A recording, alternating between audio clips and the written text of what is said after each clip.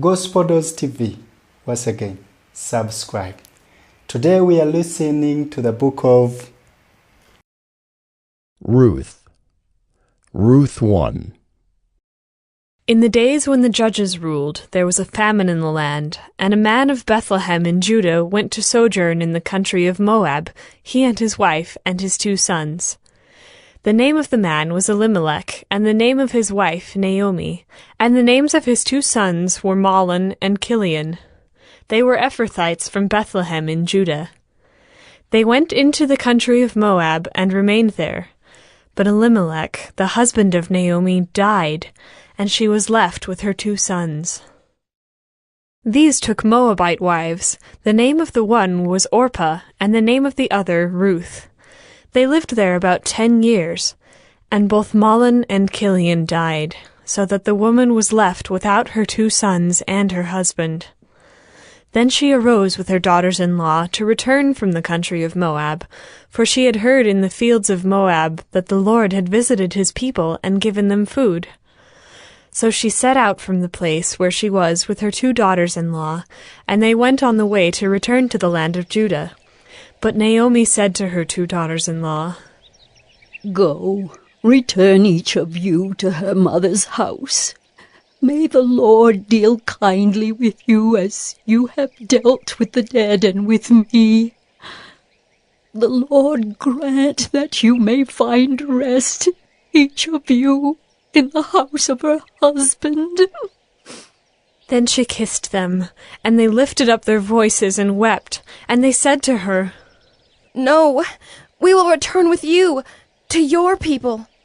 But Naomi said, "Turn back, my daughters. Why will you go with me? Have I yet sons in my womb that they may become your husbands? Turn back, my daughters. Go your way, for I am too old to have a husband. If I should say I have hope, even if I should have a husband this night and should bear sons, would you therefore wait till they were grown? Would you therefore refrain from marrying? No, my daughters, for it is exceedingly bitter to me for your sake that the hand of the Lord has gone out against me." Then they lifted up their voices and wept again. And Orpah kissed her mother-in-law, but Ruth clung to her. And she said, "See, your sister-in-law has gone back to her people and to her gods. Return after your sister-in-law." But Ruth said, "Do not urge me to leave you, or to return from following you. For where you go, I will go, and where you lodge, I will lodge. Your people shall be my people, and your God my God. Where you die, I will die, and there will I be buried. May the Lord do so to me, and more also, if anything but death parts me from you." And when Naomi saw that she was determined to go with her, she said no more. So the 2 of them went on until they came to Bethlehem. And when they came to Bethlehem, the whole town was stirred because of them. And the women said, "Is this Naomi?" She said to them, "Do not call me Naomi. Call me Mara, for the Almighty has dealt very bitterly with me. I went away full, and the Lord has brought me back empty. Why call me Naomi when the Lord has testified against me, and the Almighty has brought calamity upon me?" So Naomi returned, and Ruth the Moabite, her daughter-in-law, with her, who returned from the country of Moab. And they came to Bethlehem at the beginning of barley harvest. Ruth 2. Now Naomi had a relative of her husband's, a worthy man of the clan of Elimelech, whose name was Boaz. And Ruth the Moabite said to Naomi, "Let me go to the field and glean among the ears of grain after him in whose sight I shall find favor." And she said to her, "Go, my daughter." So she set out and went and gleaned in the field after the reapers. And she happened to come to the part of the field belonging to Boaz, who was of the clan of Elimelech. And behold, Boaz came from Bethlehem, and he said to the reapers, "The Lord be with you." And they answered, "The Lord bless you." Then Boaz said to his young man who was in charge of the reapers, "Whose young woman is this?" And the servant who was in charge of the reapers answered, "She is the young Moabite woman who came back with Naomi from the country of Moab. She said, 'Please let me glean and gather among the sheaves after the reapers.' So she came, and she has continued from early morning until now, except for a short rest." Then Boaz said to Ruth, "Now listen, my daughter. Do not go to glean in another field or leave this one, but keep close to my young women. Let your eyes be on the field that they are reaping, and go after them. Have I not charged the young men not to touch you? And when you are thirsty, go to the vessels, and drink what the young men have drawn." Then she fell on her face, bowing to the ground, and said to him, Why have I found favor in your eyes, that you should take notice of me, since I am a foreigner? But Boaz answered her, "All that you have done for your mother-in-law since the death of your husband has been fully told to me, and how you left your father and mother and your native land, and came to a people that you did not know before. The Lord repay you for what you have done, and a full reward be given you by the Lord, the God of Israel, under whose wings you have come to take refuge." Then she said, I have found favor in your eyes, my lord, for you have comforted me, and spoken kindly to your servant, though I am not one of your servants. And at mealtime Boaz said to her, "Come here, and eat some bread, and dip your morsel in the wine." So she sat beside the reapers, and he passed to her roasted grain, and she ate until she was satisfied, and she had some left over. When she rose to glean, Boaz instructed his young men, saying, "Let her glean, even among the sheaves, and do not reproach her. And also pull out some from the bundles for her, and leave it for her to glean, and do not rebuke her." So she gleaned in the field until evening. Then she beat out what she had gleaned, and it was about an ephah of barley. And she took it up and went into the city. Her mother-in-law saw what she had gleaned. She also brought out and gave her what food she had left over after being satisfied. And her mother-in-law said to her, Where did you glean today, and where have you worked? Blessed be the man who took notice of you. So she told her mother-in-law with whom she had worked, and said, The man's name with whom I worked today is Boaz. And Naomi said to her daughter-in-law, May he be blessed by the Lord, whose kindness has not forsaken the living or the dead. Naomi also said to her, The man is a close relative of ours, one of our redeemers. And Ruth the Moabite said, Besides, he said to me, You shall keep close by my young men until they have finished all my harvest.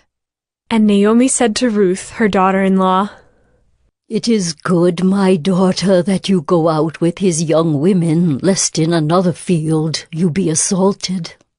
So she kept close to the young women of Boaz, gleaning until the end of the barley and wheat harvests. And she lived with her mother-in-law. Ruth 3. Then Naomi, her mother-in-law, said to her, My daughter, should I not seek rest for you, that it may be well with you? Is not Boaz our relative, with whose young women you were? See, he is winnowing barley tonight at the threshing floor.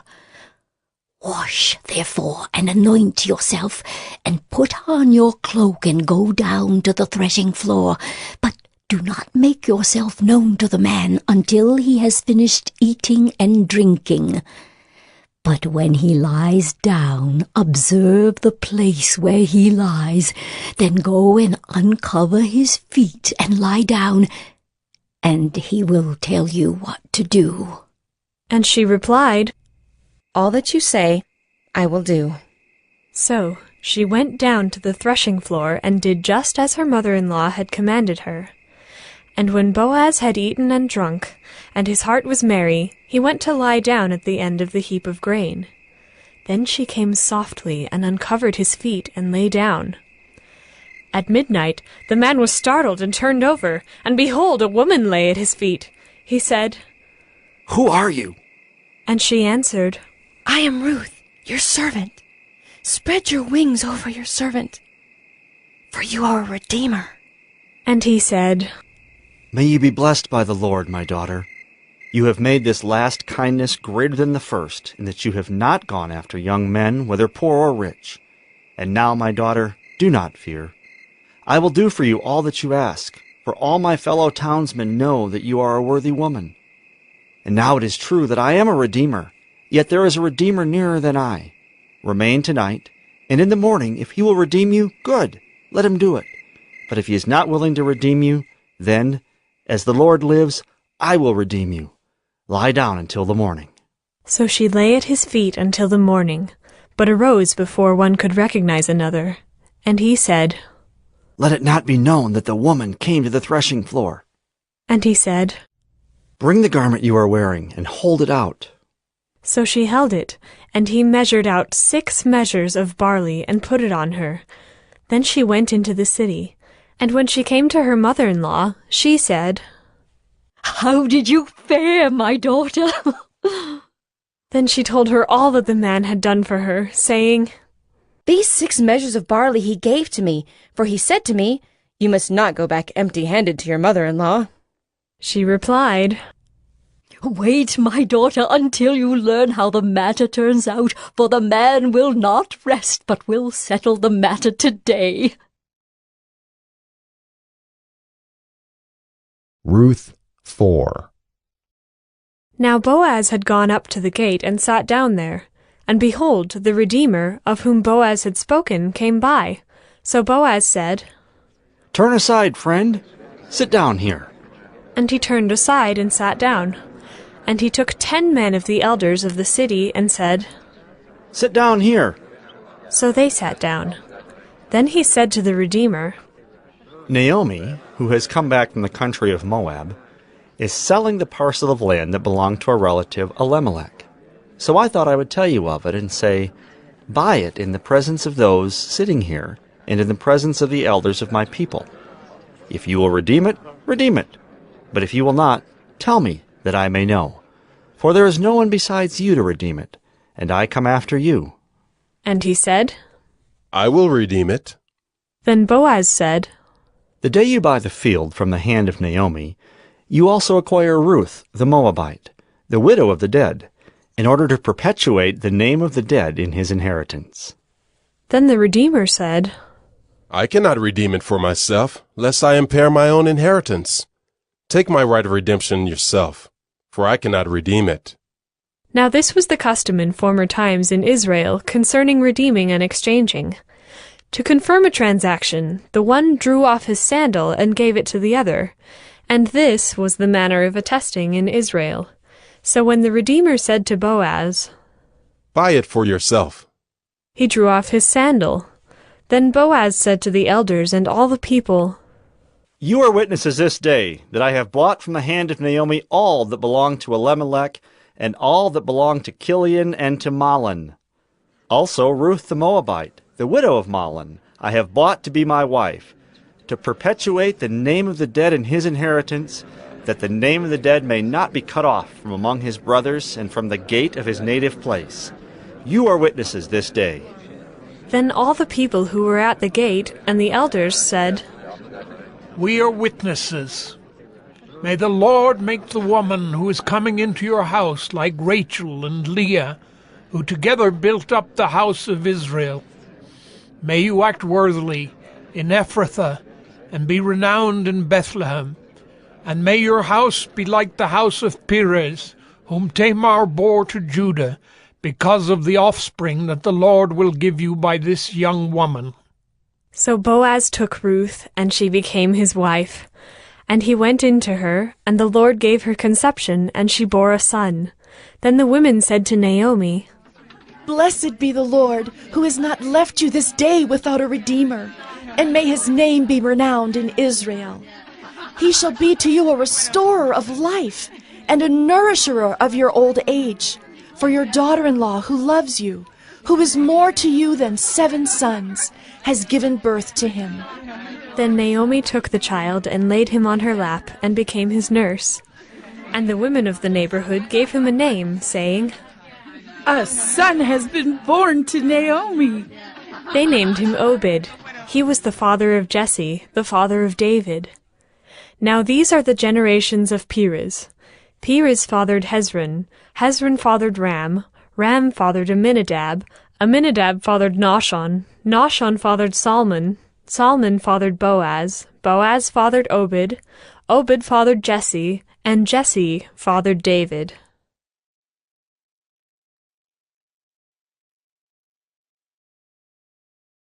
Gospel TV, once again, subscribe. Today we are listening to the book of 1 Samuel. 1 Samuel 1. There was a certain man of Ramathaim Zophim, of the hill country of Ephraim, whose name was Elkanah the son of Jeroham, son of Elihu, son of Tohu, son of Zuph, an Ephrathite. He had 2 wives. The name of the one was Hannah, and the name of the other Peninnah. And Peninnah had children, but Hannah had no children. Now this man used to go up year by year from his city to worship and to sacrifice to the Lord of hosts at Shiloh, where the 2 sons of Eli, Hophni and Phinehas, were priests of the Lord. On the day when Elkanah sacrificed, he would give portions to Peninnah his wife, and to all her sons and daughters. But to Hannah he gave a double portion, because he loved her, though the Lord had closed her womb. And her rival used to provoke her grievously to irritate her, because the Lord had closed her womb. So it went on year by year. As often as she went up to the house of the Lord, she used to provoke her. Therefore Hannah wept and would not eat. And Elkanah her husband said to her, Hannah, why do you weep? And why do you not eat? And why is your heart sad? Am I not more to you than 10 sons? After they had eaten and drunk in Shiloh, Hannah rose. Now Eli the priest was sitting on the seat beside the doorpost of the temple of the Lord. She was deeply distressed, and prayed to the Lord, and wept bitterly. And she vowed a vow, and said, O Lord of hosts, if you will indeed look on the affliction of your servant, and remember me, and not forget your servant, but will give to your servant a son, then I will give him to the Lord all the days of his life, and no razor shall touch his head. As she continued praying before the Lord, Eli observed her mouth. Hannah was speaking in her heart, only her lips moved, and her voice was not heard. Therefore Eli took her to be a drunken woman, and Eli said to her, How long will you go on being drunk? Put your wine away from you. But Hannah answered, No, my lord. I am a woman troubled in spirit. I have drunk neither wine nor strong drink, but I have been pouring out my soul before the Lord. Do not regard your servant as a worthless woman, for all along I have been speaking out of my great anxiety and vexation. Then Eli answered, Go in peace, and the God of Israel grant your petition that you have made to him. And she said, Let your servant find favor in your eyes. Then the woman went her way and ate, and her face was no longer sad. They rose early in the morning and worshipped before the Lord. Then they went back to their house at Ramah. And Elkanah knew Hannah his wife, and the Lord remembered her. And in due time Hannah conceived and bore a son, and she called his name Samuel, for she said, I have asked for him from the Lord. The man Elkanah and all his house went up to offer to the Lord the yearly sacrifice, and to pay his vow. But Hannah did not go up, for she said to her husband, As soon as the child is weaned, I will bring him, so that he may appear in the presence of the Lord, and dwell there forever. Elkanah her husband said to her, Do what seems best to you. Wait until you have weaned him. Only may the Lord establish his word. So the woman remained and nursed her son until she weaned him. And when she had weaned him, she took him up with her, along with a 3-year-old bull, an ephah of flour, and a skin of wine, and she brought him to the house of the Lord at Shiloh. And the child was young. Then they slaughtered the bull, and they brought the child to Eli. And she said, O my lord, as you live, my lord, I am the woman who was standing here in your presence praying to the Lord. For this child I prayed, and the Lord has granted me my petition that I made to him. Therefore I have lent him to the Lord. As long as he lives, he is lent to the Lord." And he worshipped the Lord there. 1 Samuel 2. And Hannah prayed and said, "My heart exults in the Lord. My strength is exalted in the Lord. My mouth derides my enemies because I rejoice in your salvation. There is none holy like the Lord. There is none besides you. There is no rock like our God. Talk no more so very proudly. Let not arrogance come from your mouth. For the Lord is a God of knowledge, and by him actions are weighed. The bows of the mighty are broken, but the feeble bind on strength. Those who were full have hired themselves out for bread, but those who were hungry have ceased to hunger. The barren has borne 7, but she who has many children is forlorn. The Lord kills and brings to life. He brings down to Sheol and raises up. The Lord makes poor and makes rich. He brings low and he exalts. He raises up the poor from the dust. He lifts the needy from the ash heap to make them sit with princes and inherit a seat of honor. For the pillars of the earth are the Lord's, and on them he has set the world. He will guard the feet of his faithful ones, but the wicked shall be cut off in darkness, for not by might shall a man prevail. The adversaries of the Lord shall be broken to pieces. Against them he will thunder in heaven. The Lord will judge the ends of the earth. He will give strength to his king and exalt the power of his anointed." Then Elkanah went home to Ramah, and the boy ministered to the Lord in the presence of Eli the priest. Now the sons of Eli were worthless men. They did not know the Lord.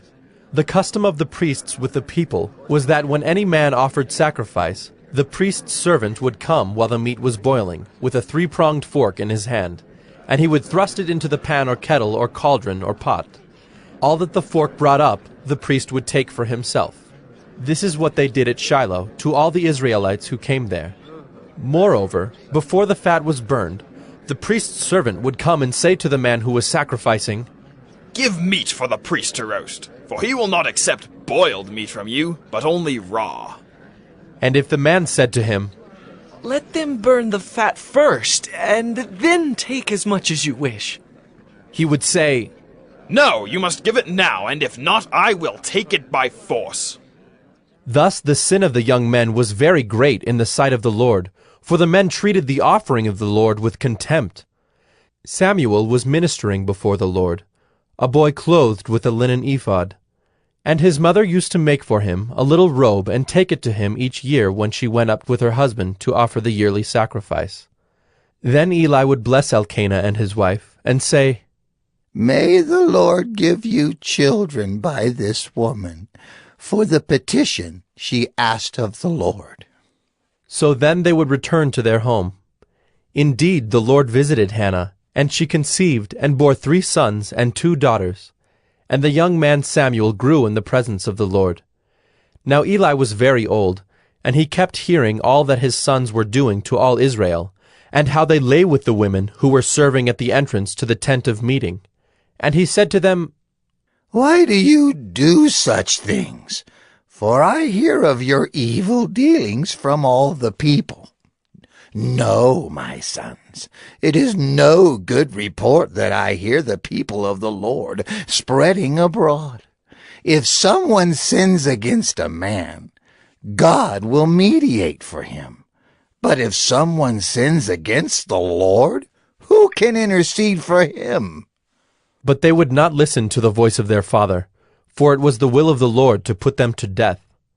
Now the young man Samuel continued to grow both in stature and in favor with the Lord, and also with man. And there came a man of God to Eli, and said to him, Thus the Lord has said, Did I indeed reveal myself to the house of your father when they were in Egypt, subject to the house of Pharaoh? Did I choose him out of all the tribes of Israel to be my priest, to go up to my altar, to burn incense, to wear an ephod before me? I gave to the house of your father all my offerings by fire from the people of Israel. Why then do you scorn my sacrifices and my offerings that I commanded, and honor your sons above me by fattening yourselves on the choicest parts of every offering of my people Israel?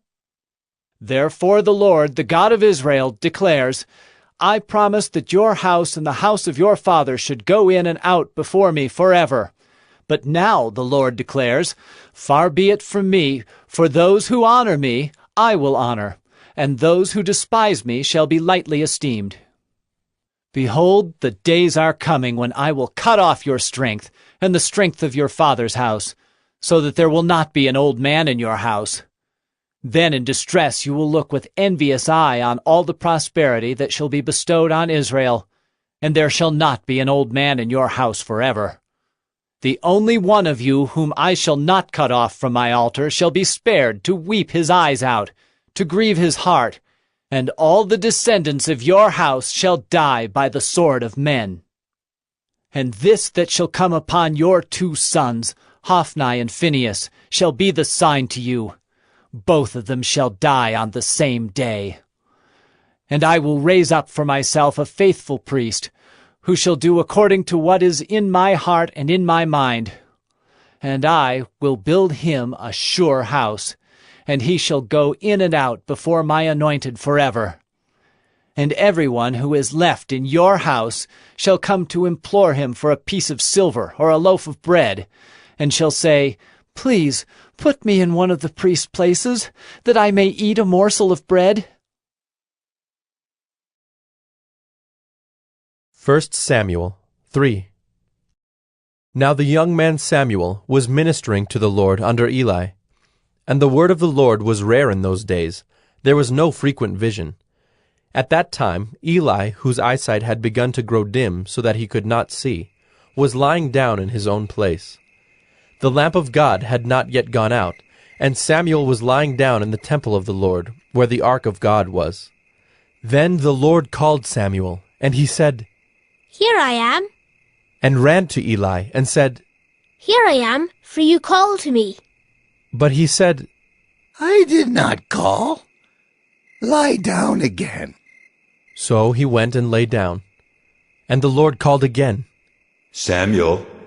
And Samuel arose and went to Eli and said, Here I am, for you called me. But he said, I did not call, my son. Lie down again. Now Samuel did not yet know the Lord, and the word of the Lord had not yet been revealed to him. And the Lord called Samuel again the 3rd time. And he arose and went to Eli and said, Here I am, for you called me. Then Eli perceived that the Lord was calling the young man. Therefore Eli said to Samuel, Go, lie down, and if he calls you, you shall say, Speak, Lord, for your servant hears. So Samuel went and lay down in his place. And the Lord came and stood, calling as at other times, Samuel, Samuel. And Samuel said, Speak, for your servant hears. Then the Lord said to Samuel, Behold, I am about to do a thing in Israel at which the 2 ears of everyone who hears it will tingle. On that day I will fulfill against Eli all that I have spoken concerning his house, from beginning to end. And I declare to him that I am about to punish his house forever, for the iniquity that he knew, because his sons were blaspheming God, and he did not restrain them. Therefore I swear to the house of Eli, that the iniquity of Eli's house shall not be atoned for by sacrifice or offering forever. Samuel lay until morning. Then he opened the doors of the house of the Lord. And Samuel was afraid to tell the vision to Eli. But Eli called Samuel and said, Samuel, my son. And he said, Here I am. And Eli said, What was it that he told you? Do not hide it from me. May God do so to you and more also, if you hide anything from me of all that he told you. So Samuel told him everything, and hid nothing from him. And he said, It is the Lord. Let him do what seems good to him. And Samuel grew, and the Lord was with him, and let none of his words fall to the ground. And all Israel, from Dan to Beersheba, knew that Samuel was established as a prophet of the Lord. And the Lord appeared again at Shiloh, for the Lord revealed himself to Samuel at Shiloh, by the word of the Lord. 1 Samuel 4. And the word of Samuel came to all Israel. Now Israel went out to battle against the Philistines. They encamped at Ebenezer, and the Philistines encamped at Aphek. The Philistines drew up in line against Israel, and when the battle spread, Israel was defeated by the Philistines, who killed about 4,000 men on the field of battle. And when the troops came to the camp, the elders of Israel said, Why has the Lord defeated us today before the Philistines? Let us bring the ark of the covenant of the Lord here from Shiloh, that it may come among us and save us from the power of our enemies. So the people sent to Shiloh, and brought from there the ark of the covenant of the Lord of hosts, who is enthroned on the cherubim. And the two sons of Eli, Hophni and Phinehas, were there with the ark of the covenant of God. As soon as the ark of the covenant of the Lord came into the camp, all Israel gave a mighty shout, so that the earth resounded. And when the Philistines heard the noise of the shouting, they said, What does this great shouting in the camp of the Hebrews mean? And when they learned that the ark of the Lord had come to the camp, the Philistines were afraid, for they said, A god has come into the camp! And they said, Woe to us, for nothing like this has happened before! Woe to us! Who can deliver us from the power of these mighty gods? These are the gods who struck the Egyptians with every sort of plague in the wilderness. Take courage and be men, O Philistines, lest you become slaves to the Hebrews, as they have been to you. Be men and fight. So the Philistines fought, and Israel was defeated, and they fled, every man to his home. And there was a very great slaughter, for there fell of Israel 30,000 foot soldiers. And the ark of God was captured, and the two sons of Eli, Hophni and Phinehas, died. A man of Benjamin ran from the battle line and came to Shiloh the same day, with his clothes torn and with dirt on his head. When he arrived, Eli was sitting on his seat by the road watching, for his heart trembled for the ark of God. And when the man came into the city and told the news, all the city cried out. When Eli heard the sound of the outcry, he said, What is this uproar? Then the man hurried and came and told Eli. Now Eli was 98 years old, and his eyes were set so that he could not see. And the man said to Eli, I am he who has come from the battle. I fled from the battle today. And he said, How did it go, my son? He who brought the news answered and said, Israel has fled before the Philistines, and there has also been a great defeat among the people. Your two sons also, Hophni and Phinehas, are dead, and the ark of God has been captured. As soon as he mentioned the ark of God, Eli fell over backward from his seat by the side of the gate, and his neck was broken, and he died, for the man was old and heavy. He had judged Israel 40 years. Now his daughter-in-law, the wife of Phinehas, was pregnant, about to give birth. And when she heard the news that the ark of God was captured, and that her father-in-law and her husband were dead, she bowed and gave birth, for her pains came upon her. And about the time of her death, the woman attending her said to her, Do not be afraid, for you have borne a son. But she did not answer or pay attention, and she named the child Ichabod, saying, The glory has departed from Israel. Because the ark of God had been captured, and because of her father-in-law and her husband. And she said, The glory has departed from Israel, for the ark of God has been captured. 1 Samuel 5. When the Philistines captured the ark of God, They brought it from Ebenezer to Ashdod. Then the Philistines took the ark of God and brought it into the house of Dagon, and set it up beside Dagon. And when the people of Ashdod rose early the next day, behold, Dagon had fallen face downward on the ground before the ark of the Lord. So they took Dagon and put him back in his place. But when they rose early on the next morning, behold, Dagon had fallen face downward on the ground before the ark of the Lord, and the head of Dagon and both his hands were lying cut off on the threshold. Only the trunk of Dagon was left to him. This is why the priests of Dagon, and all who enter the house of Dagon, do not tread on the threshold of Dagon in Ashdod to this day. The hand of the Lord was heavy against the people of Ashdod, and he terrified and afflicted them with tumors, both Ashdod and its territory. And when the men of Ashdod saw how things were, they said, The ark of the God of Israel must not remain with us, for his hand is hard against us, and against Dagon our God. So they sent and gathered together all the lords of the Philistines, and said, What shall we do with the ark of the God of Israel? They answered, Let the ark of the God of Israel be brought around to Gath. So they brought the ark of the God of Israel there. But after they had brought it around, the hand of the Lord was against the city, causing a very great panic, and he afflicted the men of the city, both young and old, so that tumors broke out on them. So they sent the ark of God to Ekron. But as soon as the ark of God came to Ekron, the people of Ekron cried out, They have brought around to us the ark of the God of Israel to kill us and our people. They sent, therefore, and gathered together all the lords of the Philistines, and said, Send away the ark of the God of Israel, and let it return to its own place, that it may not kill us and our people. For there was a deathly panic throughout the whole city. The hand of God was very heavy there. The men who did not die were struck with tumors, and the cry of the city went up to heaven. 1 Samuel 6. The ark of the Lord was in the country of the Philistines 7 months. And the Philistines called for the priests and the diviners, and said, What shall we do with the ark of the Lord? Tell us with what we shall send it to its place. They said, If you send away the ark of the God of Israel, do not send it empty, but by all means return him a guilt offering. Then you will be healed, and it will be known to you why his hand does not turn away from you.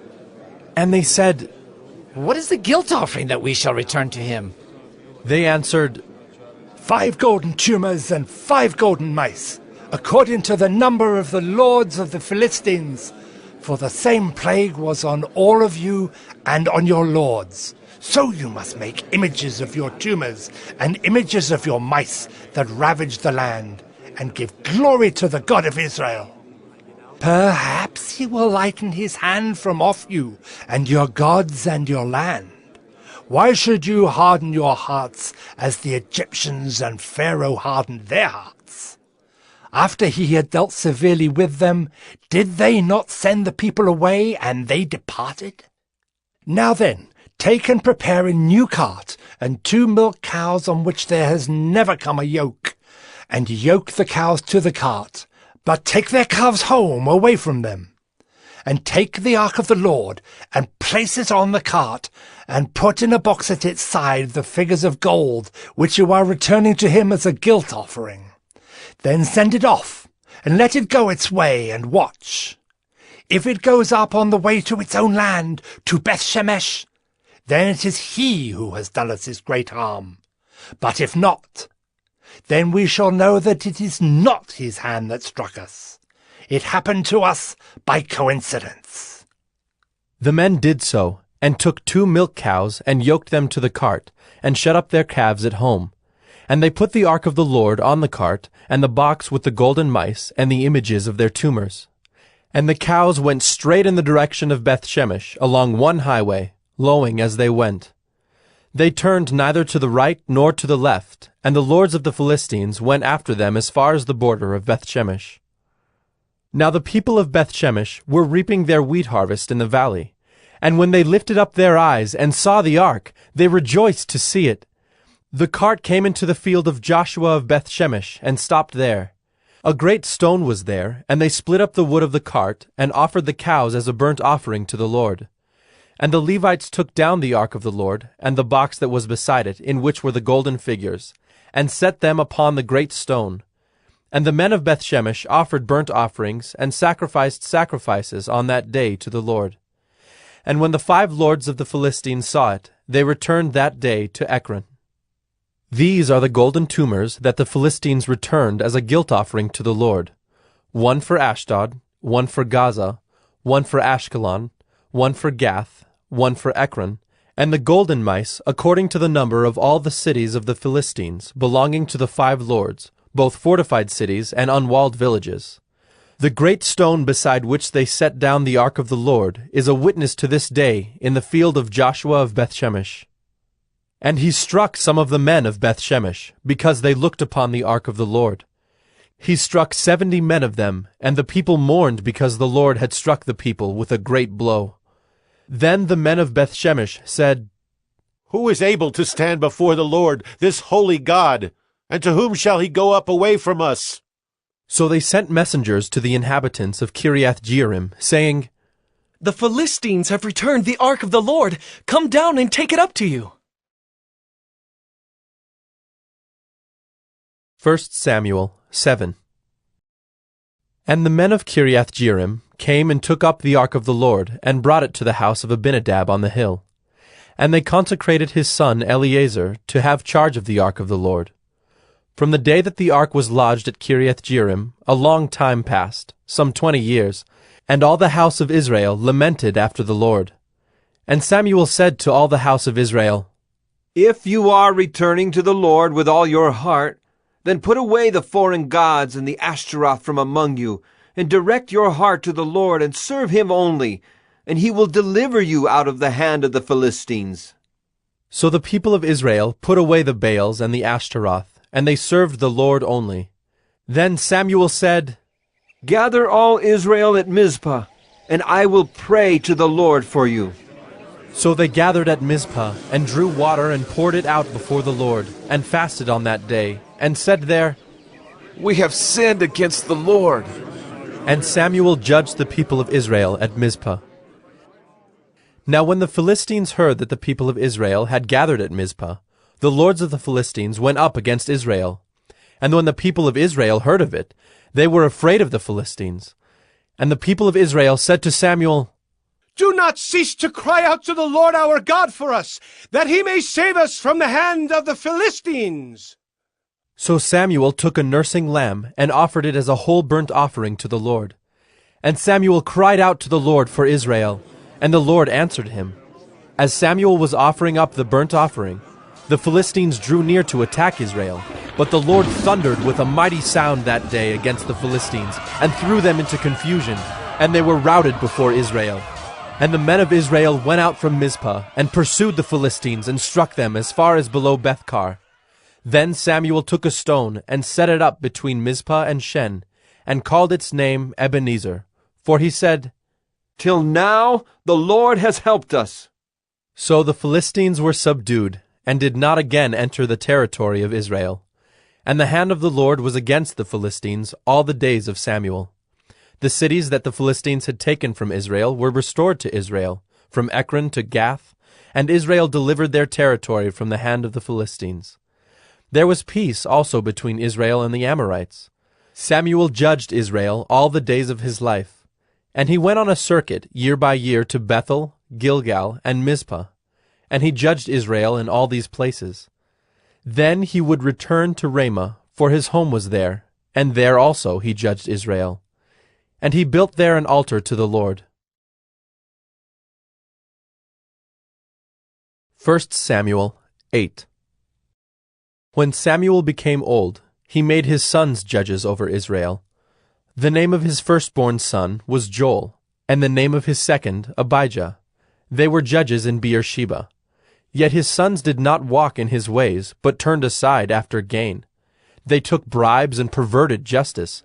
Then all the elders of Israel gathered together, and came to Samuel at Ramah, and said to him, "Behold, you are old, and your sons do not walk in your ways.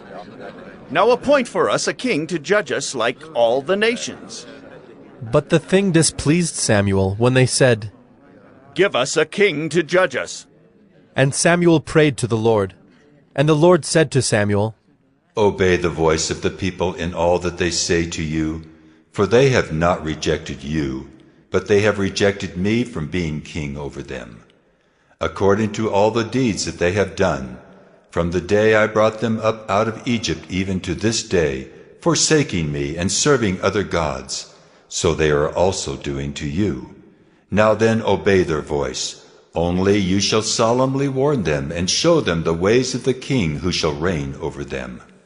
So Samuel told all the words of the Lord to the people who were asking for a king from him.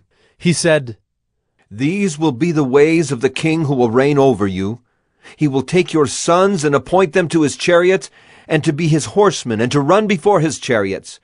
And he will appoint for himself commanders of thousands and commanders of 50s, and some to plow his ground, and to reap his harvest, and to make his implements of war and the equipment of his chariots. He will take your daughters to be perfumers, and cooks, and bakers. He will take the best of your fields and vineyards and olive orchards, and give them to his servants. He will take the 10th of your grain and of your vineyards, and give it to his officers and to his servants. He will take your male servants and female servants, and the best of your young men and your donkeys, and put them to his work. He will take the 10th of your flocks, and you shall be his slaves.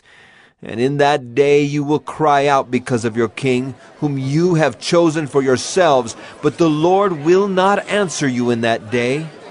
But the people refused to obey the voice of Samuel, and they said, No, but there shall be a king over us, that we also may be like all the nations, and that our king may judge us, and go out before us, and fight our battles. And when Samuel had heard all the words of the people, he repeated them in the ears of the Lord. And the Lord said to Samuel, Obey their voice and make them a king. Samuel then said to the men of Israel, Go, every man to his city.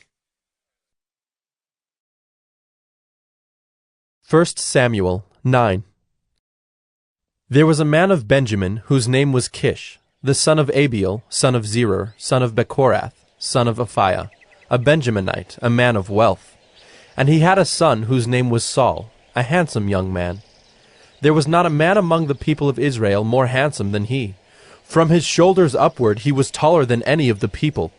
Now the donkeys of Kish, Saul's father, were lost. So Kish said to Saul his son, Take one of the young men with you, and arise.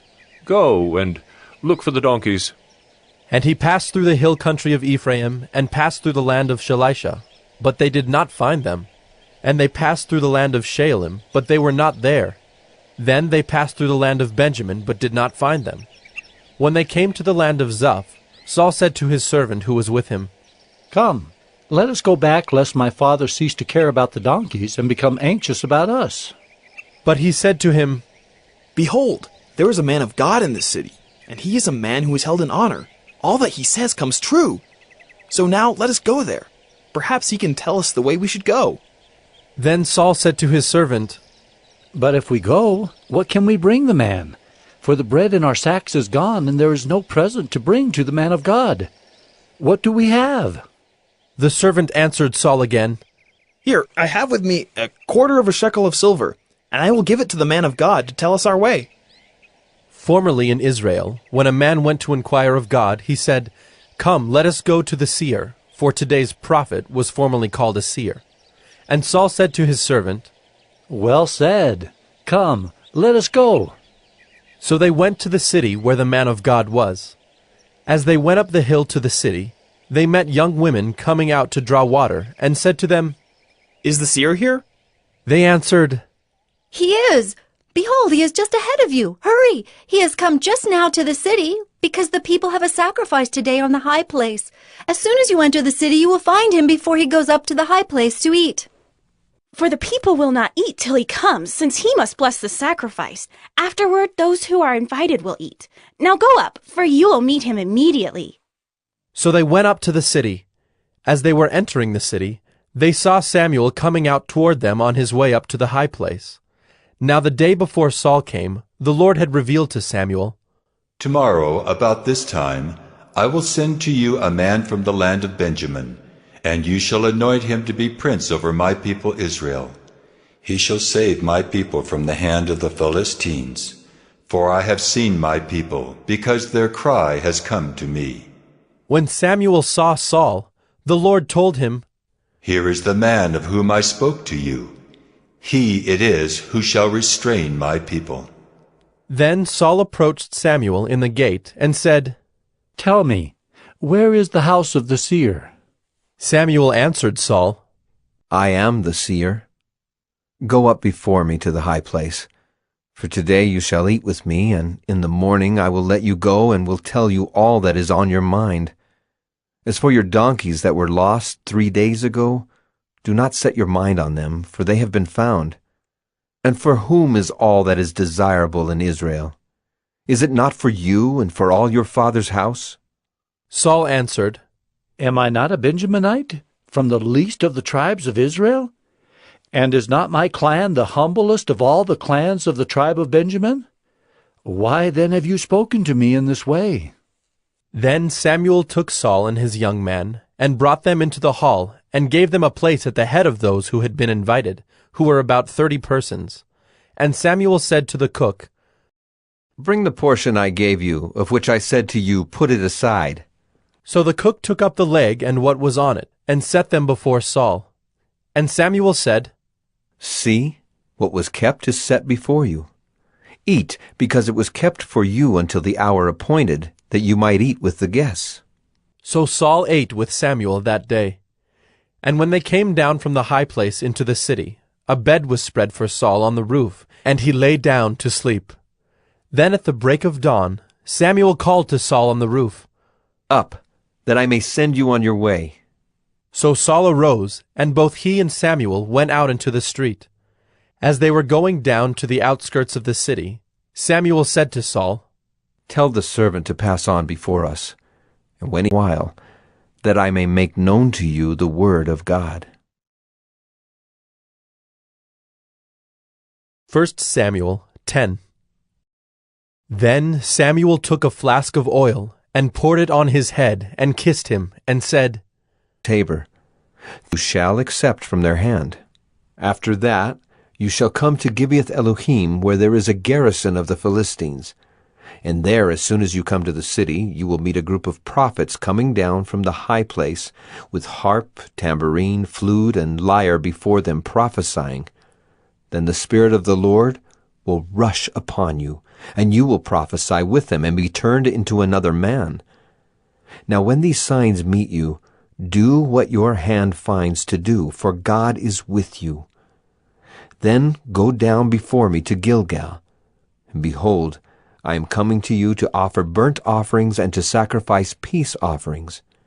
7 days you shall wait, until I come to you and show you what you shall do.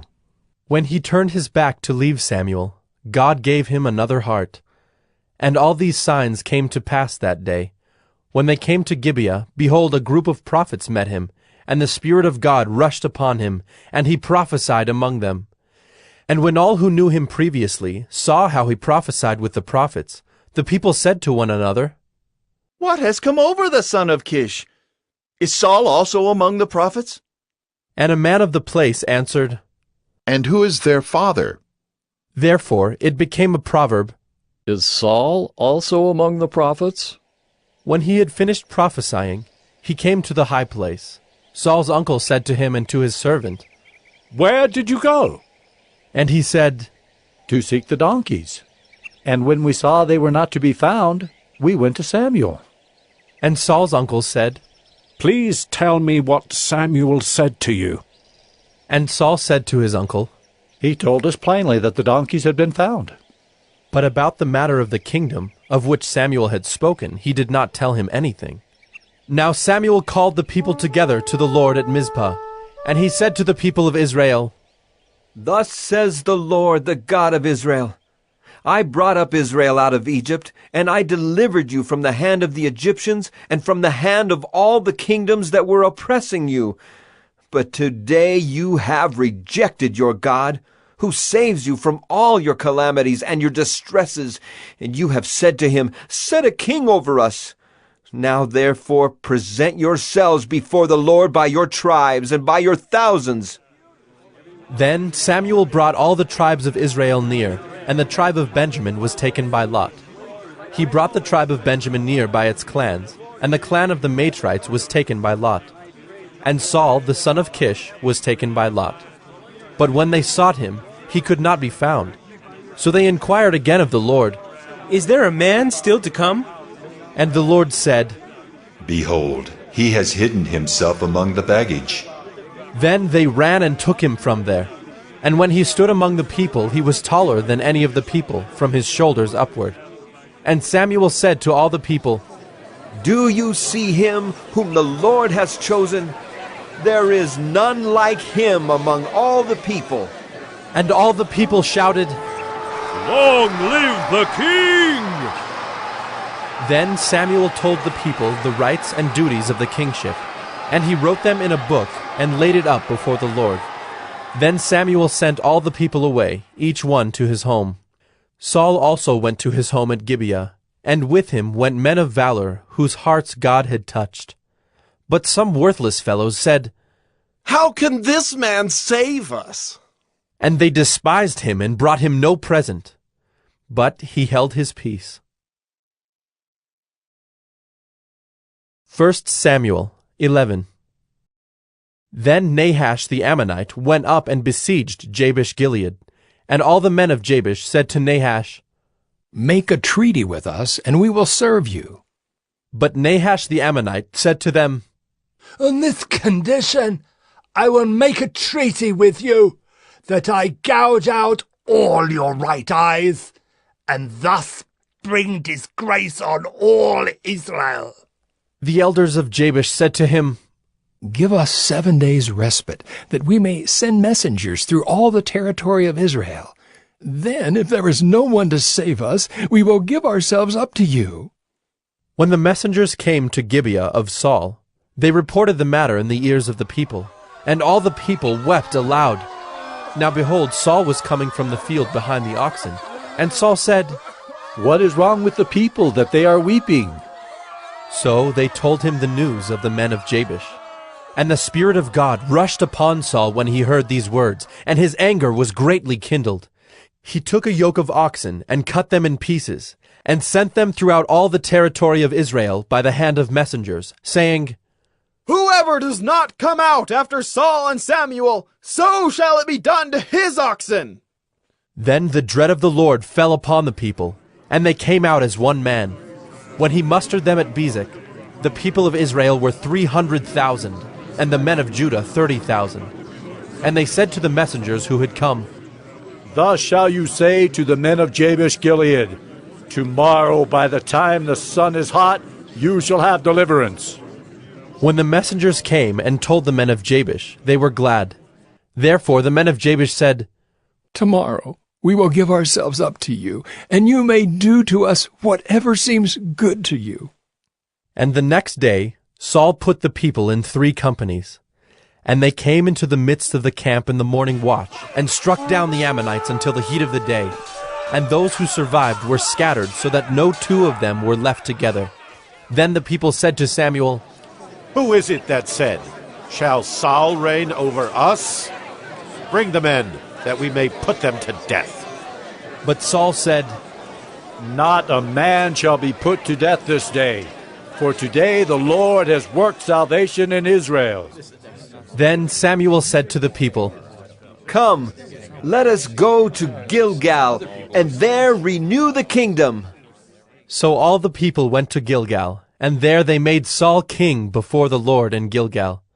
There they sacrificed peace offerings before the Lord, and there Saul and all the men of Israel rejoiced greatly. 1 Samuel 12. And Samuel said to all Israel, Behold, I have obeyed your voice in all that you have said to me, and have made a king over you. And now, behold, the king walks before you, and I am old and gray, and behold, my sons are with you. I have walked before you from my youth until this day. Here I am, testify against me before the Lord and before his anointed. Whose ox have I taken? Or whose donkey have I taken? Or whom have I defrauded? Whom have I oppressed? Or from whose hand have I taken a bribe to blind my eyes with it? Testify against me, and I will restore it to you. They said, You have not defrauded us, or oppressed us, or taken anything from any man's hand. And he said to them, The Lord is witness against you, and his anointed is witness this day that you have not found anything in my hand. And they said, He is witness. And Samuel said to the people, The Lord is witness, who appointed Moses and Aaron, and brought your fathers up out of the land of Egypt. Now, therefore, stand still, that I may plead with you before the Lord concerning all the righteous deeds of the Lord that he performed for you and for your fathers. When Jacob went into Egypt, and the Egyptians oppressed them, then your fathers cried out to the Lord, and the Lord sent Moses and Aaron, who brought your fathers out of Egypt, and made them dwell in this place. But they forgot the Lord their God, and he sold them into the hand of Sisera, commander of the army of Hazor, and into the hand of the Philistines, and into the hand of the king of Moab. And they fought against them. And they cried out to the Lord and said, We have sinned, because we have forsaken the Lord, and have served the Baals and the Ashtaroth. But now deliver us out of the hand of our enemies, that we may serve you. And the Lord sent Jerubbaal and Barak and Jephthah and Samuel, and delivered you out of the hand of your enemies on every side, and you lived in safety. And when you saw that Nahash the king of the Ammonites came against you, you said to me, No, but a king shall reign over us, when the Lord your God was your king. And now behold the king whom you have chosen, for whom you have asked. Behold, the Lord has set a king over you. If you will fear the Lord and serve him and obey his voice, and not rebel against the commandment of the Lord, and if both you and the king who reigns over you will follow the Lord your God, it will be well. But if you will not obey the voice of the Lord, but rebel against the commandment of the Lord, then the hand of the Lord will be against you and your king. Now therefore stand still and see this great thing that the Lord will do before your eyes. Is it not wheat harvest today? I will call upon the Lord, that he may send thunder and rain, and you shall know and see that your wickedness is great, which you have done in the sight of the Lord, in asking for yourselves a king. So Samuel called upon the Lord, and the Lord sent thunder and rain that day. And all the people greatly feared the Lord and Samuel. And all the people said to Samuel, Pray for your servants to the Lord your God, that we may not die. For we have added to all our sins this evil, to ask for ourselves a king. And Samuel said to the people, Do not be afraid. You have done all this evil. Yet do not turn aside from following the Lord, but serve the Lord with all your heart. And do not turn aside after empty things that cannot profit or deliver, for they are empty. For the Lord will not forsake his people for his great name's sake, because it has pleased the Lord to make you a people for himself. Moreover, as for me, far be it from me that I should sin against the Lord by ceasing to pray for you, and I will instruct you in the good and the right way. Only fear the Lord and serve him faithfully with all your heart. For consider what great things he has done for you. But if you still do wickedly, you shall be swept away, both you and your king. 1 Samuel 13. Saul was years old when he began to reign, and he reigned 2 years over Israel. Saul chose 3,000 men of Israel. 2,000 were with Saul in Michmash and the hill country of Bethel, and 1,000 were with Jonathan in Gibeah of Benjamin. The rest of the people he sent home, every man to his tent. Jonathan defeated the garrison of the Philistines that was at Gibeah, and the Philistines heard of it. And Saul blew the trumpet throughout all the land, saying, Let the Hebrews hear! And all Israel heard it said that Saul had defeated the garrison of the Philistines, and also that Israel had become a stench to the Philistines. And the people were called out to join Saul at Gilgal. And the Philistines mustered to fight with Israel 30,000 chariots and 6,000 horsemen and troops, like the sand on the seashore in multitude. They came up and encamped in Michmash to the east of Bethaven. When the men of Israel saw that they were in trouble, for the people were hard pressed, the people hid themselves in caves and in holes and in rocks and in tombs and in cisterns. And some Hebrews crossed the fords of the Jordan to the land of Gad and Gilead. Saul was still at Gilgal, and all the people followed him trembling. He waited 7 days, the time appointed by Samuel. But Samuel did not come to Gilgal, and the people were scattering from him. So Saul said, "Bring the burnt offering here to me, and the peace offerings." And he offered the burnt offering.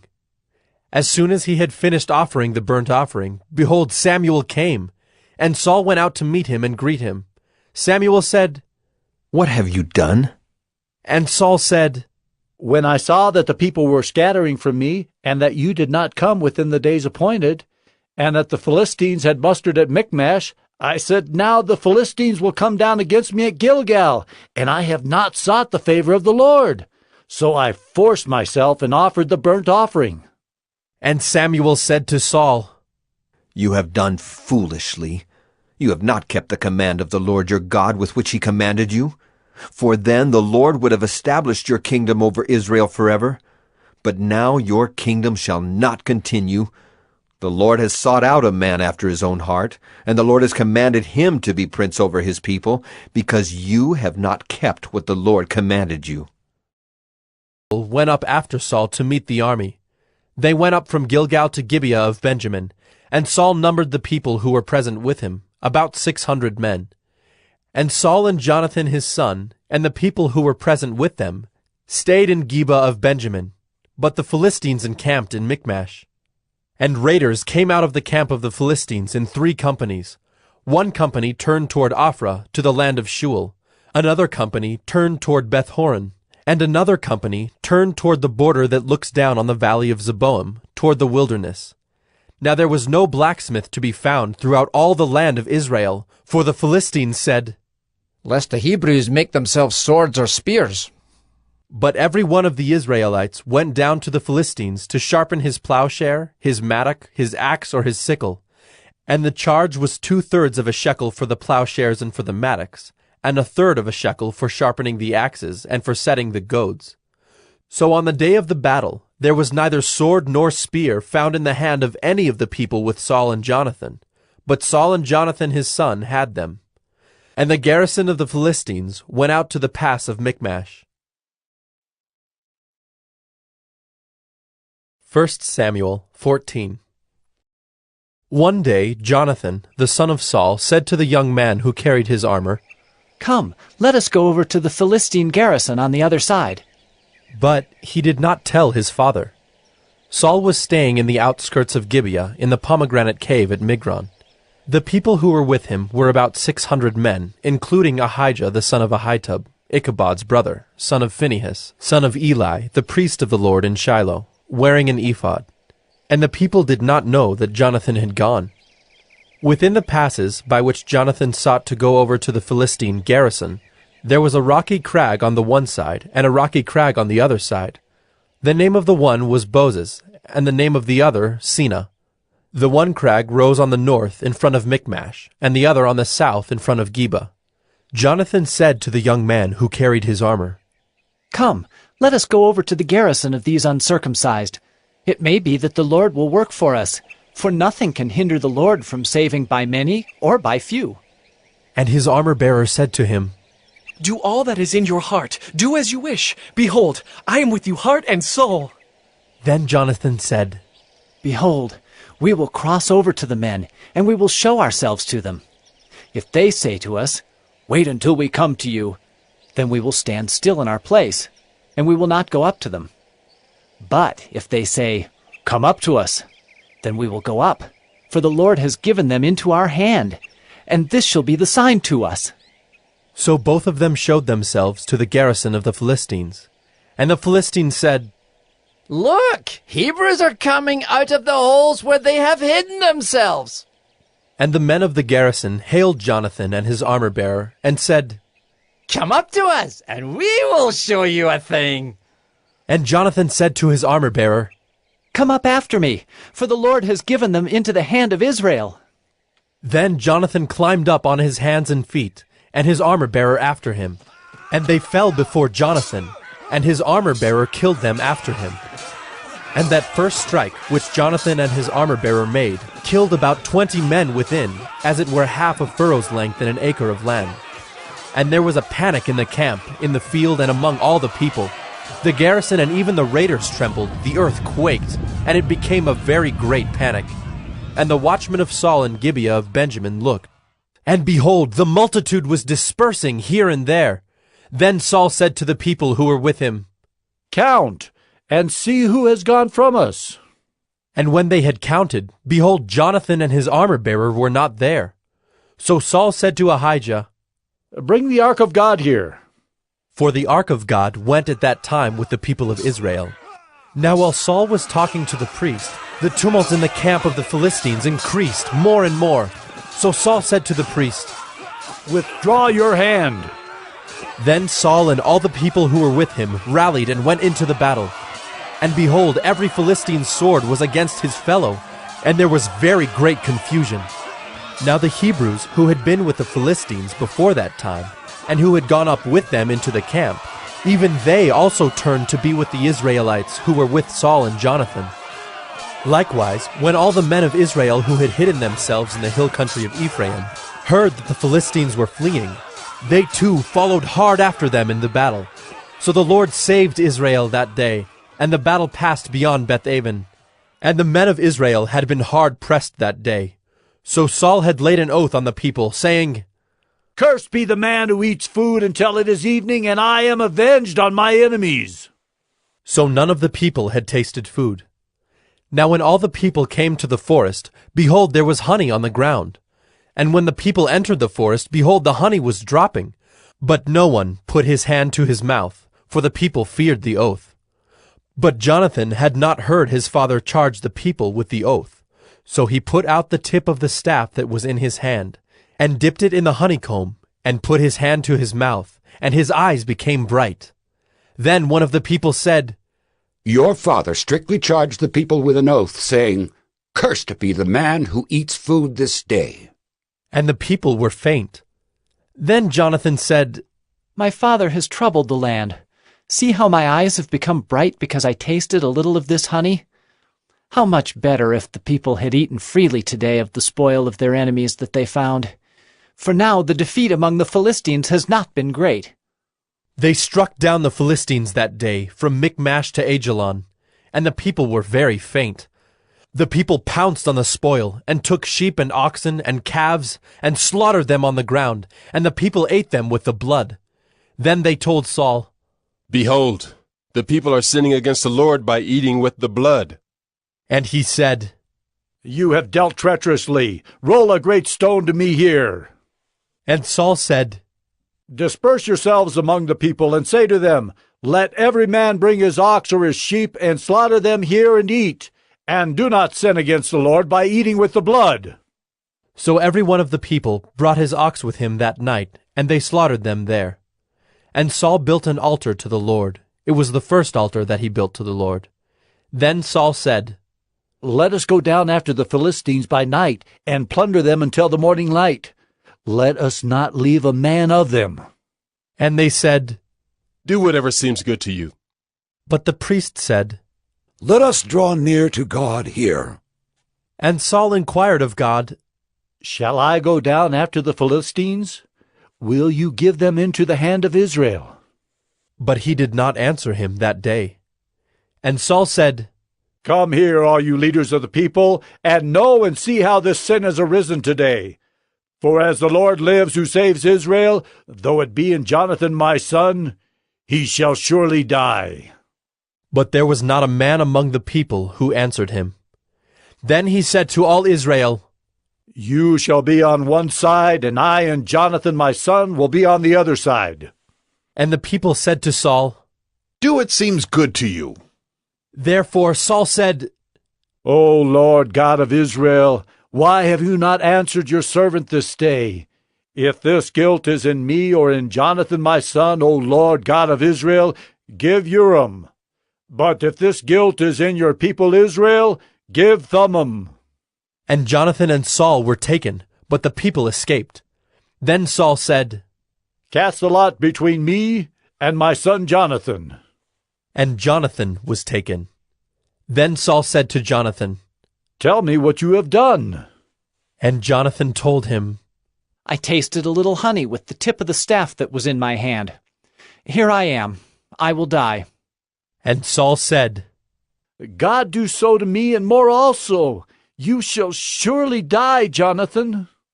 Then the people said to Saul, Shall Jonathan die, who has worked this great salvation in Israel? Far from it. As the Lord lives, there shall not one hair of his head fall to the ground, for he has worked with God this day. So the people ransomed Jonathan, so that he did not die. Then Saul went up from pursuing the Philistines, and the Philistines went to their own place. When Saul had taken the kingship over Israel, he fought against all his enemies on every side, against valiantly, and struck the Amalekites, and delivered Israel out of the hands of those who plundered them. Now the sons of Saul were Jonathan, Ishvi, and Malchishua, and the names of his 2 daughters were these. The name of the firstborn was Merab, and the name of the younger, Michal. And the name of Saul's wife was Ahinoam, the daughter of Ahimaaz. And the name of the commander of his army was Abner, the son of Ner, Saul's uncle. Kish was the father of Saul, and Ner, the father of Abner, was the son of Abiel. There was hard fighting against the Philistines all the days of Saul. And when Saul saw any strong man, or any valiant man, he attached him to himself. 1 Samuel 15. And Samuel said to Saul, The Lord sent me to anoint you king over his people Israel.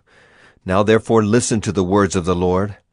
Thus says the Lord of hosts, I have noted what Amalek did to Israel in opposing them on the way when they came up out of Egypt. Now go and strike Amalek, and devote to destruction all that they have. Do not spare them, but kill both man and woman, child and infant, ox and sheep, camel and donkey. So Saul summoned the people and numbered them in Telaim, 200,000 men on foot, and 10,000 men of Judah. And Saul came to the city of Amalek, and lay in wait in the valley. Then Saul said to the Kenites, Go, depart, go down from among the Amalekites, lest I destroy you with them. For you showed kindness to all the people of Israel when they came up out of Egypt. So the Kenites departed from among the Amalekites. And Saul defeated the Amalekites from Havilah as far as Shur, which is east of Egypt. And he took Agag, the king of the Amalekites, alive, and devoted to destruction all the people with the edge of the sword. But Saul and the people spared Agag and the best of the sheep, and of the oxen, and of the fattened calves and the lambs, and all that was good, and would not utterly destroy them. All that was despised and worthless they devoted to destruction. The word of the Lord came to Samuel. I regret that I have made Saul king, for he has turned back from following me and has not performed my commandments. And Samuel was angry, and he cried to the Lord all night. And Samuel rose early to meet Saul in the morning. And it was told Samuel, Saul came to Carmel, and behold, he set up a monument for himself, and turned and passed on, and went down to Gilgal. And Samuel came to Saul, and Saul said to him, Blessed be you to the Lord. I have performed the commandment of the Lord. And Samuel said, What then is this bleating of the sheep in my ears, and the lowing of the oxen that I hear? Saul said, They have brought them from the Amalekites, for the people spared the best of the sheep and of the oxen to sacrifice to the Lord your God, and the rest we have devoted to destruction. Then Samuel said to Saul, Stop. I will tell you what the Lord said to me this night. And he said to him, Speak. And Samuel said, Though you are little in your own eyes, are you not the head of the tribes of Israel? The Lord anointed you king over Israel. And the Lord sent you on a mission and said, Go, devote to destruction the sinners, the Amalekites, and fight against them until they are consumed. Why then did you not obey the voice of the Lord? Why did you pounce on the spoil and do what was evil in the sight of the Lord? And Saul said to Samuel, I have obeyed the voice of the Lord. I have gone on the mission on which the Lord sent me. I have brought Agag, the king of Amalek, and I have devoted the Amalekites to destruction. But the people took of the spoil sheep and oxen, the best of the things devoted to destruction, to sacrifice to the Lord your God in Gilgal. And Samuel said, Has the Lord as great delight in burnt offerings and sacrifices as in obeying the voice of the Lord? Behold, to obey is better than sacrifice, and to listen than the fat of rams. For rebellion is as the sin of divination, and presumption is as iniquity and idolatry. Because you have rejected the word of the Lord, he has also rejected you from being king. Saul said to Samuel, I have sinned, for I have transgressed the commandment of the Lord in your words, because I feared the people and obeyed their voice. Now therefore, please, pardon my sin and return with me, that I may worship the Lord. And Samuel said to Saul, I will not return with you, for you have rejected the word of the Lord, and the Lord has rejected you from being king over Israel. As Samuel turned to go away, Saul seized the skirt of his robe, and it tore. And Samuel said to him, The Lord has torn the kingdom of Israel from you this day, and has given it to a neighbor of yours who is better than you. And also the glory of Israel will not lie or have regret, for he is not a man that he should have regret. Then he said, I have sinned. Yet honor me now before the elders of my people and before Israel, and return with me, that I may bow before the Lord your God. So Samuel turned back after Saul, and Saul bowed before the Lord. Then Samuel said, Bring here to me Agag, the king of the Amalekites. And Agag came to him cheerfully. Agag said, Surely the bitterness of death is past. And Samuel said, As your sword has made women childless, so shall your mother be childless among women. And Samuel hacked Agag to pieces before the Lord in Gilgal. Then Samuel went to Ramah, and Saul went up to his house in Gibeah of Saul. And Samuel did not see Saul again until the day of his death. But Samuel grieved over Saul, and the Lord regretted that he had made Saul king over Israel. 1 Samuel 16. The Lord said to Samuel, How long will you grieve over Saul, since I have rejected him from being king over Israel? Fill your horn with oil and go. I will send you to Jesse the Bethlehemite, for I have provided for myself a king among his sons. And Samuel said, How can I go? If Saul hears it, he will kill me. And the Lord said, Take a heifer with you and say, I have come to sacrifice to the Lord. And invite Jesse to the sacrifice, and I will show you what you shall do. And you shall anoint for me him whom I declare to you. Samuel did what the Lord commanded, and came to Bethlehem. The elders of the city came to meet him, trembling, and said, Do you come peaceably? And he said, Peaceably. I have come to sacrifice to the Lord. Consecrate yourselves, and come with me to the sacrifice. And he consecrated Jesse and his sons, and invited them to the sacrifice. When they came, he looked on Eliab, and thought, Surely the Lord's anointed is before him. But the Lord said to Samuel, Do not look on his appearance, or on the height of his stature, because I have rejected him. For the Lord sees not as man sees. Man looks on the outward appearance, but the Lord looks on the heart. Then Jesse called Abinadab, and made him pass before Samuel. And he said, Neither has the Lord chosen this one. Then Jesse made Shammah pass by. And he said, Neither has the Lord chosen this one. And Jesse made 7 of his sons pass before Samuel. And Samuel said to Jesse, The Lord has not chosen these. Then Samuel said to Jesse, Are all your sons here? And he said, There remains yet the youngest, but behold, he is keeping the sheep. And Samuel said to Jesse, Send and get him, for we will not sit down till he comes here. And he sent and brought him in. Now he was ruddy, and had beautiful eyes, and was handsome. And the Lord said, Arise, anoint him, for this is he. Then Samuel took the horn of oil, and anointed him in the midst of his brothers. And the Spirit of the Lord rushed upon David from that day forward. And Samuel rose up and went to Ramah. Now the Spirit of the Lord departed from Saul, and a harmful spirit from the Lord tormented him.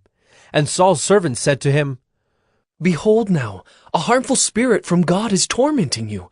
Let our Lord now command your servants who are before you to seek out a man who is skillful in playing the lyre. And when the harmful spirit from God is upon you, he will play it, and you will be well. So Saul said to his servants, Provide for me a man who can play well, and bring him to me. One of the young men answered, Behold, I have seen a son of Jesse the Bethlehemite, who is skillful in playing, a man of valor, a man of war, prudent in speech, and a man of good presence, and the Lord is with him. Therefore Saul sent messengers to Jesse, and said, Send me David your son, who is with the sheep. And Jesse took a donkey laden with bread and a skin of wine and a young goat, and sent them by David his son to Saul. And David came to Saul and entered his service. And Saul loved him greatly, and he became his armor-bearer. And Saul sent to Jesse, saying, Let David remain in my service, for he has found favor in my sight. And whenever the harmful spirit from God was upon Saul, David took the lyre and played it with his hand. So Saul was refreshed and was well, and the harmful spirit departed from him. 1 Samuel 17. Now the Philistines gathered their armies for battle, and they were gathered at Soko, which belongs to Judah, and encamped between Soko and Azekah, in Ephes-dammim. And Saul and the men of Israel were gathered and encamped in the valley of Elah, and drew up in line of battle against the Philistines. And the Philistines stood on the mountain on the one side, and Israel stood on the mountain on the other side, with a valley between them. And there came out from the camp of the Philistines a champion named Goliath of Gath, whose height was 6 cubits and a span. He had a helmet of bronze on his head, and he was armed with a coat of mail, and the weight of the coat was 5,000 shekels of bronze. And he had bronze armor on his legs, and a javelin of bronze slung between his shoulders. The shaft of his spear was like a weaver's beam, and his spear's head weighed 600 shekels of iron. And his shield-bearer went before him. He stood and shouted to the ranks of Israel, Why have you come down to draw up for battle? Am I not a Philistine? And are you not servants of Saul? Choose a man for yourselves, and let him come down to me. If he is able to fight with me and kill me, then we will be your servants. But if I prevail against him and kill him, then you shall be our servants and serve us. And the Philistine said, I defy the ranks of Israel this day. Give me a man, that we may fight together. When Saul and all Israel heard these words of the Philistine, they were dismayed and greatly afraid. Now David was the son of an Ephrathite of Bethlehem in Judah, named Jesse, who had 8 sons. In the days of Saul, the man was already old and advanced in years. The 3 oldest sons of Jesse had followed Saul to the battle, and the names of his 3 sons who went to the battle were Eliab, the firstborn, and next to him Abinadab, and the third Shammah. David was the youngest. The 3 eldest followed Saul, but David went back and forth from Saul to feed his father's sheep at Bethlehem. For 40 days the Philistine came forward and took his stand, morning and evening. And Jesse said to David his son, Take for your brothers an ephah of this parched grain, and these 10 loaves, and carry them quickly to the camp to your brothers. Also take these 10 cheeses to the commander of their 1,000. See if your brothers are well, and bring some token from them. Now Saul and they, and all the men of Israel, were in the valley of Elah, fighting with the Philistines. And David rose early in the morning, and left the sheep with a keeper, and took the provisions, and went, as Jesse had commanded him. And he came to the encampment as the host was going out to the battle line, shouting the war cry. And Israel and the Philistines drew up for battle, army against army. And David left the things in charge of the keeper of the baggage, and ran to the ranks, and went and greeted his brothers. As he talked with them, behold, the champion, the Philistine of Gath, Goliath by name, came up out of the ranks of the Philistines, and spoke the same words as before. And David heard him. All the men of Israel, when they saw the man, fled from him, and were much afraid. And the men of Israel said, Have you seen this man who has come up? Surely he has come up to defy Israel. And the king will enrich the man who kills him with great riches, and will give him his daughter, and make his father's house free in Israel. And David said to the men who stood by him, What shall be done for the man who kills this Philistine, and takes away the reproach from Israel? For who is this uncircumcised Philistine, that he should defy the armies of the living God? And the people answered him in the same way, So shall it be done to the man who kills him. Now Eliab, his eldest brother, heard when he spoke to the men. And Eliab's anger was kindled against David, and he said, Why have you come down? And with whom have you left those few sheep in the wilderness? I know your presumption and the evil of your heart, for you have come down to see the battle. And David said, What have I done now?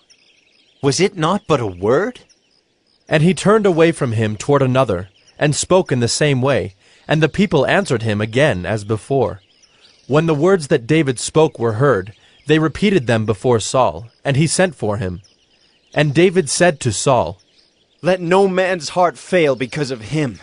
Your servant will go and fight with this Philistine. And Saul said to David, You are not able to go against this Philistine to fight with him, for you are but a youth, and he has been a man of war from his youth. But David said to Saul, Your servant used to keep sheep for his father. And when there came a lion or a bear and took a lamb from the flock, I went after him and struck him and delivered it out of his mouth. And if he arose against me, I caught him by his beard and struck him and killed him. Your servant has struck down both lions and bears, and this uncircumcised Philistine shall be like one of them, for he has defied the armies of the living God. And David said, The Lord who delivered me from the paw of the lion and from the paw of the bear will deliver me from the hand of this Philistine. And Saul said to David, Go, and the Lord be with you. Then Saul clothed David with his armor. He put a helmet of bronze on his head, and clothed him with a coat of mail. And David strapped his sword over his armor. And he tried in vain to go, for he had not tested them. Then David said to Saul, I cannot go with these, for I have not tested them. So David put them off.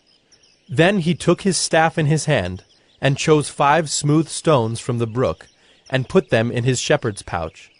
His sling was in his hand, and he approached the Philistine.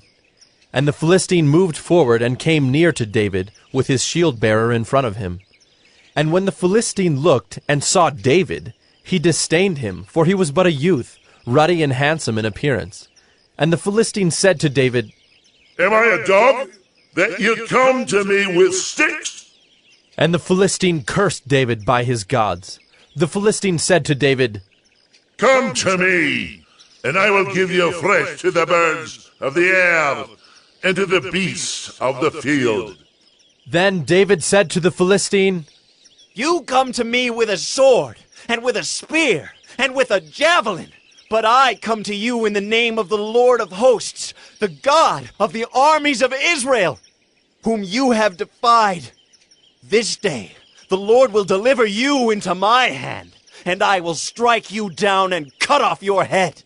And I will give the dead bodies of the host of the Philistines this day to the birds of the air and to the wild beasts of the earth.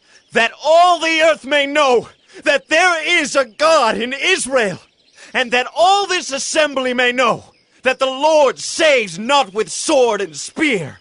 For the battle is the Lord's, and he will give you into our hand. When the Philistine arose and came and drew near to meet David, David ran quickly toward the battle line to meet the Philistine. And David put his hand in his bag, and took out a stone, and slung it, and struck the Philistine on his forehead. The stone sank into his forehead, and he fell on his face to the ground. So David prevailed over the Philistine with a sling and with a stone, and struck the Philistine and killed him. There was no sword in the hand of David. Then David ran and stood over the Philistine, and took his sword, and drew it out of its sheath, and killed him, and cut off his head with it. When the Philistines saw that their champion was dead, they fled. And the men of Israel and Judah rose with a shout, and pursued the Philistines as far as Gath and the gates of Ekron, so that the wounded Philistines fell on the way from Shaaraim as far as Gath and Ekron. And the people of Israel came back from chasing the Philistines, and they plundered their camp. And David took the head of the Philistine and brought it to Jerusalem, but he put his armor in his tent. As soon as Saul saw David go out against the Philistine, he said to Abner, the commander of the army, Abner, whose son is this youth? And Abner said, As your soul lives, O king, I do not know. And the king said, Inquire whose son the boy is. And as soon as David returned from the striking down of the Philistine, Abner took him and brought him before Saul with the head of the Philistine in his hand. And Saul said to him, Whose son are you, young man? And David answered, I am the son of your servant Jesse the Bethlehemite. 1 Samuel 18. As soon as he had finished speaking to Saul, the soul of Jonathan was knit to the soul of David, and Jonathan loved him as his own soul. And Saul took him that day, and would not let him return to his father's house. Then Jonathan made a covenant with David, because he loved him as his own soul. And Jonathan stripped himself of the robe that was on him, and gave it to David, and his armor, and even his sword, and his bow, and his belt. And David went out, and was successful wherever Saul sent him, so that Saul set him over the men of war. And this was good in the sight of all the people, and also in the sight of Saul's servants. As they were coming home, when David returned from striking down the Philistine, the women came out of all the cities of Israel, singing and dancing, to meet King Saul with tambourines, with songs of joy, and with musical instruments.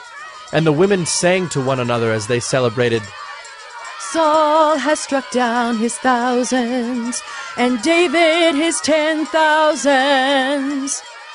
And Saul was very angry, and this saying displeased him. He said, They have ascribed to David 10,000s, and to me they have ascribed thousands. And what more can he have but the kingdom? And Saul eyed David from that day on.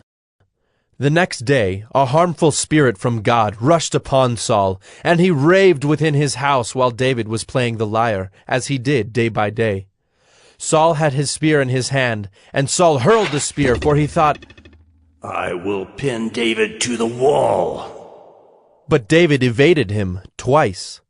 Saul was afraid of David, because the Lord was with him, but had departed from Saul.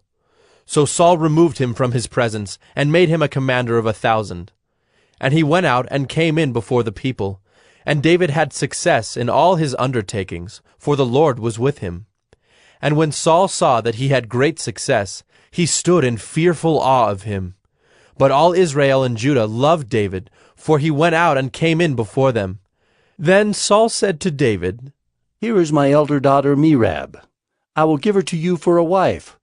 Only be valiant for me and fight the Lord's battles. For Saul thought, Let not my hand be against him, but let the hand of the Philistines be against him. And David said to Saul, Who am I, and who are my relatives, my father's clan in Israel, that I should be son-in-law to the king? But at the time when Merab, Saul's daughter, should have been given to David, she was given to Adriel the Maholathite for a wife. Now Saul's daughter Michal loved David, and they told Saul, and the thing pleased him. Saul thought, Let me give her to him, that she may be a snare for him, and that the hand of the Philistines may be against him." Therefore Saul said to David a second time, "You shall now be my son-in-law." And Saul commanded his servants, "Speak to David in private, and say, 'Behold, the king has delight in you, and all his servants love you. Now then, become the king's son-in-law.'" And Saul's servants spoke those words in the ears of David. And David said, "Does it seem to you a little thing to become the king's son-in-law, since I am a poor man and have no reputation?" And the servants of Saul told him, thus and so did David speak. Then Saul said, "Thus shall you say to David, 'The king desires no bride price, except 100 foreskins of the Philistines, that he may be avenged of the king's enemies.'" Now Saul thought to make David fall by the hand of the Philistines. And when his servants told David these words, it pleased David well to be the king's son-in-law. Before the time had expired, David arose and went, along with his men, and killed 200 of the Philistines. And David brought their foreskins, which were given in full number to the king, that he might become the king's son-in-law. And Saul gave him his daughter Michal for a wife. But when Saul saw and knew that the Lord was with David, and that Michal, Saul's daughter, loved him, Saul was even more afraid of David. So Saul was David's enemy continually. Then the princes of the Philistines came out to battle, and as often as they came out, David had more success than all the servants of Saul, so that his name was highly esteemed. 1 Samuel 19. And Saul spoke to Jonathan his son, and to all his servants, that they should kill David. But Jonathan, Saul's son, delighted much in David. And Jonathan told David, "Saul, my father, seeks to kill you. Therefore be on your guard in the morning. Stay in a secret place and hide yourself. And I will go out and stand beside my father in the field where you are. And I will speak to my father about you. And if I learn anything, I will tell you." And Jonathan spoke well of David to Saul his father, and said to him, "Let not the king sin against his servant David, because he has not sinned against you, and because his deeds have brought good to you. For he took his life in his hand, and he struck down the Philistine. And the Lord worked a great salvation for all Israel. You saw it and rejoiced. Why then will you sin against innocent blood by killing David without cause?" And Saul listened to the voice of Jonathan. Saul swore, "As the Lord lives, he shall not be put to death." And Jonathan called David, and Jonathan reported to him all these things. And Jonathan brought David to Saul, and he was in his presence as before. And there was war again. And David went out and fought with the Philistines, and struck them with a great blow, so that they fled before him. Then a harmful spirit from the Lord came upon Saul, as he sat in his house with his spear in his hand. And David was playing the lyre. And Saul sought to pin David to the wall with the spear, but he eluded Saul, so that he struck the spear into the wall. And David fled and escaped that night. Saul sent messengers to David's house to watch him, that he might kill him in the morning. But Michal, David's wife, told him, "If you do not escape with your life tonight, tomorrow you will be killed." So Michal let David down through the window, and he fled away and escaped. Michal took an image, and laid it on the bed, and put a pillow of goat's hair at its head, and covered it with the clothes. And when Saul sent messengers to take David, she said, "He is sick." Then Saul sent the messengers to see David, saying, "Bring him up to me in the bed, that I may kill him." And when the messengers came in, behold, the image was in the bed, with the pillow of goat's hair at its head. Saul said to Michal, "Why have you deceived me thus, and let my enemy go, so that he has escaped?" And Michal answered Saul, "He said to me, 'Let me go. Why should I kill you?'" Now David fled and escaped, and he came to Samuel at Ramah, and told him all that Saul had done to him. And he and Samuel went and lived at Naioth. And it was told Saul, "Behold, David is at Naioth in Ramah." Then Saul sent messengers to take David, And when they saw the company of the prophets prophesying, and Samuel standing as head over them, the Spirit of God came upon the messengers of Saul, and they also prophesied. When it was told Saul, he sent other messengers, and they also prophesied. And Saul sent messengers again, the third time, and they also prophesied. Then he himself went to Ramah, and came to the great well that is in Secu, and he asked, Where are Samuel and David? And one said, Behold, they are at Naioth in Ramah. And he went there to Naioth in Ramah, and the Spirit of God came upon him also. And as he went, he prophesied until he came to Naioth in Ramah. And he too stripped off his clothes, and he too prophesied before Samuel, and lay naked all that day and all that night. Thus it is said, Is Saul also among the prophets? 1 Samuel 20. Then David fled from Naioth in Ramah, and came and said before Jonathan, What have I done? What is my guilt? And what is my sin before your father, that he seeks my life? And he said to him, Far from it. You shall not die. Behold, my father does nothing, either great or small, without disclosing it to me. And why should my father hide this from me? It is not so. But David vowed again, saying, Your father knows well that I have found favor in your eyes, and he thinks, Do not let Jonathan know this, lest he be grieved. But truly, as the Lord lives, and as your soul lives, there is but a step between me and death. Then Jonathan said to David, Whatever you say, I will do for you. David said to Jonathan, Behold, tomorrow is the new moon, and I should not fail to sit at table with the king. But let me go, that I may hide myself in the field till the third day at evening. If your father misses me at all, then say, David earnestly asked leave of me to run to Bethlehem his city, for there is a yearly sacrifice there for all the clan. If he says, Good, it will be well with your servant. But if he is angry, then know that harm is determined by him. Therefore deal kindly with your servant, for you have brought your servant into a covenant of the Lord with you. But if there is guilt in me, kill me yourself, for why should you bring me to your father? And Jonathan said, Far be it from you. If I knew that it was determined by my father that harm should come to you, would I not tell you? Then David said to Jonathan, Who will tell me if your father answers you roughly? And Jonathan said to David, Come, let us go out into the field. So they both went out into the field. And Jonathan said to David, The Lord, the God of Israel, be witness.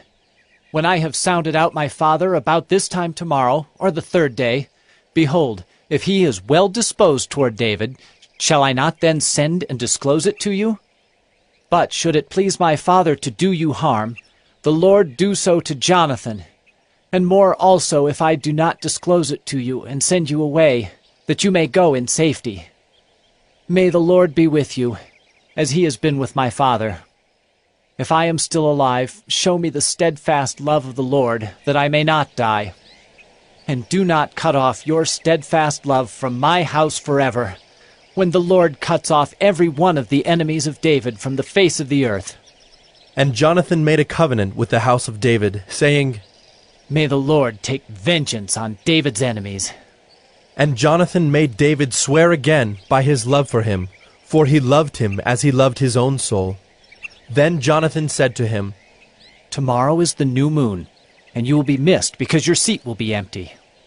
On the third day, go down quickly to the place where you hid yourself when the matter was in hand, and remain beside the stone heap. And I will shoot 3 arrows to the side of it, as though I shot at a mark. And behold, I will send the young man, saying, Go, find the arrows. If I say to the young man, Look, the arrows are on this side of you, take them. Then you are to come, for as the Lord lives, it is safe for you, and there is no danger. But if I say to the youth, Look, the arrows are beyond you, then go, for the Lord has sent you away. And as for the matter of which you and I have spoken, behold, the Lord is between you and me forever. So David hid himself in the field. And when the new moon came, the king sat down to eat food. The king sat on his seat, as at other times, on the seat by the wall. Jonathan sat opposite, and Abner sat by Saul's side, but David's place was empty. Yet Saul did not say anything that day, for he thought, Something has happened to him. He is not clean. Surely he is not clean. But on the second day, the day after the new moon, David's place was empty. And Saul said to Jonathan his son, Why has not the son of Jesse come to the meal, either yesterday or today? Jonathan answered Saul, David earnestly asked leave of me to go to Bethlehem. He said, Let me go, for our clan holds a sacrifice in the city, and my brother has commanded me to be there. So now if I have found favor in your eyes, let me get away and see my brothers. For this reason he has not come to the king's table. Then Saul's anger was kindled against Jonathan, and he said to him, You son of a perverse, rebellious woman, do I not know that you have chosen the son of Jesse to your own shame and to the shame of your mother's nakedness?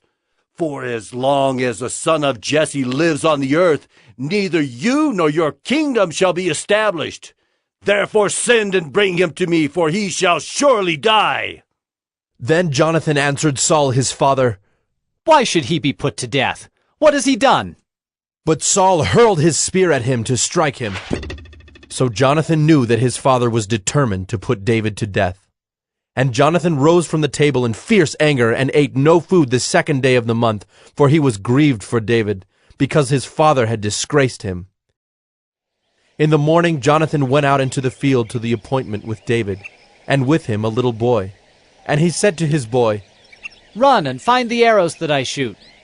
As the boy ran, he shot an arrow beyond him. And when the boy came to the place of the arrow that Jonathan had shot, Jonathan called after the boy and said, Is not the arrow beyond you? And Jonathan called after the boy, Hurry! Be quick! Do not stay!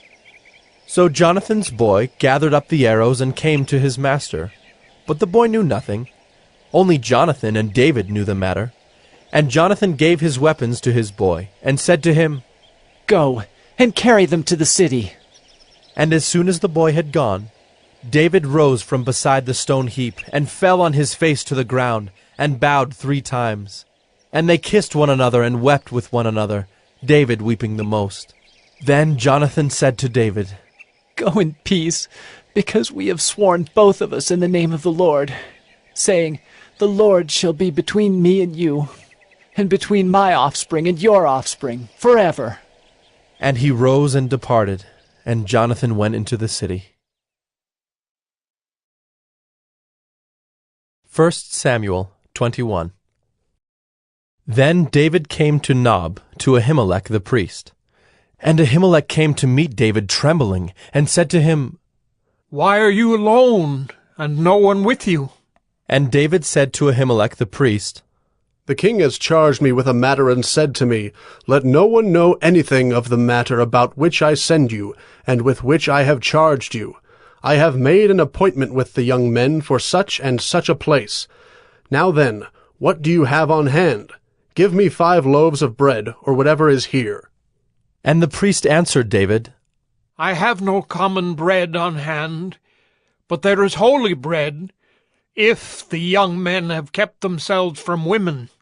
And David answered the priest, Truly women have been kept from us as always when I go on an expedition. The vessels of the young men are holy even when it is an ordinary journey. How much more today will their vessels be holy? So the priest gave him the holy bread, for there was no bread there but the bread of the presence, which is removed from before the Lord, to be replaced by hot bread on the day it is taken away. Now a certain man of the servants of Saul was there that day, detained before the Lord. His name was Doeg the Edomite, the chief of Saul's herdsmen. Then David said to Ahimelech, Then have you not here a spear or a sword at hand? For I have brought neither my sword nor my weapons with me, because the king's business required haste. And the priest said, The sword of Goliath the Philistine, whom you struck down in the valley of Elah. Behold, it is here wrapped in a cloth behind the ephod. If you will take that, take it, for there is none but that here. And David said, There is none like that. Give it to me. And David rose and fled that day from Saul, and went to Achish the king of Gath. And the servants of Achish said to him, Is not this David the king of the land? Did they not sing to one another of him in dances? Saul has struck down his thousands, and David his 10,000s. And David took these words to heart, and was much afraid of Achish the king of Gath. So he changed his behavior before them, and pretended to be insane in their hands, and made marks on the doors of the gate, and let his spittle run down his beard. Then Achish said to his servants, Behold, you see the man is mad. Why then have you brought him to me? Do I lack madmen, that you have brought this fellow to behave as a madman in my presence? Shall this fellow come into my house? 1 Samuel 22. David departed from there, and escaped to the cave of Adullam. And when his brothers and all his father's house heard it, they went down there to him. And everyone who was in distress, and everyone who was in debt, and everyone who was bitter in soul, gathered to him, and he became captain over them. And there were with him about 400 men. And David went from there to Mizpeh of Moab. And he said to the king of Moab, Please let my father and mother stay with you, till I know what God will do for me. And he left them with the king of Moab, and they stayed with him all the time that David was in the stronghold. Then the prophet Gad said to David, Do not remain in the stronghold. Depart, and go into the land of Judah. So David departed, and went into the forest of Hereth. Now Saul heard that David was discovered, and the men who were with him. Saul was sitting at Gibeah, under the tamarisk tree on the height, with his spear in his hand, and all his servants were standing about him. And Saul said to his servants who stood about him, Hear now, people of Benjamin. Will the son of Jesse give every one of you fields and vineyards? Will he make you all commanders of thousands and commanders of hundreds, that all of you have conspired against me? No one discloses to me when my son makes a covenant with the son of Jesse. None of you is sorry for me, or discloses to me that my son has stirred up my servant against me to lie in wait as at this day. Then answered Doeg the Edomite, who stood by the servants of Saul, I saw the son of Jesse come into Nob to Ahimelech, the son of Ahitub, and he inquired of the Lord for him, and gave him provisions, and gave him the sword of Goliath the Philistine. Then the king sent to summon Ahimelech the priest, the son of Ahitub, and all his father's house, the priests who were at Nob, and all of them came to the king. And Saul said, Hear now, son of Ahitub. And he answered, Here I am, my lord. And Saul said to him, Why have you conspired against me, you and the son of Jesse, in that you have given him bread and a sword, and have inquired of God for him, so that he is risen against me to lie in wait, as at this day? Then Ahimelech answered the king, And who among all your servants is so faithful as David, who is the king's son-in-law, and captain over your bodyguard, and honored in your house? Is today the first time that I have inquired of God for him? No. Let not the king impute anything to his servant, or to all the house of my father, for your servant has known nothing of all this, much or little. And the king said, You shall surely die, Ahimelech, you and all your father's house. And the king said to the guard who stood about him, Turn and kill the priests of the Lord, because their hand also is with David, and they knew that he fled and did not disclose it to me. But the servants of the king would not put out their hand to strike the priests of the Lord. Then the king said to Doeg, You! Turn and strike the priests! And Doeg the Edomite turned and struck down the priests, and he killed on that day 85 persons who wore the linen ephod. And Nob, the city of the priests, he put to the sword. Both man and woman, child and infant, ox, donkey, and sheep he put to the sword. But one of the sons of Ahimelech, the son of Ahitub, named Abiathar, escaped and fled after David. And Abiathar told David that Saul had killed the priests of the Lord.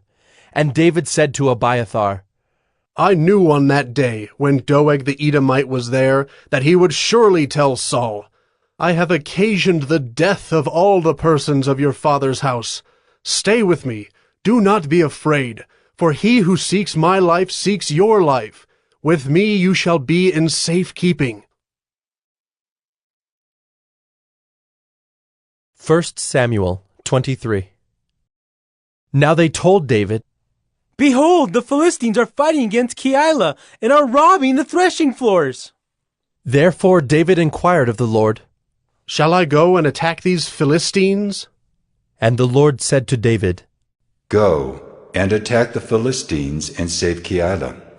But David's men said to him, Behold, we are afraid here in Judah.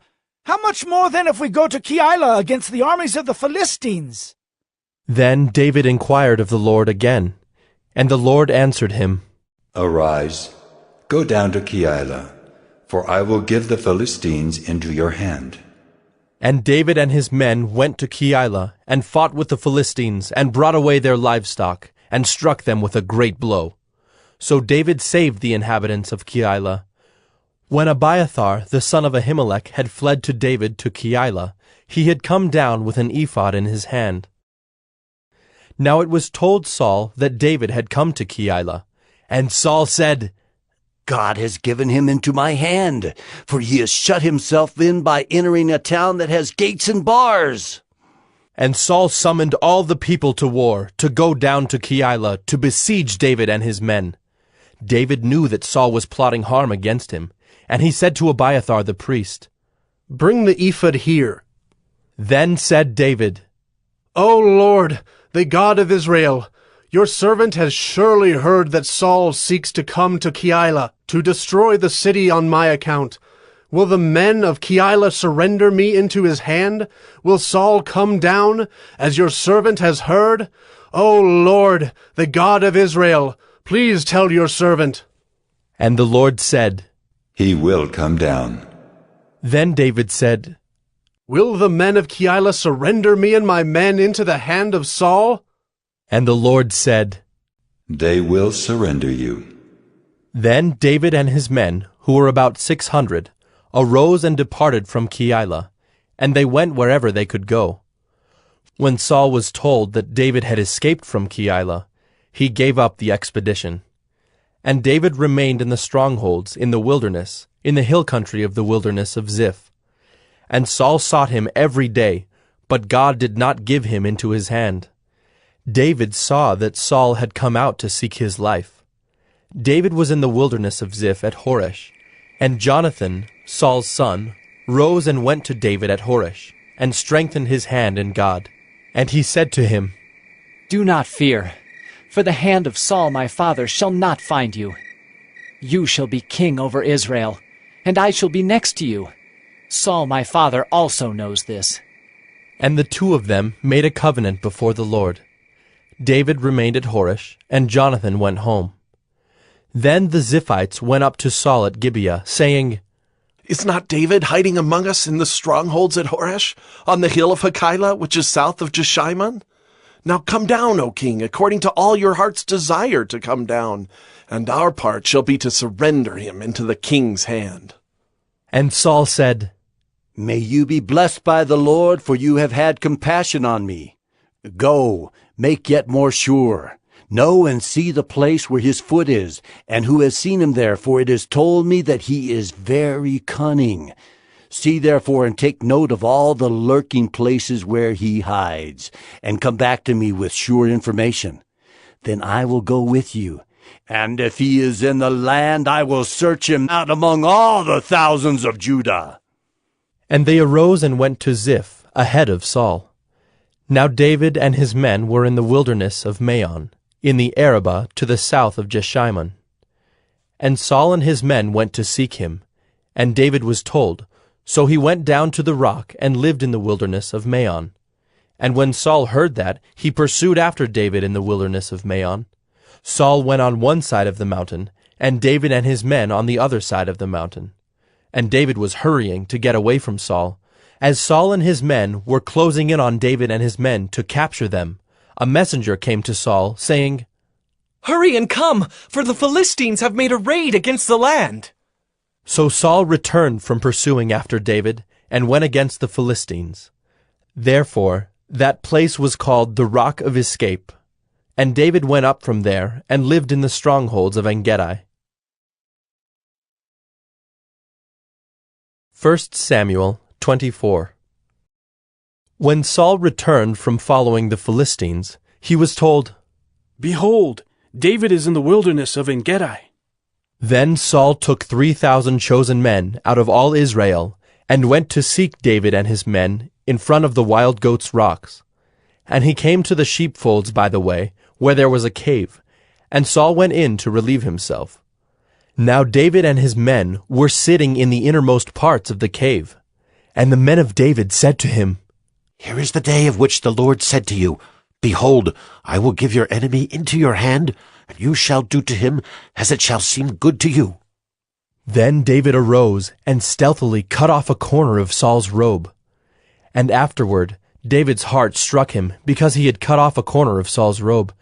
He said to his men, "The Lord forbid that I should do this thing to my Lord, the Lord's anointed, to put out my hand against him, seeing he is the Lord's anointed." So David persuaded his men with these words, and did not permit them to attack Saul. And Saul rose up and left the cave and went on his way. Afterward David also arose and went out of the cave, and called after Saul, "My Lord, the king!" And when Saul looked behind him, David bowed with his face to the earth and paid homage. And David said to Saul, "Why do you listen to the words of men who say, Behold, David seeks your harm? Behold, this day your eyes have seen how the Lord gave you today into my hand in the cave. And some told me to kill you, but I spared you. I said, I will not put out my hand against my Lord, for he is the Lord's anointed.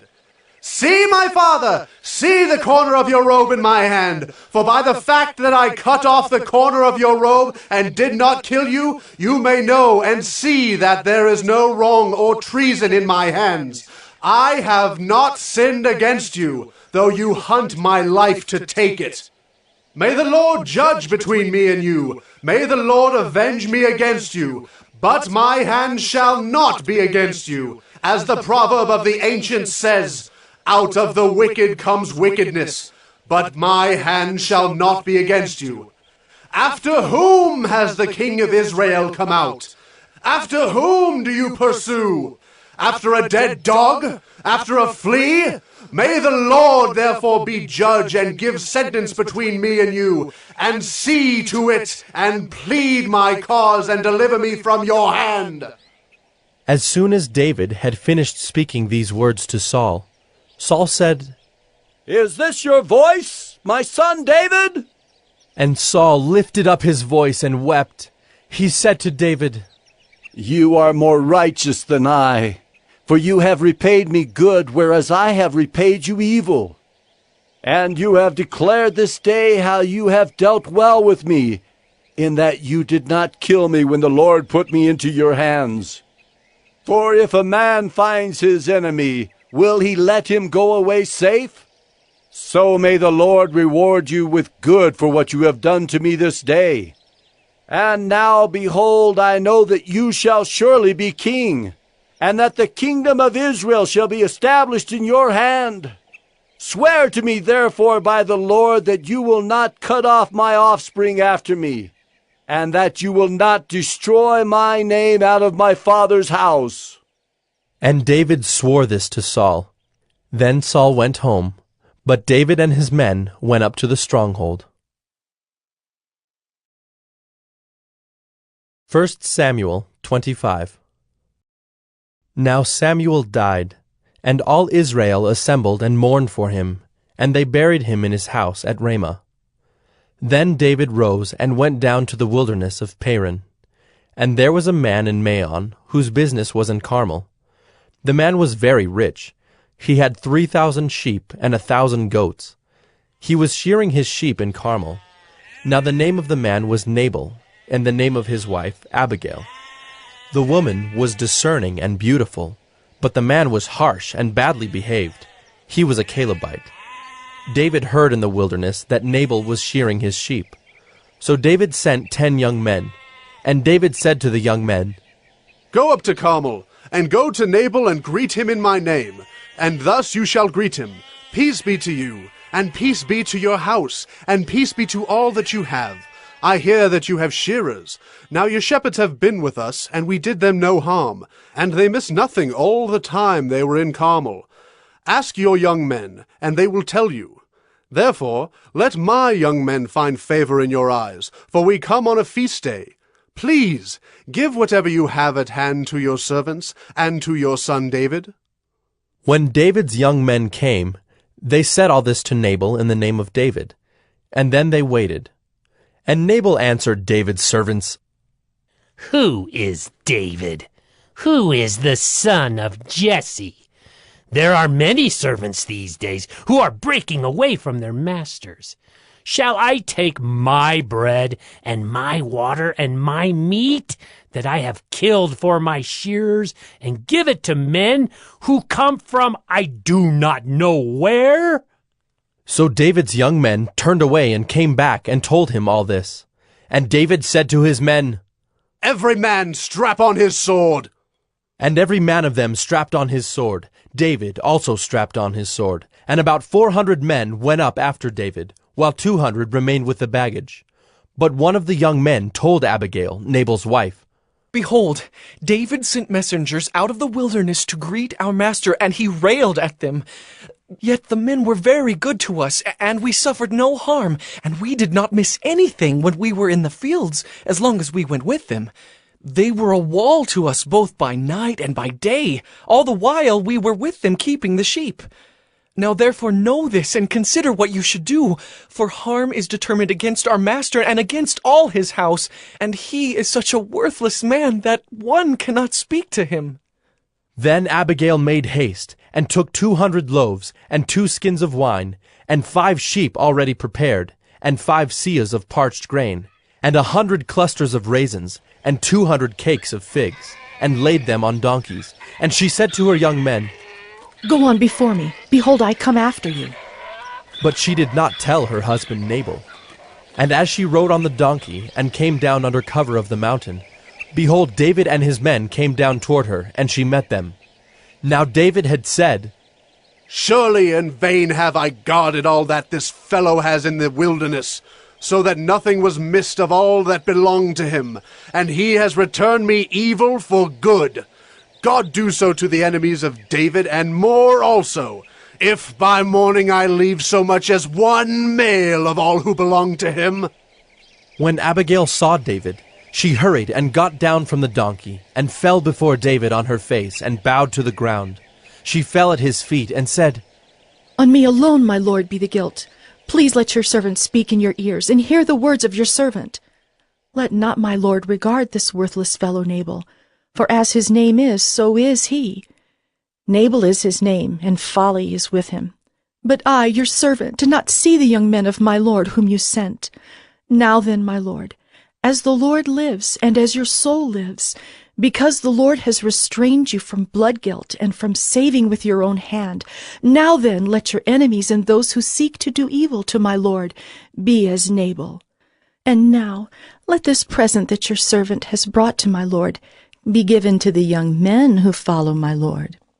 Please forgive the trespass of your servant, for the Lord will certainly make my lord a sure house, because my lord is fighting the battles of the Lord, and evil shall not be found in you, so long as you live. If men rise up to pursue you, and to seek your life, the life of my lord shall be bound in the bundle of the living, in the care of the Lord your God. And the lives of your enemies he shall sling out as from the hollow of a sling. And when the Lord has done to my Lord according to all the good that he has spoken concerning you, and has appointed you prince over Israel, my Lord shall have no cause of grief, or pains of conscience for having shed blood without cause, or for my Lord taking vengeance himself. And when the Lord has dealt well with my Lord, then remember your servant. And David said to Abigail, Blessed be the Lord, the God of Israel, who sent you this day to meet me. Blessed be your discretion, and blessed be you, who have kept me this day from blood guilt, and from avenging myself with my own hand. For as surely as the Lord, the God of Israel, lives, who has restrained me from hurting you, unless you had hurried and come to meet me, truly by morning there had not been left to Nabal so much as one male. Then David received from her hand what she had brought him. And he said to her, Go up in peace to your house. See, I have obeyed your voice, and I have granted your petition. And Abigail came to Nabal, and behold, he was holding a feast in his house, like the feast of a king. And Nabal's heart was merry within him, for he was very drunk. So she told him nothing at all until the morning light. In the morning, when the wine had gone out of Nabal, his wife told him these things, and his heart died within him, and he became as a stone. And about 10 days later the Lord struck Nabal, and he died. When David heard that Nabal was dead, he said, Blessed be the Lord who has avenged the insult I received at the hand of Nabal, and has kept back his servant from wrongdoing. The Lord has returned the evil of Nabal on his own head. Then David sent and spoke to Abigail to take her as his wife. When the servants of David came to Abigail at Carmel, they said to her, David has sent us to you to take you to him as his wife. And she rose and bowed with her face to the ground, and said, Behold, your handmaid is a servant to wash the feet of the servants of my lord. And Abigail hurried and rose and mounted a donkey, and her 5 young women attended her. She followed the messengers of David and became his wife. David also took Ahinoam of Jezreel, and both of them became his wives. Saul had given Michal his daughter, David's wife, to Paltai the son of Laish, who was of Gallim. 1 Samuel 26. Then the Ziphites came to Saul at Gibeah, saying, Is not David hiding himself on the hill of Hachilah, which is on the east of Jeshimon? So Saul arose and went down to the wilderness of Ziph with 3,000 chosen men of Israel to seek David in the wilderness of Ziph. And Saul encamped on the hill of Hachilah, which is beside the road on the east of Jeshimon. But David remained in the wilderness. When he saw that Saul came after him into the wilderness, David sent out spies and learned that Saul had come. Then David rose and came to the place where Saul had encamped. And David saw the place where Saul lay, with Abner the son of Ner, the commander of his army. Saul was lying within the encampment, while the army was encamped around him. Then David said to Ahimelech the Hittite, and to Joab's brother Abishai, the son of Zeruiah, Who will go down with me into the camp to Saul? And Abishai said, I will go down with you. So David and Abishai went to the army by night. And there lay Saul sleeping within the encampment, with his spear stuck in the ground at his head, and Abner and the army lay around him. Then said Abishai to David, God has given your enemy into your hand this day.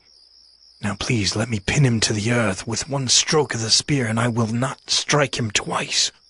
But David said to Abishai, Do not destroy him, for who can put out his hand against the Lord's anointed and be guiltless?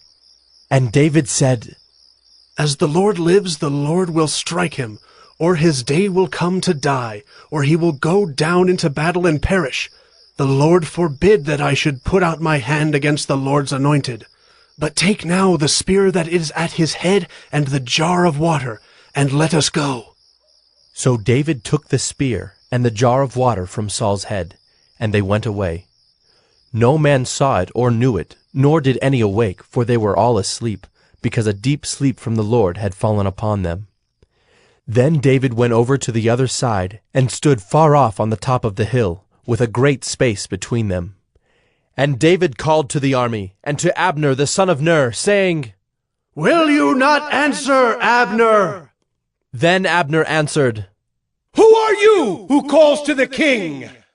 And David said to Abner, Are you not a man? Who is like you in Israel? Why then have you not kept watch over your lord the king? For one of the people came in to destroy the king your lord. This thing that you have done is not good. As the Lord lives, you deserve to die, because you have not kept watch over your Lord, the Lord's anointed. And now see where the king's spear is, and the jar of water that was at his head?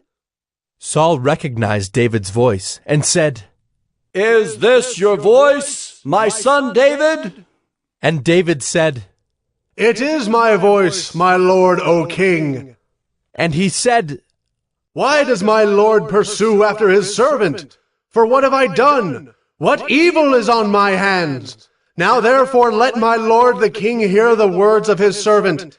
If it is the Lord who has stirred you up against me, may he accept an offering. But if it is men, may they be cursed before the Lord. For they have driven me out this day that I should have no share in the heritage of the Lord, saying, Go serve other gods. Now therefore, let not my blood fall to the earth away from the presence of the Lord, for the king of Israel has come out to seek a single flea, like one who hunts a partridge in the mountains. Then Saul said, I have sinned. Return, my son David, for I will no more do you harm, because my life was precious in your eyes this day. Behold, I have acted foolishly, and have made a great mistake. And David answered and said, Here is the spear, O king. Let one of the young men come over and take it. The Lord rewards every man for his righteousness and his faithfulness, for the Lord gave you into my hand today, and I would not put out my hand against the Lord's anointed. Behold, as your life was precious this day in my sight, so may my life be precious in the sight of the Lord, and may he deliver me out of all tribulation. Then Saul said to David, Blessed be you, my son David. You will do many things and will succeed in them. So David went his way, and Saul returned to his place. 1 Samuel 27. Then David said in his heart, Now I shall perish one day by the hand of Saul. There is nothing better for me than that I should escape to the land of the Philistines. Then Saul will despair of seeking me any longer within the borders of Israel, and I shall escape out of his hand. So David arose and went over, he and the 600 men who were with him, to Achish, the son of Maoch, king of Gath. And David lived with Achish at Gath, he and his men, every man with his household. And David with his 2 wives, Ahinoam of Jezreel, and Abigail of Carmel, Nabal's widow. And when it was told Saul that David had fled to Gath, he no longer sought him. Then David said to Achish, If I have found favor in your eyes, let a place be given me in one of the country towns, that I may dwell there. For why should your servant dwell in the royal city with you?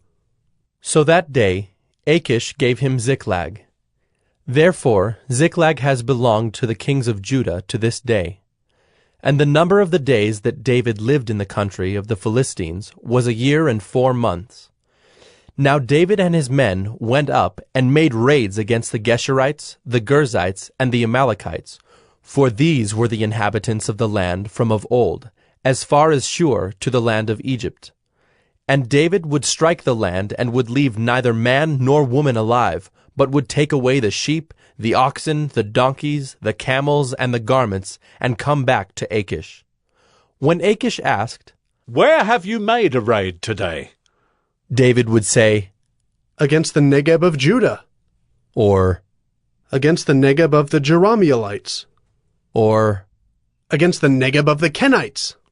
And David would leave neither man nor woman alive to bring news to Gath, thinking, Lest they should tell about us and say, So David has done. Such was his custom all the while he lived in the country of the Philistines. And Achish trusted David, thinking, He has made himself an utter stench to his people Israel. Therefore he shall always be my servant. 1 Samuel 28. In those days the Philistines gathered their forces for war to fight against Israel. And Achish said to David, Understand that you and your men are to go out with me in the army. David said to Achish, Very well, you shall know what your servant can do. And Achish said to David, Very well, I will make you my bodyguard for life. Now Samuel had died, and all Israel had mourned for him and buried him in Ramah, his own city. And Saul had put the mediums and the necromancers out of the land. The Philistines assembled and came and encamped at Shunem. And Saul gathered all Israel, and they encamped at Gilboa. When Saul saw the army of the Philistines, he was afraid, and his heart trembled greatly. And when Saul inquired of the Lord did not answer him, either by dreams, or by Urim, or by prophets. Then Saul said to his servants, Seek out for me a woman who is a medium, that I may go to her and inquire of her. And his servants said to him, Behold, there is a medium at Endor. So Saul disguised himself, and put on other garments, and went, he and 2 men with him. And they came to the woman by night. And he said, Divine for me by a spirit, and bring up for me whomever I shall name to you. The woman said to him, Surely you know what Saul has done, how he has cut off the mediums and the necromancers from the land. Why then are you laying a trap for my life to bring about my death? But Saul swore to her by the Lord, As the Lord lives, no punishment shall come upon you for this thing. Then the woman said, Whom shall I bring up for you? He said, Bring up Samuel for me.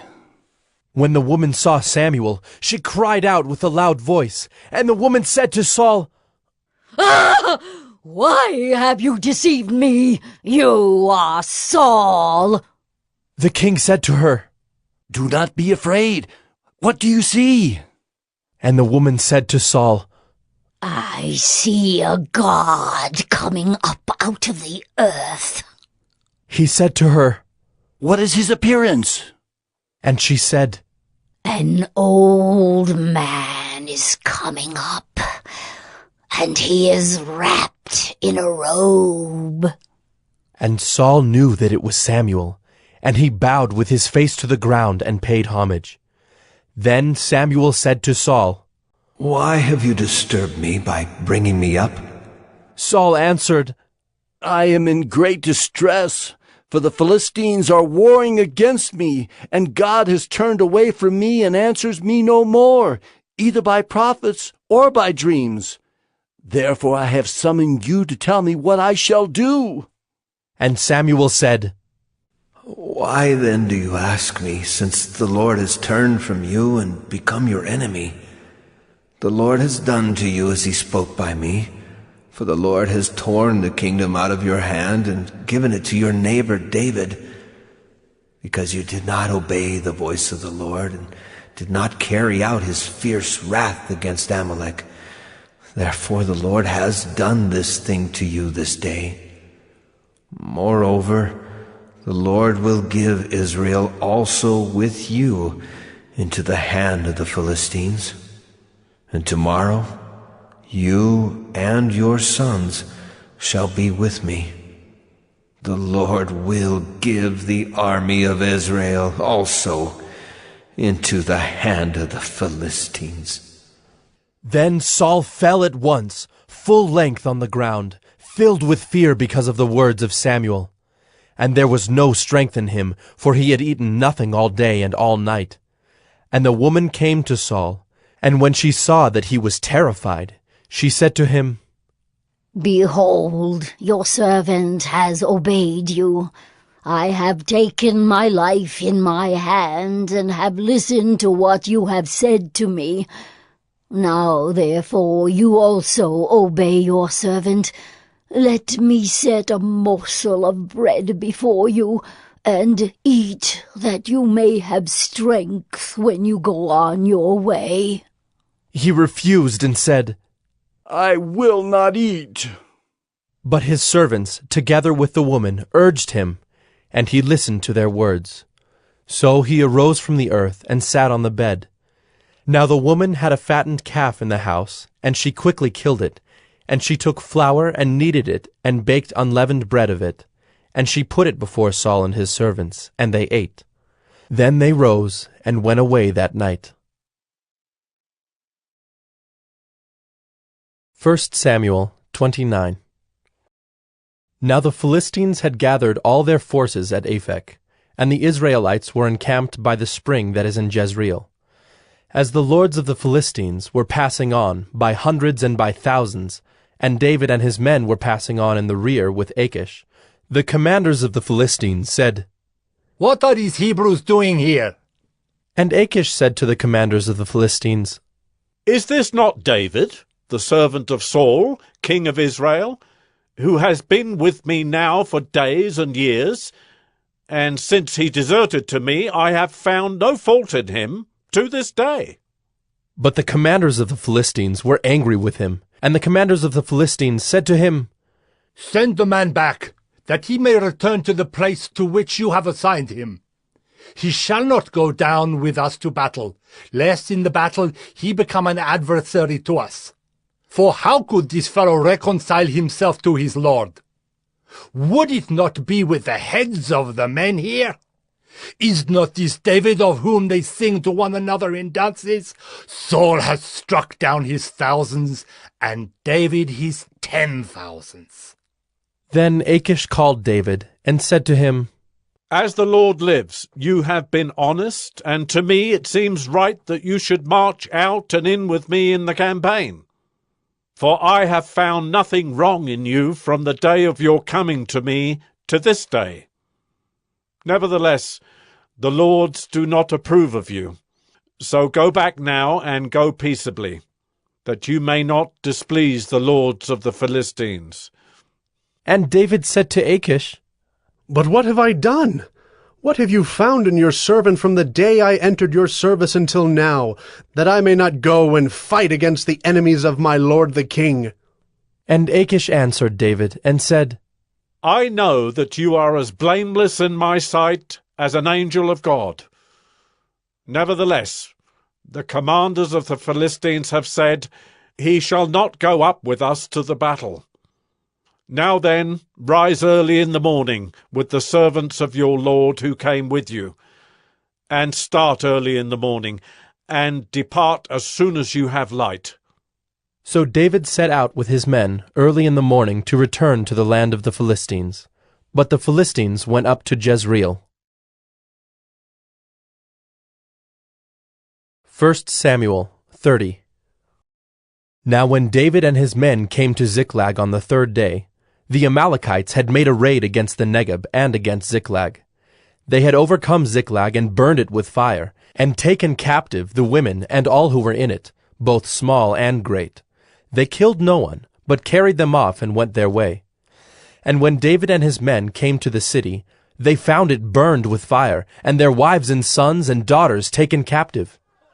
Then David and the people who were with him raised their voices and wept until they had no more strength to weep. David's 2 wives also had been taken captive, Ahinoam of Jezreel, and Abigail, the widow of Nabal of Carmel. And David was greatly distressed, for the people spoke of stoning him, because all the people were bitter in soul, each for his sons and daughters. But David strengthened himself in the Lord his God. And David said to Abiathar the priest, the son of Ahimelech, "Bring me the ephod." So Abiathar brought the ephod to David. And David inquired of the Lord, "Shall I pursue after this band? Shall I overtake them?" He answered him, "Pursue, for you shall surely overtake and shall surely rescue." So David set out, and the 600 men who were with him, and they came to the brook Besor, where those who were left behind stayed. But David pursued, he and 400 men. 200 stayed behind, who were too exhausted to cross the brook Besor. They found an Egyptian in the open country, and brought him to David. And they gave him bread, and he ate. They gave him water to drink, and they gave him a piece of a cake of figs, and 2 clusters of raisins. And when he had eaten, his spirit revived, for he had not eaten bread or drunk water for 3 days and 3 nights. And David said to him, To whom do you belong, and where are you from? He said, I am a young man of Egypt, servant to an Amalekite, and my master left me behind, because I fell sick 3 days ago. We had made a raid against the Negeb of the Kerethites, and against that which belongs to Judah, and against the Negeb of Caleb, and we burned Ziklag with fire. And David said to him, Will you take me down to this band? And he said, Swear to me by God that you will not kill me, or deliver me into the hands of my master, and I will take you down to this band. And when he had taken him down, behold, they were spread abroad over all the land, eating and drinking and dancing, because of all the great spoil they had taken from the land of the Philistines and from the land of Judah. And David struck them down from twilight until the evening of the next day, and not a man of them escaped, except 400 young men, who mounted camels and fled. David recovered all that the Amalekites had taken, and David rescued his 2 wives. Nothing was missing, whether small or great, sons or daughters, spoil or anything that had been taken. David brought back all. David also captured all the flocks and herds, and the people drove the livestock before him, and said, This is David's spoil. Then David came to the 200 men who had been too exhausted to follow David, and who had been left at the brook Besor. And they went out to meet David, and to meet the people who were with him. And when David came near to the people, he greeted them. Then all the wicked and worthless fellows among the men who had gone with David said, Because they did not go with us, we will not give them any of the spoil that we have recovered, except that each man may lead away his wife and children, and depart. But David said, You shall not do so, my brothers, with what the Lord has given us. He has preserved us and given into our hand the band that came against us. Who would listen to you in this matter? For as his share is who goes down into the battle, so shall his share be who stays by the baggage. They shall share alike. And he made it a statute and a rule for Israel from that day forward to this day. When David came to Ziklag, he sent part of the spoil to his friends, the elders of Judah, saying, Here is a present for you from the spoil of the enemies of the Lord. It was for those in Bethel, in Ramoth of the Negeb, in Jadar, in Aroer, in Siphmoth in Eshtemoa, in Rachel, in the cities of the Jerahmeelites, in the cities of the Kenites, in Hormah, in Bor-Ashan, in Athak, in Hebron, for all the places where David and his men had roamed. 1 Samuel 31. Now the Philistines fought against Israel, and the men of Israel fled before the Philistines, and fell slain on Mount Gilboa. And the Philistines overtook Saul and his sons, and the Philistines struck down Jonathan and Abinadab and Melchi-Shua, the sons of Saul. The battle pressed hard against Saul, and the archers found him, and he was badly wounded by the archers. Then Saul said to his armor-bearer, Draw your sword, and thrust me through with it, lest these uncircumcised come and thrust me through and mistreat me. But his armor-bearer would not, for he feared greatly. Therefore Saul took his own sword and fell upon it. And when his armor-bearer saw that Saul was dead, he also fell upon his sword and died with him. Thus Saul died, and his 3 sons, and his armor-bearer, and all his men on the same day together. And when the men of Israel, who were on the other side of the valley, and those beyond the Jordan, saw that the men of Israel had fled, and that Saul and his sons were dead, they abandoned their cities and fled. And the Philistines came and lived in them. The next day, when the Philistines came to strip the slain, they found Saul and his 3 sons fallen on Mount Gilboa. So they cut off his head, and stripped off his armor, and sent messengers throughout the land of the Philistines to carry the good news to the house of their idols, and to the people. They put his armor in the temple of Ashtaroth, and they fastened his body to the wall of Bethshan. But when the inhabitants of Jabesh-Gilead heard what the Philistines had done to Saul, all the valiant men arose, and went all night, and took the body of Saul, and the bodies of his sons from the wall of Bethshan. And they came to Jabesh, and burned them there. And they took their bones and buried them under the tamarisk tree in Jabesh, and fasted 7 days.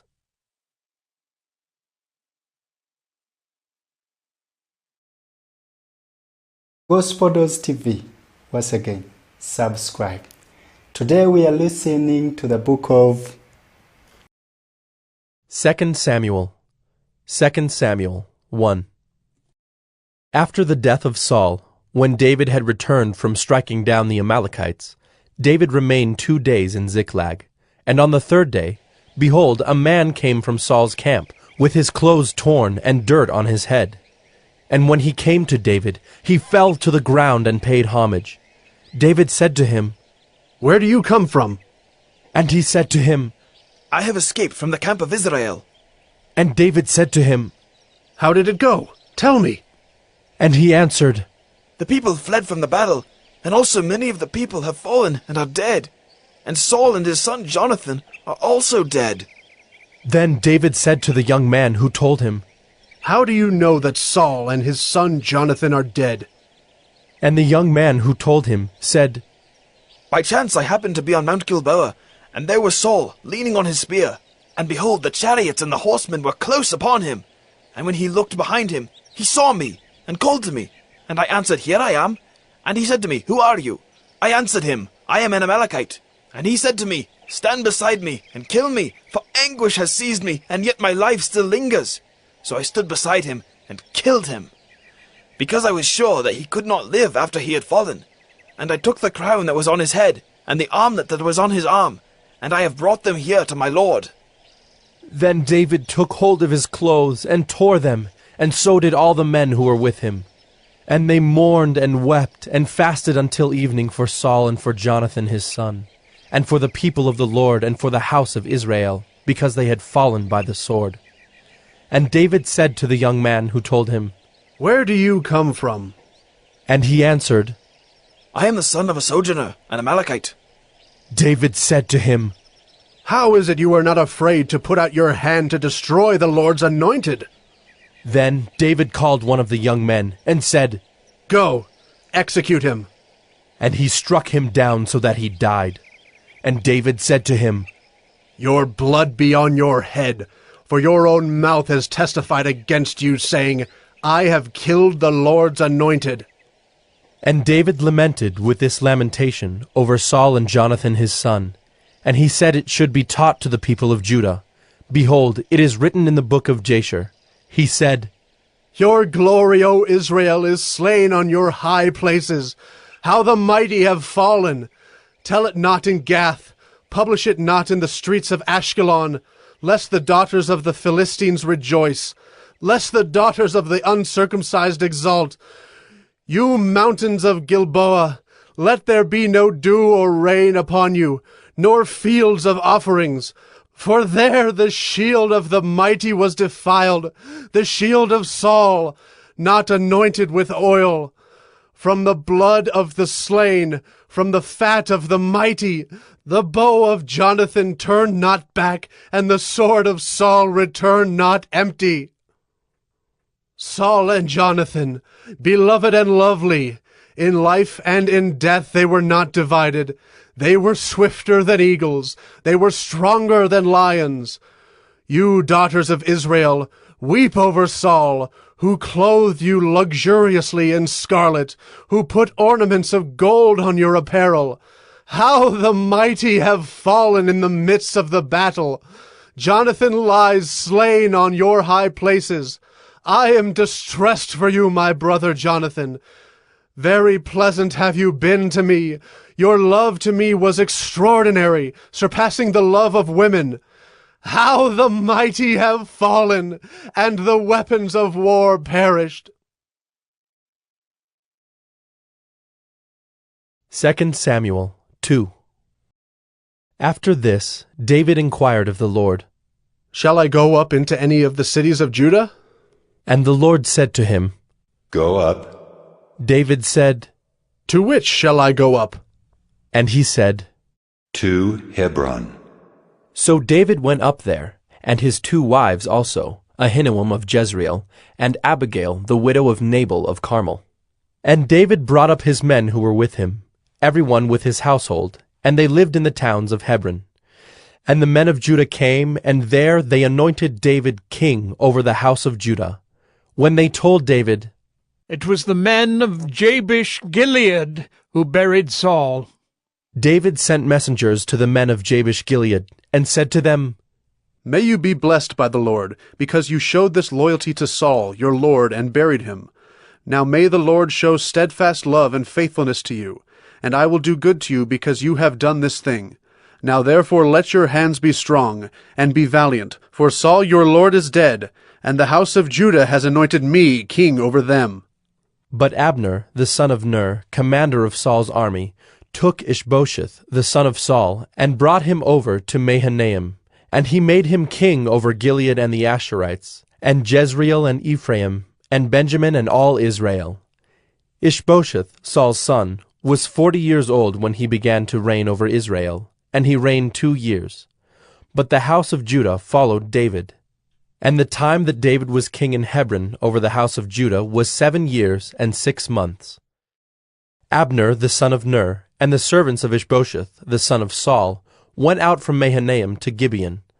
And Joab, the son of Zeruiah, and the servants of David went out and met them at the pool of Gibeon.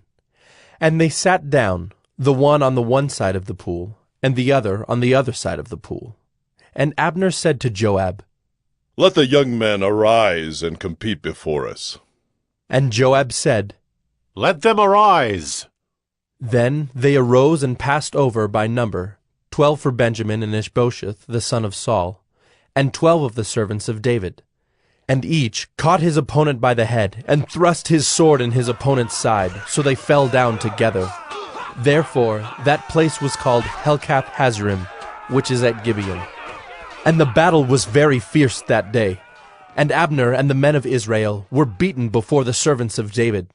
And the 3 sons of Zeruiah were there, Joab, Abishai, and Asahel. Now Asahel was as swift of foot as a wild gazelle. And Asahel pursued Abner, and as he went, he turned neither to the right hand nor to the left from following Abner. Then Abner looked behind him and said, "Is it you, Asahel?" And he answered, "It is I." Abner said to him, "Turn aside to your right hand or to your left, and seize one of the young men, and take his spoil."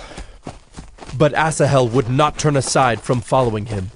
And Abner said again to Asahel, "Turn aside from following me. Why should I strike you to the ground? How then could I lift up my face to your brother Joab?" But he refused to turn aside. Therefore Abner struck him in the stomach with the butt of his spear, so that the spear came out at his back. And he fell there and died where he was. And all who came to the place where Asahel had fallen and died stood still. But Joab and Abishai pursued Abner. And as the sun was going down, they came to the hill of Ammah, which lies before Giah on the way to the wilderness of Gibeon. And the people of Benjamin gathered themselves together behind Abner, and became one group, and took their stand on the top of a hill. Then Abner called to Joab, "Shall the sword devour forever? Do you not know that the end will be bitter? How long will it be before you tell your people to turn from the pursuit of their brothers?" And Joab said, "As God lives, if you had not spoken, surely the men would not have given up the pursuit of their brothers until the morning." So Joab blew the trumpet, and all the men stopped, and pursued Israel no more, nor did they fight any more. And Abner and his men went all that night through the Arabah. They crossed the Jordan, and marching the whole morning they came to Mahanaim. Joab returned from the pursuit of Abner. And when he had gathered all the people together, there were missing from David's servants 19 men besides Asahel. But the servants of David had struck down of Benjamin 360 of Abner's men. And they took up Asahel, and buried him in the tomb of his father, which was at Bethlehem. And Joab and his men marched all night, and the day broke upon them at Hebron. 2 Samuel 3. There was a long war between the house of Saul and the house of David, and David grew stronger and stronger, while the house of Saul became weaker and weaker. And sons were born to David at Hebron. His firstborn was Amnon of Ahinoam of Jezreel, and his second, Chileab of Abigail the widow of Nabal of Carmel, and the third, Absalom the son of Maacah the daughter of Talmai king of Geshur, and the fourth, Adonijah the son of Haggith, and the fifth, Shephatiah the son of Abital, and the sixth, Ithream of Eglah, David's wife. These were born to David in Hebron. While there was war between the house of Saul and the house of David, Abner was making himself strong in the house of Saul. Now Saul had a concubine whose name was Rizpah, the daughter of Aiah. And Ishbosheth said to Abner, "Why have you gone into my father's concubine?" Then Abner was very angry over the words of Ishbosheth, and said, "Am I a dog's head of Judah? To this day I keep showing steadfast love to the house of Saul your father, to his brothers and to his friends, and have not given you into the hand of David. And yet you charge me today with a fault concerning a woman. God do so to Abner and more also, if I do not accomplish for David what the Lord has sworn to him, to transfer the kingdom from the house of Saul and set up the throne of David over Israel and over Judah, from Dan to Beersheba." And Ishbosheth could not answer Abner another word, because he feared him. And Abner sent messengers to David on his behalf, saying, "To whom does the land belong? Make your covenant with me, and behold, my hand shall be with you, to bring over all Israel to you." And he said, "Good, I will make a covenant with you. But one thing I require of you, that is, you shall not see my face unless you first bring Michal, Saul's daughter, when you come to see my face." Then David sent messengers to Ishbosheth, Saul's son, saying, "Give me my wife Michal, for whom I paid the bridal price of 100 foreskins of the Philistines." And Ishbosheth sent and took her from her husband Paltiel, the son of Laish. But her husband went with her, weeping after her all the way to Bahurim. Then Abner said to him, "Go, return." And he returned. And Abner conferred with the elders of Israel, saying, "For some time past you have been seeking David as king over you. Now then bring it about. For the Lord has promised David, saying, By the hand of my servant David I will save my people Israel from the hand of the Philistines, and from the hand of all their enemies." Abner also spoke to Benjamin. And then Abner went to tell David at Hebron all that Israel and the whole house of Benjamin thought good to do. When Abner came with 20 men to David at Hebron, David made a feast for Abner and the men who were with him. And Abner said to David, "I will arise and go, and will gather all Israel to my lord the king, that they may make a covenant with you, and that you may reign over all that your heart desires." So David sent Abner away, and he went in peace. Just then the servants of David arrived with Joab from a raid, bringing much spoil with them. But Abner was not with David at Hebron, for he had sent him away, and he had gone in peace. When Joab and all the army that was with him came, it was told Joab, "Abner the son of Ner came to the king, and he has let him go, and he has gone in peace." Then Joab went to the king and said, "What have you done? Behold, Abner came to you. Why is it that you have sent him away so that he is gone? You know that Abner the son of Ner came to deceive you, and to know you're going out and you're coming in, and to know all that you are doing." When Joab came out from David's presence, he sent messengers after Abner, and they brought him back from the cistern of Sirah. But David did not know about it. And when Abner returned to Hebron, Joab took him aside into the midst of the gate to speak with him privately. And there he struck him in the stomach so that he died for the blood of Asahel his brother. Afterward, when David heard of it, he said, "I and my kingdom are forever guiltless before the Lord for the blood of Abner the son of Ner. May it fall upon the head of Joab and upon all his father's house, and may the house of Joab never be without one who has a discharge, or who is leprous, or who holds a spindle, or who falls by the sword, or who lacks bread." So Joab and Abishai his brother killed Abner because he had put their brother Asahel to death in the battle at Gibeon. Then David said to Joab and to all the people who were with him, "Tear your clothes and put on sackcloth and mourn before Abner." And King David followed the bier. They buried Abner at Hebron, and the king lifted up his voice and wept at the grave of Abner, and all the people wept. And the king lamented for Abner, saying, Should Abner die as a fool dies? Your hands were not bound, your feet were not fettered. As one falls before the wicked, you have fallen. And all the people wept again over him. Then all the people came to persuade David to eat bread while it was yet day. But David swore, saying, God do so to me and more also, if I taste bread or anything else till the sun goes down. And all the people took notice of it, and it pleased them, as everything that the king did pleased all the people. So all the people and all Israel understood that day that it had not been the king's will to put to death Abner the son of Ner. And the king said to his servants, Do you not know that a prince and a great man has fallen this day in Israel? And I was gentle today, though anointed king. These men, the sons of Zeruiah, are more severe than I. The Lord repay the evildoer according to his wickedness. 2 Samuel 4. When Ishbosheth, Saul's son, heard that Abner had died at Hebron, his courage failed, and all Israel was dismayed. Now Saul's son had 2 men who were captains of raiding bands. The name of the one was Baanah, and the name of the other Rechab, sons of Rimmon, a man of Benjamin from Beeroth, for Beeroth also is counted part of Benjamin.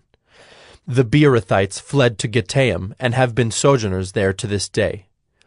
Jonathan the son of Saul had a son who was crippled in his feet. He was 5 years old when the news about Saul and Jonathan came from Jezreel, and his nurse took him up and fled. And as she fled in her haste, he fell and became lame. And his name was Mephibosheth. Now the sons of Rimmon the Beerothite, Rechab and Baanah, set out, and about the heat of the day they came to the house of Ishbosheth, as he was taking his noonday rest. And they came into the midst of the house as if to get wheat, and they stabbed him in the stomach. Then Rechab and Baanah his brother escaped. When they came into the house, as he lay on his bed in his bedroom, they struck him and put him to death and beheaded him. They took his head and went by the way of the Arabah all night, and brought the head of Ishbosheth to David at Hebron. And they said to the king, Here is the head of Ishbosheth, the son of Saul, your enemy, who sought your life. The Lord has avenged my lord the king this day on Saul and on his offspring. But David answered Rechab and Baanah his brother, the sons of Rimmon the Beerothite, As the Lord lives, who has redeemed my life out of every adversity, when one told me, Behold, Saul is dead, and thought he was bringing good news, I seized him and killed him at Ziklag, which was the reward I gave him for his news. How much more, when wicked men have killed a righteous man in his own house on his bed, shall I not now require his blood at your hand and destroy you from the earth? And David commanded his young men, and they killed them and cut off their hands and feet, and hanged them beside the pool at Hebron. But they took the head of Ishbosheth, and buried it in the tomb of Abner at Hebron. 2 Samuel 5. Then all the tribes of Israel came to David at Hebron and said, Behold, we are your bone and flesh. In times past, when Saul was king over us, it was you who led out and brought in Israel.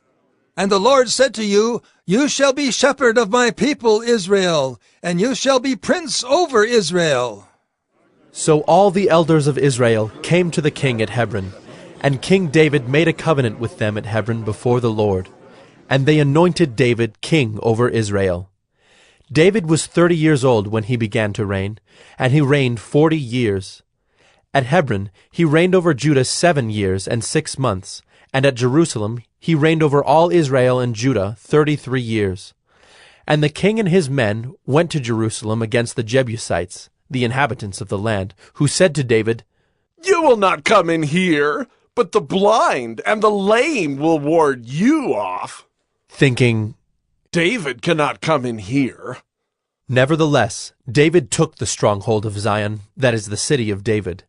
And David said on that day, Whoever would strike the Jebusites, let him get up the water shaft to attack the lame and the blind who are hated by David's soul. Therefore it is said, The blind and the lame shall not come into the house. And David lived in the stronghold, and called it the city of David. And David built the city all around from the Millo inward. And David became greater and greater, for the Lord the God of hosts was with him. And Hiram, king of Tyre, sent messengers to David, and cedar trees, also carpenters and masons, who built David a house. And David knew that the Lord had established him king over Israel, and that he had exalted his kingdom for the sake of his people Israel. And David took more concubines and wives from Jerusalem, after he came from Hebron, and more sons and daughters were born to David. And these are the names of those who were born to him in Jerusalem: Shemua, Shobab, Nathan, Solomon, Ibhar, Elishua, Nepheg, Japhiah, Elishama, Eliada, and Eliphalet. When the Philistines heard that David had been anointed king over Israel, all the Philistines went up to search for David. But David heard of it and went down to the stronghold. Now the Philistines had come and spread out in the valley of Rephaim. And David inquired of the Lord, Shall I go up against the Philistines? Will you give them into my hand? And the Lord said to David, Go up, for I will certainly give the Philistines into your hand. And David came to Baal-perazim, and David defeated them there. And he said, The Lord has burst through my enemies before me like a bursting flood. Therefore the name of that place is called Baal-perazim. And the Philistines left their idols there, and David and his men carried them away. And the Philistines came up yet again, and spread out in the valley of Rephaim. And when David inquired of the Lord, he said, You shall not go up. Go around to their rear, and come against them opposite the balsam trees. And when you hear the sound of marching in the tops of the balsam trees, then rouse yourself, for then the Lord has gone out before you to strike down the army of the Philistines. And David did as the Lord commanded him, and struck down the Philistines from Geba to Gezer. 2 Samuel 6. David again gathered all the chosen men of Israel, 30,000. And David arose and went with all the people who were with him from Baale-Judah, to bring up from there the ark of God, which is called by the name of the Lord of hosts, who sits enthroned on the cherubim. And they carried the ark of God on a new cart, and brought it out of the house of Abinadab, which was on the hill. And Uzzah and Ahio, the sons of Abinadab, were driving the new cart with the ark of God, and Ahio went before the ark. And David and all the house of Israel were making merry before the Lord, with songs and lyres and harps, and tambourines and castanets and cymbals. And when they came to the threshing floor of Nacon, Uzzah put out his hand to the ark of God, and took hold of it, for the oxen stumbled. And the anger of the Lord was kindled against Uzzah, and God struck him down there because of his error, and he died there beside the ark of God. And David was angry because the Lord had burst forth against Uzzah. And that place is called Perez-Uzzah to this day. And David was afraid of the Lord that day, and he said, How can the ark of the Lord come to me? So David was not willing to take the ark of the Lord into the city of David. But David took it aside to the house of Obed-Edom the Gittite. And the ark of the Lord remained in the house of Obed-Edom the Gittite 3 months, and the Lord blessed Obed-Edom and all his household. And it was told King David, The Lord has blessed the household of Obed-Edom and all that belongs to him because of the ark of God. So David went and brought up the ark of God from the house of Obed-Edom to the city of David with rejoicing. And when those who bore the ark of the Lord had gone 6 steps, he sacrificed an ox and a fattened animal. And David danced before the Lord with all his might, and David was wearing a linen ephod. So David and all the house of Israel brought up the ark of the Lord with shouting and with the sound of the horn. As the ark of the Lord came into the city of David, Michal, the daughter of Saul, looked out of the window, and saw King David leaping and dancing before the Lord, and she despised him in her heart. And they brought in the ark of the Lord, and set it in its place, inside the tent that David had pitched for it. And David offered burnt offerings and peace offerings before the Lord. And when David had finished offering the burnt offerings and the peace offerings, he blessed the people in the name of the Lord of hosts, and distributed among all the people, the whole multitude of Israel, both men and women, a cake of bread, a portion of meat, and a cake of raisins to each one. Then all the people departed, each to his house. And David returned to bless his household. But Michal, the daughter of Saul, came out to meet David, and said, "How the king of Israel honored himself today, uncovering himself today before the eyes of his servants, female servants, as one of the vulgar fellows shamelessly uncovers himself." And David said to Michal, "It was before the Lord who chose me above your father and above all his house, to appoint me as prince over Israel, the people of the Lord, and I will make merry before the Lord. I will make myself yet more contemptible than this, and I will be abased in your eyes. But by the female servants of whom you have spoken, by them I shall be held in honor." And Michal, the daughter of Saul, had no child to the day of her death. 2 Samuel 7. Now when the king lived in his house, and the Lord had given him rest from all his surrounding enemies, the king said to Nathan the prophet, "See now, I dwell in a house of cedar, but the ark of God dwells in a tent." And Nathan said to the king, "Go, do all that is in your heart, for the Lord is with you." But that same night the word of the Lord came to Nathan. "Go and tell my servant David, thus says the Lord, would you build me a house to dwell in? I have not lived in a house since the day I brought up the people of Israel from Egypt to this day, but I have been moving about in a tent for my dwelling. In all places where I have moved with all the people of Israel, did I speak a word with any of the judges of Israel, whom I commanded to shepherd my people Israel, saying, why have you not built me a house of cedar? Now therefore, thus you shall say to my servant David, thus says the Lord of hosts, I took you from the pasture, from following the sheep, that you should be prince over my people Israel. And I have been with you wherever you went, and have cut off all your enemies from before you. And I will make for you a great name, like the name of the great ones of the earth. And I will appoint a place for my people Israel, and will plant them, so that they may dwell in their own place and be disturbed no more. And violent men shall afflict them no more as formerly from the time that I appointed judges over my people Israel. And I will give you rest from all your enemies. Moreover, the Lord declares to you that the Lord will make you a house. When your days are fulfilled, and you lie down with your fathers, I will raise up your offspring after you, who shall come from your body, and I will establish his kingdom. He shall build a house for my name, and I will establish the throne of his kingdom forever. I will be to him a father, and he shall be to me a son. When he commits iniquity, I will discipline him with the rod of men, with the stripes of the sons of men. But my steadfast love will not depart from him, as I took it from Saul, whom I put away from before you. And your house and your kingdom shall be made sure forever before me. Your throne shall be established forever." In accordance with all these words, and in accordance with all this vision, Nathan spoke to David. Then King David went in and sat before the Lord and said, "Who am I, O Lord God, and what is my house, that you have brought me thus far? And yet this was a small thing in your eyes, O Lord God. You have spoken also of your servant's house for a great while to come, and this is instruction for mankind, O Lord God. And what more can David say to you? For you know your servant, O Lord God. Because of your promise, and according to your own heart, you have brought about all this greatness, to make your servant know it.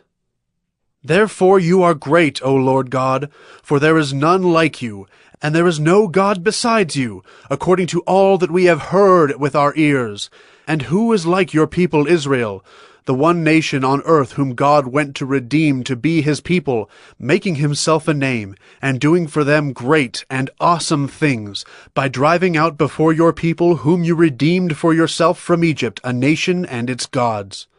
And you established for yourself your people Israel, to be your people forever. And you, O Lord, became their God. And now, O Lord God, confirm forever the word that you have spoken concerning your servant and concerning his house, and do as you have spoken. And your name will be magnified forever, saying, The Lord of hosts is God over Israel, and the house of your servant David will be established before you. For you, O Lord of hosts, the God of Israel, have made this revelation to your servant, saying, I will build you a house. Therefore your servant has found courage to pray this prayer to you. And now, O Lord God, you are God, and your words are true, and you have promised this good thing to your servant. Now therefore may it please you to bless the house of your servant, so that it may continue forever before you. For you, O Lord God, have spoken, and with your blessing shall the house of your servant be blessed forever. 2 Samuel 8. After this, David defeated the Philistines and subdued them. And David took Metheg-Ammah out of the hand of the Philistines. And he defeated Moab, and he measured them with a line, making them lie down on the ground. 2 lines he measured to be put to death, and 1 full line to be spared. And the Moabites became servants to David and brought tribute. David also defeated Hadad-ezer, the son of Rehob, as he went to restore his power at the river Euphrates. And David took from him 1,700 horsemen and 20,000 foot soldiers. And David hamstrung all the chariot horses, but left enough for 100 chariots. And when the Syrians of Damascus came to help Hadad-ezer, king of Zobah, David struck down 22,000 men of the Syrians. Then David put garrisons in Aram of Damascus, and the Syrians became servants to David and brought tribute. And the Lord gave victory to David wherever he went. And David took the shields of gold that were carried by the servants of Hadad-ezer, and brought them to Jerusalem. And from Betah and from Berothai, cities of Hadad-ezer, King David took very much bronze. When Toi, king of Hamath, heard that David had defeated the whole army of Hadad-ezer, Toi sent his son Joram to King David to ask about his health and to bless him, because he had fought against Hadad-ezer and defeated him. For Hadad-ezer had often been at war with Toi. And Joram brought with him articles of silver, of gold, and of bronze. These also King David dedicated to the Lord, together with the silver and gold that he dedicated from all the nations he subdued, from Edom, Moab, the Ammonites, the Philistines, Amalek, and from the spoil of Hadad-ezer, the son of Rehob, king of Zobah. And David made a name for himself when he returned from striking down 18,000 Edomites in the valley of Salt. Then he put garrisons in Edom. Throughout all Edom he put garrisons, and all the Edomites became David's servants. And the Lord gave victory to David wherever he went. So David reigned over all Israel, and David administered justice and equity to all his people. Joab, the son of Zeruiah, was over the army, and Jehoshaphat, the son of Ahilud, was recorder. And Zadok, the son of Ahitub, and Ahimelech, the son of Abiathar, were priests. And Seraiah was secretary. And Benaiah, the son of Jehoiada, was over the Kerethites and the Pelethites. And David's sons were priests. 2 Samuel 9. And David said, Is there still anyone left of the house of Saul, that I may show him kindness for Jonathan's sake? Now there was a servant of the house of Saul, whose name was Ziba, and they called him to David. And the king said to him, Are you Ziba? And he said, I am your servant. And the king said, Is there not still someone of the house of Saul, that I may show the kindness of God to him? Ziba said to the king, There is still a son of Jonathan. He is crippled in his feet. The king said to him, Where is he? And Ziba said to the king, He is in the house of Machir, the son of Ammiel, at Lodebar. Then King David sent and brought him from the house of Machir, the son of Ammiel, at Lodebar. And Mephibosheth, the son of Jonathan, son of Saul, came to David and fell on his face and paid homage. And David said, Mephibosheth. And he answered, Behold, I am your servant. And David said to him, Do not fear, for I will show you kindness for the sake of your father Jonathan, and I will restore to you all the land of Saul your father, and you shall eat at my table always. And he paid homage and said, What is your servant, that you should show regard for a dead dog such as I? Then the king called Ziba, Saul's servant, and said to him, All that belonged to Saul, and to all his house I have given to your master's grandson. And you and your sons and your servants shall till the land for him, and shall bring in the produce, that your master's grandson may have bread to eat. But Mephibosheth, your master's grandson, shall always eat at my table. Now Ziba had 15 sons and 20 servants. Then Ziba said to the king, According to all that my lord the king commands his servant, so will your servant do. So Mephibosheth ate at David's table like one of the king's sons. And Mephibosheth had a young son whose name was Micah. And all who lived in Ziba's house became Mephibosheth's servants. So Mephibosheth lived in Jerusalem, for he ate always at the king's table. Now he was lame in both his feet. 2 Samuel 10. After this, the king of the Ammonites died, and Hanun his son reigned in his place. And David said, I will deal loyally with Hanun the son of Nahash, as his father dealt loyally with me. So David sent by his servants to console him concerning his father. And David's servants came into the land of the Ammonites. But the princes of the Ammonites said to Hanun their lord, Do you think because David has sent comforters to you that he is honoring your father? Has not David sent his servants to you to search the city, and to spy it out, and to overthrow it?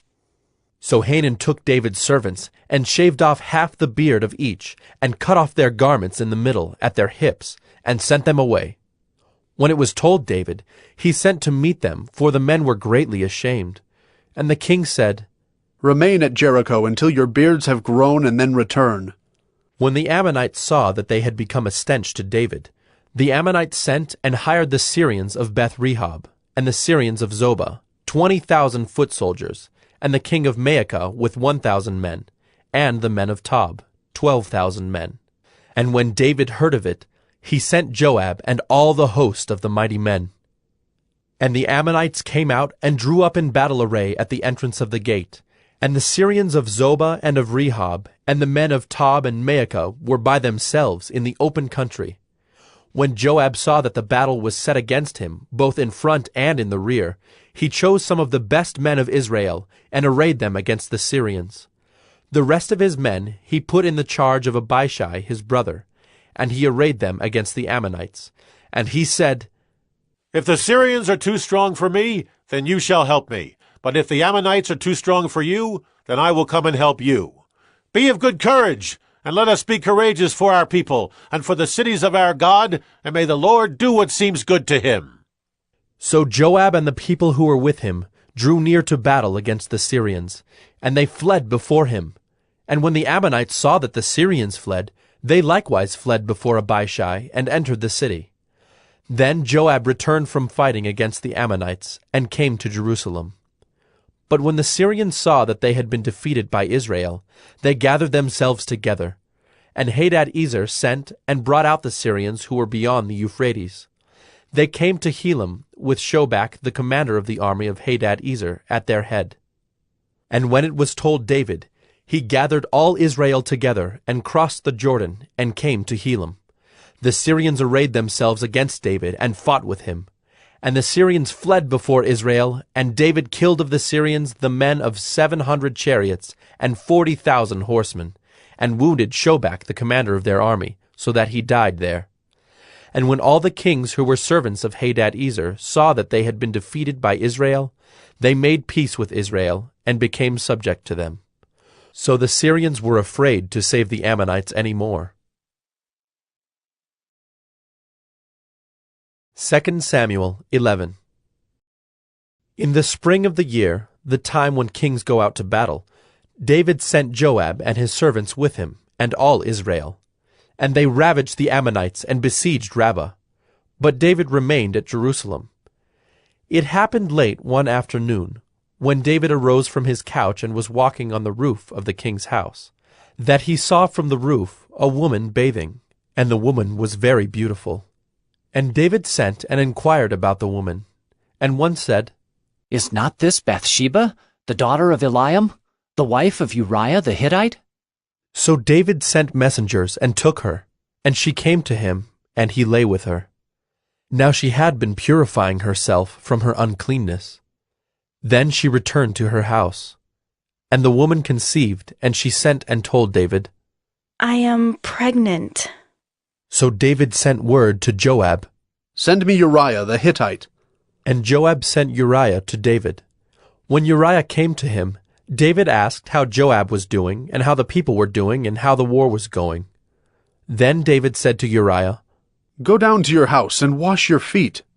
And Uriah went out of the king's house, and there followed him a present from the king. But Uriah slept at the door of the king's house with all the servants of his lord, and did not go down to his house. When they told David, Uriah did not go down to his house, David said to Uriah, Have you not come from a journey? Why did you not go down to your house? Uriah said to David, The ark and Israel and Judah dwell in booths, and my lord Joab and the servants of my lord are camping in the open field. Shall I then go to my house, to eat and to drink, and to lie with my wife? As you live and as your soul lives, I will not do this thing. Then David said to Uriah, Remain here today also, and tomorrow I will send you back. So Uriah remained in Jerusalem that day and the next. And David invited him, and he ate in his presence and drank, so that he made him drunk. And in the evening he went out to lie on his couch with the servants of his lord, but he did not go down to his house. In the morning David wrote a letter to Joab, and sent it by the hand of Uriah. In the letter he wrote, Set Uriah in the forefront of the hardest fighting, and then draw back from him, that he may be struck down and die. And as Joab was besieging the city, he assigned Uriah to the place where he knew there were valiant men. And the men of the city came out and fought with Joab, and some of the servants of David among the people fell. Uriah the Hittite also died. Then Joab sent and told David all the news about the fighting. And he instructed the messenger, When you have finished telling all the news about the fighting to the king, then, if the king's anger rises, and if he says to you, Why did you go so near the city to fight? Did you not know that they would shoot from the wall? Who killed Abimelech, the son of Jerubasheth? Did not a woman cast an upper millstone on him from the wall, so that he died at Thebez? Why did you go so near the wall? Then you shall say, Your servant Uriah the Hittite is dead also. So the messenger went and came and told David all that Joab had sent him to tell. The messenger said to David, The men gained an advantage over us and came out against us in the field, but we drove them back to the entrance of the gate. Then the archers shot at your servants from the wall. Some of the king's servants are dead, and your servant Uriah the Hittite is dead also. David said to the messenger, Thus shall you say to Joab, Do not let this matter trouble you, for the sword devours now one and now another. Strengthen your attack against the city and overthrow it, and encourage him. When the wife of Uriah heard that Uriah her husband was dead, she lamented over her husband. And when the mourning was over, David sent and brought her to his house, and she became his wife, and bore him a son. But the thing that David had done displeased the Lord. 2 Samuel 12. And the Lord sent Nathan to David. He came to him and said to him, There were 2 men in a certain city, the one rich and the other poor. The rich man had very many flocks and herds, but the poor man had nothing but one little ewe lamb, which he had bought. And he brought it up and it grew up with him and with his children. It used to eat of his morsel and drink from his cup and lie in his arms, and it was like a daughter to him. Now there came a traveler to the rich man, and he was unwilling to take one of his own flock or herd to prepare for the guest who had come to him. But he took the poor man's lamb and prepared it for the man who had come to him. Then David's anger was greatly kindled against the man, and he said to Nathan, As the Lord lives, the man who has done this deserves to die, and he shall restore the lamb fourfold because he did this thing, and because he had no pity. Nathan said to David, You are the man. Thus says the Lord, the God of Israel. I anointed you king over Israel, and I delivered you out of the hand of Saul. And I gave you your master's house and your master's wives into your arms, and gave you the house of Israel and of Judah. And if this were too little, I would add to you as much more. Why have you despised the word of the Lord, to do what is evil in his sight? You have struck down Uriah the Hittite with the sword, and have taken his wife to be your wife, and have killed him with the sword of the Ammonites. Now, therefore, the sword shall never depart from your house, because you have despised me, and have taken the wife of Uriah the Hittite to be your wife. Thus says the Lord, Behold, I will raise up evil against you out of your own house, and I will take your wives before your eyes, and give them to your neighbor, and he shall lie with your wives in the sight of this sun, for you did it secretly. But I will do this thing before all Israel, and before the sun. David said to Nathan, I have sinned against the Lord. And Nathan said to David, The Lord also has put away your sin. You shall not die. Nevertheless, because by this deed you have utterly scorned the Lord, the child who is born to you shall die. Then Nathan went to his house. And the Lord afflicted the child that Uriah's wife bore to David, and he became sick. David therefore sought God on behalf of the child. And David fasted and went in and lay all night on the ground. And the elders of his house stood beside him to raise him from the ground, but he would not, nor did he eat food with them. On the 7th day the child died. And the servants of David were afraid to tell him that the child was dead, for they said, Behold, while the child was yet alive, we spoke to him, and he did not listen to us. How then can we say to him, The child is dead? He may do himself some harm. But when David saw that his servants were whispering together, David understood that the child was dead. And David said to his servants, Is the child dead? They said, He is dead. Then David arose from the earth, and washed and anointed himself, and changed his clothes. And he went into the house of the Lord, and worshipped. He then went to his own house, and when he asked, they set food before him, and he ate. Then his servant said to him, What is this thing that you have done? You fasted and wept for the child while he was alive, but when the child died, you arose and ate food. He said, While the child was still alive, I fasted and wept, for I said, Who knows whether the Lord will be gracious to me, that the child may live? But now he is dead. Why should I fast? Can I bring him back again? I shall go to him, but he will not return to me. Then David comforted his wife Bathsheba, and went in to her, and lay with her. And she bore a son, and he called his name Solomon.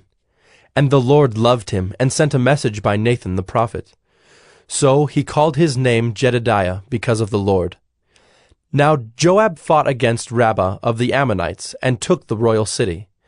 And Joab sent messengers to David, and said, I have fought against Rabbah. Moreover, I have taken the city of waters. Now then, gather the rest of the people together, and encamp against the city, and take it, lest I take the city, and it be called by my name. So David gathered all the people together, and went to Rabbah, and fought against it, and took it. And he took the crown of their king from his head. The weight of it was a talent of gold, and in it was a precious stone, and it was placed on David's head. And he brought out the spoil of the city, a very great amount. And he brought out the people who were in it, and set them to labor with saws and iron picks and iron axes, and made them toil at the brick kilns. And thus he did to all the cities of the Ammonites. Then David and all the people returned to Jerusalem. 2 Samuel 13. Now Absalom, David's son, had a beautiful sister, whose name was Tamar. And after a time, Amnon, David's son, loved her. And Amnon was so tormented that he made himself ill because of his sister Tamar, for she was a virgin, and it seemed impossible to Amnon to do anything to her. But Amnon had a friend, whose name was Jonadab, the son of Shimeah, David's brother. And Jonadab was a very crafty man. And he said to him, O son of the king, why are you so haggard morning after morning? Will you not tell me? Amnon said to him, I love Tamar, my brother Absalom's sister. Jonadab said to him, Lie down on your bed and pretend to be ill, and when your father comes to see you, say to him, Let my sister Tamar come and give me bread to eat, and prepare the food in my sight, that I may see it and eat it from her hand. So Amnon lay down and pretended to be ill. And when the king came to see him, Amnon said to the king, Please, let my sister Tamar come and make a couple of cakes in my sight, that I may eat from her hand. Then David sent home to Tamar, saying, Go to your brother Amnon's house and prepare food for him. So Tamar went to her brother Amnon's house, where he was lying down. And she took dough and kneaded it, and made cakes in his sight, and baked the cakes. And she took the pan and emptied it out before him, but he refused to eat. And Amnon said, Send out everyone from me. So everyone went out from him. Then Amnon said to Tamar, Bring the food into the chamber, that I may eat from your hand. And Tamar took the cakes she had made, and brought them into the chamber to Amnon her brother. But when she brought them near him to eat, he took hold of her, and said to her, Come, lie with me, my sister. She answered him, No, my brother, do not violate me, for such a thing is not done in Israel. Do not do this outrageous thing. As for me, where could I carry my shame? And as for you, you would be as one of the outrageous fools in Israel.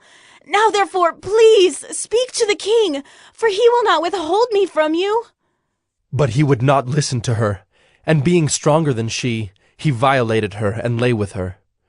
Then Amnon hated her with very great hatred, so that the hatred with which he hated her was greater than the love with which he had loved her. And Amnon said to her, Get up! Go! But she said to him, No, my brother, for this wrong in sending me away is greater than the other that you did to me.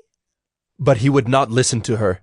He called the young man who served him, and said, Put this woman out of my presence and bolt the door after her.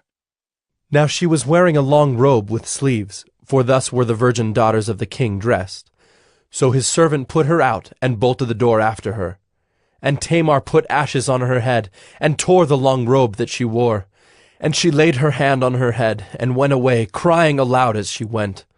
And her brother Absalom said to her, Has Amnon your brother been with you? Now hold your peace, my sister. He is your brother. Do not take this to heart. So Tamar lived a desolate woman in her brother Absalom's house. When King David heard of all these things, he was very angry. But Absalom spoke to Amnon, neither good nor bad. For Absalom hated Amnon, because he had violated his sister Tamar. After 2 full years, Absalom had sheep shearers at Baal Hazor, which is near Ephraim. And Absalom invited all the king's sons. And Absalom came to the king and said, Behold, your servant has sheep shears. Please let the king and his servants go with your servant. But the king said to Absalom, No, my son, let us not all go, lest we be burdensome to you. He pressed him, but he would not go, but gave him his blessing. Then Absalom said, If not, please let my brother Amnon go with us. And the king said to him, Why should he go with you? But Absalom pressed him until he let Amnon and all the king's sons go with him. Then Absalom commanded his servants, Mark when Amnon's heart is merry with wine, and when I say to you, Strike Amnon, then kill him. Do not fear, have I not commanded you? Be courageous and be valiant. So the servants of Absalom did to Amnon as Absalom had commanded. Then all the king's sons arose, and each mounted his mule and fled. While they were on the way, news came to David. Absalom has struck down all the king's sons, and not one of them is left. Then the king arose and tore his garments, and lay on the earth. And all his servants who were standing by tore their garments. But Jonadab, the son of Shimeah, David's brother, said, Let not my lord suppose that they have killed all the young men, the king's sons, for Amnon alone is dead. For by the command of Absalom, this has been determined from the day he violated his sister Tamar. Now, therefore, let not my lord the king so take it to heart as to suppose that all the king's sons are dead, for Amnon alone is dead.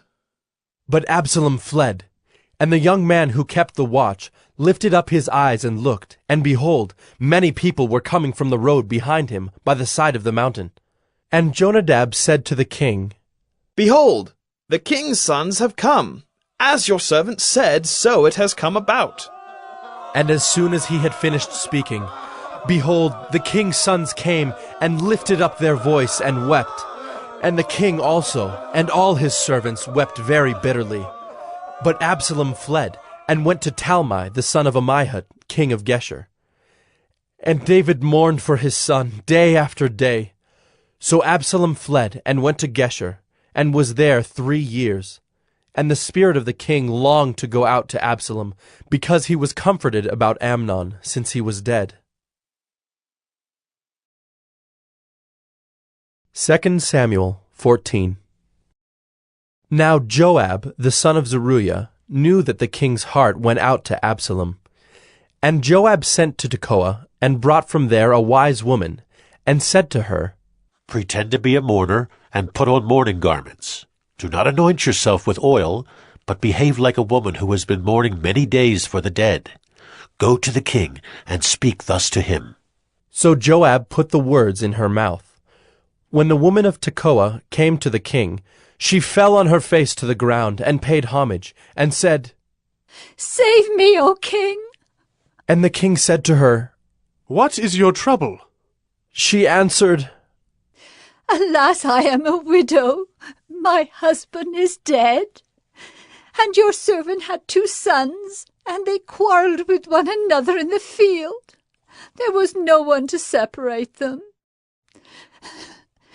And one struck the other and killed him. And now the whole clan has risen against your servant, and they say, Give up the man who struck his brother, that we may put him to death for the life of his brother whom he killed. And so they would destroy the heir also. Thus they would quench my coal that is left, and leave to my husband neither name nor remnant on the face of the earth. Then the king said to the woman, Go to your house, and I will give orders concerning you. And the woman of Tekoa said to the king, On me be the guilt, my lord the king, and on my father's house. Let the king and his throne be guiltless. The king said, If anyone says anything to you, bring him to me, and he shall never touch you again. Then she said, Please let the king invoke the Lord your God, that the avenger of blood kill no more, and my son be not destroyed. He said, As the Lord lives, not one hair of your son shall fall to the ground. Then the woman said, Please let your servant speak a word to my lord the king. He said, Speak! And the woman said, Why then have you planned such a thing against the people of God? For in giving this decision the king convicts himself, inasmuch as the king does not bring his banished one home again. We must all die. We are like water spilled on the ground, which cannot be gathered up again. But God will not take away life, and he devises means so that the banished one will not remain an outcast. Now I have come to say this to my lord the king, because the people have made me afraid. And your servant thought, I will speak to the king. It may be that the king will perform the request of his servant. For the king will hear and deliver his servant from the hand of the man who would destroy me, and my son together from the heritage of God. And your servant thought, the word of my lord the king will set me at rest. For my lord the king is like the angel of God to discern good and evil. The Lord your God be with you. Then the king answered the woman, Do not hide from me anything I ask you. And the woman said, Let my lord the king speak. The king said, Is the hand of Joab with you in all this? The woman answered and said, As surely as you live, my lord the king, one cannot turn to the right hand or to the left from anything that my lord the king has said. It was your servant Joab who commanded me. It was he who put all these words in the mouth of your servant. In order to change the course of things, your servant Joab did this. But my lord has wisdom like the wisdom of the angel of God, to know all things that are on the earth. Then the king said to Joab, Behold now, I grant this. Go, bring back the young man Absalom. And Joab fell on his face to the ground, and paid homage, and blessed the king. And Joab said, Today your servant knows that I have found favor in your sight, my lord the king, in that the king has granted the request of his servant. So Joab arose, and went to Geshur, and brought Absalom to Jerusalem. And the king said, Let him dwell apart in his own house. He is not to come into my presence. So Absalom lived apart in his own house, and did not come into the king's presence. Now in all Israel there was no one so much to be praised for his handsome appearance as Absalom. From the sole of his foot to the crown of his head there was no blemish in him. And when he cut the hair of his head, for at the end of every year he used to cut it, when it was heavy on him he cut it, he weighed the hair of his head, 200 shekels by the king's weight. There were born to Absalom 3 sons, and 1 daughter, whose name was Tamar. She was a beautiful woman. So Absalom lived 2 full years in Jerusalem without coming into the king's presence. Then Absalom sent for Joab to send him to the king, but Joab would not come to him. And he sent a second time, but Joab would not come. Then he said to his servants, See, Joab's field is next to mine, and he has barley there. Go and set it on fire. So Absalom's servants set the field on fire. Then Joab arose and went to Absalom at his house, and said to him, Why have your servants set my field on fire? Absalom answered Joab, Behold, I send word to you. Come here that I may send you to the king to ask, Why have I come from Geshur? It would be better for me to be there still. Now therefore let me go into the presence of the king, and if there is guilt in me, let him put me to death. Then Joab went to the king and told him, and he summoned Absalom. So he came to the king, and bowed himself on his face to the ground before the king, and the king kissed Absalom. 2 Samuel 15. After this, Absalom got himself a chariot and horses, and 50 men to run before him. And Absalom used to rise early, and stand beside the way of the gate. And when any man had a dispute to come before the king for judgment, Absalom would call to him, and say, From what city are you? And when he said, Your servant is of such and such a tribe in Israel, Absalom would say to him, See, your claims are good and right, but there is no man designated by the king to hear you. Then Absalom would say, Oh, that I were judge in the land! Then every man with a dispute or cause might come to me, and I would give him justice.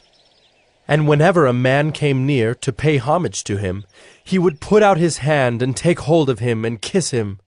Thus Absalom did to all of Israel who came to the king for judgment. So Absalom stole the hearts of the men of Israel. And at the end of 4 years, Absalom said to the king, Please let me go and pay my vow, which I have vowed to the Lord in Hebron. For your servant vowed a vow while I lived at Geshur in Aram, saying, If the Lord will indeed bring me back to Jerusalem, then I will offer worship to the Lord. The king said to him, Go in peace. So he arose and went to Hebron. But Absalom sent secret messengers throughout all the tribes of Israel, saying, As soon as you hear the sound of the trumpet, then say, Absalom is king at Hebron. With Absalom went 200 men from Jerusalem who were invited guests, and they went in their innocence and knew nothing. And while Absalom was offering the sacrifices, he sent for Ahithophel the Gilonite, David's counselor, from his city Gilo. And the conspiracy grew strong, and the people with Absalom kept increasing. And a messenger came to David, saying, The hearts of the men of Israel have gone after Absalom. Then David said to all his servants who were with him at Jerusalem, Arise, and let us flee, or else there will be no escape for us from Absalom. Go quickly, lest he overtake us quickly and bring down ruin on us and strike the city with the edge of the sword. And the king's servant said to the king, Behold, your servants are ready to do whatever my lord the king decides. So the king went out, and all his household after him. And the king left 10 concubines to keep the house. And the king went out, and all the people after him, and they halted at the last house. And all his servants passed by him, and all the Kerethites, and all the Pelethites, and all the 600 Gittites who had followed him from Gath, passed on before the king. Then the king said to Ittai the Gittite, Why do you also go with us? Go back and stay with the king, for you are a foreigner, and also an exile from your home. You came only yesterday, and shall I today make you wander about with us, since I go, I know not where? Go back, and take your brothers with you, and may the Lord show steadfast love and faithfulness to you. But Ittai answered the king, As the Lord lives, and as my lord the king lives, wherever my lord the king shall be, whether for death or for life, there also will your servant be. And David said to Ittai, Go then, pass on. So Ittai the Gittite passed on with all his men and all the little ones who were with him. And all the land wept aloud as all the people passed by. And the king crossed the brook Kidron, and all the people passed on toward the wilderness.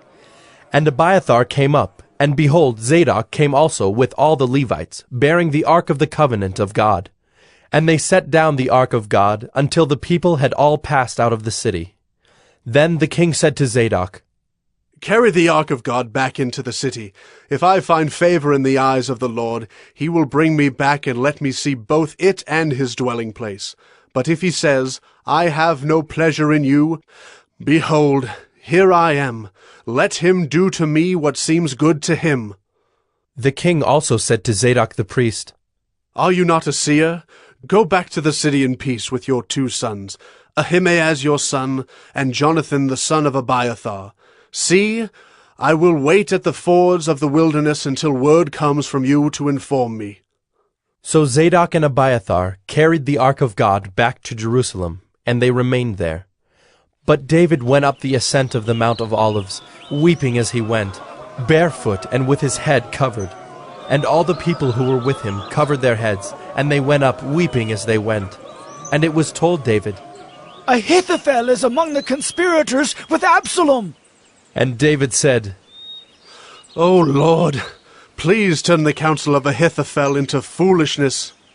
While David was coming to the summit, where God was worshipped, behold, Hushai the Archite came to meet him, with his coat torn and dirt on his head. David said to him, If you go on with me, you will be a burden to me. But if you return to the city and say to Absalom, I will be your servant, O king, as I have been your father's servant in time past, so now I will be your servant. Then you will defeat for me the counsel of Ahithophel. Are not Zadok and Abiathar the priests with you there? So whatever you hear from the king's house, tell it to Zadok and Abiathar the priests. Behold, their 2 sons are with them there, Ahimaaz, Zadok's son, and Jonathan, Abiathar's son, and by them you shall send to me everything you hear. So Hushai, David's friend, came into the city, just as Absalom was entering Jerusalem. 2 Samuel 16.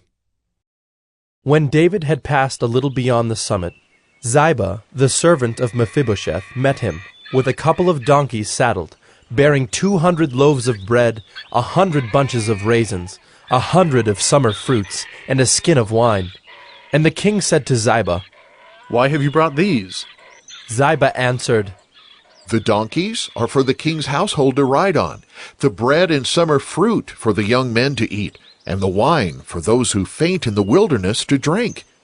And the king said, And where is your master's son? Ziba said to the king, Behold, he remains in Jerusalem, for he said, Today the house of Israel will give me back the kingdom of my father. Then the king said to Ziba, Behold, all that belonged to Mephibosheth is now yours. And Ziba said, I pay homage. Let me ever find favor in your sight, my lord, the king. When King David came to Bahurim, there came out a man of the family of the house of Saul, whose name was Shimei, the son of Gera. And as he came, he cursed continually. And he threw stones at David, and at all the servants of King David, and all the people and all the mighty men were on his right hand and on his left. And Shimei said as he cursed, Get out, you man of blood, you worthless man! The Lord has avenged on you all the blood of the house of Saul, in whose place you have reigned, and the Lord has given the kingdom into the hand of your son Absalom. See, your evil is on you, for you are a man of blood! Then Abishai the son of Zeruiah said to the king, Why should this dead dog curse my lord the king? Let me go over and take off his head. But the king said, What have I to do with you, you sons of Zeruiah? If he is cursing because the Lord has said to him, Curse David, who then shall say, Why have you done so? And David said to Abishai and to all his servants, Behold, my own son seeks my life. How much more now may this Benjaminite? Leave him alone, and let him curse, for the Lord has told him to. It may be that the Lord will look on the wrong done to me, and that the Lord will repay me with good for his cursing today. So David and his men went on the road, while Shimei went along on the hillside opposite him, and cursed as he went, and threw stones at him and flung dust. And the king and all the people who were with him arrived weary at the Jordan, and there he refreshed himself. Now Absalom and all the people, the men of Israel, came to Jerusalem, and Ahithophel with him. And when Hushai the Archite, David's friend, came to Absalom, Hushai said to Absalom, Long live the king! Long live the king! And Absalom said to Hushai, Is this your loyalty to your friend? Why did you not go with your friend? And Hushai said to Absalom, No, for whom the Lord and this people and all the men of Israel have chosen, his I will be, and with him I will remain. And again, whom should I serve? Should it not be his son? As I have served your father, so I will serve you. Then Absalom said to Ahithophel, Give your counsel, what shall we do? Ahithophel said to Absalom, Go into your father's concubines, whom he has left to keep the house, and all Israel will hear that you have made yourself a stench to your father, and the hands of all who are with you will be strengthened. So they pitched a tent for Absalom on the roof, and Absalom went into his father's concubines in the sight of all Israel. Now in those days the counsel that Ahithophel gave was as if one consulted the word of God. So was all the counsel of Ahithophel esteemed both by David and by Absalom. 2 Samuel 17. Moreover, Ahithophel said to Absalom, Let me choose 12,000 men, and I will arise and pursue David tonight. I will come upon him while he is weary and discouraged and throw him into a panic. And all the people who are with him will flee. I will strike down only the king, and I will bring all the people back to you as a bride comes home to her husband. You seek the life of only one man, and all the people will be at peace. And the advice seemed right in the eyes of Absalom and all the elders of Israel. Then Absalom said, Call Hushai the Archite also, and let us hear what he has to say. And when Hushai came to Absalom, Absalom said to him, Thus has Ahithophel spoken. Shall we do as he says? If not, you speak. Then Hushai said to Absalom, This time the counsel that Ahithophel has given is not good. Hushai said, You know that your father and his men are mighty men, and that they are enraged like a bear robbed of her cubs in the field. Besides, your father is expert in war. He will not spend the night with the people. Behold, even now he has hidden himself in one of the pits or in some other place. And as soon as some of the people fall at the first attack, whoever hears it will say, There has been a slaughter among the people who follow Absalom. Then even the valiant man whose heart is like the heart of a lion will utterly melt with fear, for all Israel knows that your father is a mighty man, and that those who are with him are valiant men. But my counsel is that all Israel be gathered to you, from Dan to Beersheba, as the sand by the sea for multitude, and that you go to battle in person. So we shall come upon him in some place where he is to be found, and we shall light upon him as the dew falls on the ground, and of him and all the men with him not one will be left.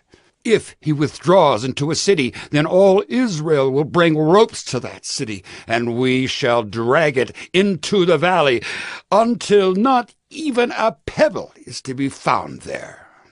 And Absalom and all the men of Israel said, The counsel of Hushai the Archite is better than the counsel of Ahithophel. For the Lord had ordained to defeat the good counsel of Ahithophel, so that the Lord might bring harm upon Absalom. Then Hushai said to Zadok and Abiathar the priests, Thus and so did Ahithophel counsel Absalom and the elders of Israel, and thus and so have I counseled. Now, therefore, send quickly and tell David, Do not stay tonight at the fords of the wilderness, but by all means pass over, lest the king and all the people who are with him be swallowed up. Now Jonathan and Ahimaaz were waiting at Enrogel. A female servant was to go and tell them, and they were to go and tell King David, for they were not to be seen entering the city. But a young man saw them and told Absalom.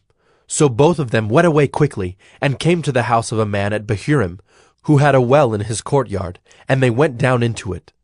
And the woman took and spread a covering over the well's mouth, and scattered grain on it, and nothing was known of it. When Absalom's servants came to the woman at the house, they said, Where are Ahimaaz and Jonathan? And the woman said to them, They have gone over the brook of water. And when they had sought and could not find them, they returned to Jerusalem. After they had gone, the men came up out of the well, and went and told King David. They said to David, Arise, and go quickly over the water, for thus and so has Ahithophel counseled against you. Then David arose, and all the people who were with him, and they crossed the Jordan. By daybreak not one was left who had not crossed the Jordan. When Ahithophel saw that his counsel was not followed, he saddled his donkey and went off home to his own city. He set his house in order and hanged himself, and he died and was buried in the tomb of his father. Then David came to Mahanaim, and Absalom crossed the Jordan with all the men of Israel. Now Absalom had set Amasa over the army instead of Joab. Amasa was the son of a man named Ithra the Ishmaelite, who had married Abigail, the daughter of Nahash, sister of Zeruiah, Joab's mother. And Israel and Absalom encamped in the land of Gilead. When David came to Mahanaim, Shobai, the son of Nahash from Rabbah of the Ammonites, and Machir, the son of Ammiel from Lo-debar, and Barzillai the Gileadite from Rogelim, brought beds, basins, and earthen vessels, wheat, barley, flour, parched grain, beans, and lentils, honey and curds and sheep and cheese from the herd, for David and the people with him to eat. For they said, The people are hungry and weary and thirsty in the wilderness. 2 Samuel 18. Then David mustered the men who were with him, and set over them commanders of thousands and commanders of hundreds. And David sent out the army, 1/3 under the command of Joab, 1/3 under the command of Abishai the son of Zeruiah, Joab's brother, and 1/3 under the command of Ittai the Gittite. And the king said to the men, I myself will also go out with you. But the men said, You shall not go out, for if we flee, they will not care about us. If half of us die, they will not care about us. But you are worth 10,000 of us. Therefore it is better that you send us help from the city. The king said to them, Whatever seems best to you, I will do. So the king stood at the side of the gate, while all the army marched out by hundreds and by thousands. And the king ordered Joab and Abishai and Ittai, Deal gently, for my sake, with the young man Absalom. And all the people heard when the king gave orders to all the commanders about Absalom. So the army went out into the field against Israel, and the battle was fought in the forest of Ephraim. And the men of Israel were defeated there by the servants of David, and the loss there was great on that day, 20,000 men. The battle spread over the face of all the country, and the forest devoured more people that day than the sword. And Absalom happened to meet the servants of David. Absalom was riding on his mule, and the mule went under the thick branches of a great oak, and his head caught fast in the oak, and he was suspended between heaven and earth, while the mule that was under him went on. And a certain man saw it, and told Joab, Behold, I saw Absalom hanging in an oak. Joab said to the man who told him, What? You saw him? Why then did you not strike him there to the ground? I would have been glad to give you 10 pieces of silver and a belt. But the man said to Joab, Even if I felt in my hand the weight of 1,000 pieces of silver, I would not reach out my hand against the king's son.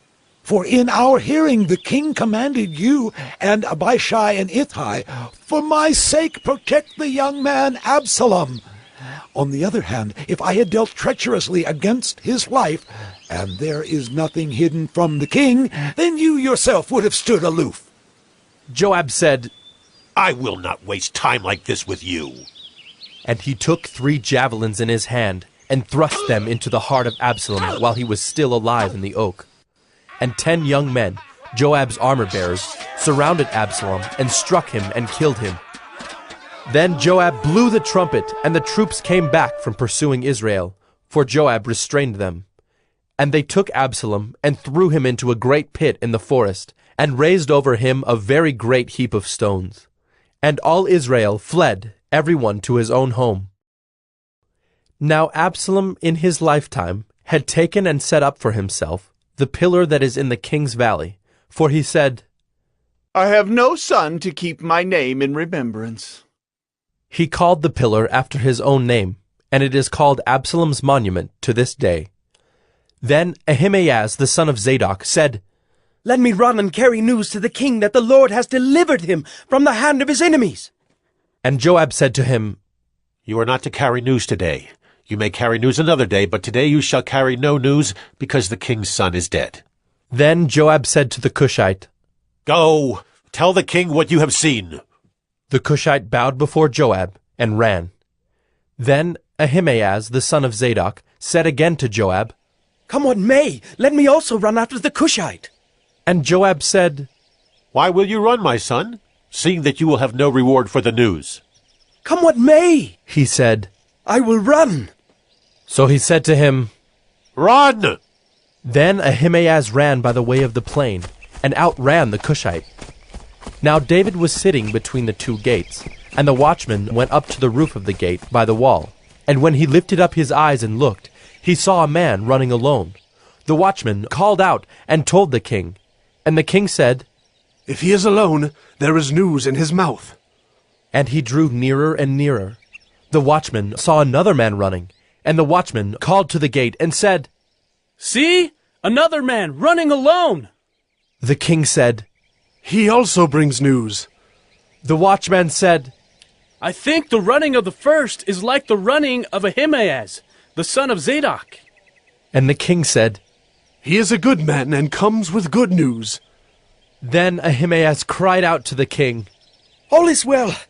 And he bowed before the king with his face to the earth, and said, "Blessed be the Lord your God, who has delivered up the men who raised their hand against my lord the king." And the king said, "Is it well with the young man Absalom?" Ahimaaz answered, "When Joab sent the king's servant, your servant, I saw a great commotion, but I do not know what it was." And the king said, "Turn aside and stand here." So he turned aside and stood still. And behold, the Cushite came, and the Cushite said, "Good news for my lord the king, for the Lord has delivered you this day from the hand of all who rose up against you." The king said to the Cushite, "Is it well with the young man Absalom?" And the Cushite answered, "May the enemies of my lord the king and all who rise up against you for evil be like that young man." And the king was deeply moved, and went up to the chamber over the gate, and wept. And as he went, he said, "Oh, my son Absalom, my son Absalom! Would I had died instead of you, O Absalom! My son, my son!" 2 Samuel 19. It was told Joab, "Behold, the king is weeping and mourning for Absalom." So the victory that day was turned into mourning for all the people, for the people heard that day, "The king is grieving for his son." And the people stole into the city that day, as people steal in who are ashamed when they flee in battle. The king covered his face, and the king cried with a loud voice, "Oh, my son Absalom! Oh, Absalom! My son! My son!" Then Joab came into the house to the king and said, "You have today covered with shame the faces of all your servants, who have this day saved your life, and the lives of your sons and your daughters, and the lives of your wives and your concubines, because you love those who hate you, and hate those who love you. For you have made it clear today that commanders and servants are nothing to you. For today I know that if Absalom were alive, and all of us were dead today, then you would be pleased. Now therefore arise, go out and speak kindly to your servants, for I swear by the Lord, if you do not go, not a man will stay with you this night, and this will be worse for you than all the evil that has come upon you from your youth until now." Then the king arose and took his seat in the gate, and the people were all told, "Behold, the king is sitting in the gate." And all the people came before the king. Now Israel had fled, every man to his own home. And all the people were arguing throughout all the tribes of Israel, saying, "The king delivered us from the hand of our enemies, and saved us from the hand of the Philistines. And now he has fled out of the land from Absalom. But Absalom, whom we anointed over us, is dead in battle. Now, therefore, why do you say nothing about bringing the king back?" And King David sent this message to Zadok and Abiathar the priests. "Say to the elders of Judah, why should you be the last to bring the king back to his house, when the word of all Israel has come to the king? You are my brothers, you are my bone and my flesh. Why then should you be the last to bring back the king? And say to Amasa, are you not my bone and my flesh? God do so to me and more also, if you are not commander of my army from now on in place of Joab." And he swayed the heart of all the men of Judah as one man, so that they sent word to the king, "Return, both you and all your servants." So the king came back to the Jordan, and Judah came to Gilgal to meet the king and to bring the king over the Jordan. And Shimei, the son of Gera the Benjaminite from Bahurim, hurried to come down with the men of Judah to meet King David. And with him were 1,000 men from Benjamin. And Ziba the servant of the house of Saul, with his 15 sons and his 20 servants, rushed down to the Jordan before the king, and they crossed the ford to bring over the king's household and to do his pleasure. And Shimei the son of Gera fell down before the king as he was about to cross the Jordan, and said to the king, Let not my lord hold me guilty, or remember how your servant did wrong on the day my lord the king left Jerusalem. Do not let the king take it to heart, for your servant knows that I have sinned. Therefore, behold, I have come this day, the first of all the house of Joseph, to come down to meet my lord the king. Abishai the son of Zeruiah answered, Shall not Shimei be put to death for this, because he cursed the Lord's anointed? But David said, What have I to do with you, you sons of Zeruiah, that you should this day be as an adversary to me? Shall anyone be put to death in Israel this day? For do I not know that I am this day king over Israel? And the king said to Shimei, You shall not die. And the king gave him his oath. And Mephibosheth, the son of Saul, came down to meet the king. He had neither taken care of his feet, nor trimmed his beard, nor washed his clothes from the day the king departed until the day he came back in safety. And when he came to Jerusalem to meet the king said to him, Why did you not go with me, Mephibosheth? He answered, My lord, O king, my servant deceived me. For your servant said to him, I will saddle a donkey for myself, that I may ride on it and go with the king. For your servant is lame. He has slandered your servant to my lord the king. But my lord the king is like the angel of God. Do, therefore, what seems good to you. For all my father's house were but men doomed to death before my lord the king, but you set your servant among those who eat at your table. What further right have I than to cry to the king? And the king said to him, Why speak any more of your affairs? I have decided. You and Ziba shall divide the land. And Mephibosheth said to the king, Oh, let him take it all, since my lord the king has come safely home. Now Barzillai the Gileadite had come down from Rogelim, and he went on with the king to the Jordan to escort him over the Jordan. Barzillai was a very aged man, 80 years old. He had provided the king with food while he stayed at Mahanaim, for he was a very wealthy man. And the king said to Barzillai, Come over with me, and I will provide for you with me in Jerusalem. But Barzillai said to the king, How many years have I still to live, that I should go up with the king to Jerusalem? I am this day 80 years old. Can I discern what is pleasant and what is not? Can your servant taste what he eats or what he drinks? Can I still listen to the voice of singing men and singing women? Why then should your servant be an added burden to my lord the king? Your servant will go a little way over the Jordan with the king. Why should the king repay me with such a reward? Please let your servant return, that I may die in my own city near the grave of my father and my mother. But here is your servant Kimham. Let him go over with my lord the king, and do for him whatever seems good to you. And the king answered, Kimham shall go over with me, and I will do for him whatever seems good to you, and all that you desire of me I will do for you. Then all the people went over the Jordan, and the king went over.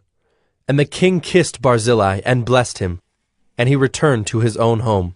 The king went on to Gilgal, and Kimham went on with him. All the people of Judah, and also half the people of Israel, brought the king on his way. Then all the men of Israel came to the king, and said to the king, Why have our brothers the men of Judah stolen you away, and brought the king and his household over the Jordan? and all David's men with him. All the men of Judah answered the men of Israel, Because the king is our close relative. Why then are you angry over this matter? Have we eaten at all at the king's expense? Or has he given us any gift? And the men of Israel answered the men of Judah, We have 10 shares in the king, and in David also we have more than you. Why then did you despise us? Were we not the first to speak of bringing back our king? But the words of the men of Judah were fiercer than the words of the men of Israel. 2 Samuel 20. Now there happened to be there a worthless man, whose name was Sheba, the son of Bichri, a Benjaminite. And he blew the trumpet and said, We have no portion in David, and we have no inheritance in the son of Jesse. Every man to his tents, O Israel! So all the men of Israel withdrew from David and followed Sheba the son of Bichri. But the men of Judah followed their king steadfastly from the Jordan to Jerusalem. And David came to his house at Jerusalem. And the king took the 10 concubines whom he had left to care for the house, and put them in a house under guard, and provided for them, but did not go into them. So they were shut up until the day of their death, living as if in widowhood. Then the king said to Amasa, Call the men of Judah together to me within 3 days, and be here yourself. So Amasa went to summon Judah, but he delayed beyond the set time that had been appointed him. And David said to Abishai, Now Sheba, the son of Bichri, will do us more harm than Absalom. Take your lord's servants and pursue him, lest he get himself to fortified cities and escape from us. And there went out after him Joab's men, and the Kerethites and the Pelethites, and all the mighty men. They went out from Jerusalem to pursue Sheba the son of Bichri. When they were at the great stone that is in Gibeon, Amasa came to meet them. Now Joab was wearing a soldier's garment, and over it was a belt with a sword in its sheath, fastened on his thigh. And as he went forward, it fell out. And Joab said to Amasa, Is it well with you, my brother? And Joab took Amasa by the beard with his right hand to kiss him. But Amasa did not observe the sword that was in Joab's hand. So Joab struck him with it in the stomach, and spilled his entrails to the ground without striking a second blow, and he died. Then Joab and Abishai his brother pursued Sheba the son of Bichri. And one of Joab's young men took his stand by Amasa, and said, Whoever favors Joab, and whoever is for David, let him follow Joab. And Amasa lay wallowing in his blood in the highway. And anyone who came by, seeing him, stopped. And when the man saw that all the people stopped, he carried Amasa out of the highway into the field, and threw a garment over him.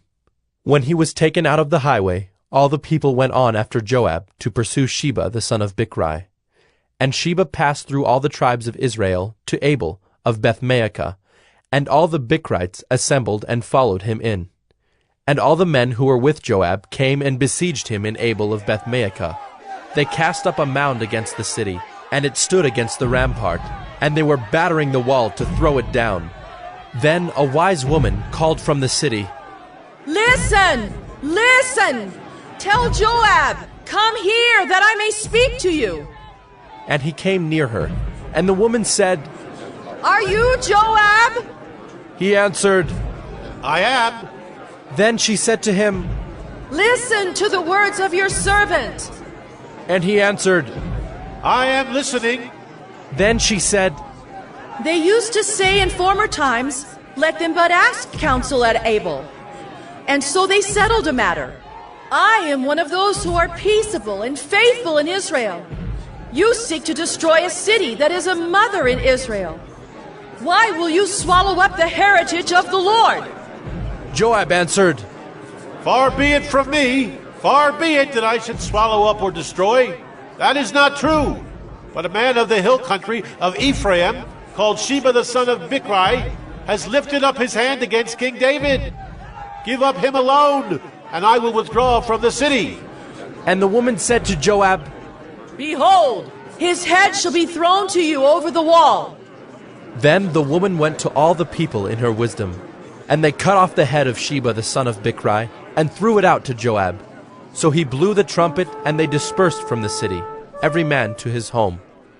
And Joab returned to Jerusalem to the king.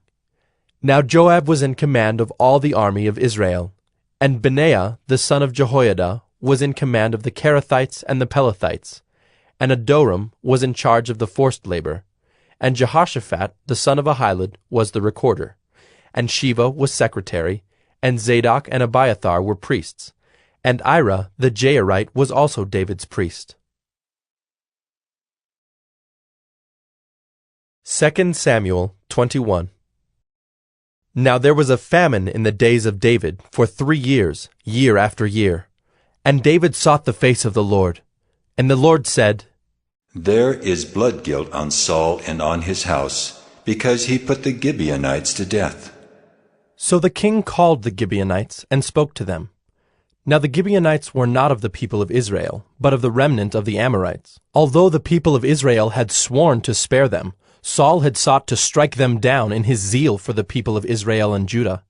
And David said to the Gibeonites, What shall I do for you, and how shall I make atonement, that you may bless the heritage of the Lord? The Gibeonites said to him, It is not a matter of silver or gold between us and Saul or his house. Neither is it for us to put any man to death in Israel. And he said, What do you say that I shall do for you? They said to the king, The man who consumed us and planned to destroy us, so that we should have no place in all the territory of Israel. Let 7 of his sons be given to us, so that we may hang them before the Lord at Gibeah of Saul, the chosen of the Lord.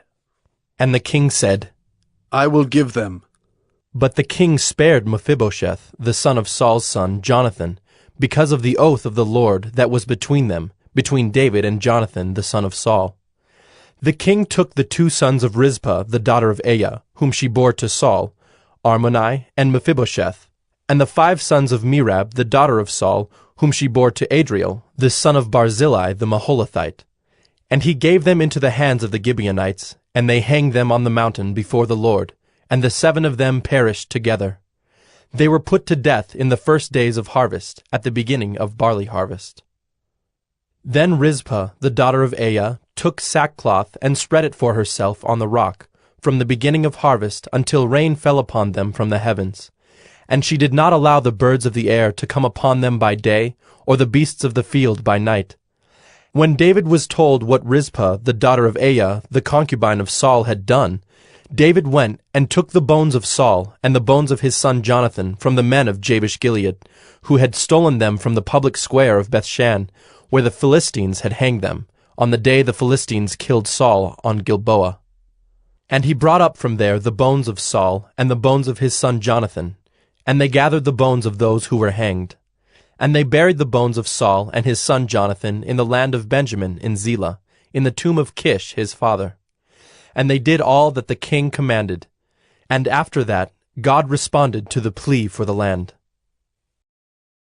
There was war again between the Philistines and Israel, and David went down together with his servants, and they fought against the Philistines. And David grew weary. And Ishbi-Benob, one of the descendants of the giants, whose spear weighed 300 shekels of bronze, and who was armed with a new sword, thought to kill David. But Abishai, the son of Zeruiah, came to his aid, and attacked the Philistine, and killed him. Then David's men swore to him, You shall no longer go out with us to battle, lest you quench the lamp of Israel. After this, there was again war with the Philistines at Gob. Then Sibbecai, the Hushathite, struck down Saph, who was one of the descendants of the giants.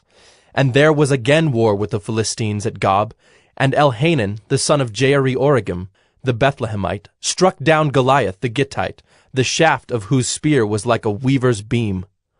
And there was again war at Gath, where there was a man of great stature, who had 6 fingers on each hand, and 6 toes on each foot, 24 in number.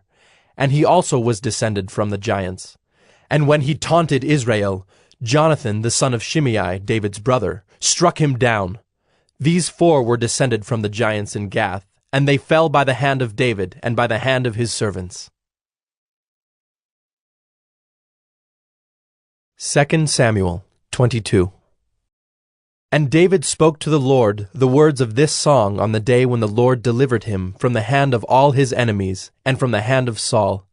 He said, The Lord is my rock and my fortress and my deliverer, my God, my rock in whom I take refuge, my shield and the horn of my salvation, my stronghold and my refuge, my Savior.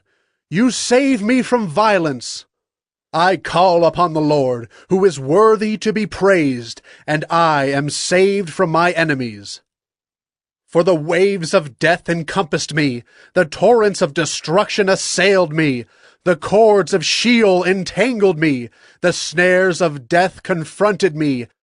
In my distress I called upon the Lord. To my God I called. From his temple he heard my voice, and my cry came to his ears. Then the earth reeled and rocked, the foundations of the heavens trembled and quaked, because he was angry. Smoke went up from his nostrils, and devouring fire from his mouth. Glowing coals flamed forth from him. He bowed the heavens and came down. Thick darkness was under his feet. He rode on a cherub and flew. He was seen on the wings of the wind. He made darkness around him his canopy, thick clouds, a gathering of water. Out of the brightness before him coals of fire flamed forth. The Lord thundered from heaven, and the Most High uttered his voice. And he sent out arrows and scattered them, lightning and routed them. Then the channels of the sea were seen, the foundations of the world were laid bare, at the rebuke of the Lord, at the blast of the breath of his nostrils. He sent from on high, he took me, he drew me out of many waters. He rescued me from my strong enemy, from those who hated me, for they were too mighty for me. They confronted me in the day of my calamity, but the Lord was my support. He brought me out into a broad place. He rescued me, because he delighted in me. The Lord dealt with me according to my righteousness. According to the cleanness of my hands he rewarded me. For I have kept the ways of the Lord, and have not wickedly departed from my God. For all his rules were before me, and from his statutes I did not turn aside. I was blameless before him, and I kept myself from guilt. And the Lord has rewarded me according to my righteousness, according to my cleanness in his sight. With the merciful you show yourself merciful. With the blameless man you show yourself blameless. With the purified you deal purely, and with the crooked you make yourself seem tortuous. You save a humble people, but your eyes are on the haughty to bring them down. For you are my lamp, O Lord, and my God lightens my darkness.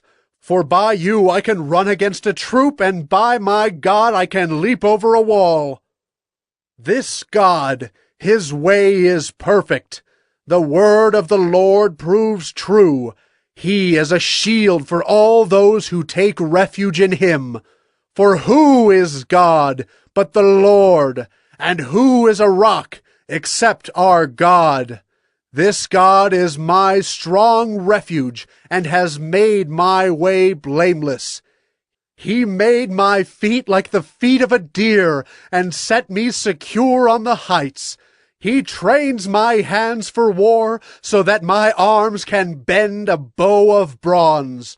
You have given me the shield of your salvation, and your gentleness made me great. You gave a wide place for my steps under me, and my feet did not slip. I pursued my enemies and destroyed them, and did not turn back until they were consumed. I consumed them. I thrust them through so that they did not rise. They fell under my feet. For you equipped me with strength for the battle. You made those who rise against me sink under me. You made my enemies turn their backs to me. those who hated me, and I destroyed them. They looked, but there was none to save. They cried to the Lord, but he did not answer them. I beat them fine as the dust of the earth. I crushed them and stamped them down like the mire of the streets. You delivered me from strife with my people. You kept me as the head of the nations. People whom I had not known served me. Foreigners came cringing to me. As soon as they heard of me, they obeyed me.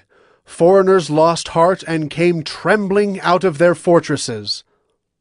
The Lord lives, and blessed be my rock, and exalted be my God, the rock of my salvation, the God who gave me vengeance and brought down peoples under me, who brought me out from my enemies. You exalted me above those who rose against me. You delivered me from men of violence. For this I will praise you, O Lord, among the nations, and sing praises to your name. Great salvation he brings to his king, and shows steadfast love to his anointed, to David and his offspring forever. 2 Samuel 23. Now these are the last words of David, the oracle of David, the son of Jesse, the oracle of the man who was raised on high, the anointed of the God of Jacob, the sweet psalmist of Israel. The Spirit of the Lord speaks by me. His word is on my tongue. The God of Israel has spoken. The Rock of Israel has said to me, when one rules justly over men, ruling in the fear of God, he dawns on them like the morning light, like the sun shining forth on a cloudless morning, like rain that makes grass to sprout from the earth. For does not my house stand so with God? For he has made with me an everlasting covenant, ordered in all things and secure. For will he not cause to prosper all my help and my desire? But worthless men are all like thorns that are thrown away, for they cannot be taken with the hand. But the man who touches them arms himself with iron and the shaft of a spear, and they are utterly consumed with fire. These are the names of the mighty men whom David had. Josheb-Basshebeth, a Tekemonite. He was chief of the three. He wielded his spear against 800 whom he killed at one time. And next to him, among the three mighty men, was Eleazar the son of Dodo, son of Ahohi. He was with David when they defied the Philistines who were gathered there for battle, and the men of Israel withdrew. He rose and struck down the Philistines until his hand was weary, and his hand clung to the sword. And the Lord brought about a great victory that day, and the men returned after him, only to strip the slain. And next to him was Shammah the son of Agi the Hararite. The Philistines gathered together at Lehi, where there was a plot of ground full of lentils, and the men fled from the Philistines. But he took his stand in the midst of the plot, and defended it, and struck down the Philistines, and the Lord worked a great victory. And 3 of the 30 chief men went down and came about harvest time to David at the cave of Adullam, when a band of Philistines was encamped in the valley of Rephaim. David was then in the stronghold, and the garrison of the Philistines was then at Bethlehem. And David said longingly, Oh, that someone would give me water to drink from the well of Bethlehem that is by the gate. Then the 3 mighty men broke through the camp of the Philistines, and drew water out of the well of Bethlehem that was by the gate, and carried and brought it to David. But he would not drink of it. He poured it out to the Lord, and said, Far be it from me, O Lord, that I should do this. Shall I drink the blood of the men who went at the risk of their lives? Therefore he would not drink it. These things the 3 mighty men did. Now Abishai, the brother of Joab, the son of Zeruiah, was chief of the 30. And he wielded his spear against 300 men, and killed them, and won a name beside the 3. He was the most renowned of the 30, and became their commander, but he did not attain to the 3. And Benaiah, the son of Jehoiada, was a valiant man of Kabzeel, a doer of great deeds. He struck down 2 Ariels of Moab. He also went down and struck down a lion in a pit on a day when snow had fallen. And he struck down an Egyptian, a handsome man. The Egyptian had a spear in his hand, but Benaiah went down to him with a staff, and snatched the spear out of the Egyptian's hand, and killed him with his own spear. These things did Benaiah, the son of Jehoiada, and won a name beside the 3 mighty men. He was renowned among the 30, but he did not attain to the 3. And David set him over his bodyguard. Asahel, the brother of Joab, was one of the 30. Elhanan, the son of Dodo of Bethlehem, Shammah of Herod, Elika of Herod, Helez the Paltite, Ira the son of Ikish of Tekoa, Abiezer of Anathoth, Mabunai the Hushathite, Zalmon the Ahohite, Maharai of Netophah, Heleb the son of Baanah of Netophah, Ittai the son of Ribai of Gibeah of the people of Benjamin, Benaiah of Pirathon, Hiddai of the brooks of Gaash, Abi Alban the Arbathite, Asmaveth of Bahurim, Eliabah the Shaalbanite, the sons of Jashan, Jonathan, Shammah the Hararite, Ahiam the son of Sherar the Hararite, Eliphalet the son of Ahashbai of Maacah, Eliam the son of Ahithophel of Gilo, Hezro of Carmel, Pearai the Arbite, Igal the son of Nathan of Zobah, Bani the Gadite, Zelek the Ammonite, Naharai of Beeroth, the armor-bearer of Joab, the son of Zeruiah, Ira the Ithrite, Gareb the Ithrite, Uriah the Hittite, 37 in all. 2 Samuel 24. Again the anger of the Lord was kindled against Israel, and he incited David against them, saying, Go, number Israel and Judah. So the king said to Joab, the commander of the army who was with him, Go through all the tribes of Israel, from Dan to Beersheba, and number the people, that I may know the number of the people. But Joab said to the king, May the Lord your God add to the people 100 times as many as they are, while the eyes of my lord the king still see it. But why does my lord the king delight in this thing? But the king's word prevailed against Joab and the commanders of the army. So Joab and the commanders of the army went out from the presence of the king to number the people of Israel. They crossed the Jordan and began from Aroer and from the city that is in the middle of the valley toward Gad and on to Jazer. Then they came to Gilead and to Kadesh in the land of the Hittites. And they came to Dan, and from Dan they went around to Sidon, and came to the fortress of Tyre, and to all the cities of the Hivites and Canaanites. And they went out to the Negeb of Judah at Beersheba. So when they had gone through all the land, they came to Jerusalem at the end of 9 months and 20 days. And Joab gave the sum of the numbering of the people to the king. In Israel there were 800,000 valiant men who drew the sword, and the men of Judah were 500,000. But David's heart struck him after he had numbered the people. And David said to the Lord, I have sinned greatly in what I have done. But now, O Lord, please take away the iniquity of your servant, for I have done very foolishly. And when David arose in the morning, the word of the Lord came to the prophet Gad, David's seer, saying, Go and say to David, Thus says the Lord, 3 things I offer you. Choose one of them that I may do it to you. So Gad came to David and told him, and said to him, Shall 3 years of famine come to you in your land? Or will you flee 3 months before your foes while they pursue you? Or shall there be 3 days' pestilence in your land? Now consider and decide what answer I shall return to him who sent me. Then David said to Gad, I am in great distress. Let us fall into the hand of the Lord, for his mercy is great. But let me not fall into the hand of man. So the Lord sent a pestilence on Israel from the morning until the appointed time.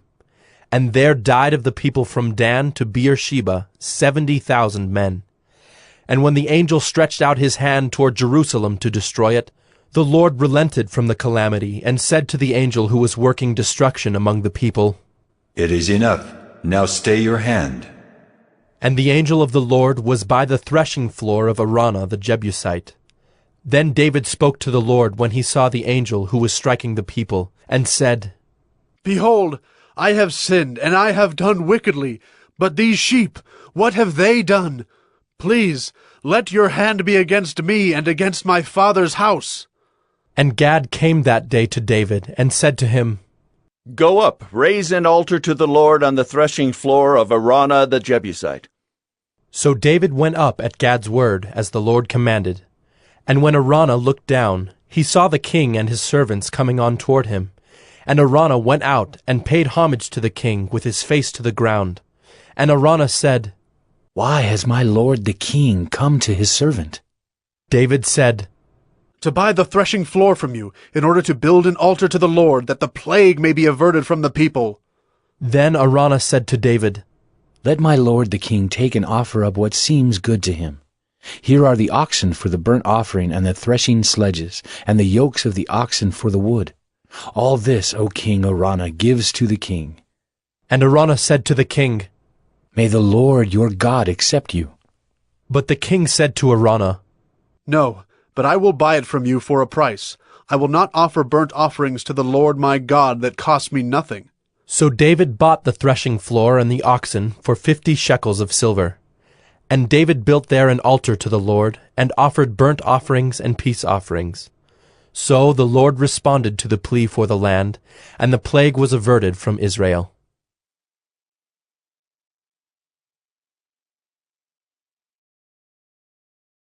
Gospodos TV, once again, subscribe. Today we are listening to the book of 1 Kings. 1 Kings 1. Now King David was old and advanced in years, and although they covered him with clothes, he could not get warm.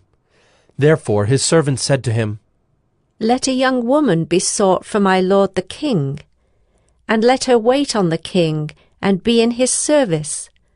Let her lie in your arms, that my lord the king may be warm. So they sought for a beautiful young woman throughout all the territory of Israel, and found Abishag the Shunammite, and brought her to the king. The young woman was very beautiful, and she was of service to the king and attended to him, but the king knew her not. Now Adonijah the son of Haggith exalted himself, saying, I will be king. And he prepared for himself chariots and horsemen, and 50 men to run before him. His father had never at any time displeased him by asking, Why have you done thus and so? He was also a very handsome man, and he was born next after Absalom. He conferred with Joab the son of Zeruiah, and with Abiathar the priest, and they followed Adonijah and helped him. But Zadok the priest, and Benaiah the son of Jehoiada, and Nathan the prophet, and Shimei and Rei, and David's mighty men were not with Adonijah. Adonijah sacrificed sheep, oxen, and fattened cattle by the serpent's stone, which is beside Enrogel, and he invited all his brothers, the king's sons, and all the royal officials of Judah. But he did not invite Nathan the prophet, or Benaiah, or the mighty men, or Solomon his brother. Then Nathan said to Bathsheba, the mother of Solomon, Have you not heard that Adonijah the son of Haggith has become king, and David our Lord does not know it? Now therefore come, let me give you advice, that you may save your own life, and the life of your son Solomon. Go in at once to King David, and say to him, Did you not, my lord the king, swear to your servant, saying, Solomon your son shall reign after me, and he shall sit on my throne? Why then is Adonijah king? Then, while you are still speaking with the king, I also will come in after you and confirm your words. So Bathsheba went to the king in his chamber. Now the king was very old, and Abishag the Shunammite was attending to the king. Bathsheba bowed and paid homage to the king, and the king said, What do you desire? She said to him, My lord, you swore to your servant by the Lord your God, saying, Solomon your son shall reign after me, and he shall sit on my throne. And now, behold, Adonijah is king, although you, my lord the king, do not know it. He has sacrificed oxen, fattened cattle, and sheep in abundance, and has invited all the sons of the king, Abiathar the priest, and Joab the commander of the army. But Solomon your servant he has not invited. And now, my lord the king, the eyes of all Israel are on you, to tell them who shall sit on the throne of my lord the king after him. Otherwise it will come to pass, when my lord the king sleeps with his fathers, that I and my son Solomon will be counted offenders. While she was still speaking with the king, Nathan the prophet came in, and they told the king, "Here is Nathan the prophet." And when he came in before the king, he bowed before the king, with his face to the ground.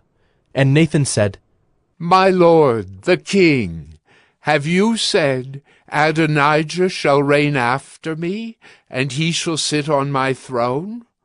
For he has gone down this day, and has sacrificed oxen, fattened cattle and sheep in abundance, and has invited all the king's sons, the commanders of the army, and Abiathar the priest.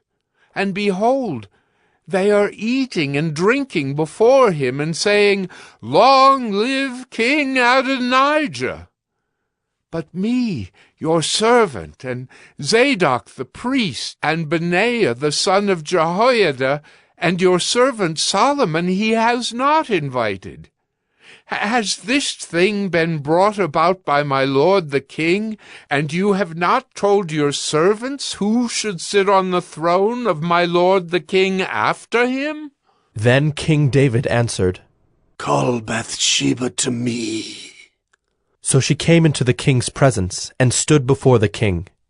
And the king swore, saying, As the Lord lives, who has redeemed my soul out of every adversity, as I swore to you by the Lord, the God of Israel, saying, Solomon, your son shall reign after me, and he shall sit on my throne in my place. Even so will I do this day. Then Bathsheba bowed with her face to the ground, and paid homage to the king, and said, May my lord King David live forever. King David said, Call to me Zadok the priest, Nathan the prophet, and Benaiah the son of Jehoiada. So they came before the king, and the king said to them, Take with you the servants of your lord, and have Solomon my son ride on my own mule, and bring him down to Gihon. And let Zadok the priest, and Nathan the prophet, there anoint him king over Israel. Then blow the trumpet, and say, Long live King Solomon! You shall then come up after him, and he shall come and sit on my throne, for he shall be king in my place. And I have appointed him to be ruler over Israel and over Judah. And Benaiah the son of Jehoiada answered the king, Amen. May the Lord, the God of my lord the king, say so. As the Lord has been with my lord the king, even so may he be with Solomon, and make his throne greater than the throne of my lord King David. So Zadok the priest, Nathan the prophet, and Benaiah the son of Jehoiada, and the Kerethites and the Pelethites went down and had Solomon ride on King David's mule, and brought him to Gihon. There Zadok the priest took the horn of oil from the tent, and anointed Solomon. Then they blew the trumpet, and all the people said, Long live King Solomon! And all the people went up after him, playing on pipes and rejoicing with great joy, so that the earth was split by their noise. Adonijah and all the guests who were with him heard it as they finished feasting. And when Joab heard the sound of the trumpet, he said, What does this uproar in the city mean? While he was still speaking, behold, Jonathan the son of Abiathar the priest came. And Adonijah said, Come in, for you are a worthy man and bring good news. Jonathan answered Adonijah, No, for our Lord King David has made Solomon king, and the king has sent with him Zadok the priest, Nathan the prophet, and Benaiah the son of Jehoiada, and the Kerethites and the Pelethites. And they had him ride on the king's mule. And Zadok the priest and Nathan the prophet have anointed him king at Gihon. And they have gone up from there rejoicing, so that the city is in an uproar. This is the noise that you have heard. Solomon sits on the royal throne. Moreover, the king's servants came to congratulate our Lord King David, saying, May your God make the name of Solomon more famous than yours, and make his throne greater than your throne. And the king bowed himself on the bed. And the king also said, Blessed be the Lord, the God of Israel, who has granted someone to sit on my throne this day, my own eyes seeing it. Then all the guests of Adonijah trembled and rose, and each went his own way. And Adonijah feared Solomon, so he arose and went, and took hold of the horns of the altar. Then it was told Solomon, Behold, Adonijah fears King Solomon. For behold, he has laid hold of the horns of the altar, saying, Let King Solomon swear to me first that he will not put his servant to death with the sword. And Solomon said, If he will show himself a worthy man, not one of his hairs shall fall to the earth. But if wickedness is found in him, he shall die. So King Solomon sent, and they brought him down from the altar. And he came and paid homage to King Solomon. And Solomon said to him, Go to your house.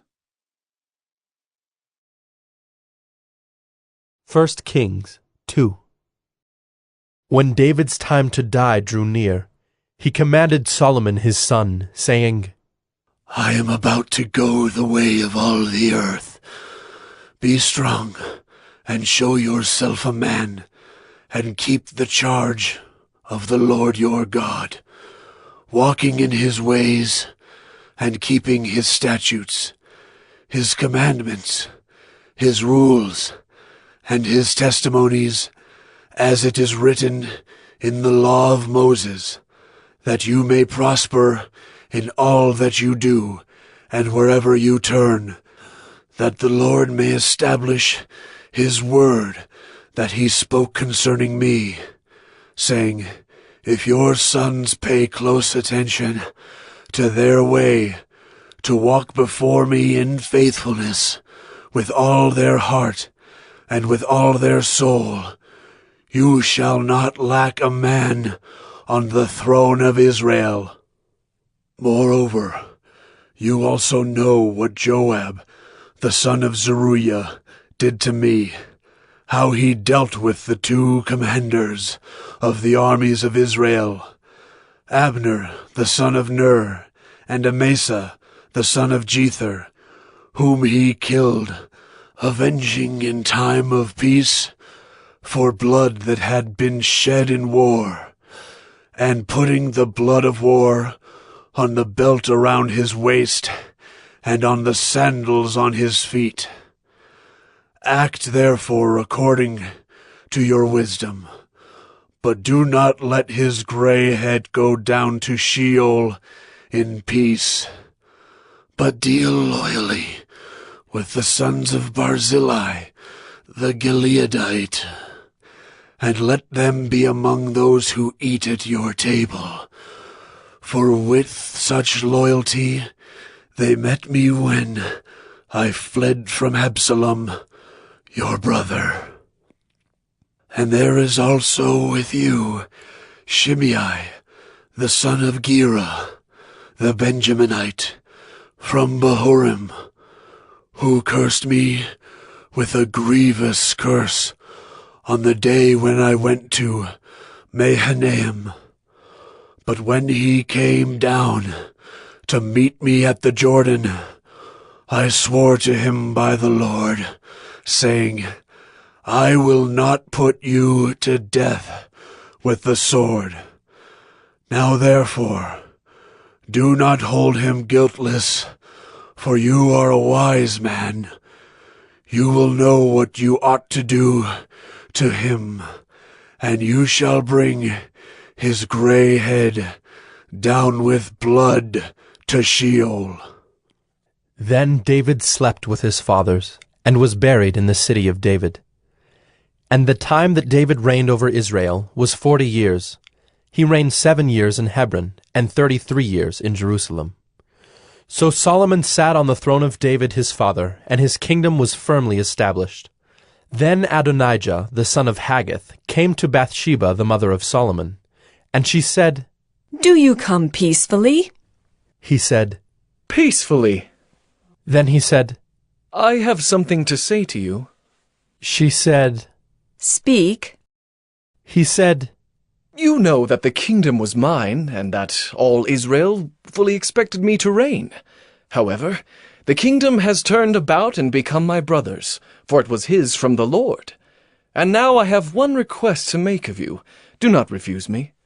She said to him, Speak. And he said, Please, ask King Solomon, he will not refuse you, to give me Abishag the Shunammite as my wife. Bathsheba said, Very well. I will speak for you to the king.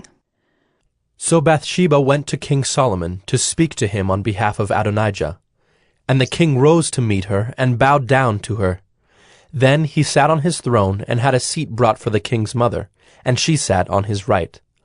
Then she said, I have one small request to make of you. Do not refuse me. And the king said to her, Make your request, my mother, for I will not refuse you. She said, Let Abishag the Shunammite be given to Adonijah your brother as his wife. King Solomon answered his mother, And why do you ask Abishag the Shunammite for Adonijah? Ask for him the kingdom also, for he is my older brother, and on his side are Abiathar the priest, and Joab the son of Zeruiah. Then King Solomon swore by the Lord, saying, God do so to me and more also, if this word does not cost Adonijah his life. Now therefore, as the Lord lives, who has established me and placed me on the throne of David my father, and who has made me a house, as he promised, Adonijah shall be put to death today. So King Solomon sent Benaiah the son of Jehoiada, and he struck him down, and he died. And to Abiathar the priest the king said, Go to Anathoth, to your estate, for you deserve death, but I will not at this time put you to death, because you carried the ark of the Lord God before David my father, and because you shared in all my father's affliction. So Solomon expelled Abiathar from being priest to the Lord, thus fulfilling the word of the Lord that he had spoken concerning the house of Eli in Shiloh. When the news came to Joab, for Joab had supported Adonijah, although he had not supported Absalom, Joab fled to the tent of the Lord, and caught hold of the horns of the altar. And when it was told King Solomon, Joab has fled to the tent of the Lord, and behold, he is beside the altar. Solomon sent Benaiah the son of Jehoiada, saying, Go, strike him down. So Benaiah came to the tent of the Lord, and said to him, The king commands, come out! But he said, No, I will die here. Then Benaiah brought the king word again, saying, Thus said Joab, and thus he answered me. The king replied to him, Do as he has said. Strike him down and bury him, and thus take away from me and from my father's house the guilt for the blood that Joab shed without cause. The Lord will bring back his bloody deeds on his own head, because without the knowledge of my father David, he attacked and killed with the sword 2 men more righteous and better than himself, Abner, the son of Ner, commander of the army of Israel, and Amasa, the son of Jether, commander of the army of Judah. So shall their blood come back on the head of Joab, and on the head of his descendants forever. But for David, and for his descendants, and for his house, and for his throne, there shall be peace from the Lord forevermore. Then Benaiah the son of Jehoiada went up and struck him down and put him to death. And he was buried in his own house in the wilderness. The king put Benaiah the son of Jehoiada over the army in place of Joab, and the king put Zadok the priest in the place of Abiathar. Then the king sent and summoned Shimei and said to him, Build yourself a house in Jerusalem, and dwell there, and do not go out from there to any place whatever. For on the day you go out and cross the brook Kidron, know for certain that you shall die. Your blood shall be on your own head. And Shimei said to the king, What you say is good, as my lord the king has said, so will your servant do. So Shimei lived in Jerusalem many days. But it happened at the end of 3 years that 2 of Shimei's servants ran away to Achish, son of Maacah, king of Gath. And when it was told Shimei, Behold, your servants are in Gath, Shimei arose and saddled a donkey and went to Gath to Achish to seek his servants. Shimei went and brought his servants from Gath. And when Solomon was told that Shimei had gone from Jerusalem to Gath and returned, the king sent and summoned Shimei and said to him, Did I not make you swear by the Lord and solemnly warn you, saying, Know for certain that on the day you go out and go to any place whatever, you shall die? And you said to me, What you say is good, I will obey. Why then have you not kept your oath to the Lord, and the commandment with which I commanded you? The king also said to Shimei, You know in your own heart all the harm that you did to David my father. So the Lord will bring back your harm on your own head. But King Solomon shall be blessed, and the throne of David shall be established before the Lord forever. Then the king commanded Benaiah the son of Jehoiada, and he went out and struck him down, and he died. So the kingdom was established in the hand of Solomon. 1 Kings 3. Solomon made a marriage alliance with Pharaoh, king of Egypt. He took Pharaoh's daughter and brought her into the city of David until he had finished building his own house and the house of the Lord and the wall around Jerusalem. The people were sacrificing at the high places, however, because no house had yet been built for the name of the Lord. Solomon loved the Lord, walking in the statutes of David his father. Only he sacrificed and made offerings at the high places. And the king went to Gibeon to sacrifice there, for that was the great high place. Solomon used to offer 1,000 burnt offerings on that altar. At Gibeon the Lord appeared to Solomon in a dream by night, and God said, Ask what I shall give you. And Solomon said, You have shown great and steadfast love to your servant David my father, because he walked before you in faithfulness, in righteousness, and in uprightness of heart toward you. And you have kept for him this great and steadfast love, and have given him a son to sit on his throne this day. And now, O Lord my God, you have made your servant king in place of David my father. Although I am but a little child, I do not know how to go out or come in. And your servant is in the midst of your people whom you have chosen, a great people, too many to be numbered or counted for multitude. Give your servant, therefore, an understanding mind to govern your people, that I may discern between good and evil. For who is able to govern this, your great people? It pleased the Lord that Solomon had asked this. And God said to him, Because you have asked this, and have not asked for yourself long life, or riches, or the life of your enemies, but have asked for yourself understanding to discern what is right, behold, I now do according to your word. Behold, I give you a wise and discerning mind, so that none like you has been before you, and none like you shall arise after you. I give you also what you have not asked, both riches and honor, so that no other king shall compare with you all your days. And if you will walk in my ways, keeping my statutes and my commandments, as your father David walked, then I will lengthen your days. And Solomon awoke, and behold, it was a dream. Then he came to Jerusalem, and stood before the ark of the covenant of the Lord, and offered up burnt offerings and peace offerings, and made a feast for all his servants. Then 2 prostitutes came to the king, and stood before him. The one woman said, Oh, my lord, this woman and I live in the same house, and I gave birth to a child while she was in the house. Then on the 3rd day after I gave birth, this woman also gave birth, and we were alone. There was no one else with us in the house. Only we 2 were in the house. And this woman's son died in the night because she lay on him.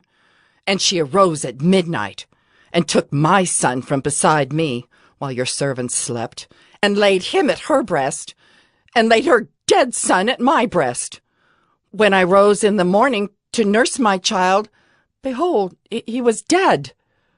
But when I looked at him closely in the morning, behold, he was not the child that I had borne. But the other woman said, No, the living child is mine, and the dead child is yours.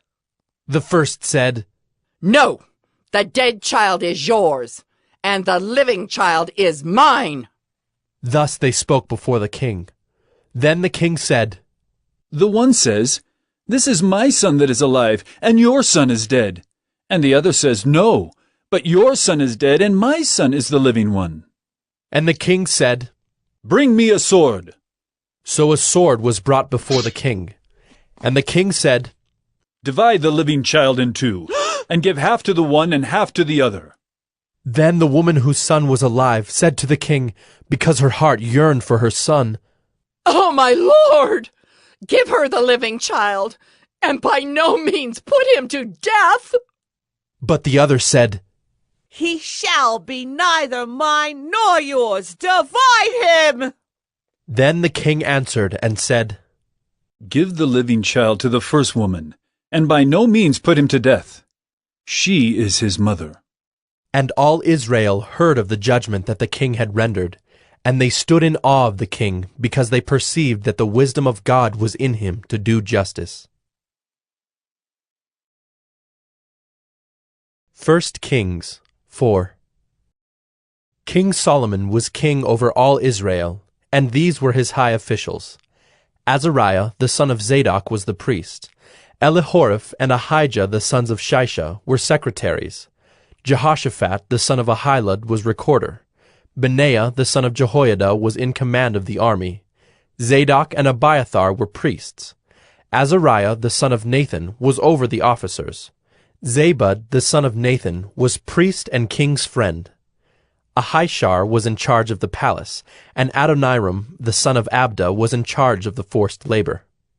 Solomon had 12 officers over all Israel, who provided food for the king and his household. Each man had to make provision for 1 month in the year.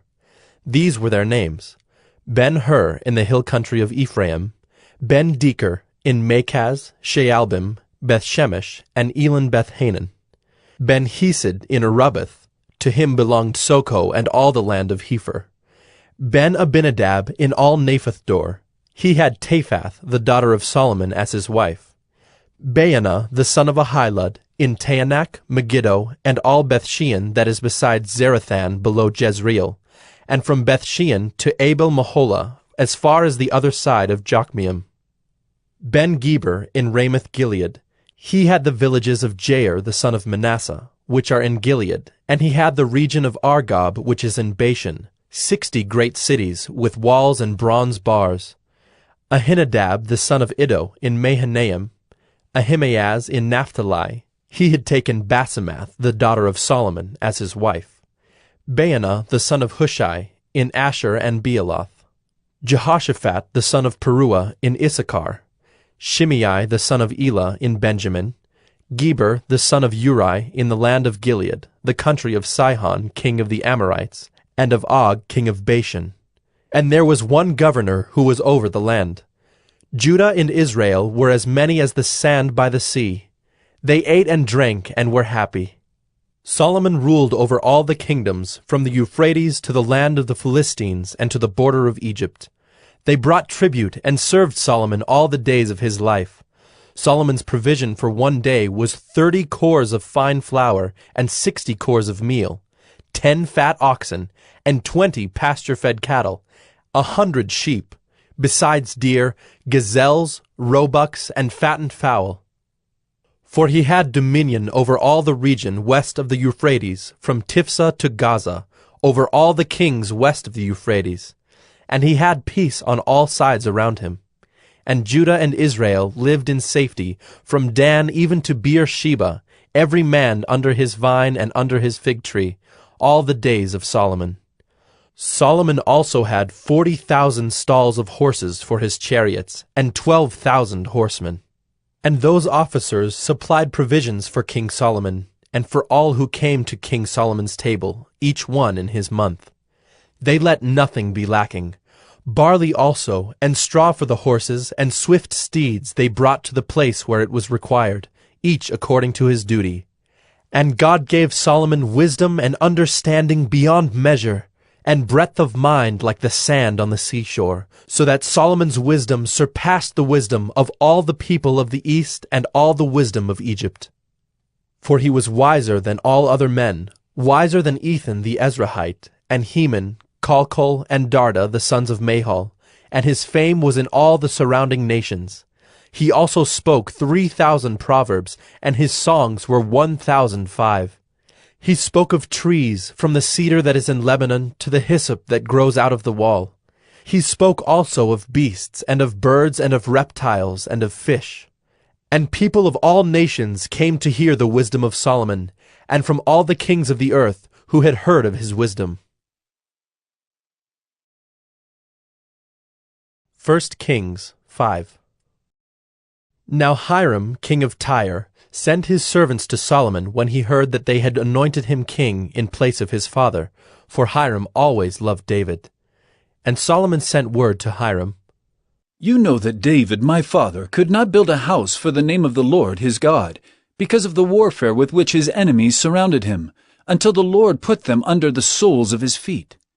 But now the Lord my God has given me rest on every side. There is neither adversary nor misfortune. And so I intend to build a house for the name of the Lord my God. As the Lord said to David my father, Your son whom I will set on your throne in your place shall build the house for my name.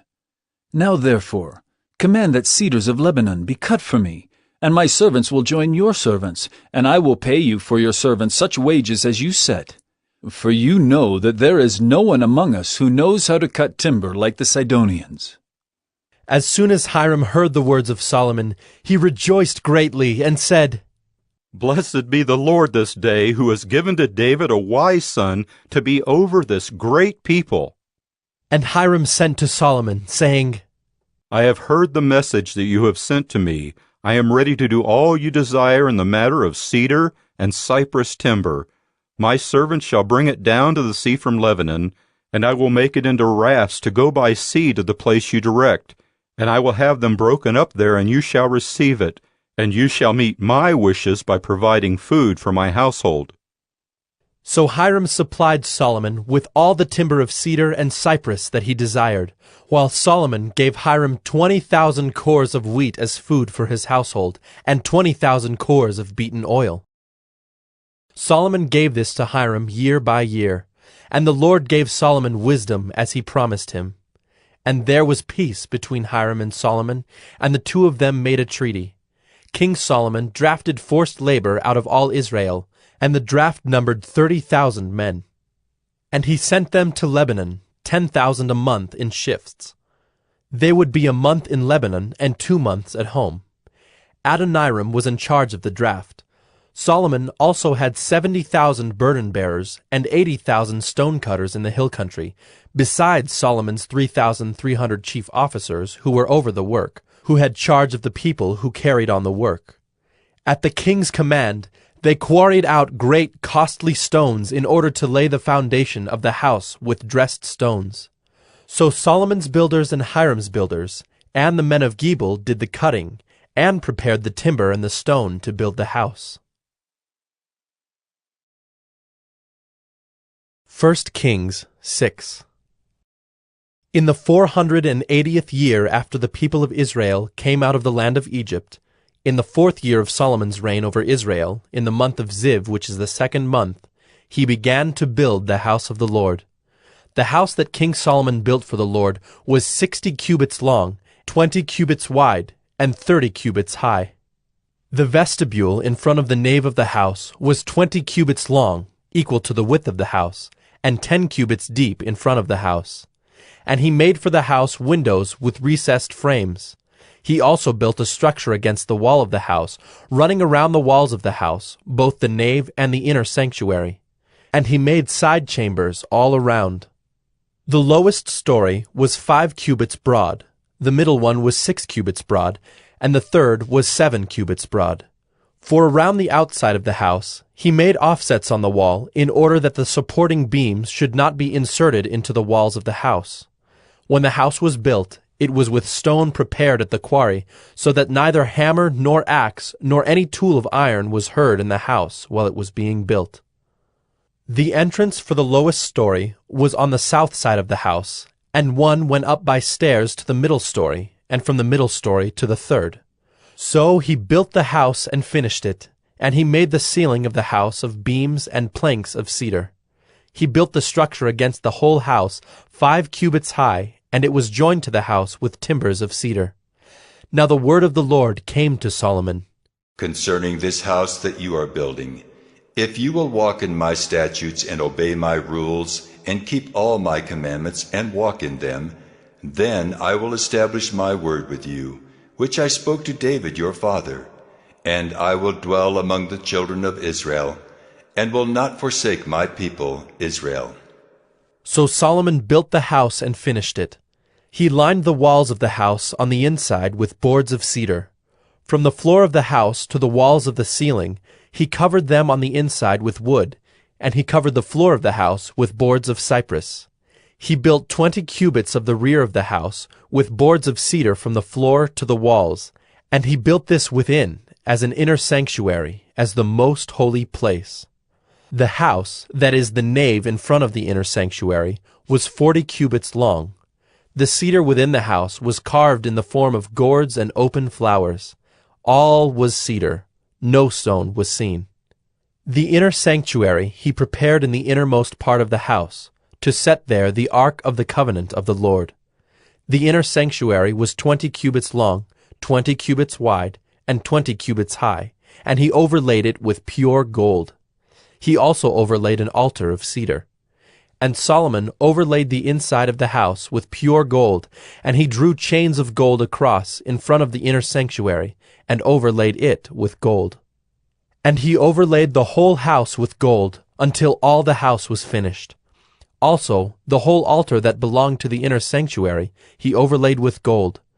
In the inner sanctuary he made 2 cherubim of olive wood, each 10 cubits high. 5 cubits was the length of one wing of the cherub, and 5 cubits the length of the other wing of the cherub. It was 10 cubits from the tip of one wing to the tip of the other. The other cherub also measured 10 cubits. Both cherubim had the same measure and the same form. The height of one cherub was 10 cubits, and so was that of the other cherub. He put the cherubim in the innermost part of the house, and the wings of the cherubim were spread out so that a wing of one touched the one wall, and a wing of the other cherub touched the other wall. Their other wings touched each other in the middle of the house. And he overlaid the cherubim with gold. Around all the walls of the house he carved engraved figures of cherubim, and palm trees and open flowers, in the inner and outer rooms. The floor of the house he overlaid with gold in the inner and outer rooms. For the entrance to the inner sanctuary he made doors of olive wood. The lintel and the doorposts were 5-sided. He covered the 2 doors of olive wood with carvings of cherubim, palm trees, and open flowers. He overlaid them with gold, and spread gold on the cherubim and on the palm trees. So also he made for the entrance to the nave doorposts of olive wood in the form of a square, and 2 doors of cypress wood. The 2 leaves of the one door were folding, and the 2 leaves of the other door were folding. On them he carved cherubim and palm trees and open flowers, and he overlaid them with gold evenly applied on the carved work. He built the inner court with 3 courses of cut stone and 1 course of cedar beams. In the 4th year the foundation of the house of the Lord was laid, in the month of Ziv. And in the 11th year, in the month of Bul, which is the 8th month, the house was finished in all its parts and according to all its specifications. He was 7 years in building it. 1 Kings 7. Solomon was building his own house 13 years, and he finished his entire house. He built the house of the forest of Lebanon. Its length was 100 cubits, and its breadth 50 cubits, and its height 30 cubits, and it was built on 4 rows of cedar pillars, with cedar beams on the pillars. and it was covered with cedar above the chambers that were on the 45 pillars, 15 in each row. There were window frames in 3 rows, and window opposite window in 3 tiers. All the doorways and windows had square frames, and window was opposite window in 3 tiers. And he made the hall of pillars. Its length was 50 cubits, and its breadth 30 cubits. There was a porch in front with pillars, and a canopy in front of them. And he made the hall of the throne, where he was to pronounce judgment, even the hall of judgment. It was finished with cedar from floor to rafters. His own house where he was to dwell, in the other court back of the hall, was of like workmanship. Solomon also made a house like this hall for Pharaoh's daughter whom he had taken in marriage. All these were made of costly stones, cut according to measure, sawed with saws, back and front, even from the foundation to the coping, and from the outside to the great court. The foundation was of costly stones, huge stones, stones of 8 and 10 cubits, and above were costly stones, cut according to measurement, and cedar. The great court had 3 courses of cut stone all around, and a course of cedar beams. So had the inner court of the house of the Lord, and the vestibule of the house. And King Solomon sent and brought Hiram from Tyre. He was the son of a widow of the tribe of Naphtali, and his father was a man of Tyre, a worker in bronze. And he was full of wisdom, understanding, and skill for making any work in bronze. He came to King Solomon and did all his work. He cast 2 pillars of bronze. 18 cubits was the height of one pillar, and a line of 12 cubits measured its circumference. It was hollow, and its thickness was 4 fingers. The second pillar was the same. He also made 2 capitals of cast bronze to set on the tops of the pillars. The height of the one capital was 5 cubits, and the height of the other capital was 5 cubits. There were lattices of checker work with wreaths of chain work for the capitals on the tops of the pillars, a lattice for the one capital, and a lattice for the other capital. Likewise, he made pomegranates in 2 rows around the one lattice work to cover the capital that was on the top of the pillar, and he did the same with the other capital. Now the capitals that were on the tops of the pillars in the vestibule were of lily work, 4 cubits. The capitals were on the 2 pillars and also above the rounded projection which was beside the lattice work. There were 200 pomegranates in 2 rows all around, and so with the other capital. He set up the pillars at the vestibule of the temple. He set up the pillar on the south and called its name Jachin, and he set up the pillar on the north and called its name Boaz. And on the tops of the pillars was lily work. Thus the work of the pillars was finished. Then he made the sea of cast metal. It was round, 10 cubits from brim to brim, and 5 cubits high, and a line of 30 cubits measured its circumference. Under its brim were gourds for 10 cubits, compassing the sea all around. The gourds were in 2 rows, cast with it when it was cast. It stood on 12 oxen, 3 facing north, 3 facing west, 3 facing south, and 3 facing east. The sea was set on them, and all their rear parts were inward.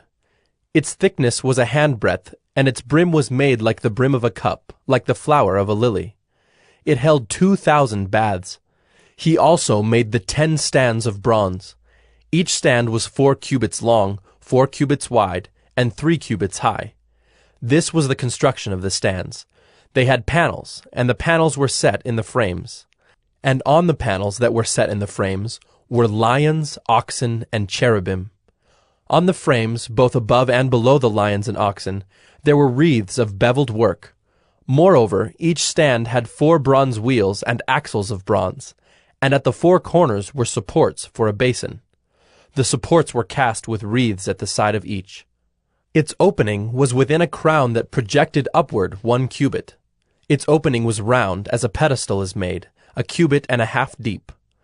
At its opening there were carvings, and its panels were square, not round. And the 4 wheels were underneath the panels. The axles of the wheels were of one piece with the stands, and the height of a wheel was 1.5 cubits. The wheels were made like a chariot wheel. Their axles, their rims, their spokes, and their hubs were all cast. There were 4 supports at the 4 corners of each stand. The supports were of one piece with the stands. And on the top of the stand there was a round band 0.5 cubits high. And on the top of the stand, its stays and its panels were of one piece with it. And on the surfaces of its stays and on its panels he carved cherubim, lions, and palm trees, according to the space of each, with wreaths all around. After this manner he made the 10 stands. All of them were cast alike, of the same measure and the same form. And he made 10 basins of bronze. Each basin held 40 baths. Each basin measured 4 cubits, and there was a basin for each of the 10 stands. And he set the stands, 5 on the south side of the house, and 5 on the north side of the house. And he set the sea at the southeast corner of the house. Hiram also made the pots, the shovels, and the basins. So Hiram finished all the work that he did for King Solomon on the house of the Lord. The 2 pillars, the 2 bowls of the capitals that were on the tops of the pillars, and the 2 lattice works to cover the 2 bowls of the capitals that were on the tops of the pillars. And the 400 pomegranates for the 2 lattice works, 2 rows of pomegranates for each lattice work, to cover the 2 bowls of the capitals that were on the pillars, the 10 stands and the 10 basins on the stands, and the 1 sea and the 12 oxen underneath the sea. Now the pots, the shovels, and the basins, all these vessels in the house of the Lord, which Hiram made for King Solomon, were of burnished bronze. In the plain of the Jordan the king cast them, in the clay ground between Succoth and Zarethan. And Solomon left all the vessels unweighed, because there were so many of them. The weight of the bronze was not ascertained. So Solomon made all the vessels that were in the house of the Lord, the golden altar, the golden table for the bread of the presence, the lampstands of pure gold, 5 on the south side and 5 on the north, before the inner sanctuary, the flowers, the lamps, and the tongs of gold, the cups, snuffers, basins, dishes for incense, and fire pans of pure gold, and the sockets of gold for the doors of the innermost part of the house, the most holy place, and for the doors of the nave of the temple. Thus all the work that King Solomon did on the house of the Lord was finished. And Solomon brought in the things that David his father had dedicated, the silver, the gold, and the vessels, and stored them in the treasuries of the house of the Lord. 1 Kings 8.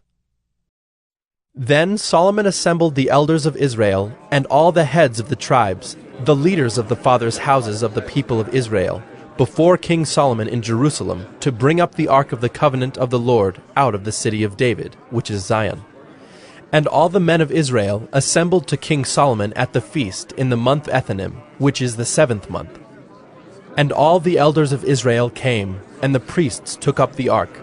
And they brought up the ark of the Lord, the tent of meeting, and all the holy vessels that were in the tent. The priests and the Levites brought them up. And King Solomon and all the congregation of Israel who had assembled before him were with him before the ark, sacrificing so many sheep and oxen that they could not be counted or numbered. Then the priests brought the ark of the covenant of the Lord to its place in the inner sanctuary of the house, in the most holy place, underneath the wings of the cherubim.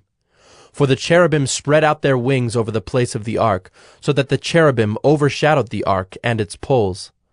And the poles were so long that the ends of the poles were seen from the holy place, before the inner sanctuary, but they could not be seen from outside. And they are there to this day.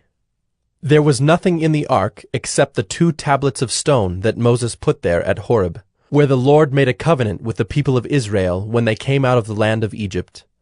And when the priests came out of the holy place, a cloud filled the house of the Lord, so that the priests could not stand to minister because of the cloud, for the glory of the Lord filled the house of the Lord. Then Solomon said, "The Lord has said that he would dwell in thick darkness. I have indeed built you an exalted house, a place for you to dwell in forever." Then the king turned around and blessed all the assembly of Israel, while all the assembly of Israel stood. And he said, "Blessed be the Lord, the God of Israel, who with his hand has fulfilled what he promised with his mouth to David my father, saying, Since the day that I brought my people Israel out of Egypt, I chose no city out of all the tribes of Israel in which to build a house, that my name might be there, but I chose David to be over my people Israel. Now it was in the heart of David my father to build a house for the name of the Lord, the God of Israel. But the Lord said to David my father, Whereas it was in your heart to build a house for my name, you did well that it was in your heart. Nevertheless, you shall not build the house, but your son who shall be born to you shall build a house for my name. Now the Lord has fulfilled his promise that he made. For I have risen in the place of David my father, and sit on the throne of Israel as the Lord promised, and I have built the house for the name of the Lord, the God of Israel. And there I have provided a place for the ark, in which is the covenant of the Lord, that he made with our fathers when he brought them out of the land of Egypt. Then Solomon stood before the altar of the Lord in the presence of all the assembly of Israel, and spread out his hands toward heaven, and said, O Lord, God of Israel, there is no God like you in heaven above or on earth beneath, keeping covenant and showing steadfast love to your servants who walk before you with all their heart, who have kept with your servant David my father what you declared to him. You spoke with your mouth, and with your hand have fulfilled it this day. Now therefore, O Lord God of Israel, keep for your servant David my father what you have promised him, saying, You shall not lack a man to sit before me on the throne of Israel, if only your sons pay close attention to their way, to walk before me, as you have walked before me.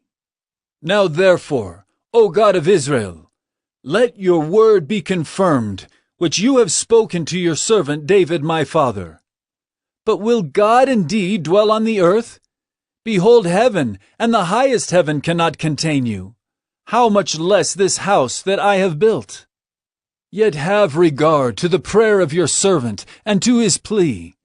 O Lord my God, listening to the cry and to the prayer that your servant prays before you this day, that your eyes may be open night and day toward this house, the place of which you have said, My name shall be there, that you may listen to the prayer that your servant offers toward this place. And listen to the plea of your servant and of your people Israel, when they pray toward this place, and listen in heaven, your dwelling place, and when you hear, forgive. If a man sins against his neighbor, and is made to take an oath, and comes and swears his oath before your altar in this house, then hear in heaven, and act and judge your servants, condemning the guilty by bringing his conduct on his own head, and vindicating the righteous by rewarding him according to his righteousness. When your people Israel are defeated before the enemy because they have sinned against you, and if they turn again to you and acknowledge your name, and pray and plead with you in this house, then hear in heaven and forgive the sin of your people Israel, and bring them again to the land that you gave to their fathers. When heaven is shut up, and there is no rain because they have sinned against you, if they pray toward this place, and acknowledge your name, and turn from their sin when you afflict them, then hear in heaven and forgive the sin of your servants, your people Israel, when you teach them the good way in which they should walk, and grant rain upon your land, which you have given to your people as an inheritance.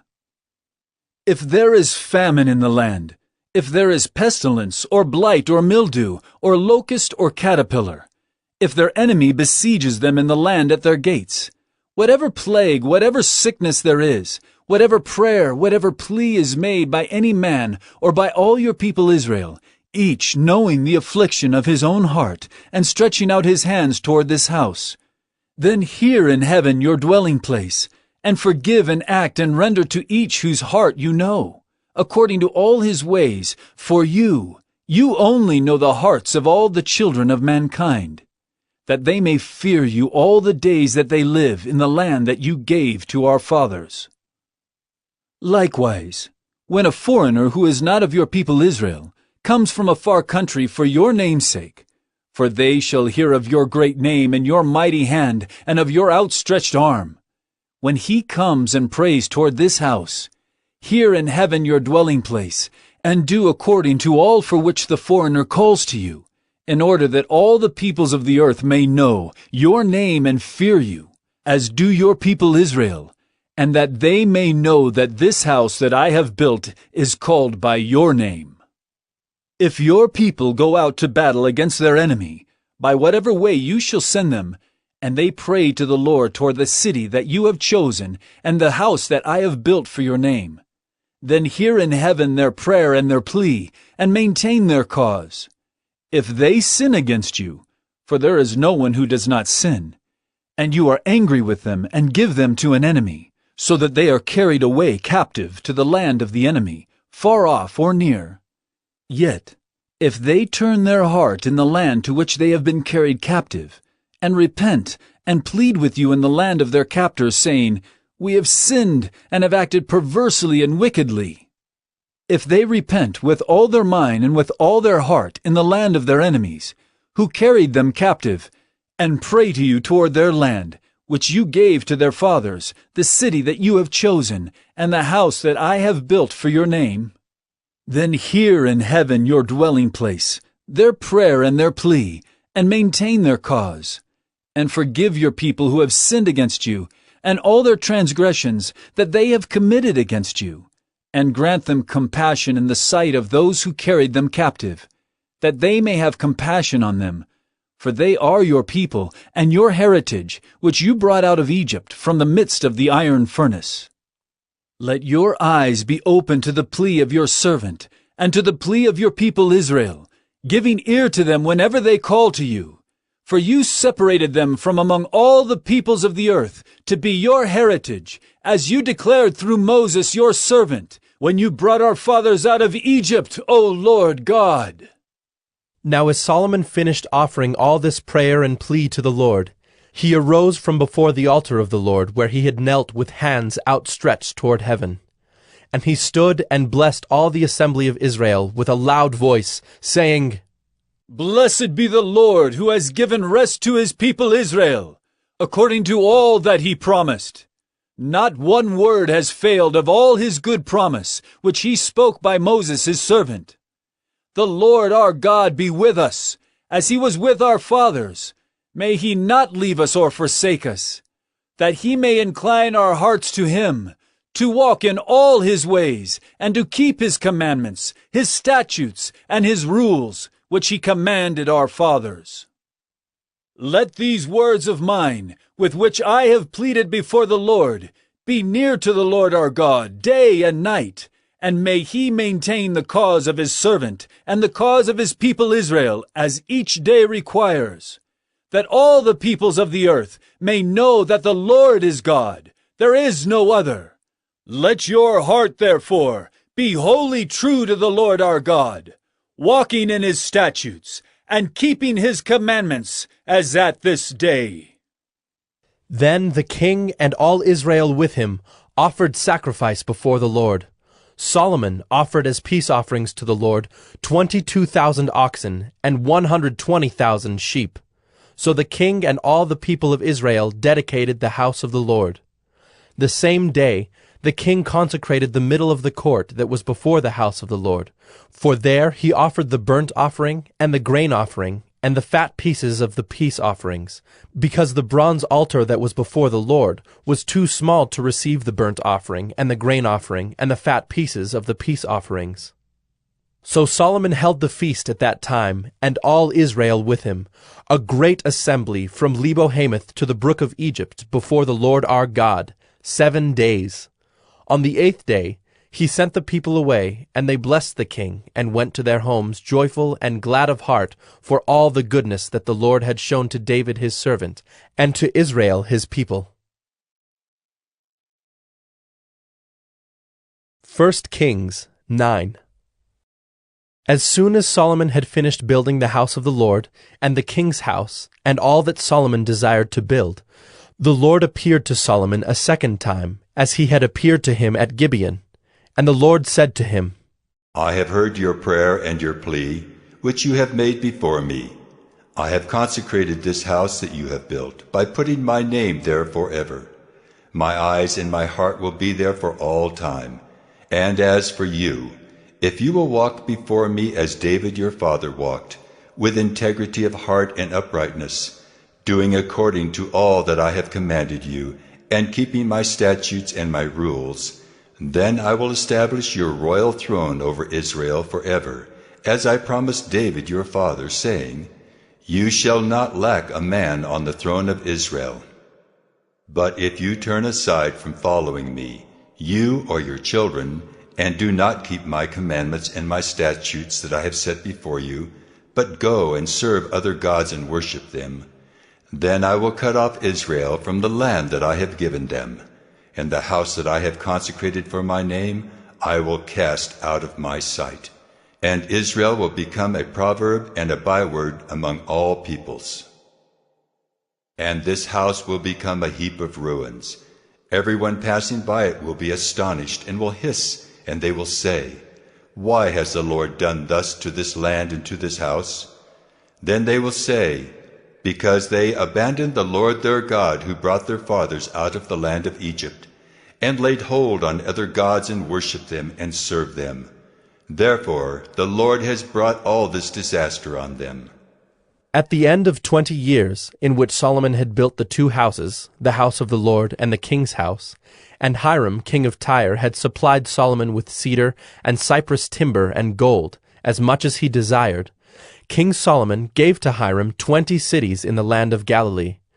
But when Hiram came from Tyre to see the cities that Solomon had given him, they did not please him. Therefore he said, What kind of cities are these that you have given me, my brother? So they are called the land of Cabul to this day. Hiram had sent to the king 120 talents of gold, and this is the account of the forced labor that King Solomon drafted to build the house of the Lord and his own house, and the Millo and the wall of Jerusalem, and Hazor and Megiddo and Gezer. Pharaoh, king of Egypt, had gone up and captured Gezer and burned it with fire, and had killed the Canaanites who lived in the city, and had given it as dowry to his daughter, Solomon's wife. So Solomon rebuilt Gezer, and Lower Beth-horon, and Baalath and Tamar in the wilderness, in the land of Judah, and all the store cities that Solomon had, and the cities for his chariots, and the cities for his horsemen, and whatever Solomon desired to build in Jerusalem, in Lebanon, and in all the land of his dominion.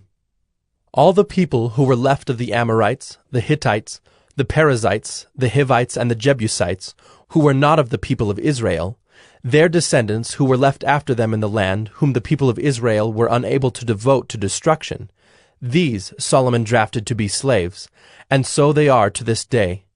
But of the people of Israel Solomon made no slaves.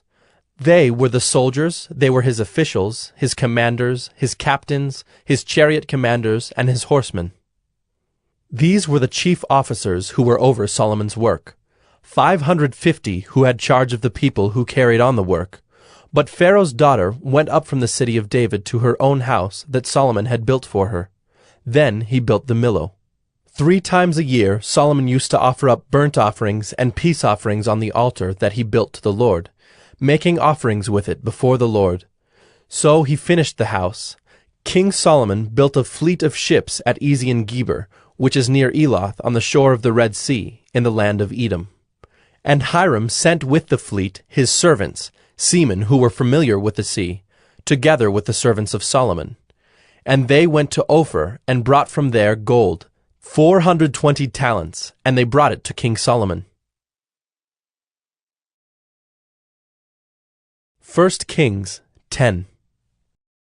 Now when the queen of Sheba heard of the fame of Solomon concerning the name of the Lord, she came to test him with hard questions. She came to Jerusalem with a very great retinue, with camels bearing spices, and very much gold and precious stones. And when she came to Solomon, she told him all that was on her mind. And Solomon answered all her questions. There was nothing hidden from the king that he could not explain to her. And when the queen of Sheba had seen all the wisdom of Solomon, the house that he had built, the food of his table, the seating of his officials, and the attendance of his servants, their clothing, his cupbearers, and his burnt offerings that he offered at the house of the Lord, there was no more breath in her. And she said to the king, The report was true that I heard in my own land of your words and of your wisdom, but I did not believe the reports until I came and my own eyes had seen it. And behold, the half was not told me. Your wisdom and prosperity surpass the report that I heard.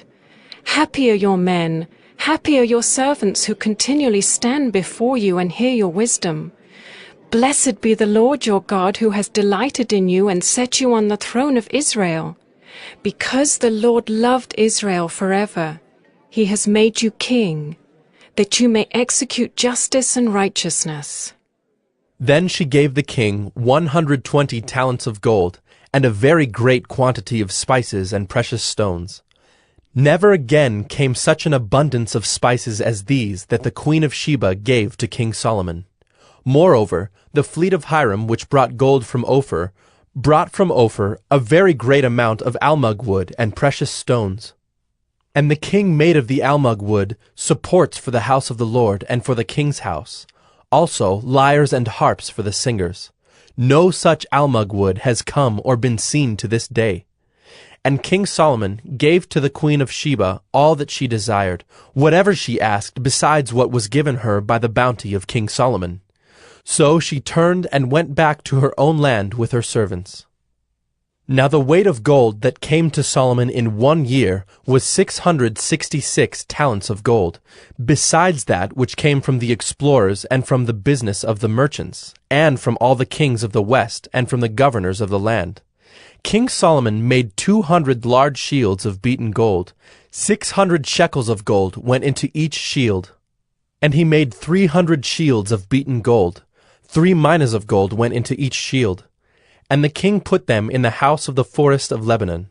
The king also made a great ivory throne, and overlaid it with the finest gold. The throne had 6 steps, and at the back of the throne was a calf's head. And on each side of the seat were armrests, and 2 lions standing beside the armrests. While 12 lions stood there, one on each end of a step on the 6 steps. The like of it was never made in any kingdom.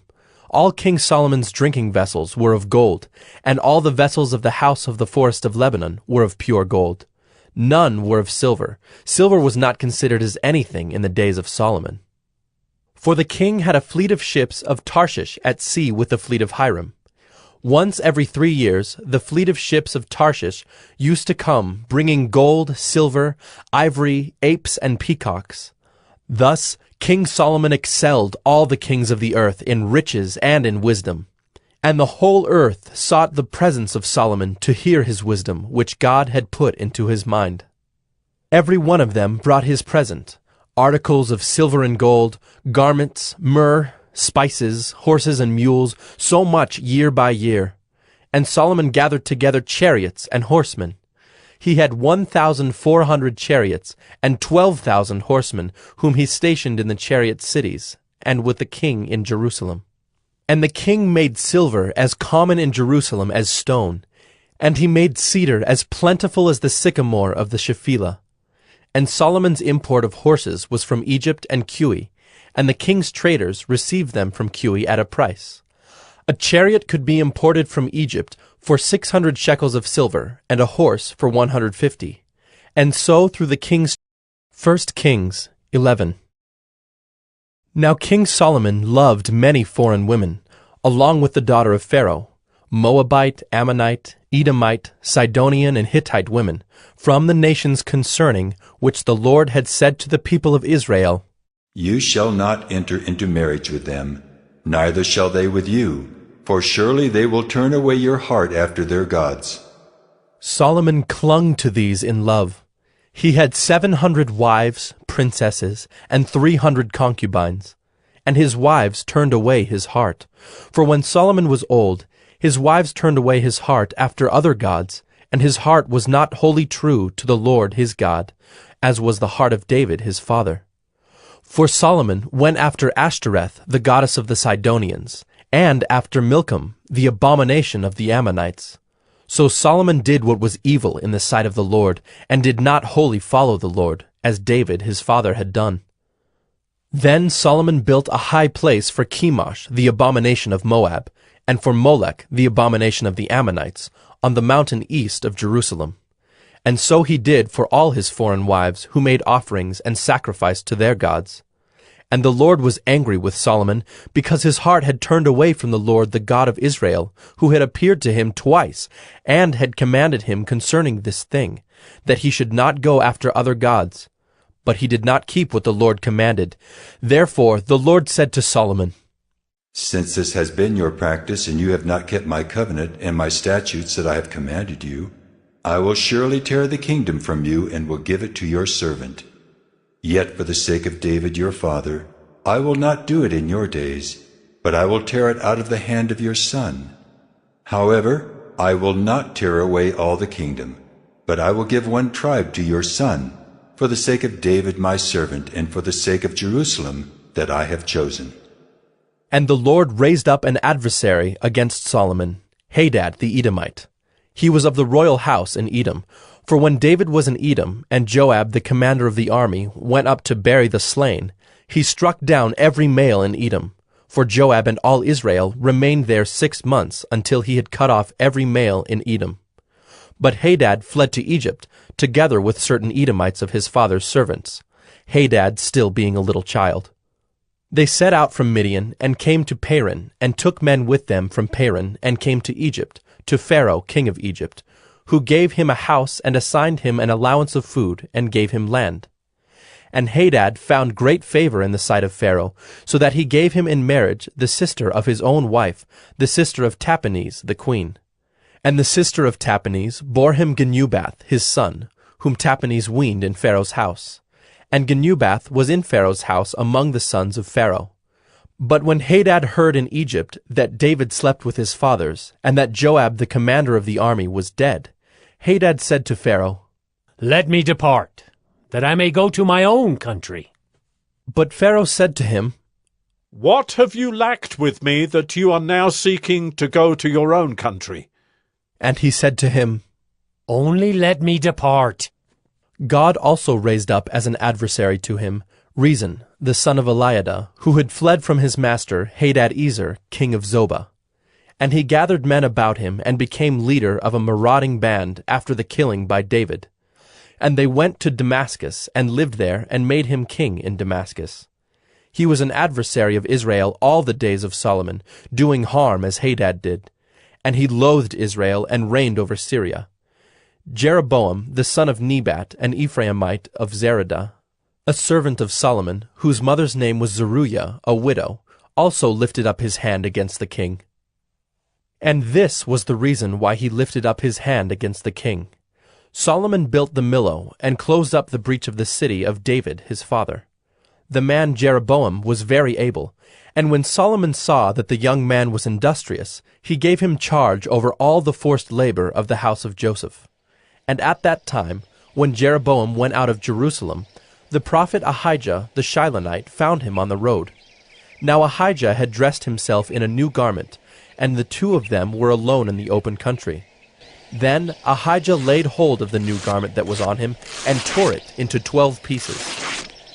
And he said to Jeroboam, "Take for yourself 10 pieces, for thus says the Lord, the God of Israel, Behold, I am about to tear the kingdom from the hand of Solomon, and will give you 10 tribes, but he shall have 1 tribe, for the sake of my servant David, and for the sake of Jerusalem, the city that I have chosen out of all the tribes of Israel, because they have forsaken me and worshipped Ashtoreth, the goddess of the Sidonians, Chemosh, the god of Moab, and Milcom, the god of the Ammonites. And they have not walked in my ways, doing what is right in my sight, and keeping my statutes and my rules, as David his father did.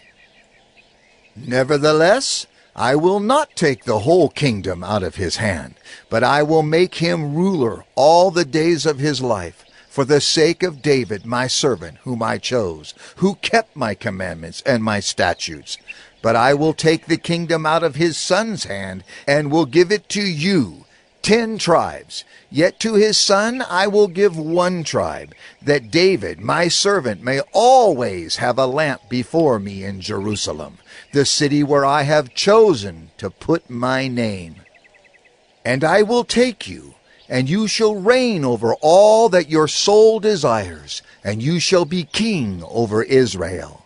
And if you will listen to all that I command you, and will walk in my ways, and do what is right in my eyes by keeping my statutes and my commandments, as David my servant did, I will be with you, and will build you a sure house, as I built for David, and I will give Israel to you.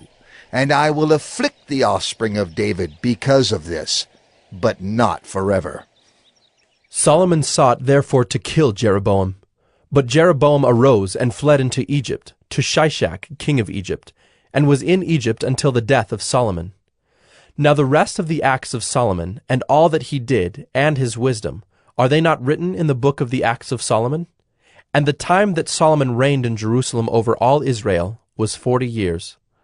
And Solomon slept with his fathers, and was buried in the city of David his father.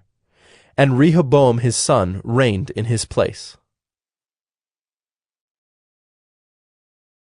1 Kings 12.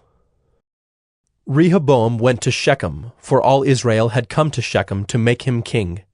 And as soon as Jeroboam the son of Nebat heard of it, for he was still in Egypt, where he had fled from King Solomon, then Jeroboam returned from Egypt. And they sent and called him. And Jeroboam and all the assembly of Israel came and said to Rehoboam, Your father made our yoke heavy. Now therefore lighten the hard service of your father and his heavy yoke on us, and we will serve you. He said to them, Go away for 3 days, then come again to me. So the people went away. Then King Rehoboam took counsel with the old men who had stood before Solomon his father while he was yet alive, saying, How do you advise me to answer this people? And they said to him, If you will be a servant to this people today, and serve them, and speak good words to them when you answer them, then they will be your servants forever. But he abandoned the counsel that the old men gave him, and took counsel with the young men who had grown up with him, and stood before him. And he said to them, What do you advise that we answer this people, who have said to me, Lighten the yoke that your father put on us? And the young men who had grown up with him said to him, Thus shall you speak to this people who said to you, Your father made our yoke heavy, but you lighten it for us. Thus shall you say to them, My little finger is thicker than my father's thighs. And now, whereas my father laid on you a heavy yoke, I will add to your yoke. My father disciplined you with whips, but I will discipline you with scorpions. So Jeroboam and all the people came to Rehoboam the 3rd day, as the king said. Come to me again, the 3rd day. And the king answered the people harshly, and forsaking the counsel that the old men had given him, he spoke to them according to the counsel of the young men, saying, My father made your yoke heavy, but I will add to your yoke. My father disciplined you with whips, but I will discipline you with scorpions. So the king did not listen to the people, for it was a turn of affairs brought about by the Lord, that he might fulfill his word, which the Lord spoke by Ahijah the Shilonite to Jeroboam the son of Nebat. And when all Israel saw that the king did not listen to them, the people answered the king, What portion do we have in David? We have no inheritance in the son of Jesse. To your tents, O Israel! Look now to your own house, David! So Israel went to their tents. But Rehoboam reigned over the people of Israel who lived in the cities of Judah. Then King Rehoboam sent Adoram, who was taskmaster over the forced labor, and all Israel stoned him to death with stones. And King Rehoboam hurried to mount his chariot to flee to Jerusalem. So Israel has been in rebellion against the house of David to this day. And when all Israel heard that Jeroboam had returned, they sent and called him to the assembly and made him king over all Israel. There was none that followed the house of David but the tribe of Judah only. When Rehoboam came to Jerusalem, he assembled all the house of Judah and the tribe of Benjamin, 180,000 chosen warriors to fight against the house of Israel, to restore the kingdom to Rehoboam the son of Solomon. But the word of God came to Shemaiah the man of God.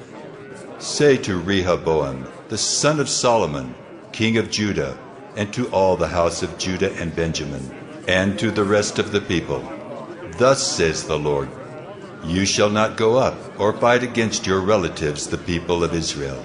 Every man return to his home, for this thing is from me.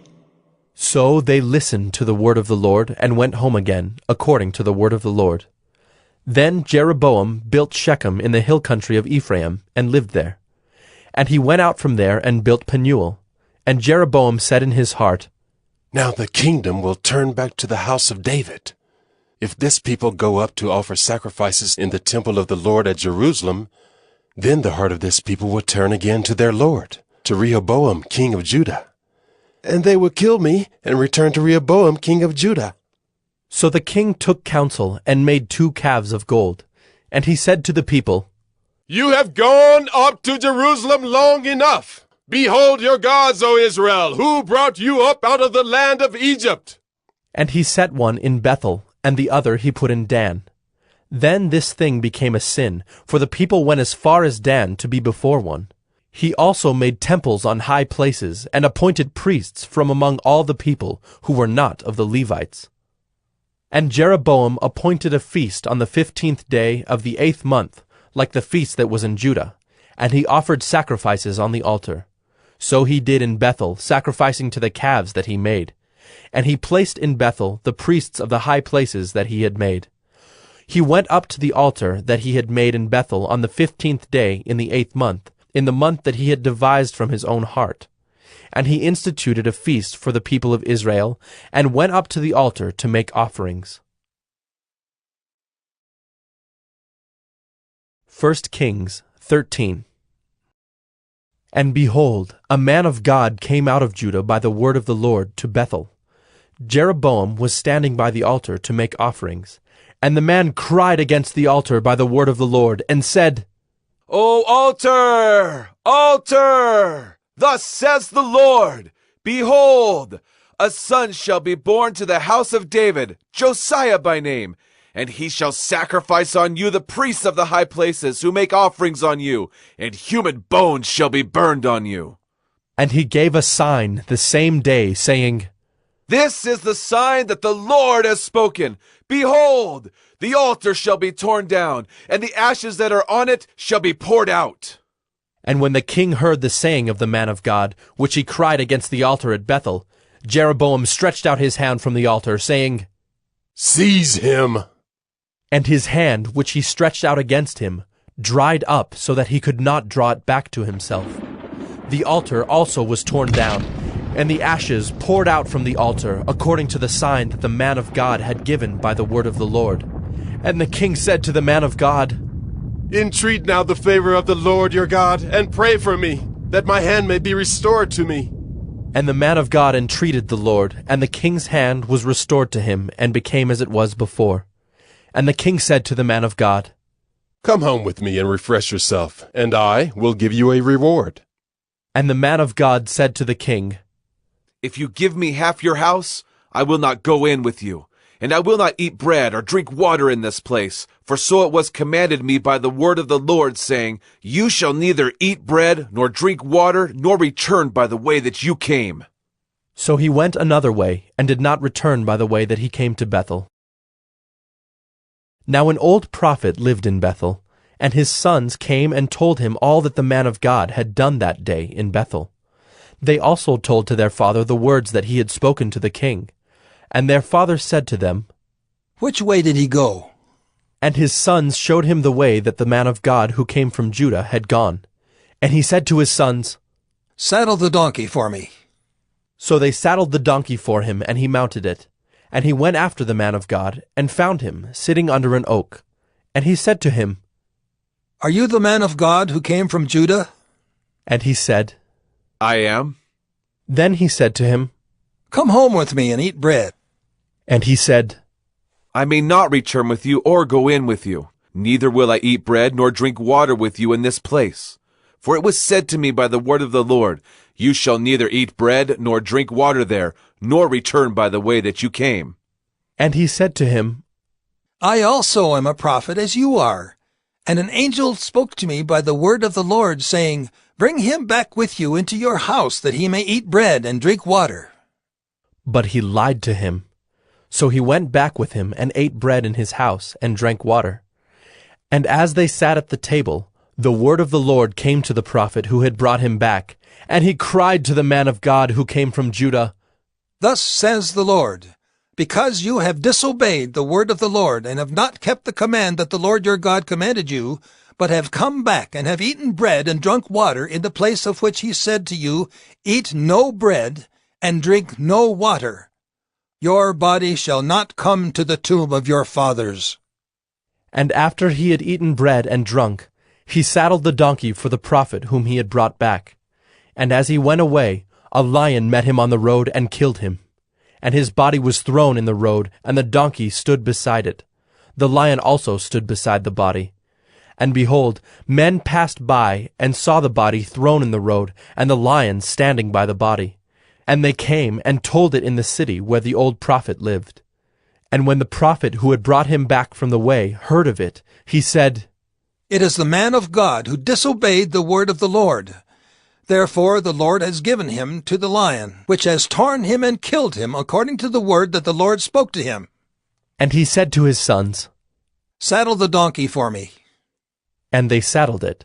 And he went and found his body thrown in the road, and the donkey and the lion standing beside the body. The lion had not eaten the body, or torn the donkey.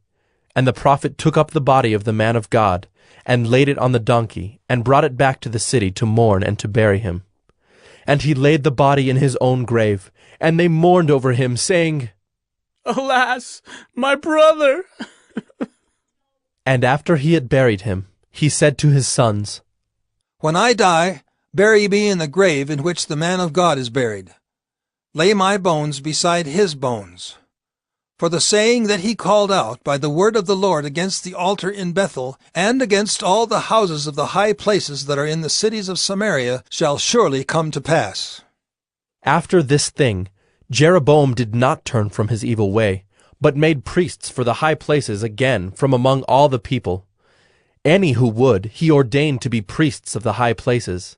And this thing became sin to the house of Jeroboam, so as to cut it off and to destroy it from the face of the earth. 1 Kings 14. At that time Abijah the son of Jeroboam fell sick, and Jeroboam said to his wife, Arise and disguise yourself, that it not be known that you are the wife of Jeroboam, and go to Shiloh. Behold, Ahijah the prophet is there, who said of me that I should be king over this people. Take with you 10 loaves, some cakes, and a jar of honey, and go to him. He will tell you what shall happen to the child. Jeroboam's wife did so.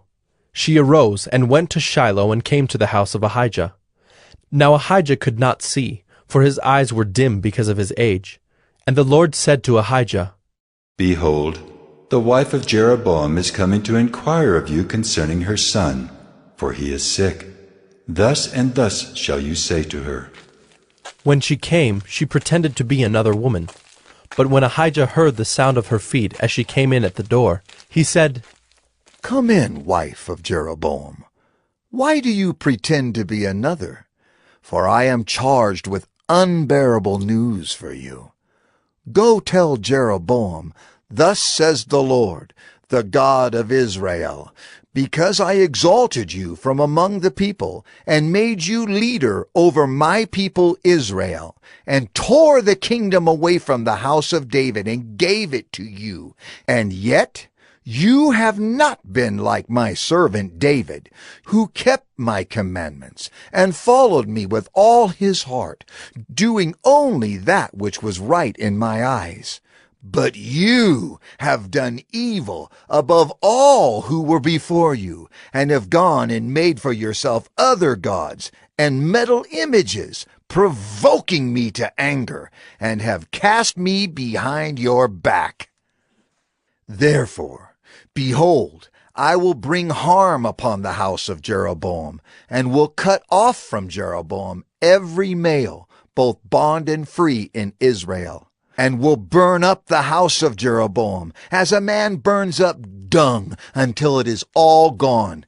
Anyone belonging to Jeroboam who dies in the city, the dogs shall eat. And anyone who dies in the open country, the birds of the heavens shall eat. For the Lord has spoken it. Arise, therefore, go to your house. When your feet enter the city, the child shall die, and all Israel shall mourn for him, and bury him. For he only of Jeroboam shall come to the grave, because in him there is found something pleasing to the Lord, the God of Israel, in the house of Jeroboam. Moreover, the Lord will raise up for himself a king over Israel, who shall cut off the house of Jeroboam today, and henceforth the Lord will strike Israel, as a reed is shaken in the water, and root up Israel out of this good land that he gave to their fathers, and scatter them beyond the Euphrates, because they have made their Asherim, provoking the Lord to anger. And he will give Israel up because of the sins of Jeroboam, which he sinned and made Israel to sin. Then Jeroboam's wife arose and departed, and came to Tirzah. And as she came to the threshold of the house, the child died. And all Israel buried him, and mourned for him according to the word of the Lord, which he spoke by his servant Ahijah the prophet. Now the rest of the acts of Jeroboam, how he warred and how he reigned, behold, they are written in the book of the Chronicles of the kings of Israel. And the time that Jeroboam reigned was 22 years. And he slept with his fathers, and Nadab his son reigned in his place. Now Rehoboam the son of Solomon reigned in Judah. Rehoboam was 41 years old when he began to reign, and he reigned 17 years in Jerusalem, the city that the Lord had chosen out of all the tribes of Israel to put his name there. His mother's name was Naamah the Ammonite. And Judah did what was evil in the sight of the Lord, and they provoked him to jealousy with their sins that they committed, more than all that their fathers had done. For they also built for themselves high places and pillars and Asherim on every high hill and under every green tree. And there were also male cult prostitutes in the land. They did according to all the abominations of the nations that the Lord drove out before the people of Israel. In the 5th year of King Rehoboam, Shishak, king of Egypt, came up against Jerusalem. He took away the treasures of the house of the Lord and the treasures of the king's house. He took away everything. He also took away all the shields of gold that Solomon had made. And King Rehoboam made in their place shields of bronze, and committed them to the hands of the officers of the guard who kept the door of the king's house. And as often as the king went into the house of the Lord, the guard carried them and brought them back to the guard room. Now the rest of the acts of Rehoboam and all that he did, are they not written in the book of the Chronicles of the kings of Judah? And there was war between Rehoboam and Jeroboam continually. And Rehoboam slept with his fathers, and was buried with his fathers in the city of David. His mother's name was Naamah the Ammonite, and Abijam his son reigned in his place. 1 Kings 15. Now in the 18th year of King Jeroboam the son of Nebat, Abijam began to reign over Judah. He reigned for 3 years in Jerusalem. His mother's name was Maacah, the daughter of Abishalom. And he walked in all the sins that his father did before him, and his heart was not wholly true to the Lord his God, as the heart of David his father. Nevertheless, for David's sake, the Lord his God gave him a lamp in Jerusalem, setting up his son after him and establishing Jerusalem, because David did what was right in the eyes of the Lord, and did not turn aside from anything that he commanded him all the days of his life, except in the manner of Uriah the Hittite. Now there was war between Rehoboam and Jeroboam all the days of his life. The rest of the acts of Abijam and all that he did, are they not written in the book of the Chronicles of the kings of Judah? And there was war between Abijam and Jeroboam. And Abijam slept with his fathers, and they buried him in the city of David. And Asa his son reigned in his place. In the 20th year of Jeroboam king of Israel, Asa began to reign over Judah, and he reigned 41 years in Jerusalem. His mother's name was Maacah, the daughter of Abishalom. And Asa did what was right in the eyes of the Lord, as David his father had done. He put away the male cult prostitutes out of the land, and removed all the idols that his fathers had made. He also removed Maacah his mother from being queen mother, because she had made an abominable image for Asherah. And Asa cut down her image and burned it at the brook Kidron. But the high places were not taken away. Nevertheless, the heart of Asa was wholly true to the Lord all his days. And he brought into the house of the Lord the sacred gifts of his father, and his own sacred gifts, silver and gold and vessels. And there was war between Asa and Baasha king of Israel all their days.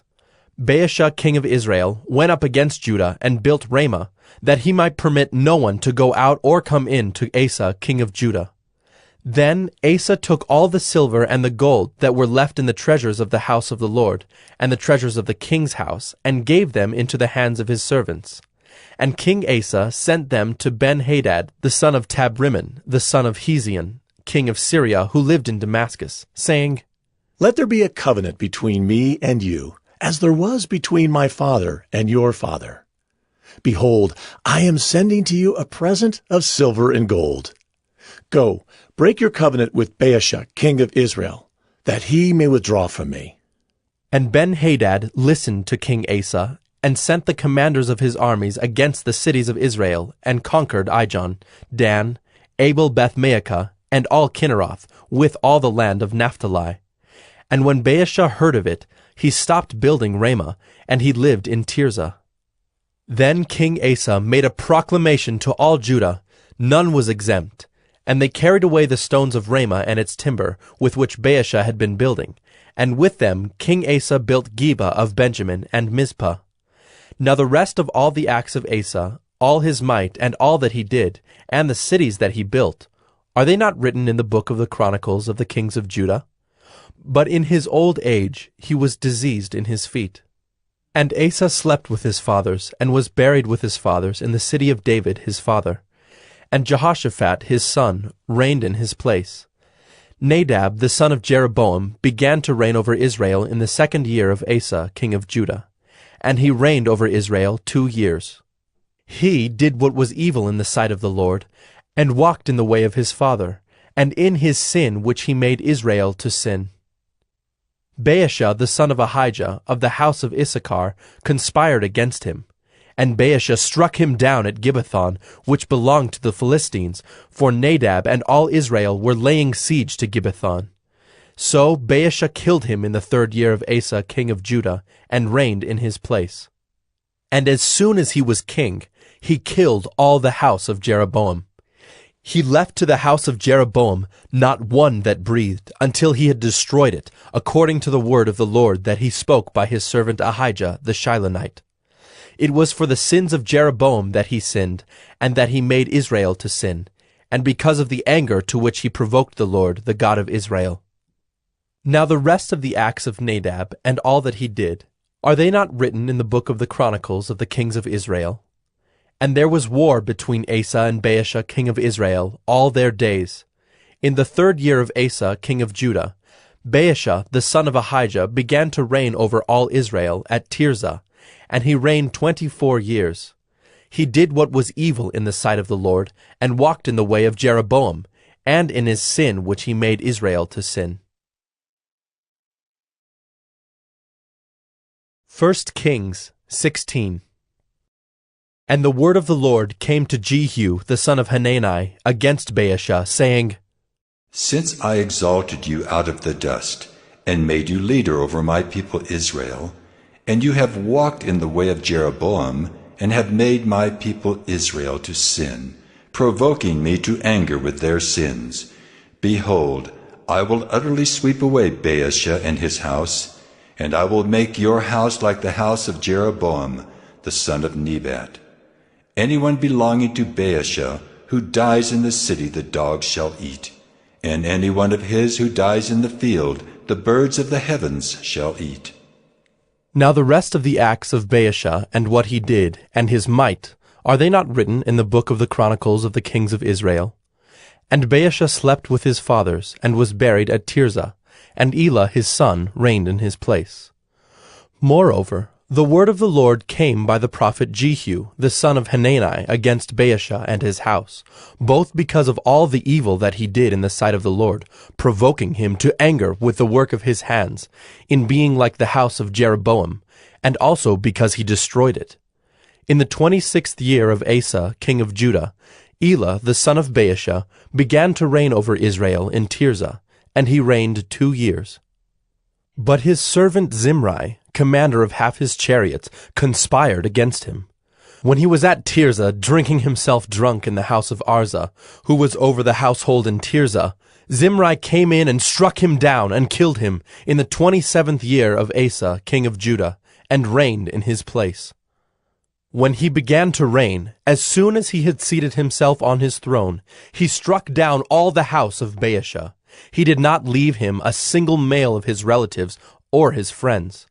Thus Zimri destroyed all the house of Baasha, according to the word of the Lord, which he spoke against Baasha by Jehu the prophet, for all the sins of Baasha and the sins of Elah his son, which they sinned and which they made Israel to sin, provoking the Lord God of Israel to anger with their idols.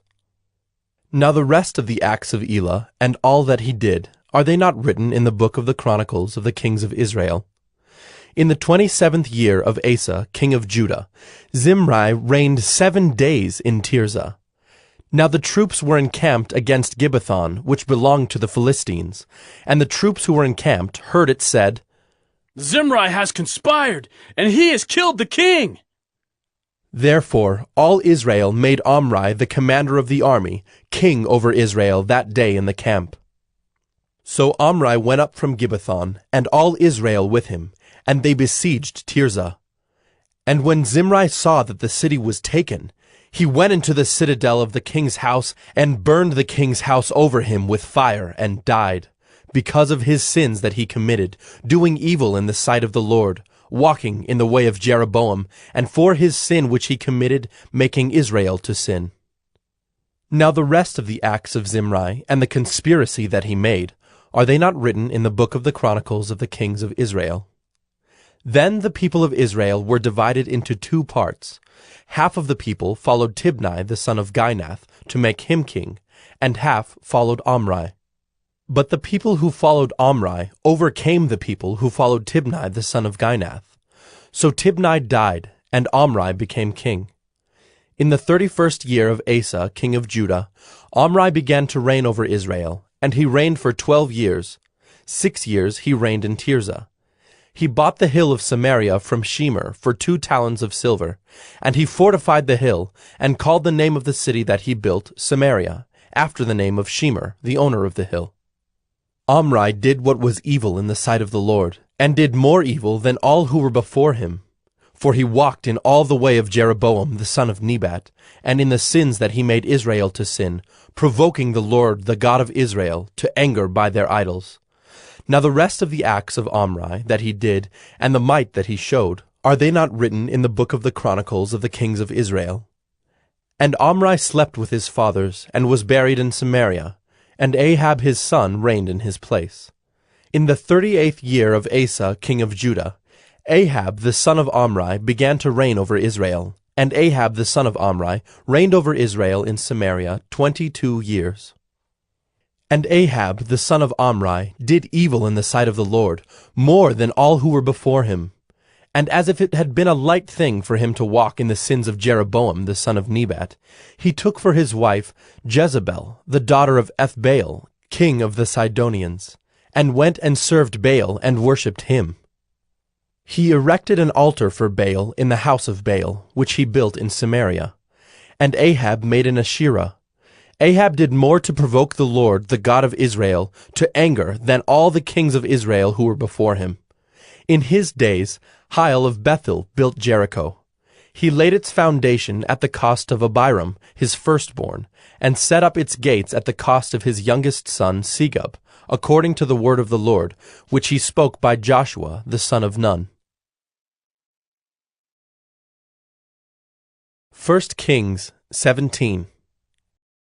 Now Elijah the Tishbite of Tishbe in Gilead said to Ahab, As the Lord, the God of Israel, lives before whom I stand, there shall be neither dew nor rain these years except by my word. And the word of the Lord came to him, Depart from here, and turn eastward, and hide yourself by the brook Kerith, which is east of the Jordan. You shall drink from the brook, and I have commanded the ravens to feed you there. So he went and did according to the word of the Lord. He went and lived by the brook Kerith that is east of the Jordan. And the ravens brought him bread and meat in the morning, and bread and meat in the evening, and he drank from the brook. And after a while the brook dried up, because there was no rain in the land. Then the word of the Lord came to him. Arise, go to Zarephath, which belongs to Sidon, and dwell there. Behold, I have commanded a widow there to feed you. So he arose and went to Zarephath. And when he came to the gate of the city, behold, a widow was there gathering sticks. And he called to her and said, Bring me a little water in a vessel, that I may drink. And as she was going to bring it, he called to her and said, Bring me a morsel of bread in your hand. And she said, As the Lord your God lives, I have nothing baked, only a handful of flour in a jar, and a little oil in a jug. And now I am gathering a couple of sticks, that I may go in and prepare it for myself and my son, that we may eat it and die. And Elijah said to her, Do not fear. Go and do as you have said. But first make me a little cake of it, and bring it to me, and afterward make something for yourself and your son. For thus says the Lord, the God of Israel, The jar of flour shall not be spent, and the jug of oil shall not be empty, until the day that the Lord sends rain upon the earth. And she went and did as Elijah said. And she and he and her household ate for many days. The jar of flour was not spent, neither did the jug of oil become empty, according to the word of the Lord that he spoke by Elijah. After this, the son of the woman, the mistress of the house, became ill. And his illness was so severe that there was no breath left in him. And she said to Elijah, What have you against me, O man of God? You have come to me to bring my sin to remembrance, and to cause the death of my son. And he said to her, Give me your son. And he took him from her arms, and carried him up into the upper chamber where he lodged, and laid him on his own bed. And he cried to the Lord, O Lord my God, have you brought calamity even upon the widow with whom I sojourn, by killing her son? Then he stretched himself upon the child 3 times, and cried to the Lord, O Lord my God, let this child's life come into him again. And the Lord listened to the voice of Elijah. And the life of the child came into him again, and he revived. And Elijah took the child, and brought him down from the upper chamber into the house, and delivered him to his mother. And Elijah said, See, your son lives. And the woman said to Elijah, Now I know that you are a man of God, and that the word of the Lord in your mouth is truth. 1 Kings 18. After many days the word of the Lord came to Elijah in the 3rd year, saying, Go, show yourself to Ahab, and I will send rain upon the earth. So Elijah went to show himself to Ahab. Now the famine was severe in Samaria, and Ahab called Obadiah, who was over the household.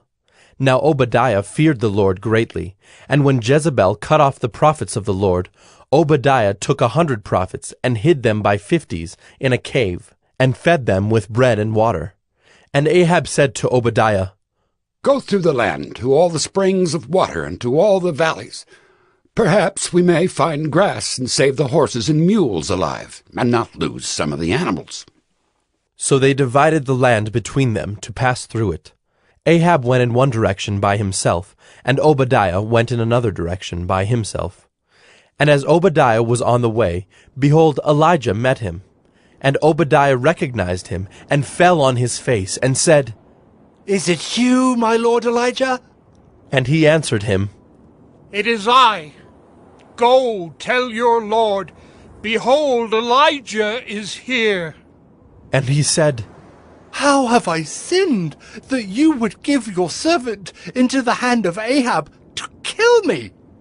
As the Lord your God lives, there is no nation or kingdom where my Lord has not sent to seek you. And when they would say, He is not here, he would take an oath of the kingdom or nation that they had not found you. And now you say, Go tell your Lord, Behold, Elijah is here. And as soon as I have gone from you, the Spirit of the Lord will carry you I know not where.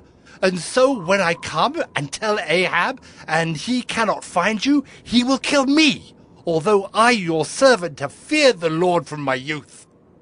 Has it not been told, my lord, what I did when Jezebel killed the prophets of the Lord? How I hid 100 men of the Lord's prophets by 50s in a cave and fed them with bread and water? And now you say, go tell your Lord, behold, Elijah is here, and he will kill me. And Elijah said, As the Lord of hosts lives, before whom I stand, I will surely show myself to him today. So Obadiah went to meet Ahab and told him. And Ahab went to meet Elijah. When Ahab saw Elijah, Ahab said to him, Is it you, you troubler of Israel?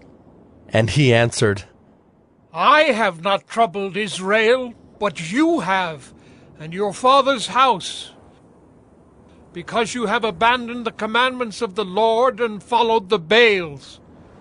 Now, therefore, send and gather all Israel to me at Mount Carmel, and the 450 prophets of Baal and the 400 prophets of Asherah who eat at Jezebel's table.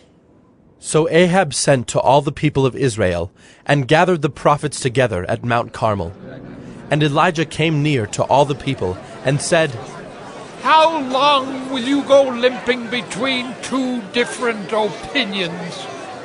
If the Lord is God, follow him. But if Baal, then follow him. And the people did not answer him a word. Then Elijah said to the people, I, even I only, am left a prophet of the Lord, but Baal's prophets are 450 men. Let 2 bulls be given to us, and let them choose 1 bull for themselves, and cut it in pieces, and lay it on the wood. But put no fire to it. And I will prepare the other bull, and lay it on the wood, and put no fire to it. And you call upon the name of your God, and I will call upon the name of the Lord. And the God who answers by fire, he is God. And all the people answered, It is well spoken. Then Elijah said to the prophets of Baal, Choose for yourselves 1 bull, and prepare it first, for you are many, and call upon the name of your God, but put no fire to it. And they took the bull that was given them, and they prepared it, and called upon the name of Baal from morning until noon, saying, O Baal, answer us. But there was no voice, and no one answered. And they limped around the altar that they had made. And at noon Elijah mocked them, saying, Cry aloud, for he is a god. Either he is musing, or he is relieving himself, or he is on a journey, or perhaps he is asleep and must be awakened. And they cried aloud and cut themselves after their custom with swords and lances, until the blood gushed out upon them. And as midday passed, they raved on until the time of the offering of the oblation. But there was no voice. No one answered. No one paid attention. Then Elijah said to all the people, Come near to me. And all the people came near to him. And he repaired the altar of the Lord that had been thrown down. Elijah took 12 stones, according to the number of the tribes of the sons of Jacob, to whom the word of the Lord came, saying, Israel shall be your name. And with the stones he built an altar in the name of the Lord. And he made a trench about the altar, as great as would contain 2 seahs of seed. And he put the wood in order, and cut the bull in pieces, and laid it on the wood. And he said, Fill 4 jars with water, and pour it on the burnt offering and on the wood. And he said, Do it a 2nd time. And they did it a 2nd time. And he said, Do it a 3rd time. And they did it a 3rd time. and the water ran around the altar and filled the trench also with water. And at the time of the offering of the oblation, Elijah the prophet came near and said, O Lord, God of Abraham, Isaac, and Israel, let it be known this day that you are God in Israel, and that I am your servant, and that I have done all these things at your word. Answer me, O Lord, answer me, that this people may know that you, O Lord, are God, and that you have turned their hearts back. Then the fire of the Lord fell and consumed the burnt offering, and the wood and the stones and the dust, and licked up the water that was in the trench. And when all the people saw it, they fell on their faces and said, The Lord, He is God! The Lord, He is God! And Elijah said to them, Seize the prophets of Baal, let not one of them escape. And they seized them, and Elijah brought them down to the brook Kishon, and slaughtered them there. And Elijah said to Ahab, Go up, eat and drink, for there is a sound of the rushing of rain. So Ahab went up to eat and to drink, and Elijah went up to the top of Mount Carmel. And he bowed himself down on the earth, and put his face between his knees. And he said to his servant, Go up now, look toward the sea. And he went up and looked, and said, There is nothing. And he said, Go again. 7 times. And at the 7th time he said, Behold, a little cloud like a man's hand is rising from the sea. And he said, Go up, say to Ahab, Prepare your chariot, and go down, lest the rain stop you. And in a little while the heavens grew black with clouds and wind, and there was a great rain.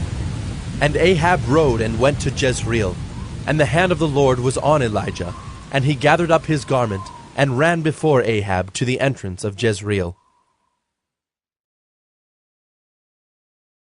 1 Kings 19. Ahab told Jezebel all that Elijah had done, and how he had killed all the prophets with the sword. Then Jezebel sent a messenger to Elijah, saying, So may the gods do to me and more also, if I do not make your life as the life of one of them by this time tomorrow. Then he was afraid, and he arose and ran for his life, and came to Beersheba, which belongs to Judah, and left his servant there. But he himself went a day's journey into the wilderness, and came and sat down under a broom tree. And he asked that he might die, saying, It is enough. Now, O Lord, take away my life, for I am no better than my fathers. And he lay down and slept under a broom tree. And behold, an angel touched him, and said to him, Arise and eat. And he looked, and behold, there was at his head a cake baked on hot stones, and a jar of water. And he ate and drank, and lay down again. And the angel of the Lord came again a second time, and touched him, and said, Arise and eat, for the journey is too great for you. And he arose and ate and drank, and went in the strength of that food 40 days and 40 nights to Horeb, the mount of God. There he came to a cave and lodged in it. And behold, the word of the Lord came to him, and he said to him, What are you doing here, Elijah? He said, I have been very jealous for the Lord, the God of hosts. For the people of Israel have forsaken your covenant, thrown down your altars, and killed your prophets with the sword. And I, even I only, am left, and they seek my life to take it away. And he said, Go out and stand on the mount before the Lord. And behold, the Lord passed by, and a great and strong wind tore the mountains, and broke in pieces the rocks before the Lord. But the Lord was not in the wind. And after the wind an earthquake, but the Lord was not in the earthquake. And after the earthquake a fire, but the Lord was not in the fire. And after the fire the sound of a low whisper. And when Elijah heard it, he wrapped his face in his cloak, and went out and stood at the entrance of the cave. And behold, there came a voice to him, and said, What are you doing here, Elijah? He said, I have been very jealous for the Lord, the God of hosts. For the people of Israel have forsaken your covenant, thrown down your altars, and killed your prophets with the sword. And I, even I only, am left, and they seek my life to take it away. And the Lord said to him, Go, return on your way to the wilderness of Damascus, and when you arrive, you shall anoint Hazael to be king over Syria. And Jehu, the son of Nimshi, you shall anoint to be king over Israel. And Elisha, the son of Shaphat of Abel-Meholah, you shall anoint to be prophet in your place. And the one who escapes from the sword of Hazael shall Jehu put to death, and the one who escapes from the sword of Jehu shall Elisha put to death. Yet I will leave 7,000 in Israel, all the knees that have not bowed to Baal, and every mouth that has not kissed him. So he departed from there, and found Elisha the son of Shaphat, who was plowing with 12 yoke of oxen in front of him, and he was with the 12th. Elijah passed by him, and cast his cloak upon him. And he left the oxen, and ran after Elijah, and said, Let me kiss my father and my mother, and then I will follow you. And he said to him, Go back again, for what have I done to you? And he returned from following him, and took the yoke of oxen, and sacrificed them, and boiled their flesh with the yokes of the oxen, and gave it to the people, and they ate. Then he arose and went after Elijah, and assisted him. 1 Kings 20. Ben-Hadad, the king of Syria, gathered all his army together. 32 kings were with him, and horses and chariots. And he went up and closed in on Samaria, and fought against it. And he sent messengers into the city, to Ahab, king of Israel, and said to him, Thus says Ben-Hadad, Your silver and your gold are mine, your best wives and children also are mine.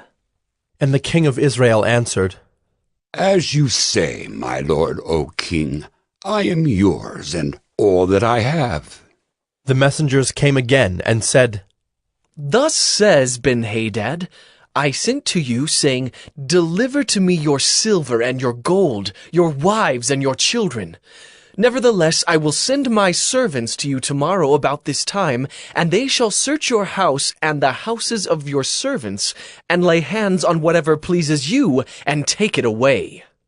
Then the king of Israel called all the elders of the land, and said, Mark now, and see how this man is seeking trouble, for he sent to me for my wives and my children, and for my silver and my gold, and I did not refuse him. And all the elders and all the people said to him, Do not listen or consent. So he said to the messengers of Ben-Hadad, Tell my lord the king, all that you first demanded of your servant I will do, but this thing I cannot do. And the messengers departed, and brought him word again. Ben-Hadad sent to him, and said, The gods do so to me, and more also, if the dust of Samaria shall suffice for handfuls for all the people who follow me. And the king of Israel answered, Tell him, let not him who straps on his armor boast himself as he who takes it off. When Ben-Hadad heard this message, as he was drinking with the kings in the booths, he said to his men, Take your positions. And they took their positions against the city. And behold, a prophet came near to Ahab, king of Israel, and said, Thus says the Lord, Have you seen all this great multitude? Behold, I will give it into your hand this day, and you shall know that I am the Lord. And Ahab said, By whom? He said, Thus says the Lord, by the servants of the governors of the districts. Then he said, Who shall begin the battle? He answered, You. Then he mustered the servants of the governors of the districts, and they were 232. And after them he mustered all the people of Israel, 7,000. And they went out at noon, while Ben-Hadad was drinking himself drunk in the booths, he and the 32 kings who helped him. The servants of the governors of the districts went out first, and Ben-Hadad sent out scouts, and they reported to him, Men are coming out from Samaria. He said, If they have come out for peace, take them alive. Or if they have come out for war, take them alive. So these went out of the city, the servants of the governors of the districts, and the army that followed them. And each struck down his man. The Syrians fled, and Israel pursued them. But Ben-Hadad, king of Syria, escaped on a horse with horsemen. And the king of Israel went out and struck the horses and chariots, and struck the Syrians with a great blow. Then the prophet came near to the king of Israel, and said to him, Come, strengthen yourself, and consider well what you have to do. For in the spring the king of Syria will come up against you. And the servants of the king of Syria said to him, Their gods are gods of the hills, and so they were stronger than we. But let us fight against them in the plain, and surely we shall be stronger than they. And do this, remove the kings each from his post, and put commanders in their places. And muster an army like the army that you have lost, horse for horse and chariot for chariot. Then we will fight against them in the plain, and surely we shall be stronger than they. And he listened to their voice, and did so. In the spring, Ben-Hadad mustered the Syrians, and went up to Aphek to fight against Israel. And the people of Israel were mustered, and were provisioned, and went against them. The people of Israel encamped before them like 2 little flocks of goats, but the Syrians filled the country. And a man of God came near, and said to the king of Israel, Thus says the Lord, because the Syrians have said, The Lord is a God of the hills, but he is not a God of the valleys. Therefore I will give all this great multitude into your hand, and you shall know that I am the Lord. And they encamped opposite one another 7 days. Then on the 7th day the battle was joined, and the people of Israel struck down of the Syrians 100,000 foot soldiers in 1 day. And the rest fled into the city of Aphek, and the wall fell upon 27,000 men who were left. Ben-Hadad also fled, and entered an inner chamber in the city. And his servant said to him, Behold now, we have heard that the kings of the house of Israel are merciful kings. Let us put sackcloth around our waists, and ropes on our heads, and go out to the king of Israel. Perhaps he will spare your life. So they tied sackcloth around their waists, and put ropes on their heads, and went to the king of Israel, and said, Your servant Ben-Hadad says, Please, let me live. And he said, Does he still live? He is my brother. Now the men were watching for a sign, and they quickly took it up from him, and said, Yes, your brother Ben-Hadad. Then he said, Go and bring him. Then Ben-Hadad came out to him, and he caused him to come up into the chariot. And Ben-Hadad said to him, The cities that my father took from your father I will restore, and you may establish bazaars for yourself in Damascus, as my father did in Samaria. And Ahab said, I will let you go on these terms. So he made a covenant with him, and let him go. And a certain man of the sons of the prophets said to his fellow at the command of the Lord, Strike me, please. But the man refused to strike him. Then he said to him, Because you have not obeyed the voice of the Lord, behold, as soon as you have gone from me, a lion shall strike you down. And as soon as he had departed from him, a lion met him and struck him down. Then he found another man and said, Strike me, please. And the man struck him and wounded him. So the prophet departed and waited for the king by the way, disguising himself with a bandage over his eyes. And as the king passed, he cried to the king and said, Your servant went out into the midst of the battle, and behold, a soldier turned and brought a man to me and said, Guard this man. If by any means he is missing, your life shall be for his life, or else you shall pay a talent of silver. And as your servant was busy here and there, he was gone. The king of Israel said to him, So shall your judgment be. You yourself have decided it. Then he hurried to take the bandage away from his eyes, and the king of Israel recognized him as one of the prophets. And he said to him, Thus says the Lord, because you have let go out of your hand the man whom I had devoted to destruction, therefore your life shall be for his life, and your people for his people. And the king of Israel went to his house vexed and sullen, and came to Samaria. 1 Kings 21. Now Naboth the Jezreelite had a vineyard in Jezreel, beside the palace of Ahab king of Samaria. And after this, Ahab said to Naboth, Give me your vineyard, that I may have it for a vegetable garden, because it is near my house, and I will give you a better vineyard for it.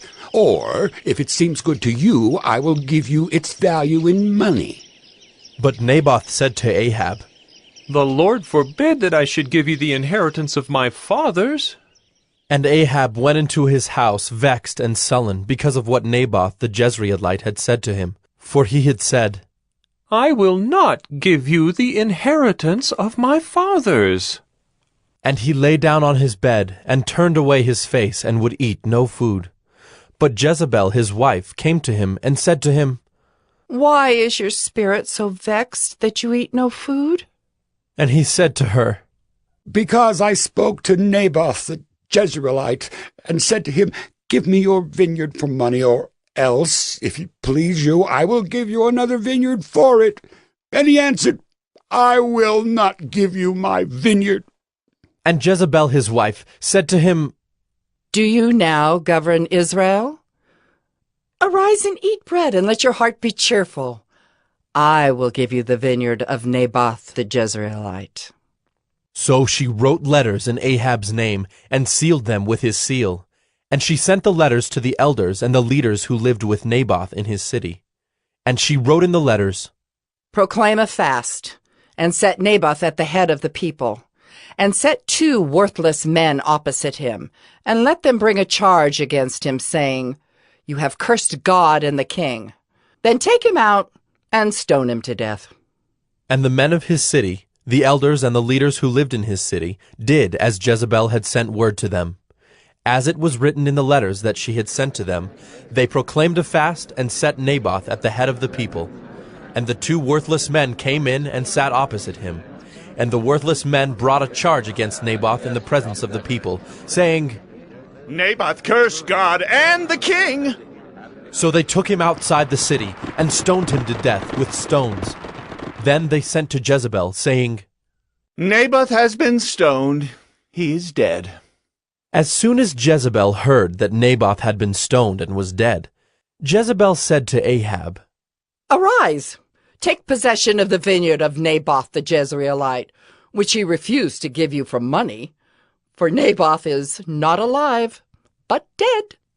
And as soon as Ahab heard that Naboth was dead, Ahab arose to go down to the vineyard of Naboth the Jezreelite, to take possession of it.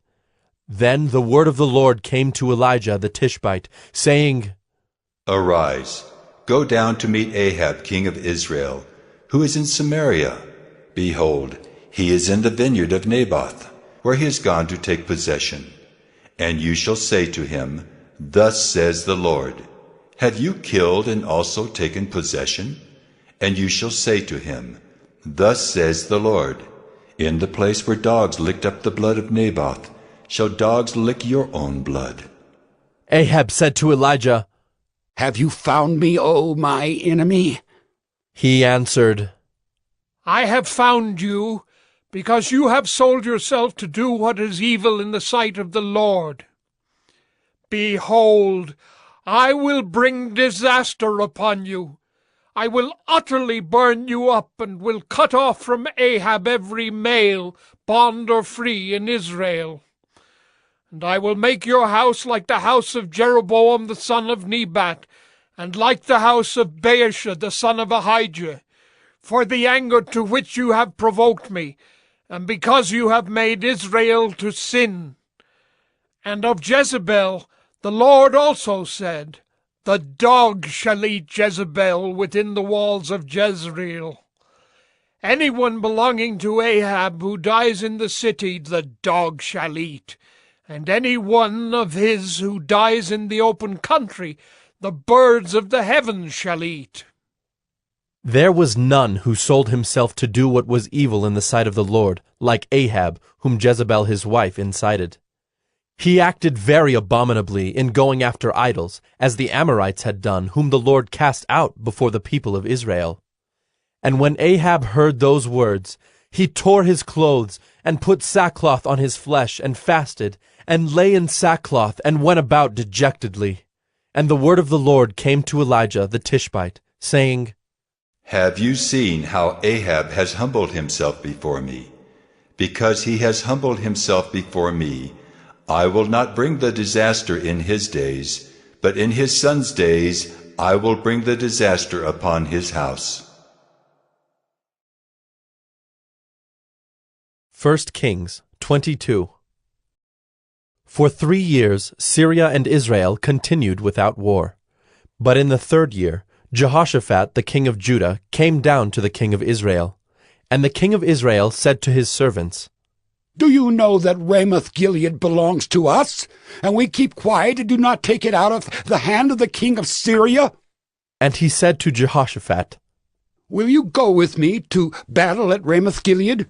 And Jehoshaphat said to the king of Israel, I am as you are, my people as your people, my horses as your horses. And Jehoshaphat said to the king of Israel, Inquire first for the word of the Lord.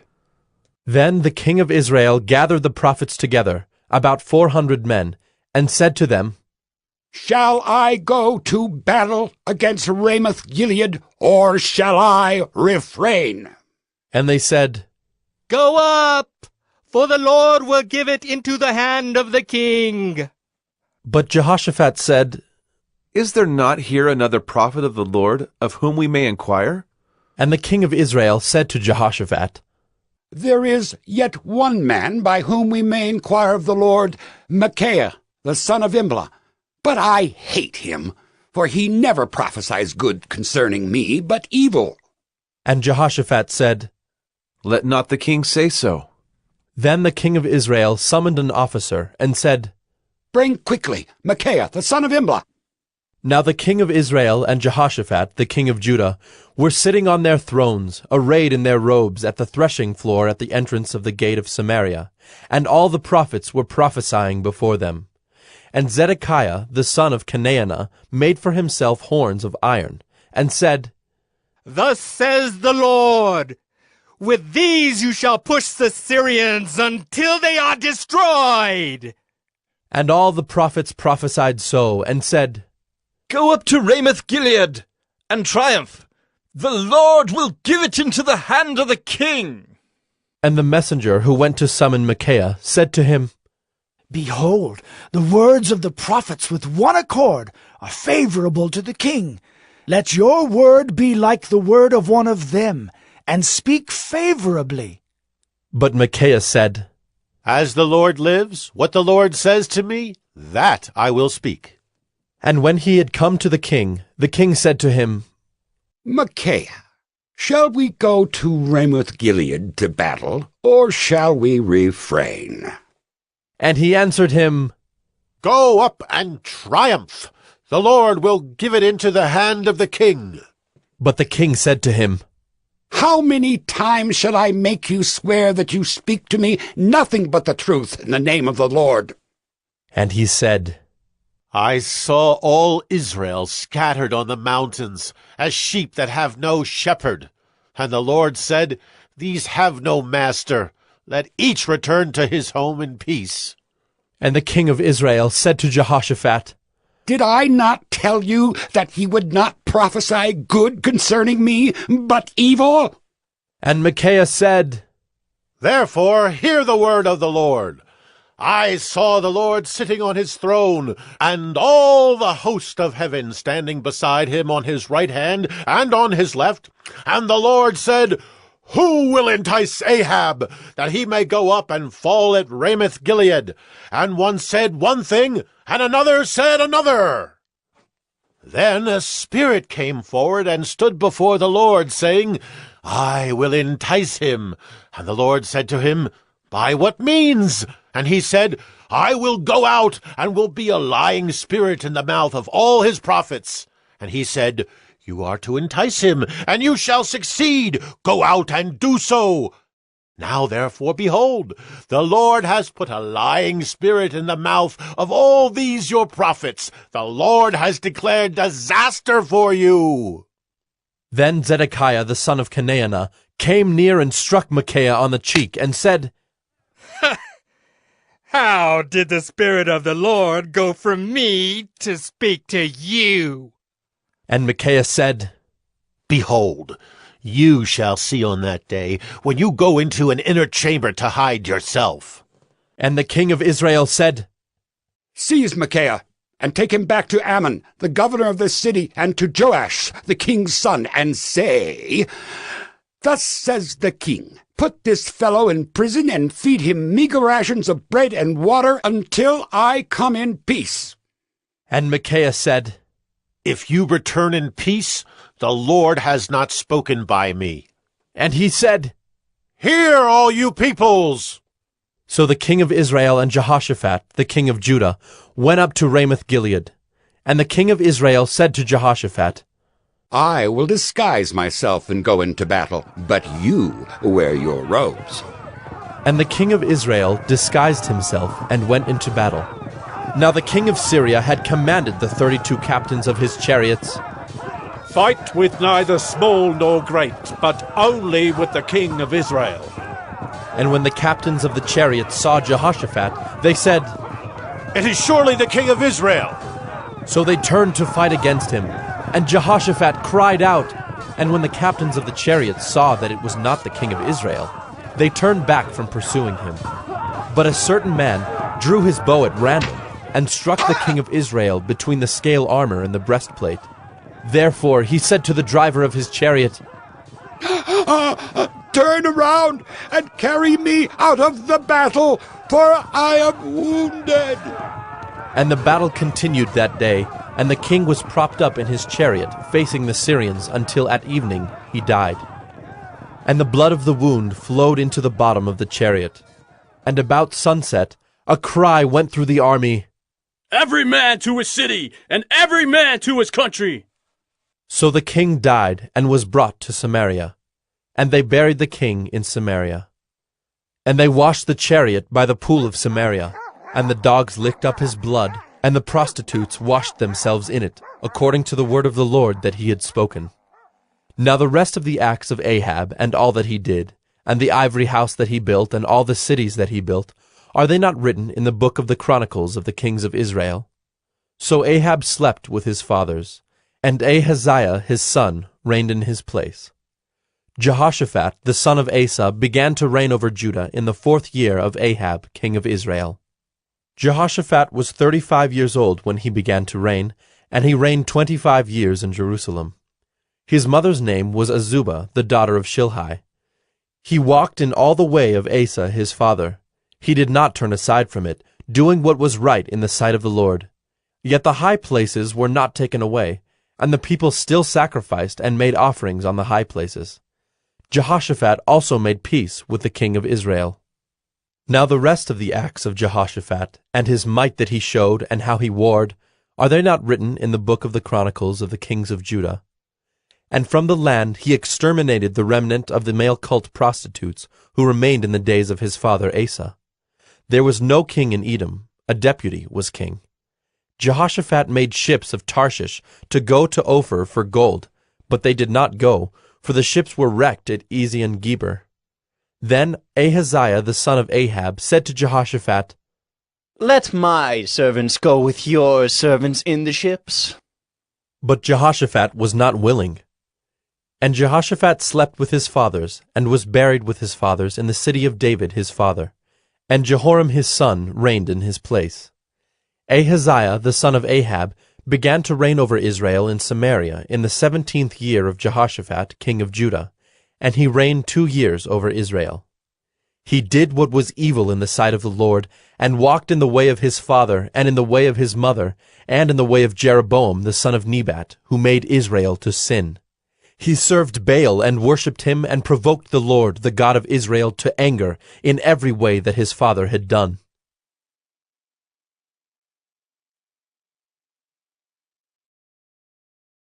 Gospodos TV, once again, subscribe. Today we are listening to the book of 2 Kings. 2 Kings 1. After the death of Ahab, Moab rebelled against Israel. Now Ahaziah fell through the lattice in his upper chamber in Samaria and lay sick. So he sent messengers, telling them, Go, inquire of Beelzebub, the god of Ekron, whether I shall recover from this sickness. But the angel of the Lord said to Elijah the Tishbite, Arise, go up to meet the messengers of the king of Samaria, and say to them, Is it because there is no God in Israel that you are going to inquire of Beelzebub, the god of Ekron?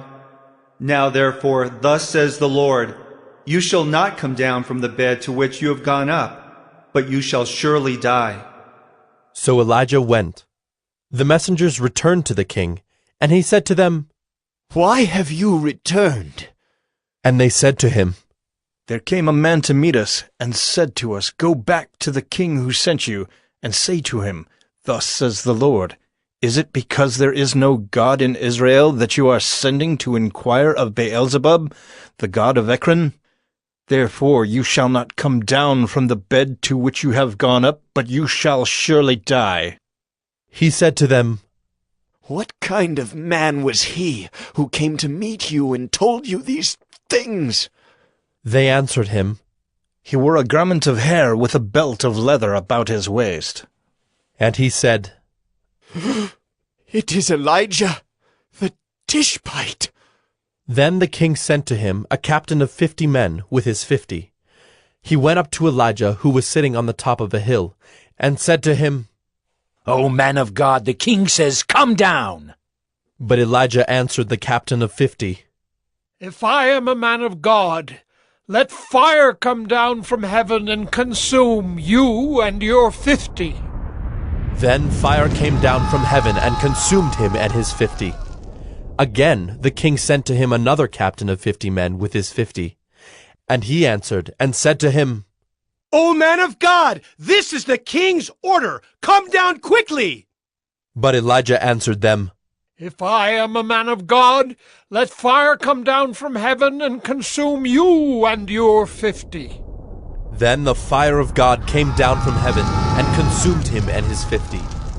Again the king sent the captain of a third 50 with his 50. And the third captain of 50 went up and came and fell on his knees before Elijah and entreated him, O man of God, please let my life and the life of these 50 servants of yours be precious in your sight. Behold, fire came down from heaven and consumed the 2 former captains of 50 men with their 50s. But now let my life be precious in your sight. Then the angel of the Lord said to Elijah, Go down with him. Do not be afraid of him. So he arose and went down with him to the king, and said to him, Thus says the Lord, Because you have sent messengers to inquire of Beelzebub, the god of Ekron, is it because there is no God in Israel to inquire of his word? Therefore you shall not come down from the bed to which you have gone up, but you shall surely die. So he died according to the word of the Lord that Elijah had spoken. Jehoram became king in his place in the 2nd year of Jehoram, the son of Jehoshaphat, king of Judah, because Ahaziah had no son. Now the rest of the acts of Ahaziah that he did, are they not written in the book of the Chronicles of the kings of Israel? 2 Kings 2. Now when the Lord was about to take Elijah up to heaven by a whirlwind, Elijah and Elisha were on their way from Gilgal.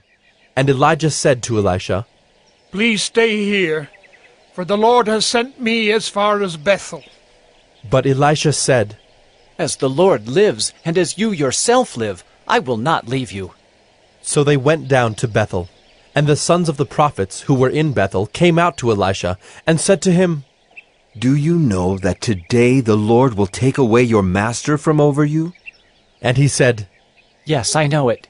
Keep quiet. Elijah said to him, Elisha, please stay here, for the Lord has sent me to Jericho. But he said, As the Lord lives, and as you yourself live, I will not leave you. So they came to Jericho. The sons of the prophets who were at Jericho drew near to Elisha and said to him, Do you know that today the Lord will take away your master from over you? And he answered, Yes, I know it. Keep quiet. Then Elijah said to him, Please stay here, for the Lord has sent me to the Jordan.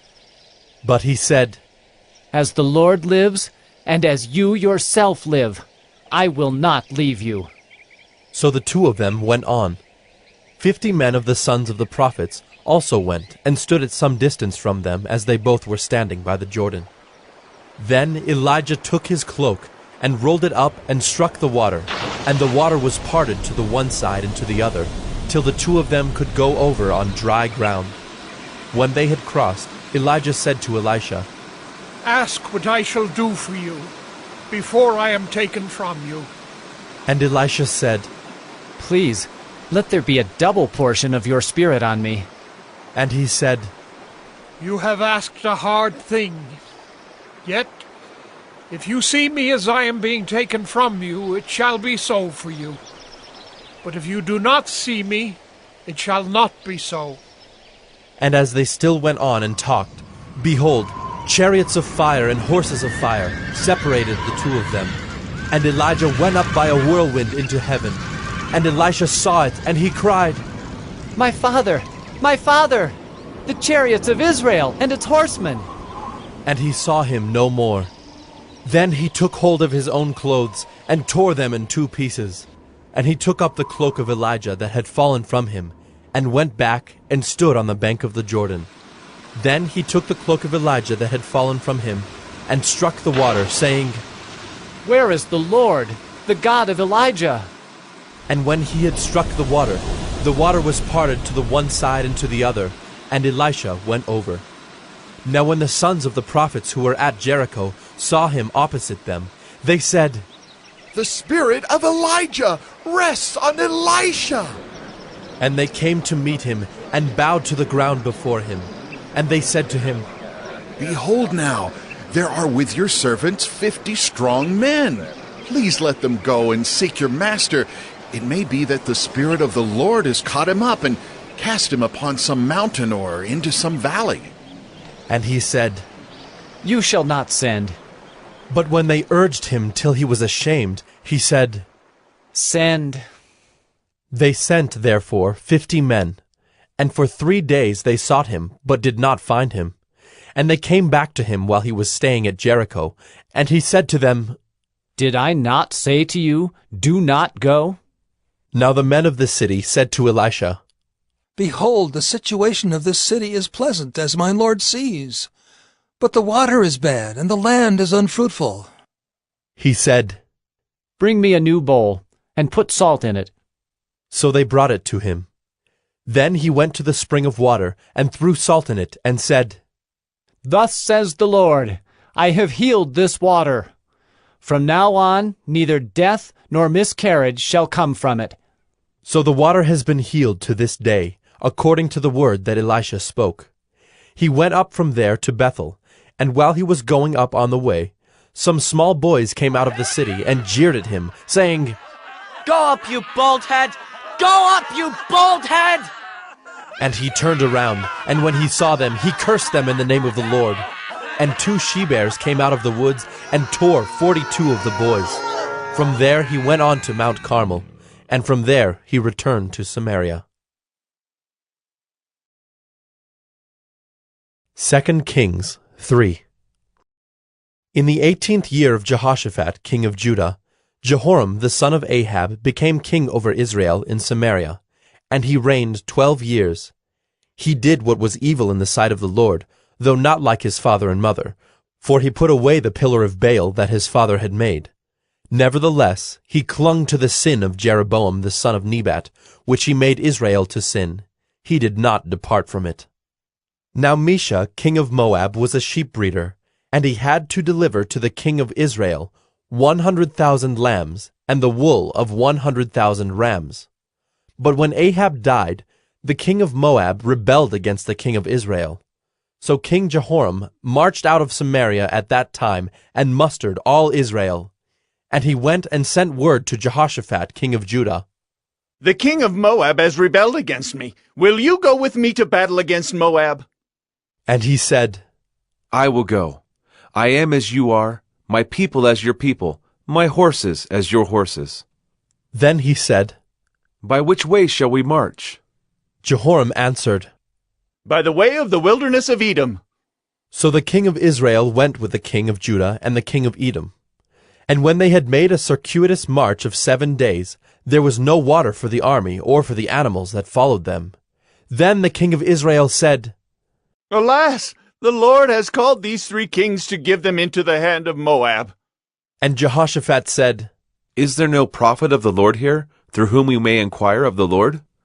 Then one of the king of Israel's servants answered, Elisha the son of Shaphat is here, who poured water on the hands of Elijah.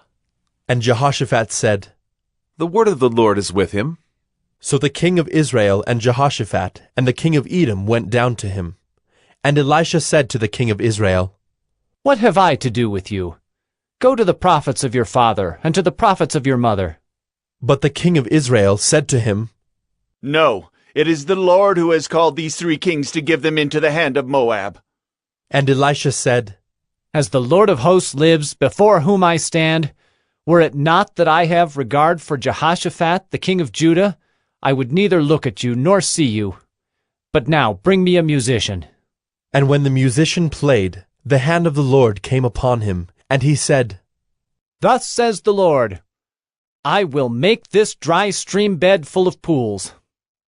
For thus says the Lord, You shall not see wind or rain, but that stream bed shall be filled with water, so that you shall drink, you, your livestock, and your animals. This is a light thing in the sight of the Lord. He will also give the Moabites into your hand, and you shall attack every fortified city and every choice city, and shall fell every good tree, and stop up all springs of water, and ruin every good piece of land with stones. The next morning, about the time of offering the sacrifice, behold, water came from the direction of Edom, till the country was filled with water. When all the Moabites heard that the kings had come up to fight against them, all who were able to put on armor, from the youngest to the oldest, were called out and were drawn up at the border. And when they rose early in the morning, and the sun shone on the water, the Moabites saw the water opposite them as red as blood, and they said, This is blood! The kings have surely fought together and struck one another down. Now then, Moab, to the spoil! But when they came to the camp of Israel, the Israelites rose and struck the Moabites till they fled before them. And they went forward, striking the Moabites as they went. And they overthrew the cities, and on every good piece of land every man threw a stone until it was covered. They stopped every spring of water, and felled all the good trees, till only its stones were left in Kir-Hareseth, and the slingers surrounded and attacked it. When the king of Moab saw that the battle was going against him, he took with him 700 swordsmen to break through opposite the king of Edom, but they could not. Then he took his oldest son, who was to reign in his place, and offered him for a burnt offering on the wall. And there came great wrath against Israel, and they withdrew from him and returned to their own land. 2 Kings 4.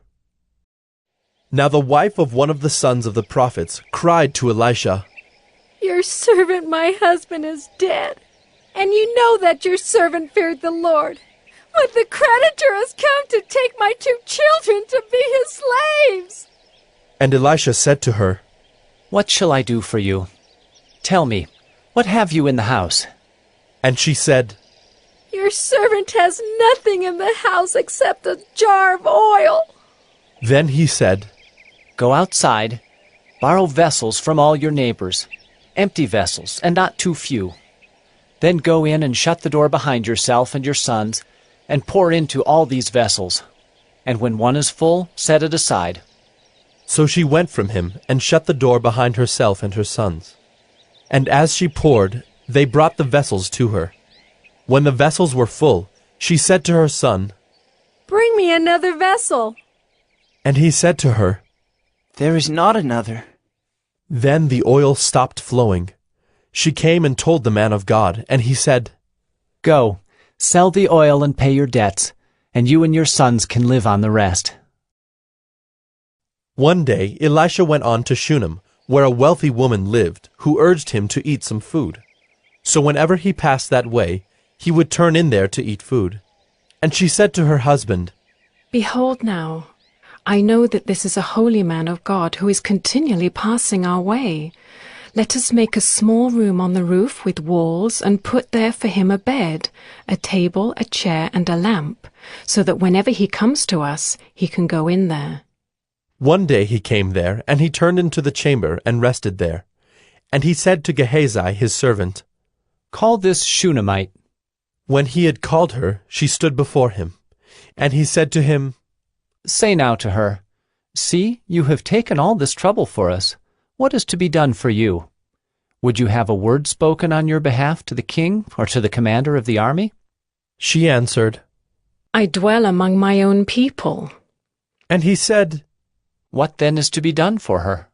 Gehazi answered, Well, she has no son, and her husband is old. He said, Call her. And when he had called her, she stood in the doorway. And he said, At this season, about this time next year, you shall embrace a son. And she said, No, my lord, O man of God, do not lie to your servant. But the woman conceived, and she bore a son about that time the following spring, as Elisha had said to her. When the child had grown, he went out one day to his father among the reapers. And he said to his father, Oh, my head! My head! The father said to his servant, Carry him to his mother. And when he had lifted him and brought him to his mother, the child sat on her lap till noon, and then he died. And she went up and laid him on the bed of the man of God, and shut the door behind him, and went out. Then she called to her husband, and said, Send me one of the servants and one of the donkeys, that I may quickly go to the man of God and come back again. And he said, Why will you go to him today? It is neither new moon nor Sabbath. She said, All is well. Then she saddled the donkey, and she said to her servant, Urge the animal on, do not slacken the pace for me unless I tell you. So she set out and came to the man of God at Mount Carmel. When the man of God saw her coming, he said to Gehazi his servant, Look, there is the Shunammite. Run at once to meet her, and say to her, Is all well with you? Is all well with your husband? Is all well with the child? And she answered, All is well. And when she came to the mountain to the man of God, she caught hold of his feet, and Gehazi came to push her away. But the man of God said, Leave her alone, for she is in bitter distress, and the Lord has hidden it from me and has not told me. Then she said, Did I ask my lord for a son? Did I not say, Do not deceive me? He said to Gehazi, Tie up your garment and take my staff in your hand and go. If you meet anyone, do not greet him. And if anyone greets you, do not reply. And lay my staff on the face of the child. Then the mother of the child said, As the Lord lives, and as you yourself live, I will not leave you. So he arose and followed her. Gehazi went on ahead and laid the staff on the face of the child, but there was no sound or sign of life. Therefore he returned to meet him and told him, The child has not awakened. When Elisha came into the house, he saw the child lying dead on his bed. So he went in and shut the door behind the two of them and prayed to the Lord. Then he went up and lay on the child, putting his mouth on his mouth, his eyes on his eyes, and his hands on his hands. And as he stretched himself upon him, the flesh of the child became warm. Then he got up again and walked once back and forth in the house, and went up and stretched himself upon him. The child sneezed 7 times, and the child opened his eyes.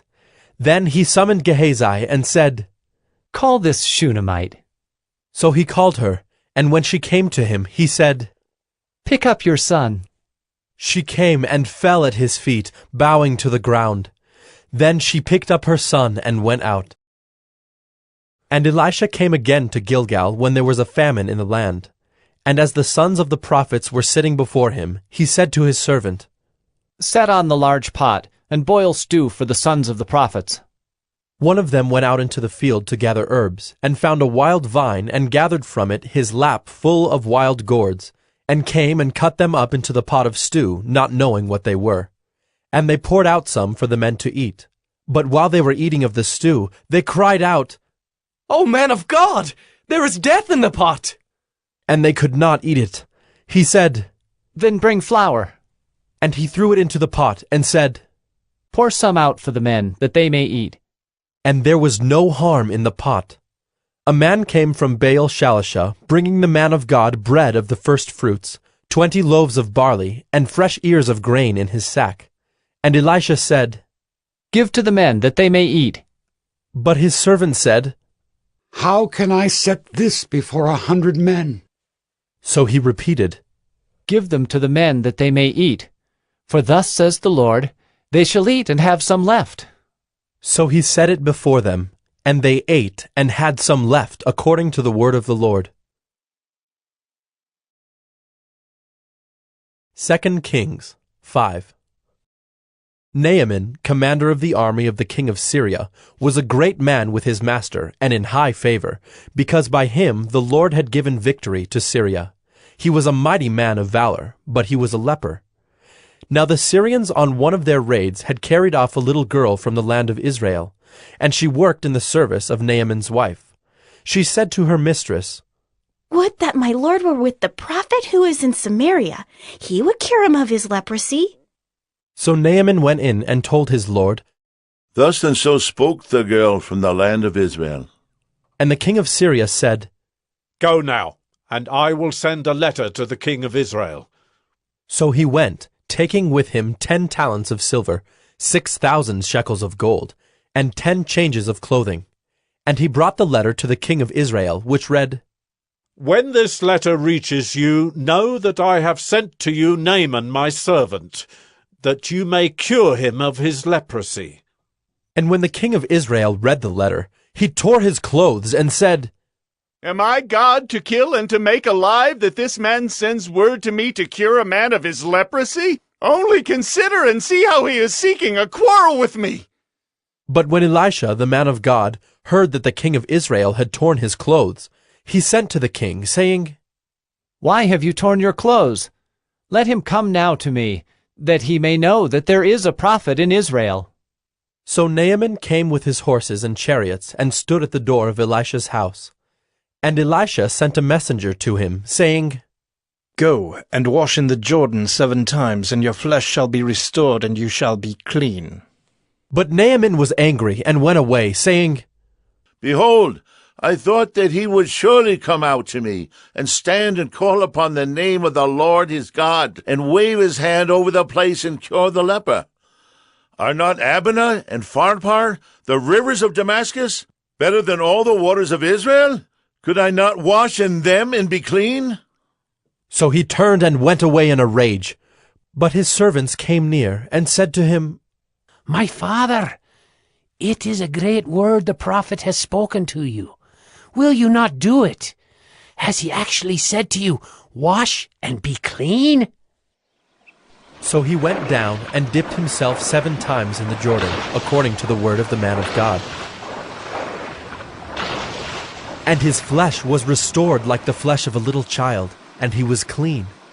Then he returned to the man of God, he and all his company, and he came and stood before him. And he said, "Behold, I know that there is no God in all the earth but in Israel. So accept now a present from your servant." But he said, "As the Lord lives before whom I stand, I will receive none." And he urged him to take it, but he refused. Then Naaman said, If not, please let there be given to your servant 2 mules' load of earth. For from now on your servant will not offer burnt offering or sacrifice to any god but the Lord. In this matter may the Lord pardon your servant. When my master goes into the house of Rimmon to worship there, leaning on my arm, and I bow myself in the house of Rimmon. When I bow myself in the house of Rimmon, the Lord pardon your servant in this matter. He said to him, Go in peace. But when Naaman had gone from him a short distance, Gehazi, the servant of Elisha, the man of God, said, See, my master has spared this Naaman, the Syrian, in not accepting from his hand what he brought. As the Lord lives, I will run after him and get something from him. So Gehazi followed Naaman, and when Naaman saw someone running after him, he got down from the chariot to meet him and said, Is all well? And he said, All is well, my master has sent me to say, There have just now come to me from the hill country of Ephraim 2 young men of the sons of the prophets. Please give them a talent of silver and 2 changes of clothing. And Naaman said, Be pleased to accept 2 talents. And he urged him, and tied up 2 talents of silver in 2 bags, with 2 changes of clothing, and laid them on 2 of his servants. And they carried them before Gehazi. And when he came to the hill, he took them from their hand, and put them in the house. And he sent the men away, and they departed. He went in, and stood before his master. And Elisha said to him, Where have you been, Gehazi? And he said, Your servant went nowhere. But he said to him, Did not my heart go when the man turned from his chariot to meet you? Was it a time to accept money and garments, olive orchards and vineyards, sheep and oxen, male servants and female servants? Therefore the leprosy of Naaman shall cling to you and to your descendants forever. So he went out from his presence a leper like snow. 2 Kings 6. Now the sons of the prophets said to Elisha, See, the place where we dwell under your charge is too small for us.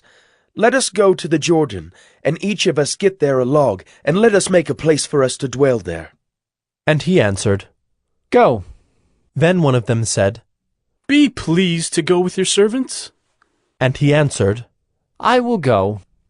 So he went with them. And when they came to the Jordan, they cut down trees.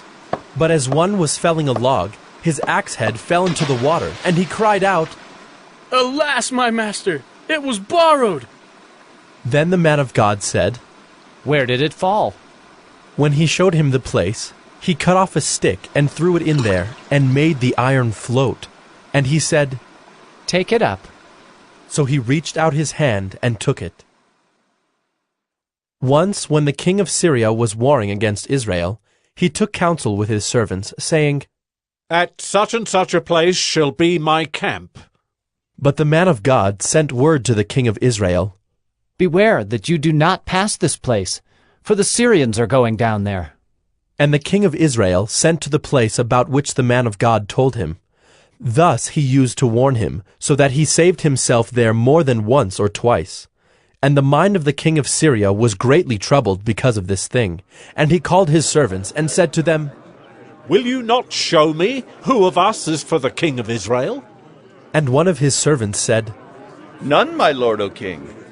But Elisha the prophet who is in Israel tells the king of Israel the words that you speak in your bedroom. And he said, Go and see where he is, that I may send and seize him. It was told him, Behold, he is in Dothan. So he sent there horses and chariots and a great army, and they came by night and surrounded the city. When the servant of the man of God rose early in the morning and went out, behold, an army with horses and chariots was all around the city. And the servant said, Alas, my master, what shall we do? He said, Do not be afraid, for those who are with us are more than those who are with them. Then Elisha prayed and said, O Lord, please, open his eyes, that he may see. So the Lord opened the eyes of the young man, and he saw, and behold, the mountain was full of horses and chariots of fire all around Elisha. And when the Syrians came down against him, Elisha prayed to the Lord and said, Please, strike this people with blindness. So he struck them with blindness in accordance with the prayer of Elisha. And Elisha said to them, This is not the way, and this is not the city. Follow me, and I will bring you to the man whom you seek. And he led them to Samaria. As soon as they entered Samaria, Elisha said, O Lord, open the eyes of these men, that they may see. So the Lord opened their eyes, and they saw. And behold, they were in the midst of Samaria. As soon as the king of Israel saw them, he said to Elisha, My father, shall I strike them down? Shall I strike them down? He answered, You shall not strike them down. Would you strike down those whom you have taken captive with your sword and with your bow? Set bread and water before them, that they may eat and drink, and go to their master. So he prepared for them a great feast, and when they had eaten and drunk, he sent them away, and they went to their master. And the Syrians did not come again on raids into the land of Israel. Afterward, Ben-Hadad, king of Syria, mustered his entire army, and went up and besieged Samaria. And there was a great famine in Samaria as they besieged it, until a donkey's head was sold for 80 shekels of silver, and the fourth part of a cab of dove's dung for 5 shekels of silver. Now as the king of Israel was passing by on the wall, a woman cried out to him, saying, Help, my lord, O king! And he said, If the Lord will not help you, how shall I help you? From the threshing floor or from the winepress? And the king asked her, What is your trouble? She answered, This woman said to me, Give your son, that we may eat him today, and we will eat my son tomorrow. So we boiled my son and ate him. And on the next day I said to her, Give your son, that we may eat him. But she has hidden her son. When the king heard the words of the woman, he tore his clothes. Now he was passing by on the wall, and the people looked, and behold, he had sackcloth beneath on his body. And he said, May God do so to me, and more also, if the head of Elisha the son of Shaphat remains on his shoulders today. Elisha was sitting in his house, and the elders were sitting with him. Now the king had dispatched a man from his presence, but before the messenger arrived, Elisha said to the elders, Do you see how this murderer has sent to take off my head? Look, when the messenger comes, shut the door, and hold the door fast against him. Is not the sound of his master's feet behind him? And while he was still speaking with them, the messenger came down to him and said, This trouble is from the Lord. Why should I wait for the Lord any longer? 2 Kings 7. But Elisha said, Hear the word of the Lord. Thus says the Lord, Tomorrow about this time a seah of fine flour shall be sold for a shekel, and 2 seahs of barley for a shekel, at the gate of Samaria. Then the captain, on whose hand the king leaned, said to the man of God, If the Lord himself should make windows in heaven, could this thing be? But he said, You shall see it with your own eyes, but you shall not eat of it. Now there were 4 men who were lepers at the entrance to the gate, and they said to one another, Why are we sitting here until we die? If we say, Let us enter the city, the famine is in the city, and we shall die there. And if we sit here, we die also. So now come, let us go over to the camp of the Syrians. If they spare our lives, we shall live, and if they kill us, we shall but die. So they arose at twilight to go to the camp of the Syrians. But when they came to the edge of the camp of the Syrians, behold, there was no one there. For the Lord had made the army of the Syrians hear the sound of chariots and of horses, the sound of a great army, so that they said to one another, Behold, the king of Israel has hired against us the kings of the Hittites and the kings of Egypt to come against us. So they fled away in the twilight and abandoned their tents, their horses, and their donkeys, leaving the camp as it was, and fled for their lives. And when these lepers came to the edge of the camp, they went into a tent and ate and drank, and they carried off silver and gold and clothing, and went and hid them. Then they came back and entered another tent, and carried off things from it, and went and hid them. Then they said to one another, "We are not doing right. This day is a day of good news. If we are silent and wait until the morning light, punishment will overtake us. Now therefore come, let us go and tell the king's household." So they came and called to the gatekeepers of the city, and told them, "We came to the camp of the Syrians, and behold, there was no one to be seen or heard there. Nothing but the horses tied, and the donkeys tied, and the tents as they were." Then the gatekeepers called out, and it was told within the king's household. And the king rose in the night, and said to his servants, "I will tell you what the Syrians have done to us. They know that we are hungry. Therefore they have gone out of the camp to hide themselves in the open country, thinking, when they come out of the city we shall take them alive and get into the city." And one of his servants said, "Let some men take 5 of the remaining horses, seeing that those who are left here will fare like the whole multitude of Israel who have already perished. Let us send and see." So they took 2 horsemen, and the king sent them after the army of the Syrians, saying, "Go and see."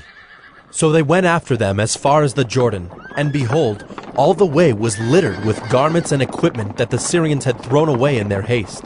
And the messengers returned and told the king. Then the people went out and plundered the camp of the Syrians.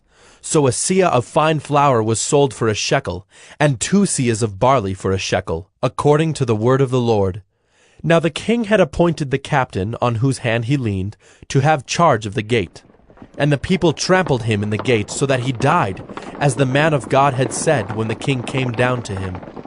For when the man of God had said to the king, 2 seahs of barley shall be sold for a shekel, and a seah of fine flour for a shekel, about this time tomorrow in the gate of Samaria. The captain had answered the man of God, "If the Lord himself should make windows in heaven, could such a thing be?" And he had said, "You shall see it with your own eyes, but you shall not eat of it." And so it happened to him, for the people trampled him in the gate, and he died. 2 Kings 8. Now Elisha had said to the woman whose son he had restored to life, "Arise and depart with your household, and sojourn wherever you can, for the Lord has called for a famine, and it will come upon the land for 7 years. So the woman arose and did according to the word of the man of God. She went with her household and sojourned in the land of the Philistines 7 years. And at the end of the 7 years, when the woman returned from the land of the Philistines, she went to appeal to the king for her house and her land. Now the king was talking with Gehazi, the servant of the man of God, saying, "Tell me all the great things that Elisha has done." And while he was telling the king how Elisha had restored the dead to life, behold, the woman whose son he had restored to life appealed to the king for her house and her land. And Gehazi said, "My lord, O king, here is the woman, and here is her son whom Elisha restored to life." And when the king asked the woman, she told him. So the king appointed an official for her, saying, "Restore all that was hers, together with all the produce of the fields from the day that she left the land until now." Now Elisha came to Damascus. Ben-Hadad, the king of Syria, was sick, and when it was told him, "The man of God has come here," the king said to Hazael, "Take a present with you, and go to meet the man of God, and inquire of the Lord through him, saying, Shall I recover from this sickness?" So Hazael went to meet him, and took a present with him, all kinds of goods of Damascus, 40 camel loads. When he came and stood before him, he said, "Your son Ben-Hadad, king of Syria, has sent me to you, saying, Shall I recover from this sickness?" And Elisha said to him, "Go, say to him, You shall certainly recover. But the Lord has shown me that he shall certainly die." And he fixed his gaze and stared at him until he was embarrassed. And the man of God wept. And Hazael said, "Why does my Lord weep?" He answered, "Because I know the evil that you will do to the people of Israel. You will set on fire their fortresses, And you will kill their young men with the sword, and dash in pieces their little ones, and rip open their pregnant women. And Hazael said, What is your servant, who is but a dog, that he should do this great thing? Elisha answered, The Lord has shown me that you are to be king over Syria. Then he departed from Elisha and came to his master, who said to him, What did Elisha say to you? And he answered, He told me that you would certainly recover. But the next day he took the bedcloth and dipped it in water, and spread it over his face till he died. And Hazael became king in his place.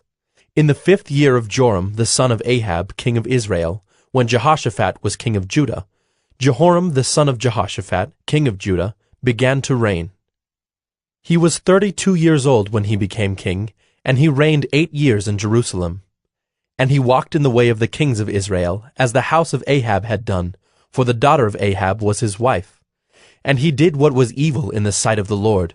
Yet the Lord was not willing to destroy Judah for the sake of David his servant, since he promised to give a lamp to him and to his sons forever. In his days Edom revolted from the rule of Judah and set up a king of their own. Then Joram passed over to Zair with all his chariots and rose by night. And he and his chariot commanders struck the Edomites who had surrounded him, but his army fled home. So Edom revolted from the rule of Judah to this day. Then Libnah revolted at the same time. Now the rest of the acts of Joram and all that he did, are they not written in the book of the Chronicles of the kings of Judah? So Joram slept with his fathers, and was buried with his fathers in the city of David, and Ahaziah his son reigned in his place. In the 12th year of Joram the son of Ahab, king of Israel, Ahaziah the son of Jehoram, king of Judah, began to reign. Ahaziah was 22 years old when he began to reign, and he reigned 1 year in Jerusalem. His mother's name was Athaliah. She was a granddaughter of Omri, king of Israel. He also walked in the way of the house of Ahab, and did what was evil in the sight of the Lord, as the house of Ahab had done, for he was son-in-law to the house of Ahab. He went with Joram the son of Ahab to make war against Hazael king of Syria at Ramoth-Gilead, and the Syrians wounded Joram. And King Joram returned to be healed in Jezreel of the wounds that the Syrians had given him at Ramah when he fought against Hazael king of Syria. And Ahaziah the son of Jehoram king of Judah went down to see Joram the son of Ahab in Jezreel, because he was sick. 2 Kings 9. Then Elisha the prophet called one of the sons of the prophets, and said to him, Tie up your garments, and take this flask of oil in your hand, and go to Ramoth-Gilead. And when you arrive, look there for Jehu the son of Jehoshaphat, son of Nimshi, and go in and have him rise from among his fellows, and lead him to an inner chamber. Then take the flask of oil, and pour it on his head, and say, Thus says the Lord, I anoint you king over Israel. Then open the door and flee. Do not linger. So the young man, the servant of the prophet, went to Ramoth-Gilead. And when he came, behold, the commanders of the army were in council. And he said, I have a word for you, O commander. And Jehu said, To which of us all? And he said, To you, O commander. So he arose and went into the house. And the young man poured the oil on his head, saying to him, Thus says the Lord, the God of Israel, I anoint you king over the people of the Lord over Israel. And you shall strike down the house of Ahab your master, so that I may avenge on Jezebel the blood of my servants, the prophets, and the blood of all the servants of the Lord. For the whole house of Ahab shall perish, and I will cut off from Ahab every male, bond or free, in Israel. And I will make the house of Ahab like the house of Jeroboam, the son of Nebat, and like the house of Baasha, the son of Ahijah. And the dogs shall eat Jezebel in the territory of Jezreel, and none shall bury her. Then he opened the door and fled. When Jehu came out to the servants of his master, they said to him, Is all well? Why did this mad fellow come to you? And he said to them, You know the fellow and his talk. And they said, That is not true. Tell us now. And he said, Thus and so he spoke to me, saying, Thus says the Lord, I anoint you king over Israel. Then in haste every man of them took his garment, and put it under him on the bare steps. And they blew the trumpet, and proclaimed, Jehu is king! Thus Jehu the son of Jehoshaphat, the son of Nimshi, conspired against Joram. Now Joram with all Israel had been on guard at Ramoth-Gilead against Hazael king of Syria. But King Joram had returned to be healed in Jezreel of the wounds that the Syrians had given him, when he fought with Hazael king of Syria. So Jehu said, If this is your decision, then let no one slip out of the city to go and tell the news in Jezreel. Then Jehu mounted his chariot, and went to Jezreel, for Joram lay there. And Ahaziah king of Judah had come down to visit Joram. Now the watchman was standing on the tower in Jezreel, and he saw the company of Jehu as he came, and said, I see a company! And Joram said, Take a horseman and send to meet them, and let him say, Is it peace? So a man on horseback went to meet him, and said, Thus says the king, Is it peace? And Jehu said, What do you have to do with peace? Turn around and ride behind me. And the watchman reported, saying, The messenger reached them, but he is not coming back. Then he sent out a second horseman, who came to them and said, Thus the king has said, Is it peace? And Jehu answered, What do you have to do with peace? Turn around and ride behind me. Again the watchman reported, He reached them, but he is not coming back. And the driving is like the driving of Jehu, the son of Nimshi, for he drives furiously. Joram said, Make ready. And they made ready his chariot. Then Joram king of Israel and Ahaziah king of Judah set out, each in his chariot, and went to meet Jehu, and met him at the property of Naboth the Jezreelite. And when Joram saw Jehu, he said, Is it peace, Jehu? He answered, What peace can there be, so long as the whorings and the sorceries of your mother Jezebel are so many? Then Joram reined about and fled, saying to Ahaziah, Treachery, O Ahaziah! And Jehu drew his bow with his full strength, and shot Joram between the shoulders, so that the arrow pierced his heart, and he sank in his chariot. Jehu said to Bidkar his aide, Take him up and throw him on the plot of ground belonging to Naboth the Jezreelite. For remember when you and I rode side by side behind Ahab his father, how the Lord made this pronouncement against him. As surely as I saw yesterday the blood of Naboth and the blood of his sons, declares the Lord, I will repay you on this plot of ground. Now therefore take him up and throw him on the plot of ground in accordance with the word of the Lord. When Ahaziah the king of Judah saw this, he fled in the direction of Beth-Hagan, and Jehu pursued him and said, Shoot him also! And they shot him in the chariot at the ascent of Gur, which is by Ibleam.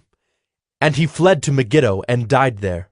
His servants carried him in a chariot to Jerusalem, and buried him in his tomb with his fathers in the city of David. In the 11th year of Joram, the son of Ahab, Ahaziah began to reign over Judah. When Jehu came to Jezreel, Jezebel heard of it, and she painted her eyes and adorned her head and looked out of the window. And as Jehu entered the gate, she said, Is it peace, you Zimri, murderer of your master? And he lifted up his face to the window and said, Who is on my side? Who? 2 or 3 eunuchs looked out at him. He said, Throw her down! So they threw her down, and some of her blood spattered on the wall and on the horses, and they trampled on her. Then he went in and ate and drank.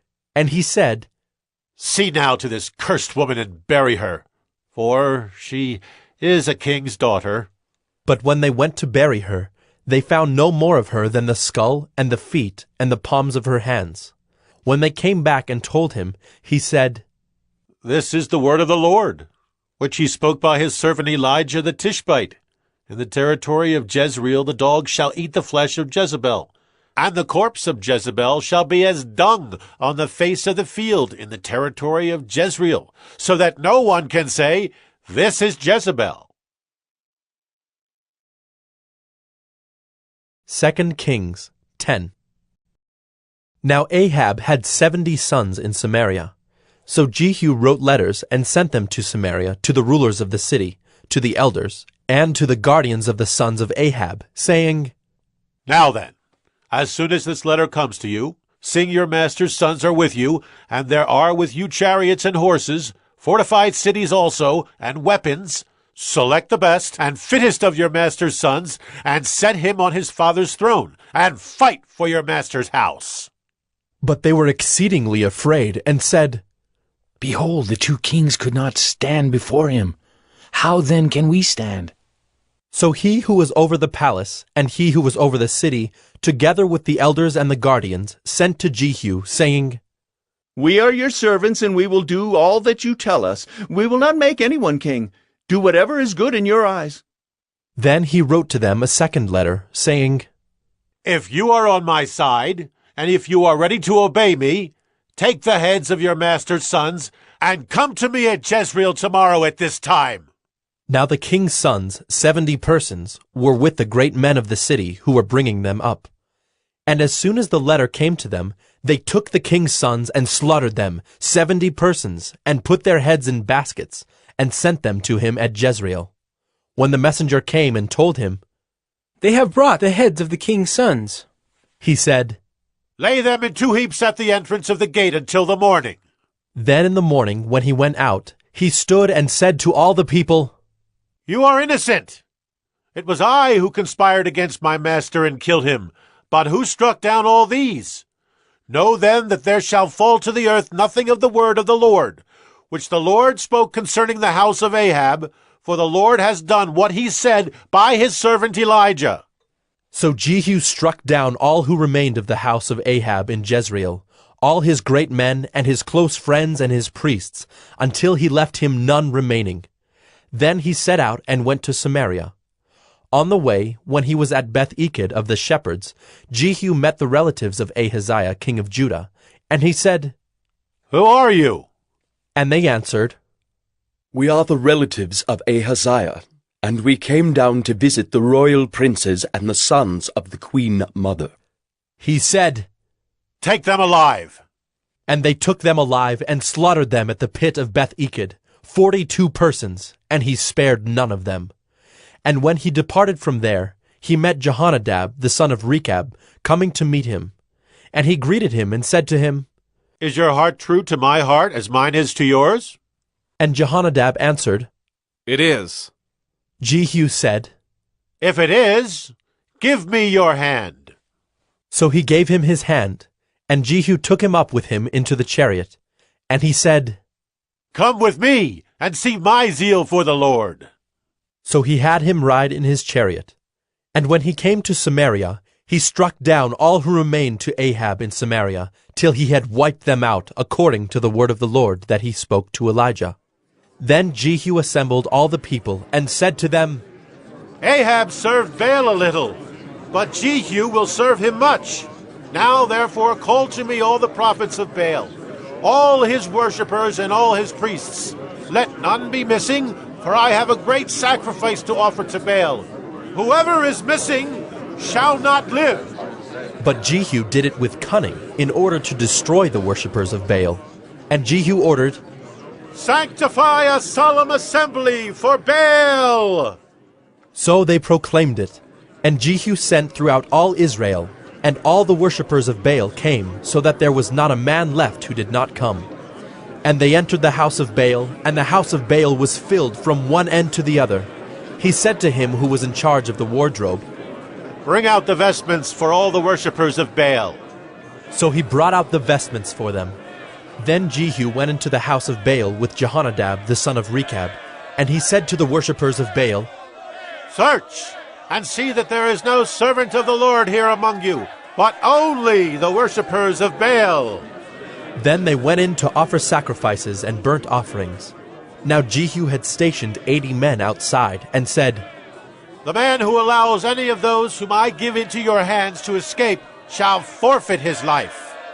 So as soon as he had made an end of offering the burnt offering, Jehu said to the guard and to the officers, Go in and strike them down. Let not a man escape. So when they put them to the sword, the guard and the officers cast them out and went into the inner room of the house of Baal, And they brought out the pillar that was in the house of Baal, and burned it. And they demolished the pillar of Baal, and demolished the house of Baal, and made it a latrine to this day. Thus Jehu wiped out Baal from Israel. But Jehu did not turn aside from the sins of Jeroboam the son of Nebat, which he made Israel to sin, that is, the golden calves that were in Bethel and in Dan.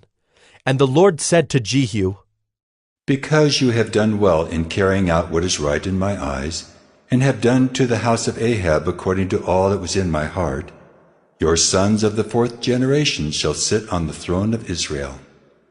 But Jehu was not careful to walk in the law of the Lord, the God of Israel, with all his heart. He did not turn from the sins of Jeroboam, which he made Israel to sin. In those days the Lord began to cut off parts of Israel. Hazael defeated them throughout the territory of Israel. From the Jordan eastward, all the land of Gilead, the Gadites and the Reubenites, and the Manassites from Aroer, which is by the valley of the Arnon, that is, Gilead and Bashan. Now the rest of the acts of Jehu, and all that he did, and all his might, are they not written in the book of the Chronicles of the kings of Israel? So Jehu slept with his fathers, and they buried him in Samaria. And Jehoahaz his son reigned in his place. The time that Jehu reigned over Israel in Samaria was 28 years. 2 Kings 11. Now when Athaliah, the mother of Ahaziah, saw that her son was dead, she arose and destroyed all the royal family. But Jehosheba, the daughter of King Joram, sister of Ahaziah, took Joash, the son of Ahaziah, and stole him away from among the king's sons who were being put to death, and she put him and his nurse in a bedroom. Thus they hid him from Athaliah, so that he was not put to death. And he remained with her 6 years, hidden in the house of the Lord, while Athaliah reigned over the land. But in the 7th year Jehoiada sent and brought the captains of the Kerites and of the guards, and had them come to him in the house of the Lord. And he made a covenant with them, and put them under oath in the house of the Lord, and he showed them the king's son. And he commanded them, This is the thing that you shall do. 1/3 of you, those who come off duty on the Sabbath and guard the king's house, another third being at the gate sewer, and a third at the gate behind the guards, shall guard the palace. And the 2 divisions of you, which come on duty in force on the Sabbath and guard the house of the Lord on behalf of the king, shall surround the king, each with his weapons in his hand. And whoever approaches the ranks is to be put to death. Be with the king when he goes out and when he comes in. The captains did according to all that Jehoiada the priest commanded. And they each brought his men who were to go off duty on the Sabbath, with those who were to come on duty on the Sabbath, and came to Jehoiada the priest. And the priest gave to the captains the spears and shields that had been King David's, which were in the house of the Lord. And the guard stood, every man with his weapons in his hand, from the south side of the house to the north side of the house, around the altar and the house on behalf of the king. Then he brought out the king's son, and put the crown on him, and gave him the testimony. And they proclaimed him king and anointed him, and they clapped their hands and said, Long live the king! When Athaliah heard the noise of the guard and of the people, she went into the house of the Lord to the people. And when she looked, there was the king standing by the pillar according to the custom, and the captains and the trumpeters beside the king, and all the people of the land rejoicing and blowing trumpets. And Athaliah tore her clothes and cried, Treason! Treason! Then Jehoiada the priest commanded the captains who were set over the army, Bring her out between the ranks, and put to death with the sword anyone who follows her. For the priest said, Let her not be put to death in the house of the Lord. So they laid hands on her, and she went through the horses' entrance to the king's house, and there she was put to death. And Jehoiada made a covenant between the Lord and the king and people, that they should be the Lord's people, and also between the king and the people. Then all the people of the land went to the house of Baal and tore it down. His altars and his images they broke in pieces, and they killed Mattan the priest of Baal before the altars. And the priest posted watchmen over the house of the Lord. And he took the captains, the Carites, the guards, and all the people of the land, and they brought the king down from the house of the Lord, marching through the gate of the guards to the king's house. And he took his seat on the throne of the kings. So all the people of the land rejoiced, and the city was quiet after Athaliah had been put to death with the sword at the king's house. Jehoash was 7 years old when he began to reign. 2 Kings 12. In the 7th year of Jehu, Jehoash began to reign, and he reigned 40 years in Jerusalem. His mother's name was Zibiah of Beersheba. And Jehoash did what was right in the eyes of the Lord all his days, because Jehoiada the priest instructed him. Nevertheless, the high places were not taken away. The people continued to sacrifice and make offerings on the high places.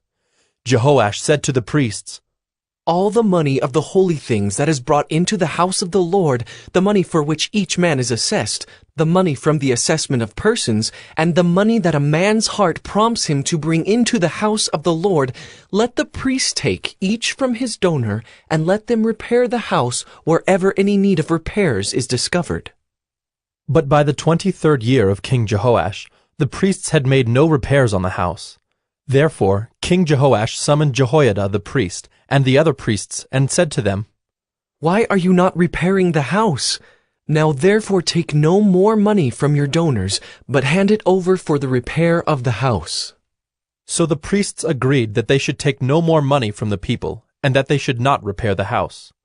Then Jehoiada the priest took a chest, and bored a hole in the lid of it, and set it beside the altar on the right side as one entered the house of the Lord. And the priests who guarded the threshold put in it all the money that was brought into the house of the Lord. And whenever they saw that there was much money in the chest, the king's secretary and the high priest came up, and they bagged and counted the money that was found in the house of the Lord.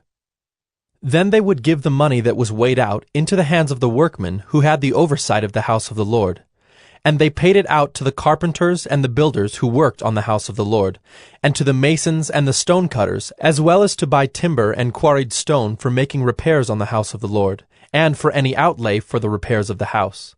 But there were not made for the house of the Lord basins of silver, snuffers, bowls, trumpets, or any vessels of gold or of silver, from the money that was brought into the house of the Lord, for that was given to the workmen who were repairing the house of the Lord with it. And they did not ask an accounting from the men into whose hand they delivered the money to pay out to the workmen, for they dealt honestly. The money from the guilt offerings and the money from the sin offerings was not brought into the house of the Lord. It belonged to the priests. At that time Hazael king of Syria went up and fought against Gath and took it. But when Hazael set his face to go up against Jerusalem, Jehoash king of Judah took all the sacred gifts that Jehoshaphat and Jehoram and Ahaziah his fathers, the kings of Judah, had dedicated, and his own sacred gifts, and all the gold that was found in the treasuries of the house of the Lord, and of the king's house, and sent these to Hazael king of Syria. Then Hazael went away from Jerusalem. Now the rest of the acts of Joash, and all that he did, are they not written in the book of the Chronicles of the kings of Judah? His servants arose and made a conspiracy, and struck down Joash in the house of Millo on the way that goes down to Silla. It was Josachar the son of Shimeath, and Jehozabad the son of Shomer, his servants, who struck him down, so that he died. And they buried him with his fathers in the city of David, and Amaziah his son reigned in his place. 2 Kings 13. In the 23rd year of Joash the son of Ahaziah, king of Judah, Jehoahaz the son of Jehu began to reign over Israel in Samaria, and he reigned 17 years. He did what was evil in the sight of the Lord, and followed the sins of Jeroboam the son of Nebat, which he made Israel to sin. He did not depart from them, and the anger of the Lord was kindled against Israel, and he gave them continually into the hand of Hazael king of Syria, and into the hand of Ben-Hadad the son of Hazael. Then Jehoahaz sought the favor of the Lord, and the Lord listened to him, for he saw the oppression of Israel, how the king of Syria oppressed them. Therefore the Lord gave Israel a savior, so that they escaped from the hand of the Syrians, and the people of Israel lived in their homes as formerly. Nevertheless they did not depart from the sins of the house of Jeroboam, which he made Israel to sin, but walked in them. And the Asherah also remained in Samaria. For there was not left to Jehoahaz an army of more than 50 horsemen, and 10 chariots, and 10,000 footmen.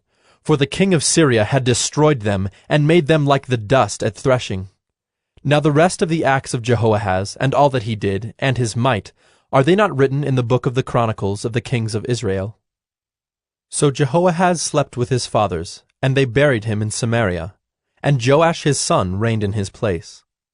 In the 37th year of Joash king of Judah, Jehoash the son of Jehoahaz began to reign over Israel in Samaria, and he reigned 16 years. He also did what was evil in the sight of the Lord. He did not depart from all the sins of Jeroboam the son of Nebat, which he made Israel to sin, but he walked in them. Now the rest of the acts of Joash, and all that he did, and the might with which he fought against Amaziah king of Judah, are they not written in the book of the Chronicles of the kings of Israel? So Joash slept with his fathers, and Jeroboam sat on his throne. And Joash was buried in Samaria with the kings of Israel. Now when Elisha had fallen sick with the illness of which he was to die, Joash, king of Israel, went down to him, and wept before him, crying, My father, the chariots of Israel and its horsemen. And Elisha said to him, Take a bow and arrows. So he took a bow and arrows. Then he said to the king of Israel, Draw the bow. And he drew it. And Elisha laid his hands on the king's hands. And he said, Open the window eastward. And he opened it. Then Elisha said, Shoot. And he shot.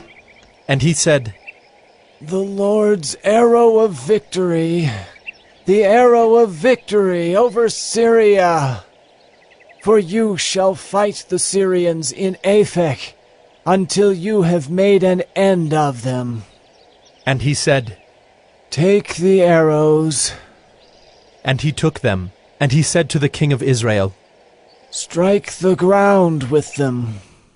And he struck 3 times and stopped. Then the man of God was angry with him and said, You should have struck 5 or 6 times. Then you would have struck down Syria, until you had made an end of it. But now you will strike down Syria only 3 times. So Elisha died, and they buried him. Now bands of Moabites used to invade the land in the spring of the year. And as a man was being buried, behold, a marauding band was seen, and the man was thrown into the grave of Elisha.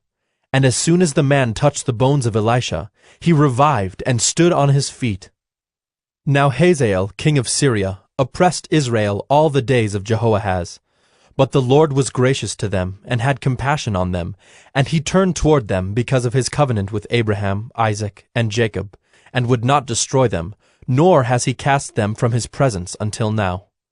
When Hazael, king of Syria, died, Ben-Hadad his son became king in his place. Then Jehoash, the son of Jehoahaz, took again from Ben-Hadad, the son of Hazael, the cities that he had taken from Jehoahaz his father in war. 3 times Joash defeated him and recovered the cities of Israel. 2 Kings 14. In the 2nd year of Joash, the son of Joahaz, king of Israel, Amaziah the son of Joash, king of Judah, began to reign.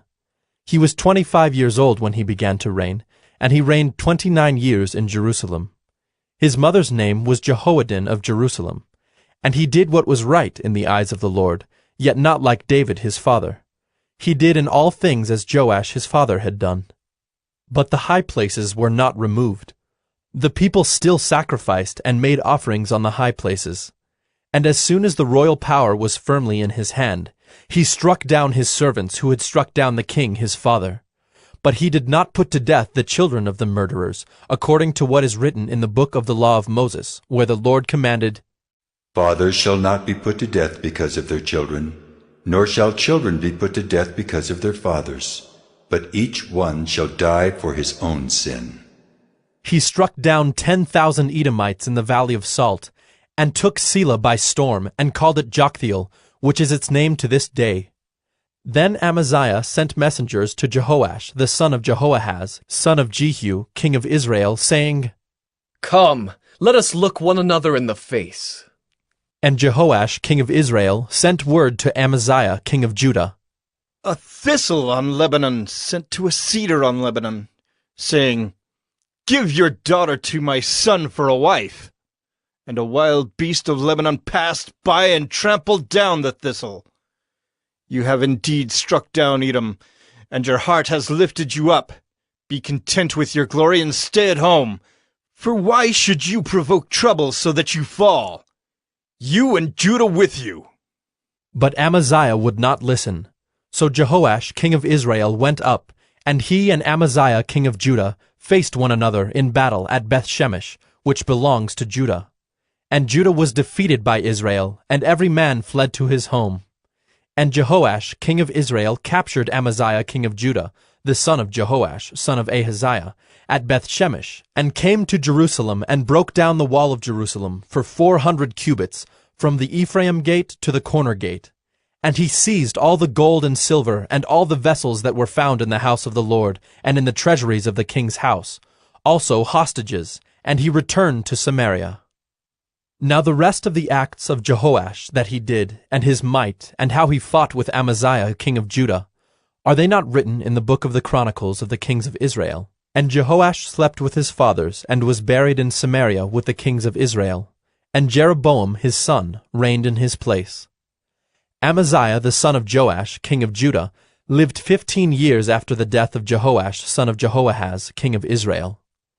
Now the rest of the deeds of Amaziah, are they not written in the book of the Chronicles of the kings of Judah? And they made a conspiracy against him in Jerusalem, and he fled to Lachish. But they sent after him to Lachish, and put him to death there. And they brought him on horses, and he was buried in Jerusalem with his fathers in the city of David. And all the people of Judah took Azariah, who was 16 years old, and made him king instead of his father Amaziah. He built Elath and restored it to Judah, after the king slept with his fathers. In the 15th year of Amaziah the son of Joash, king of Judah, Jeroboam the son of Joash, king of Israel, began to reign in Samaria, and he reigned 41 years. And he did what was evil in the sight of the Lord. He did not depart from all the sins of Jeroboam the son of Nebat, which he made Israel to sin. He restored the border of Israel from Lebo-Hamath as far as the sea of the Arabah, according to the word of the Lord, the God of Israel, which he spoke by his servant Jonah the son of Amittai, the prophet, who was from Gath-hepher. For the Lord saw that the affliction of Israel was very bitter, for there was none left, bond or free, and there was none to help Israel. But the Lord had not said that he would blot out the name of Israel from under heaven, so he saved them by the hand of Jeroboam the son of Joash. Now the rest of the acts of Jeroboam, and all that he did, and his might, how he fought, and how he restored Damascus and Hamath to Judah in Israel, are they not written in the book of the Chronicles of the kings of Israel? And Jeroboam slept with his fathers, the kings of Israel, and Zechariah his son reigned in his place. 2 Kings 15. In the 27th year of Jeroboam, king of Israel, Azariah the son of Amaziah, king of Judah, began to reign. He was 16 years old when he began to reign, and he reigned 52 years in Jerusalem. His mother's name was Jechaliah of Jerusalem. And he did what was right in the eyes of the Lord, according to all that his father Amaziah had done. Nevertheless, the high places were not taken away. The people still sacrificed and made offerings on the high places. And the Lord touched the king, so that he was a leper to the day of his death, and he lived in a separate house. And Jotham, the king's son, was over the household, governing the people of the land. Now the rest of the acts of Azariah, and all that he did, are they not written in the book of the Chronicles of the kings of Judah? And Azariah slept with his fathers, and they buried him with his fathers in the city of David, and Jotham his son reigned in his place. In the 38th year of Azariah king of Judah, Zechariah the son of Jeroboam reigned over Israel in Samaria 6 months. And he did what was evil in the sight of the Lord, as his fathers had done. He did not depart from the sins of Jeroboam the son of Nebat, which he made Israel to sin. Shallum the son of Jabesh conspired against him and struck him down at Ibleam, and put him to death and reigned in his place. Now the rest of the deeds of Zechariah, behold, they are written in the book of the Chronicles of the kings of Israel. This was the promise of the Lord that he gave to Jehu. Your sons shall sit on the throne of Israel to the 4th generation. And so it came to pass. Shallum the son of Jabesh began to reign in the 39th year of Uzziah king of Judah, and he reigned 1 month in Samaria. Then Menahem the son of Gadai came up from Tirzah, and came to Samaria, and he struck down Shallum the son of Jabesh in Samaria, and put him to death, and reigned in his place. Now the rest of the deeds of Shallum, and the conspiracy that he made, behold, they are written in the book of the Chronicles of the kings of Israel. At that time Menahem sacked Tiphsah and all who were in it, and its territory from Tirzah on, because they did not open it to him. Therefore he sacked it, and he ripped open all the women in it who were pregnant. In the 39th year of Azariah king of Judah, Menahem the son of Gadai began to reign over Israel, and he reigned 10 years in Samaria. And he did what was evil in the sight of the Lord. He did not depart all his days from all the sins of Jeroboam the son of Nebat, which he made Israel to sin. Pul, the king of Assyria, came against the land, and Menahem gave Pul 1,000 talents of silver, that he might help him to confirm his hold on the royal power. Menahem exacted the money from Israel, that is, from all the wealthy men, 50 shekels of silver from every man, to give to the king of Assyria. So the king of Assyria turned back, and did not stay there in the land. Now the rest of the deeds of Menahem, and all that he did, are they not written in the book of the Chronicles of the kings of Israel? And Menahem slept with his fathers, and Pekahiah his son reigned in his place. In the 50th year of Azariah king of Judah, Pekahiah the son of Menahem began to reign over Israel in Samaria, and he reigned 2 years. And he did what was evil in the sight of the Lord. He did not turn away from the sins of Jeroboam the son of Nebat, which he made Israel to sin. And Pekah the son of Remaliah his captain conspired against him with 50 men of the people of Gilead, and struck him down in Samaria in the citadel of the king's house with Argob and Ariah. He put him to death and reigned in his place. Now the rest of the deeds of Pekahiah, and all that he did, behold, they are written in the book of the Chronicles of the kings of Israel. In the 52nd year of Azariah king of Judah, Pekah the son of Remaliah began to reign over Israel in Samaria, and he reigned 20 years. And he did what was evil in the sight of the Lord. He did not depart from the sins of Jeroboam the son of Nebat, which he made Israel to sin. In the days of Pekah king of Israel, Tiglath-Pileser king of Assyria came and captured Ijon, Abel-Beth-Maacah, Genoa, Kedesh, Hazor, Gilead and Galilee, all the land of Naphtali, and he carried the people captive to Assyria. Then Hoshea the son of Elah made a conspiracy against Pekah the son of Remaliah, and struck him down and put him to death, and reigned in his place, in the 20th year of Jotham the son of Uzziah. Now the rest of the acts of Pekah, and all that he did, behold, they are written in the book of the Chronicles of the kings of Israel. In the 2nd year of Pekah the son of Remaliah, king of Israel, Jotham the son of Uzziah king of Judah began to reign. He was 25 years old when he began to reign, and he reigned 16 years in Jerusalem. His mother's name was Jerusha, the daughter of Zadok. And he did what was right in the eyes of the Lord, according to all that his father Uzziah had done. Nevertheless, the high places were not removed. The people still sacrificed and made offerings on the high places. He built the upper gate of the house of the Lord. Now the rest of the acts of Jotham, and all that he did, are they not written in the book of the Chronicles of the kings of Judah? In those days the Lord began to send Rezin, the king of Syria, and Pekah, the son of Remaliah, against Judah. Jotham slept with his fathers, and was buried with his fathers in the city of David his father, and Ahaz his son reigned in his place. 2 Kings 16. In the 17th year of Pekah the son of Remaliah, Ahaz the son of Jotham king of Judah began to reign. Ahaz was 20 years old when he began to reign, and he reigned 16 years in Jerusalem. And he did not do what was right in the eyes of the Lord his God, as his father David had done, but he walked in the way of the kings of Israel. He even burned his son as an offering, according to the despicable practices of the nations whom the Lord drove out before the people of Israel. And he sacrificed and made offerings on the high places and on the hills and under every green tree. Then Rezin, king of Syria, and Pekah, the son of Remaliah, king of Israel, came up to wage war on Jerusalem, and they besieged Ahaz, but could not conquer him. At that time Rezin, the king of Syria, recovered Elath for Syria, and drove the men of Judah from Elath, and the Edomites came to Elath, where they dwell to this day. So Ahaz sent messengers to Tiglath-Pileser, king of Assyria, saying, I am your servant and your son. Come up and rescue me from the hand of the king of Syria and from the hand of the king of Israel, who are attacking me. Ahaz also took the silver and gold that was found in the house of the Lord, and in the treasures of the king's house, and sent a present to the king of Assyria. And the king of Assyria listened to him. The king of Assyria marched up against Damascus and took it, carrying its people captive to Kir, and he killed Rezin. When King Ahaz went to Damascus to meet Tiglath-Pileser, king of Assyria, he saw the altar that was at Damascus. And King Ahaz sent to Uriah the priest a model of the altar and its pattern, exact in all its details. And Uriah the priest built the altar, in accordance with all that King Ahaz had sent from Damascus.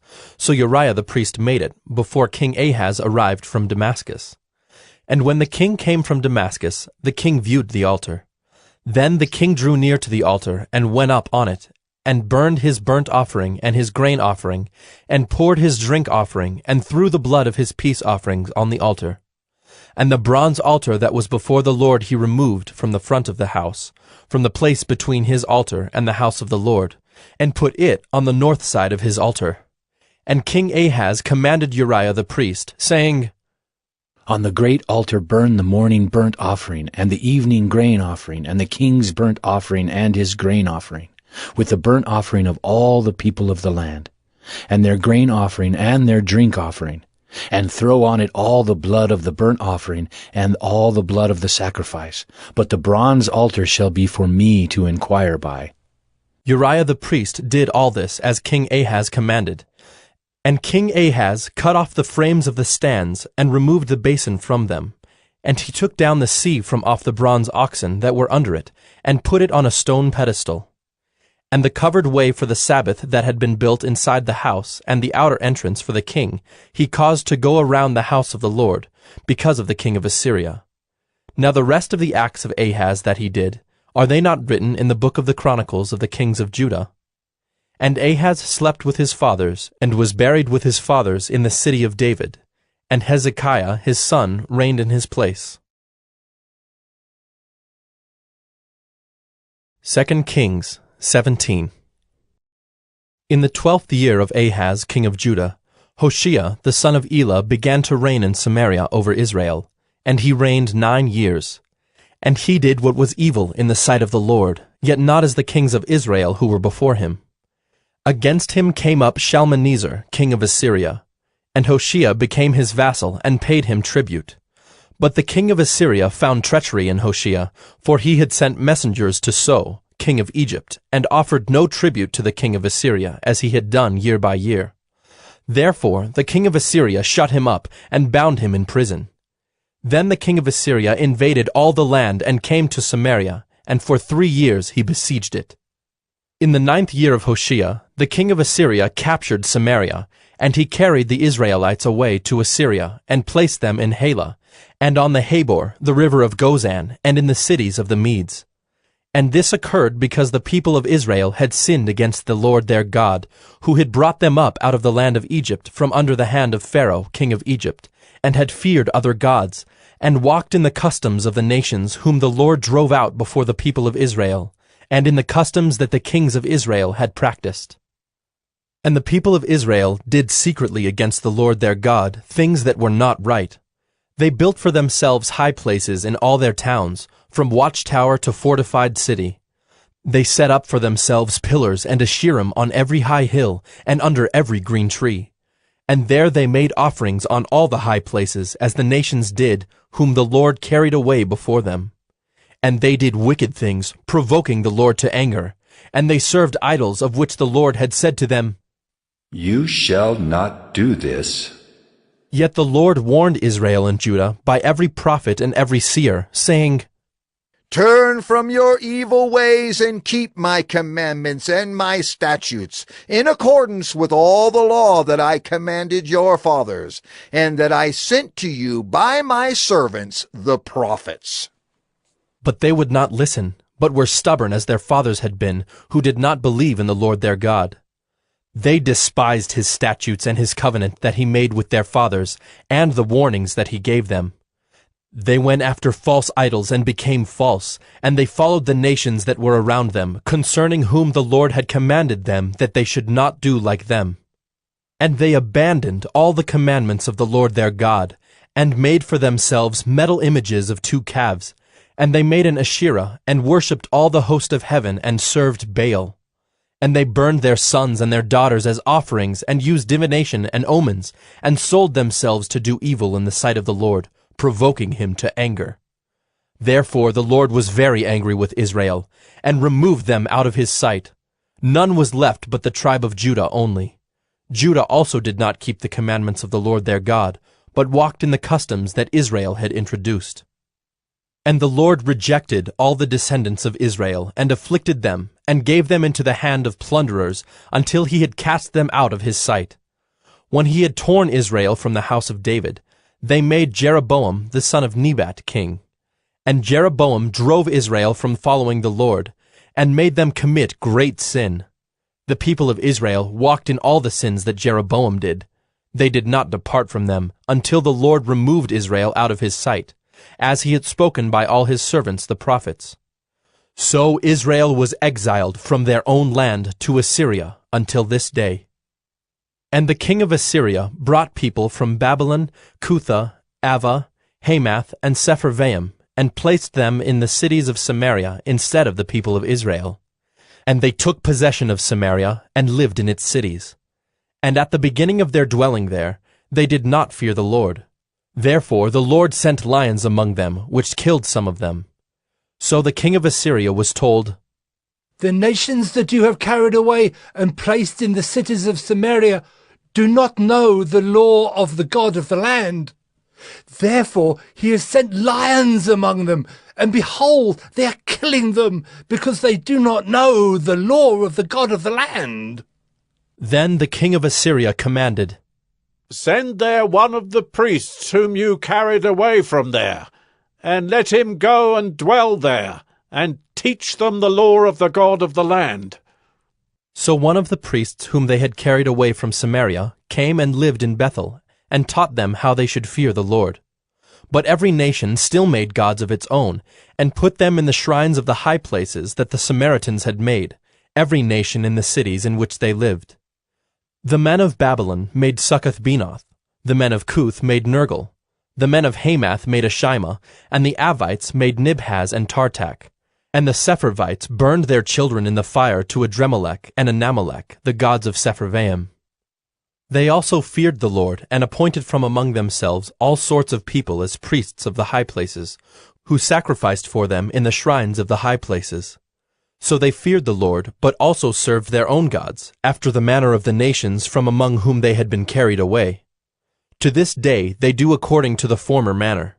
They do not fear the Lord, and they do not follow the statutes or the rules, or the law or the commandment that the Lord commanded the children of Jacob, whom he named Israel. The Lord made a covenant with them, and commanded them, You shall not fear other gods, or bow yourselves to them, or serve them, or sacrifice to them. But you shall fear the Lord, who brought you out of the land of Egypt with great power and with an outstretched arm. You shall bow yourselves to him, and to him you shall sacrifice. And the statutes and the rules and the law and the commandment that he wrote for you, you shall always be careful to do. You shall not fear other gods, and you shall not forget the covenant that I have made with you. You shall not fear other gods, but you shall fear the Lord your God, and he will deliver you out of the hand of all your enemies. However, they would not listen, but they did according to their former manner. So these nations feared the Lord, and also served their carved images. Their children did likewise, and their children's children. As their fathers did, so they do to this day. 2 Kings 18. In the 3rd year of Hoshea son of Elah, king of Israel, Hezekiah the son of Ahaz, king of Judah, began to reign. He was 25 years old when he began to reign, and he reigned 29 years in Jerusalem. His mother's name was Abi, the daughter of Zechariah. And he did what was right in the eyes of the Lord, according to all that David his father had done. He removed the high places, and broke the pillars, and cut down the Asherah. And he broke in pieces the bronze serpent that Moses had made. For until those days the people of Israel had made offerings to it. It was called Nehushtan. He trusted in the Lord, the God of Israel, so that there was none like him among all the kings of Judah after him, nor among those who were before him. For he held fast to the Lord. He did not depart from following him, but kept the commandments that the Lord commanded Moses. And the Lord was with him. Wherever he went out, he prospered. He rebelled against the king of Assyria, and would not serve him. He struck down the Philistines as far as Gaza and its territory, from watchtower to fortified city. In the 4th year of King Hezekiah, which was the 7th year of Hoshea son of Elah, king of Israel, Shalmaneser, king of Assyria, came up against Samaria, and besieged it. And at the end of 3 years he took it. In the 6th year of Hezekiah, which was the 9th year of Hoshea king of Israel, Samaria was taken.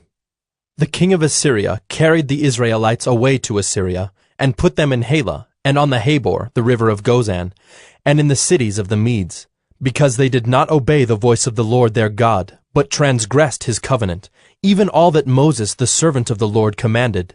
They neither listened nor obeyed. In the 14th year of King Hezekiah, Sennacherib, king of Assyria, came up against all the fortified cities of Judah, and took them. And Hezekiah, king of Judah, sent to the king of Assyria at Lachish, saying, I have done wrong. Withdraw from me. Whatever you impose on me, I will bear. And the king of Assyria required of Hezekiah, king of Judah, 300 talents of silver, and 30 talents of gold. And Hezekiah gave him all the silver that was found in the house of the Lord, and in the treasuries of the king's house. At that time Hezekiah stripped the gold from the doors of the temple of the Lord, and from the doorposts that Hezekiah king of Judah had overlaid, and gave it to the king of Assyria. And the king of Assyria sent the Tartan, the Rabsaris, and the Rabshakeh with a great army from Lachish to King Hezekiah at Jerusalem. And they went up and came to Jerusalem. When they arrived, they came and stood by the conduit of the upper pool, which is on the highway to the washer's field. And when they called for the king, there came out to them Eliakim the son of Hilkiah, who was over the household, and Shebna the secretary, and Joah the son of Asaph the recorder. And the Rabshakeh said to them, Say to Hezekiah, Thus says the great king, the king of Assyria, On what do you rest this trust of yours? Do you think that mere words are strategy and power for war? In whom do you now trust? That you have rebelled against me. Behold, you are trusting now in Egypt, that broken reed of a staff, which will pierce the hand of any man who leans on it. Such is Pharaoh, king of Egypt, to all who trust in him. But if you say to me, We trust in the Lord our God, is it not he whose high places and altars Hezekiah has removed, saying to Judah and to Jerusalem, You shall worship before this altar in Jerusalem? Come now, make a wager with my master, the king of Assyria. I will give you 2,000 horses, if you are able on your part to set riders on them. How then can you repulse a single captain among the least of my master's servants when you trust in Egypt for chariots and for horsemen? Moreover, is it without the Lord that I have come up against this place to destroy it? The Lord said to me, Go up against this land and destroy it. Then Eliakim the son of Hilkiah, and Shebna and Joah, said to the Rabshakeh, Please speak to your servants in Aramaic, for we understand it. Do not speak to us in the language of Judah within the hearing of the people who were on the wall. But the Rabshakeh said to them, Has my master sent me to speak these words to your master and to you, and not to the men sitting on the wall, who are doomed with you to eat their own dung and to drink their own urine? Then the Rabshakeh stood and called out in a loud voice in the language of Judah, Hear the word of the great king, the king of Assyria. Thus says the king, Do not let Hezekiah deceive you, for he will not be able to deliver you out of my hand. Do not let Hezekiah make you trust in the Lord by saying, The Lord will surely deliver us, and this city will not be given into the hand of the king of Assyria. Do not listen to Hezekiah, for thus says the king of Assyria, Make your peace with me, and come out to me. Then each one of you will eat of his own vine, and each one of his own fig tree, and each one of you will drink the water of his own cistern, until I come and take you away to a land like your own land, a land of grain and wine, a land of bread and vineyards, a land of olive trees and honey, that you may live and not die. And do not listen to Hezekiah when he misleads you by saying, The Lord will deliver us. Has any of the gods of the nations ever delivered his land out of the hand of the king of Assyria? Where are the gods of Hamath and Arpad? Where are the gods of Sepharvaim, Hena, and Ivah? Have they delivered Samaria out of my hand? Who among all the gods of the lands have delivered their lands out of my hand, that the Lord should deliver Jerusalem out of my hand? But the people were silent, and answered him not a word, for the king's command was, Do not answer him. Then Eliakim the son of Hilkiah, who was over the household, and Shebna the secretary, and Joah the son of Asaph the recorder, came to Hezekiah with their clothes torn, and told him the words of the Rabshakeh. 2 Kings 19. As soon as King Hezekiah heard it, he tore his clothes, and covered himself with sackcloth, and went into the house of the Lord. And he sent Eliakim, who was over the household, and Shebna the secretary, and the senior priests covered with sackcloth, to the prophet Isaiah, the son of Amoz. They said to him, Thus says Hezekiah, This day is a day of distress, of rebuke, and of disgrace. Children have come to the point of birth, and there is no strength to bring them forth. It may be that the Lord your God heard all the words of the Rabshakeh, whom his master the king of Assyria has sent to mock the living God, and will rebuke the words that the Lord your God has heard. Therefore lift up your prayer for the remnant that is left. When the servants of King Hezekiah came to Isaiah, Isaiah said to them, Say to your master, Thus says the Lord, Do not be afraid because of the words that you have heard, with which the servants of the king of Assyria have reviled me. Behold, I will put a spirit in him, so that he shall hear a rumor and return to his own land, and I will make him fall by the sword in his own land. The Rabshakeh returned, and found the king of Assyria fighting against Libnah, for he heard that the king had left Lachish. Now the king heard concerning Tirhakah, king of Cush. Behold, he has set out to fight against you. So he sent messengers again to Hezekiah, saying, Thus shall you speak to Hezekiah, king of Judah. Do not let your God in whom you trust deceive you by promising that Jerusalem will not be given into the hand of the king of Assyria. Behold, you have heard what the kings of Assyria have done to all lands, devoting them to destruction. And shall you be delivered? Have the gods of the nations delivered them, the nations that my fathers destroyed, Gozan, Haran, Reziph, and the people of Eden who were in Telassar? Where is the king of Hamath, the king of Arpad, the king of the city of Sepharvaim, the king of Hena, or the king of Ivah? Hezekiah received the letter from the hand of the messengers, and read it. And Hezekiah went up to the house of the Lord, and spread it before the Lord.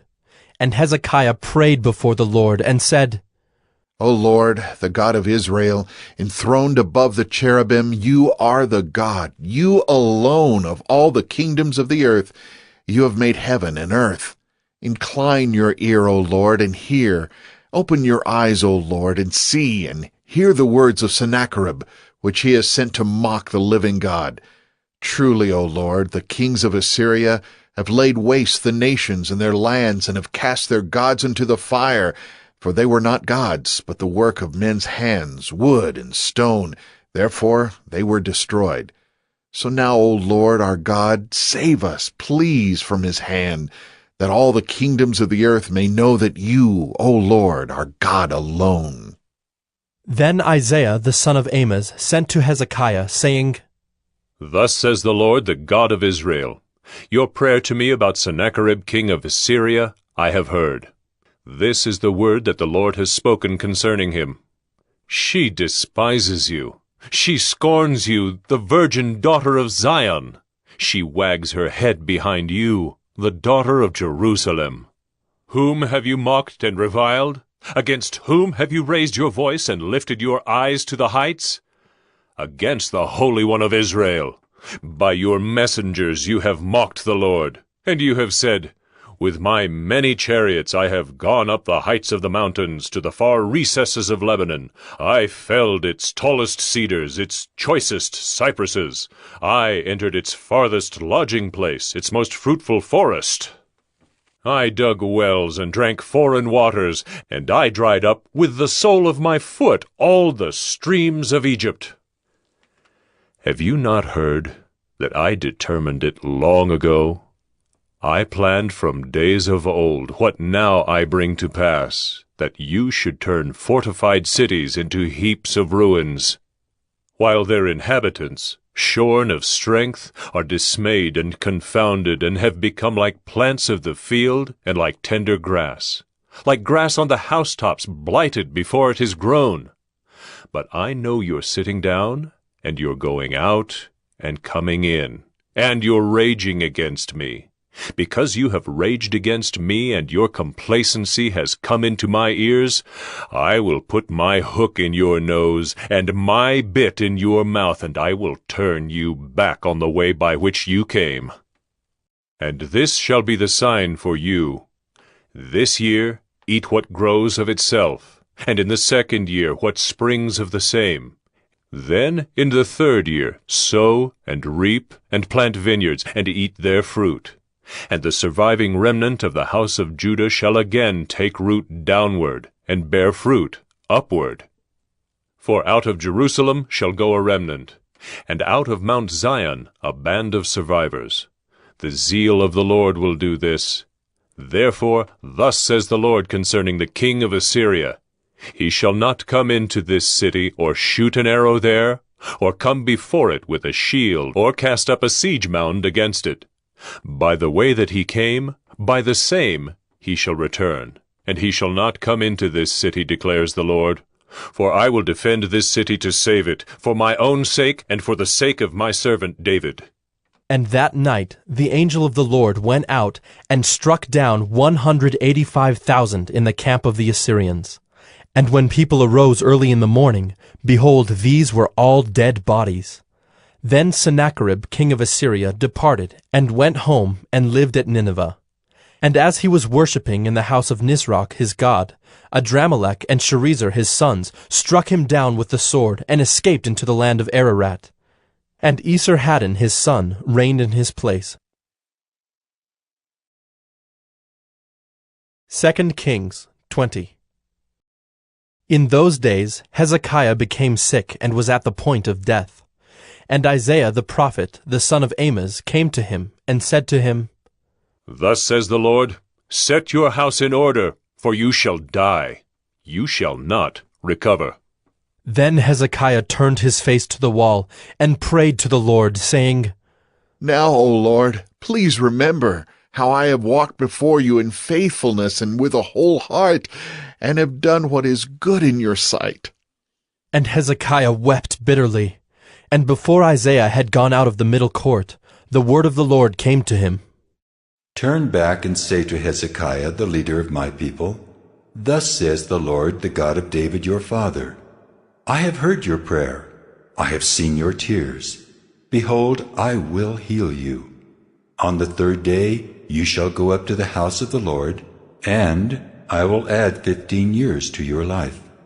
I will deliver you and this city out of the hand of the king of Assyria, and I will defend this city for my own sake and for my servant David's sake. And Isaiah said, Bring a cake of figs, and let them take and lay it on the boil, that he may recover. And Hezekiah said to Isaiah, What shall be the sign that the Lord will heal me, and that I shall go up to the house of the Lord on the third day? And Isaiah said, This shall be the sign to you from the Lord, that the Lord will do the thing that he has promised. Shall the shadow go forward 10 steps, or go back 10 steps? And Hezekiah answered, It is an easy thing for the shadow to lengthen 10 steps. Rather let the shadow go back 10 steps. And Isaiah the prophet called to the Lord, and he brought the shadow back 10 steps, by which it had gone down on the steps of Ahaz. At that time Merodach-Baladan, the son of Baladan, king of Babylon, sent envoys with letters and a present to Hezekiah, for he heard that Hezekiah had been sick. And Hezekiah welcomed them, and he showed them all his treasure house, the silver, the gold, the spices, the precious oil, his armory, all that was found in his storehouses. There was nothing in his house or in all his realm that Hezekiah did not show them. Then Isaiah the prophet came to King Hezekiah, and said to him, What did these men say? And from where did they come to you? And Hezekiah said, They have come from a far country, from Babylon. He said, What have they seen in your house? And Hezekiah answered, They have seen all that is in my house. There is nothing in my storehouses that I did not show them. Then Isaiah said to Hezekiah, Hear the word of the Lord. Behold, the days are coming when all that is in your house, and that which your fathers have stored up till this day, shall be carried to Babylon. Nothing shall be left, says the Lord. And some of your own sons who shall be born to you shall be taken away, and they shall be eunuchs in the palace of the king of Babylon.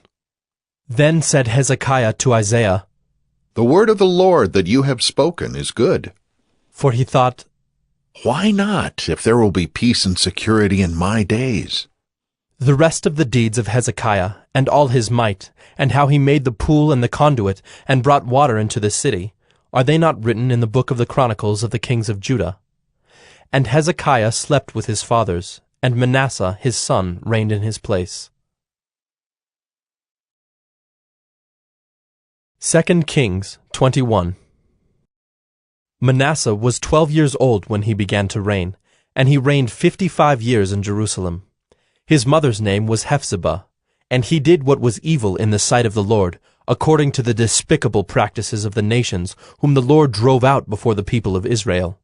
For he rebuilt the high places that Hezekiah his father had destroyed, and he erected altars for Baal, and made an Asherah, as Ahab king of Israel had done, and worshipped all the host of heaven, and served them.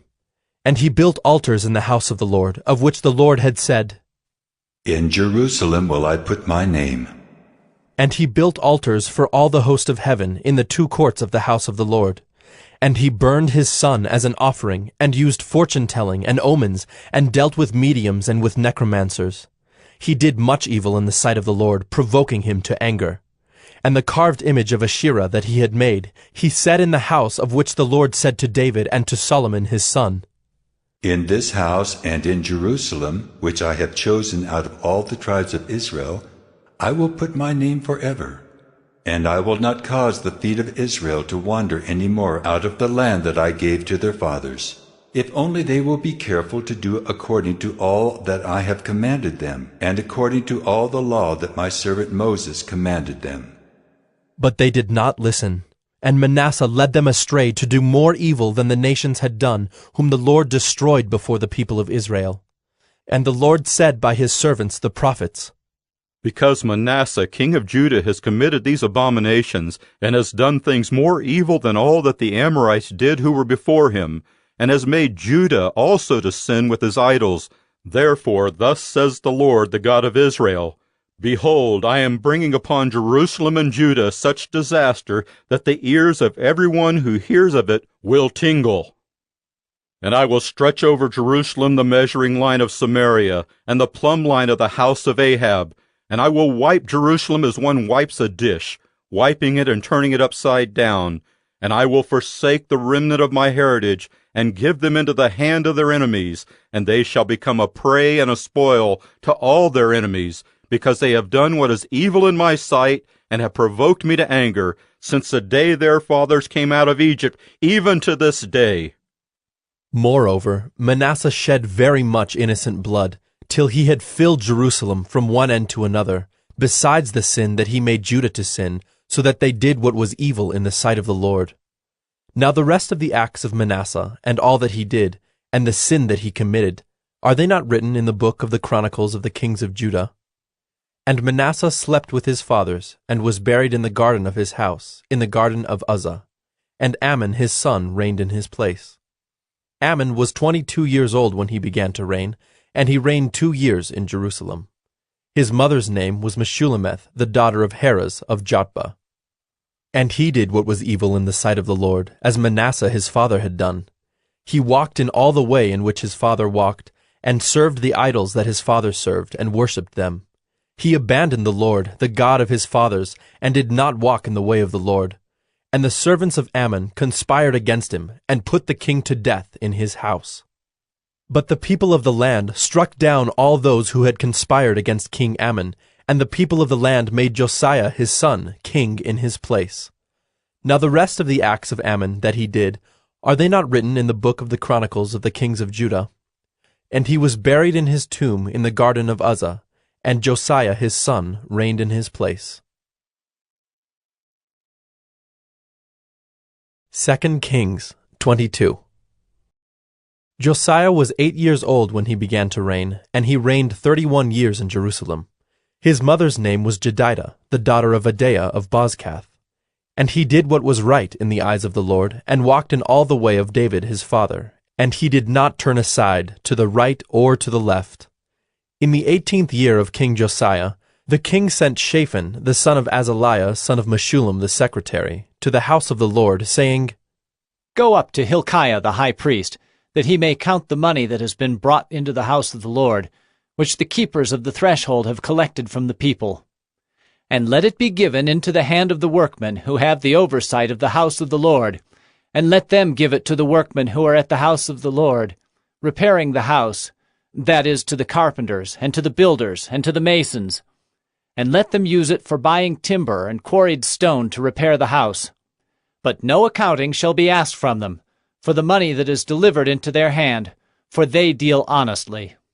And Hilkiah the high priest said to Shaphan the secretary, I have found the book of the law in the house of the Lord. And Hilkiah gave the book to Shaphan, and he read it. And Shaphan the secretary came to the king, and reported to the king, Your servants have emptied out the money that was found in the house, and have delivered it into the hand of the workmen, who have the oversight of the house of the Lord. Then Shaphan the secretary told the king, Hilkiah the priest has given me a book. And Shaphan read it before the king. When the king heard the words of the book of the law, he tore his clothes. And the king commanded Hilkiah the priest, and Ahikam the son of Shaphan, and Achbor the son of Micaiah, and Shaphan the secretary, and Isaiah the king's servant, saying, Go, inquire of the Lord for me, and for the people, and for all Judah, concerning the words of this book that has been found. For great is the wrath of the Lord that is kindled against us, because our fathers have not obeyed the words of this book to do according to all that is written concerning us. So Hilkiah the priest, and Ahikam, and Achbor, and Shaphan, and Isaiah went to Huldah the prophetess, the wife of Shallum the son of Tikvah, son of Harhas, keeper of the wardrobe. Now she lived in Jerusalem in the 2nd quarter. And they talked with her. And she said to them, Thus says the Lord, the God of Israel. Tell the man who sent you to me, Thus says the Lord, Behold, I will bring disaster upon this place and upon its inhabitants, all the words of the book that the king of Judah has read. because they have forsaken me, and have made offerings to other gods, that they might provoke me to anger with all the work of their hands. Therefore my wrath will be kindled against this place, and it will not be quenched. But to the king of Judah, who sent you to inquire of the Lord, thus shall you say to him, Thus says the Lord, the God of Israel, regarding the words that you have heard. Because your heart was penitent, and you humbled yourself before the Lord, when you heard how I spoke against this place and against its inhabitants, that they should become a desolation and a curse, and you have torn your clothes and wept before me, I also have heard you, declares the Lord. Therefore, behold, I will gather you to your fathers, and you shall be gathered to your grave in peace, and your eyes shall not see all the disaster that I will bring upon this place. And they brought back word to the king. 2 Kings 23. Then the king sent, and all the elders of Judah and Jerusalem were gathered to him. And the king went up to the house of the Lord, and with him all the men of Judah and all the inhabitants of Jerusalem, and the priests and the prophets, all the people, both small and great. And he read in their hearing all the words of the book of the covenant that had been found in the house of the Lord. And the king stood by the pillar and made a covenant before the Lord, to walk after the Lord, and to keep his commandments and his testimonies and his statutes, with all his heart and all his soul, to perform the words of this covenant that were written in this book. And all the people joined in the covenant. And the king commanded Hilkiah the high priest, and the priests of the second order, and the keepers of the threshold, to bring out of the temple of the Lord all the vessels made for Baal, for Asherah, and for all the host of heaven. He burned them outside Jerusalem in the fields of the Kidron, and carried their ashes to Bethel. And he deposed the priests whom the kings of Judah had ordained to make offerings in the high places, at the cities of Judah and around Jerusalem. Those also who burned incense to Baal, to the sun and the moon and the constellations, and all the host of the heavens. And he brought out the Asherah from the house of the Lord, outside Jerusalem, to the brook Kidron, and burned it at the brook Kidron, and beat it to dust, and cast the dust of it upon the graves of the common people. And he broke down the houses of the male cult prostitutes who were in the house of the Lord, where the women wove hangings for the Asherah. And he brought all the priests out of the cities of Judah, and defiled the high places where the priests had made offerings, from Geba to Beersheba. And he broke down the high places of the gates that were at the entrance of the gate of Joshua, the governor of the city, which were on one's left at the gate of the city. However, the priests of the high places did not come up to the altar of the Lord in Jerusalem, but they ate unleavened bread among their brothers. And he defiled Topheth, which is in the valley of the son of Hinnom, that no one might burn his son or his daughter as an offering to Molech. And he removed the horses that the kings of Judah had dedicated to the sun at the entrance to the house of the Lord, by the chamber of Nathan-Melech, the chamberlain, which was in the precincts. And he burned the chariots of the sun with fire. And the altars on the roof of the upper chamber of Ahaz, which the kings of Judah had made, and the altars that Manasseh had made in the two courts of the house of the Lord, he pulled down and broke in pieces and cast the dust of them into the brook Kidron. And the king defiled the high places that were east of Jerusalem, to the south of the mount of corruption, which Solomon the king of Israel had built for Ashtoreth, the abomination of the Sidonians, and for Chemosh, the abomination of Moab, and for Milcom, the abomination of the Ammonites. And he broke in pieces the pillars, and cut down the Asherim, and filled their places with the bones of men. Moreover, the altar at Bethel, the high place erected by Jeroboam the son of Nebat, who made Israel to sin, that altar with the high place he pulled down and burned, reducing it to dust. He also burned the Asherah. And as Josiah turned, he saw the tombs there on the mount. And he sent and took the bones out of the tombs, and burned them on the altar, and defiled it, according to the word of the Lord that the man of God proclaimed, who had predicted these things. Then he said, "What is that monument that I see?" And the men of the city told him, "It is the tomb of the man of God who came from Judah, and predicted these things that you have done against the altar at Bethel." And he said, "Let him be. Let no man move his bones." So they let his bones alone, with the bones of the prophet who came out of Samaria. And Josiah removed all the shrines also of the high places that were in the cities of Samaria, which kings of Israel had made, provoking the Lord to anger. He did to them according to all that he had done at Bethel. And he sacrificed all the priests of the high places who were there on the altars, and burned human bones on them. Then he returned to Jerusalem. And the king commanded all the people, Keep the Passover to the Lord your God, as it is written in this book of the covenant. For no such Passover had been kept since the days of the judges who judged Israel, or during all the days of the kings of Israel, or of the kings of Judah. But in the 18th year of King Josiah, this Passover was kept to the Lord in Jerusalem. Moreover, Josiah put away the mediums and the necromancers, and the household gods and the idols, and all the abominations that were seen in the land of Judah and in Jerusalem, that he might establish the words of the law that were written in the book that Hilkiah the priest found in the house of the Lord. Before him there was no king like him, who turned to the Lord with all his heart, and with all his soul, and with all his might, according to all the law of Moses, nor did any like him arise after him. Still the Lord did not turn from the burning of his great wrath, by which his anger was kindled against Judah, because of all the provocations with which Manasseh had provoked him. And the Lord said, I will remove Judah also out of my sight, as I have removed Israel. And I will cast off this city that I have chosen, Jerusalem, and the house of which I said, My name shall be there. Now the rest of the acts of Josiah, and all that he did, are they not written in the book of the Chronicles of the kings of Judah? In his days, Pharaoh Necho, king of Egypt, went up to the king of Assyria, to the river Euphrates. King Josiah went to meet him, and Pharaoh Necho killed him at Megiddo as soon as he saw him. And his servants carried him dead in a chariot from Megiddo, and brought him to Jerusalem, and buried him in his own tomb. And the people of the land took Jehoahaz the son of Josiah, and anointed him, and made him king in his father's place. Jehoahaz was 23 years old when he began to reign, and he reigned 3 months in Jerusalem. His mother's name was Hamutal, the daughter of Jeremiah of Libnah. And he did what was evil in the sight of the Lord, according to all that his fathers had done. And Pharaoh Necho put him in bonds at Riblah in the land of Hamath, that he might not reign in Jerusalem, and laid on the land a tribute of 100 talents of silver and a talent of gold. And Pharaoh Necho made Eliakim the son of Josiah king in the place of Josiah his father, and changed his name to Jehoiakim. But he took Jehoahaz away, and he came to Egypt, and died there. And Jehoiakim gave the silver and the gold to Pharaoh, but he taxed the land to give the money according to the command of Pharaoh. He exacted the silver and the gold of the people of the land, from everyone according to his assessment, to give it to Pharaoh Necho.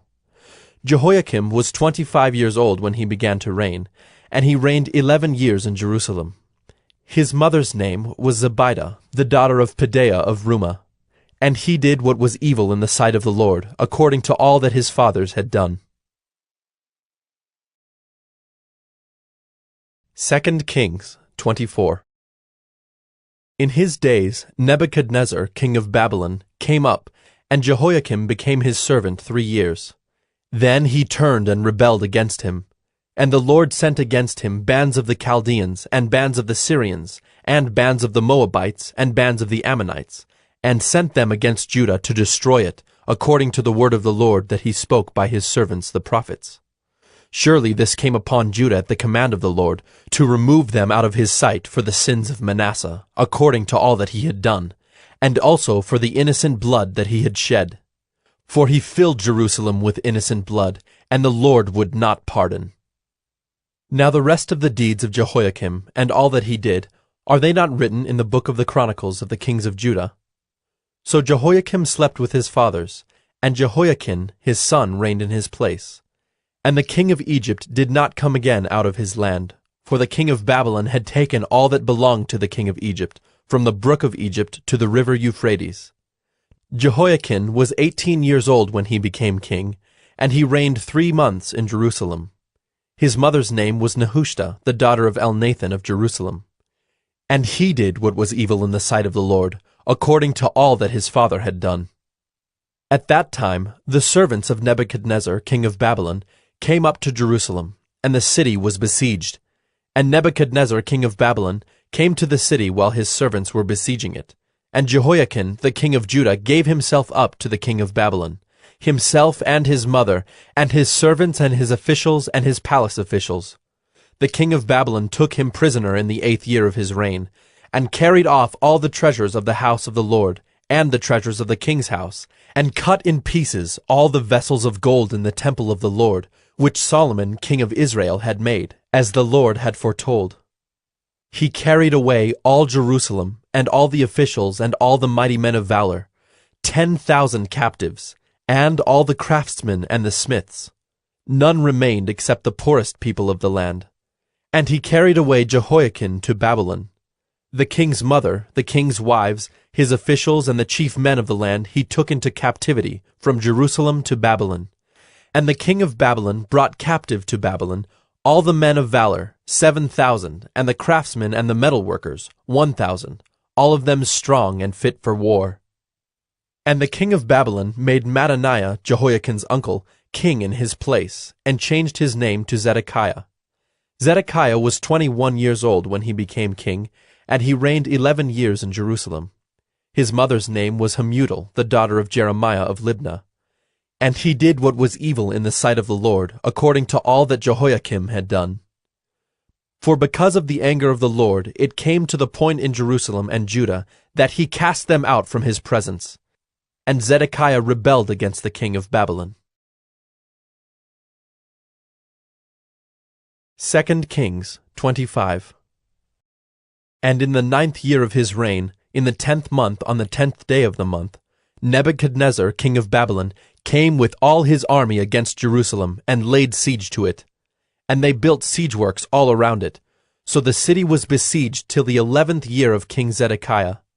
On the 9th day of the 4th month, the famine was so severe in the city that there was no food for the people of the land.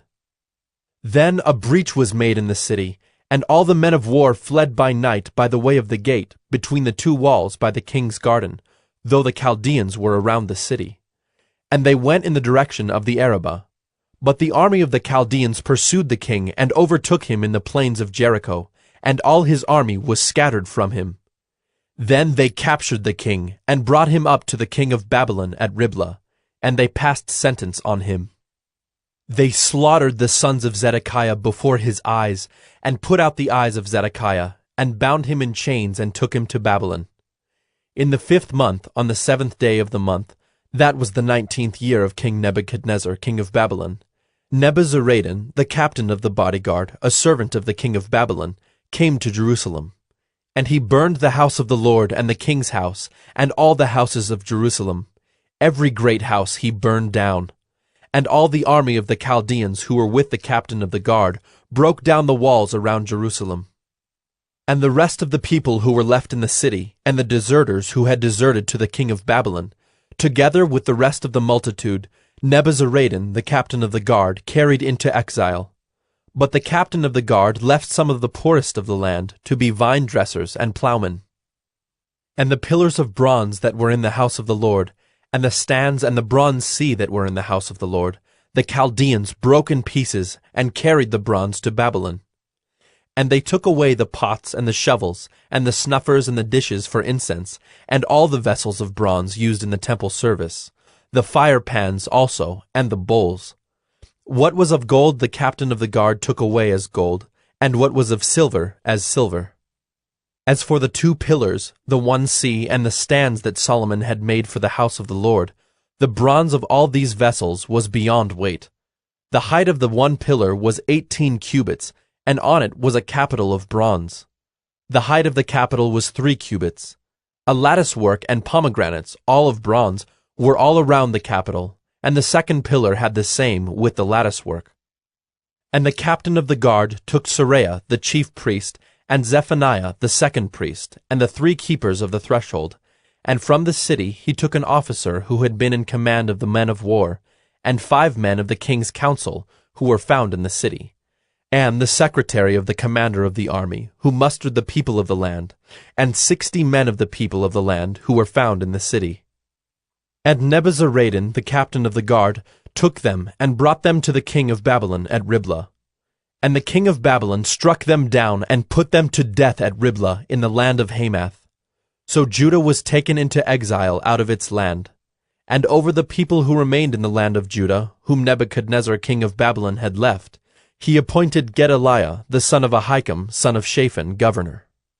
Now when all the captains and their men heard that the king of Babylon had appointed Gedaliah governor, they came with their men to Gedaliah at Mizpah, namely Ishmael the son of Nethaniah, and Johanan the son of Kareah, and Seraiah the son of Tanhumeth, the Netophathite, and Jaazaniah the son of the Maacathite.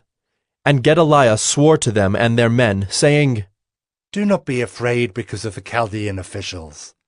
Live in the land, and serve the king of Babylon, and it shall be well with you. But in the 7th month, Ishmael the son of Nethaniah, son of Elishama of the royal family, came with 10 men and struck down Gedaliah and put him to death, along with the Jews and the Chaldeans who were with him at Mizpah. Then all the people, both small and great, and the captains of the forces arose and went to Egypt, for they were afraid of the Chaldeans. And in the 37th year of the exile of Jehoiakim, king of Judah, in the 12th month, on the 27th day of the month, Evil-Merodach, king of Babylon, in the year that he began to reign, graciously freed Jehoiakim, king of Judah, from prison. And he spoke kindly to him, and gave him his seat above the seats of the kings who were with him in Babylon. So Jehoiakim put off his prison garments, and every day of his life he dined regularly at the king's table. And for his allowance, a regular allowance was given him by the king, according to his daily needs, as long as he lived.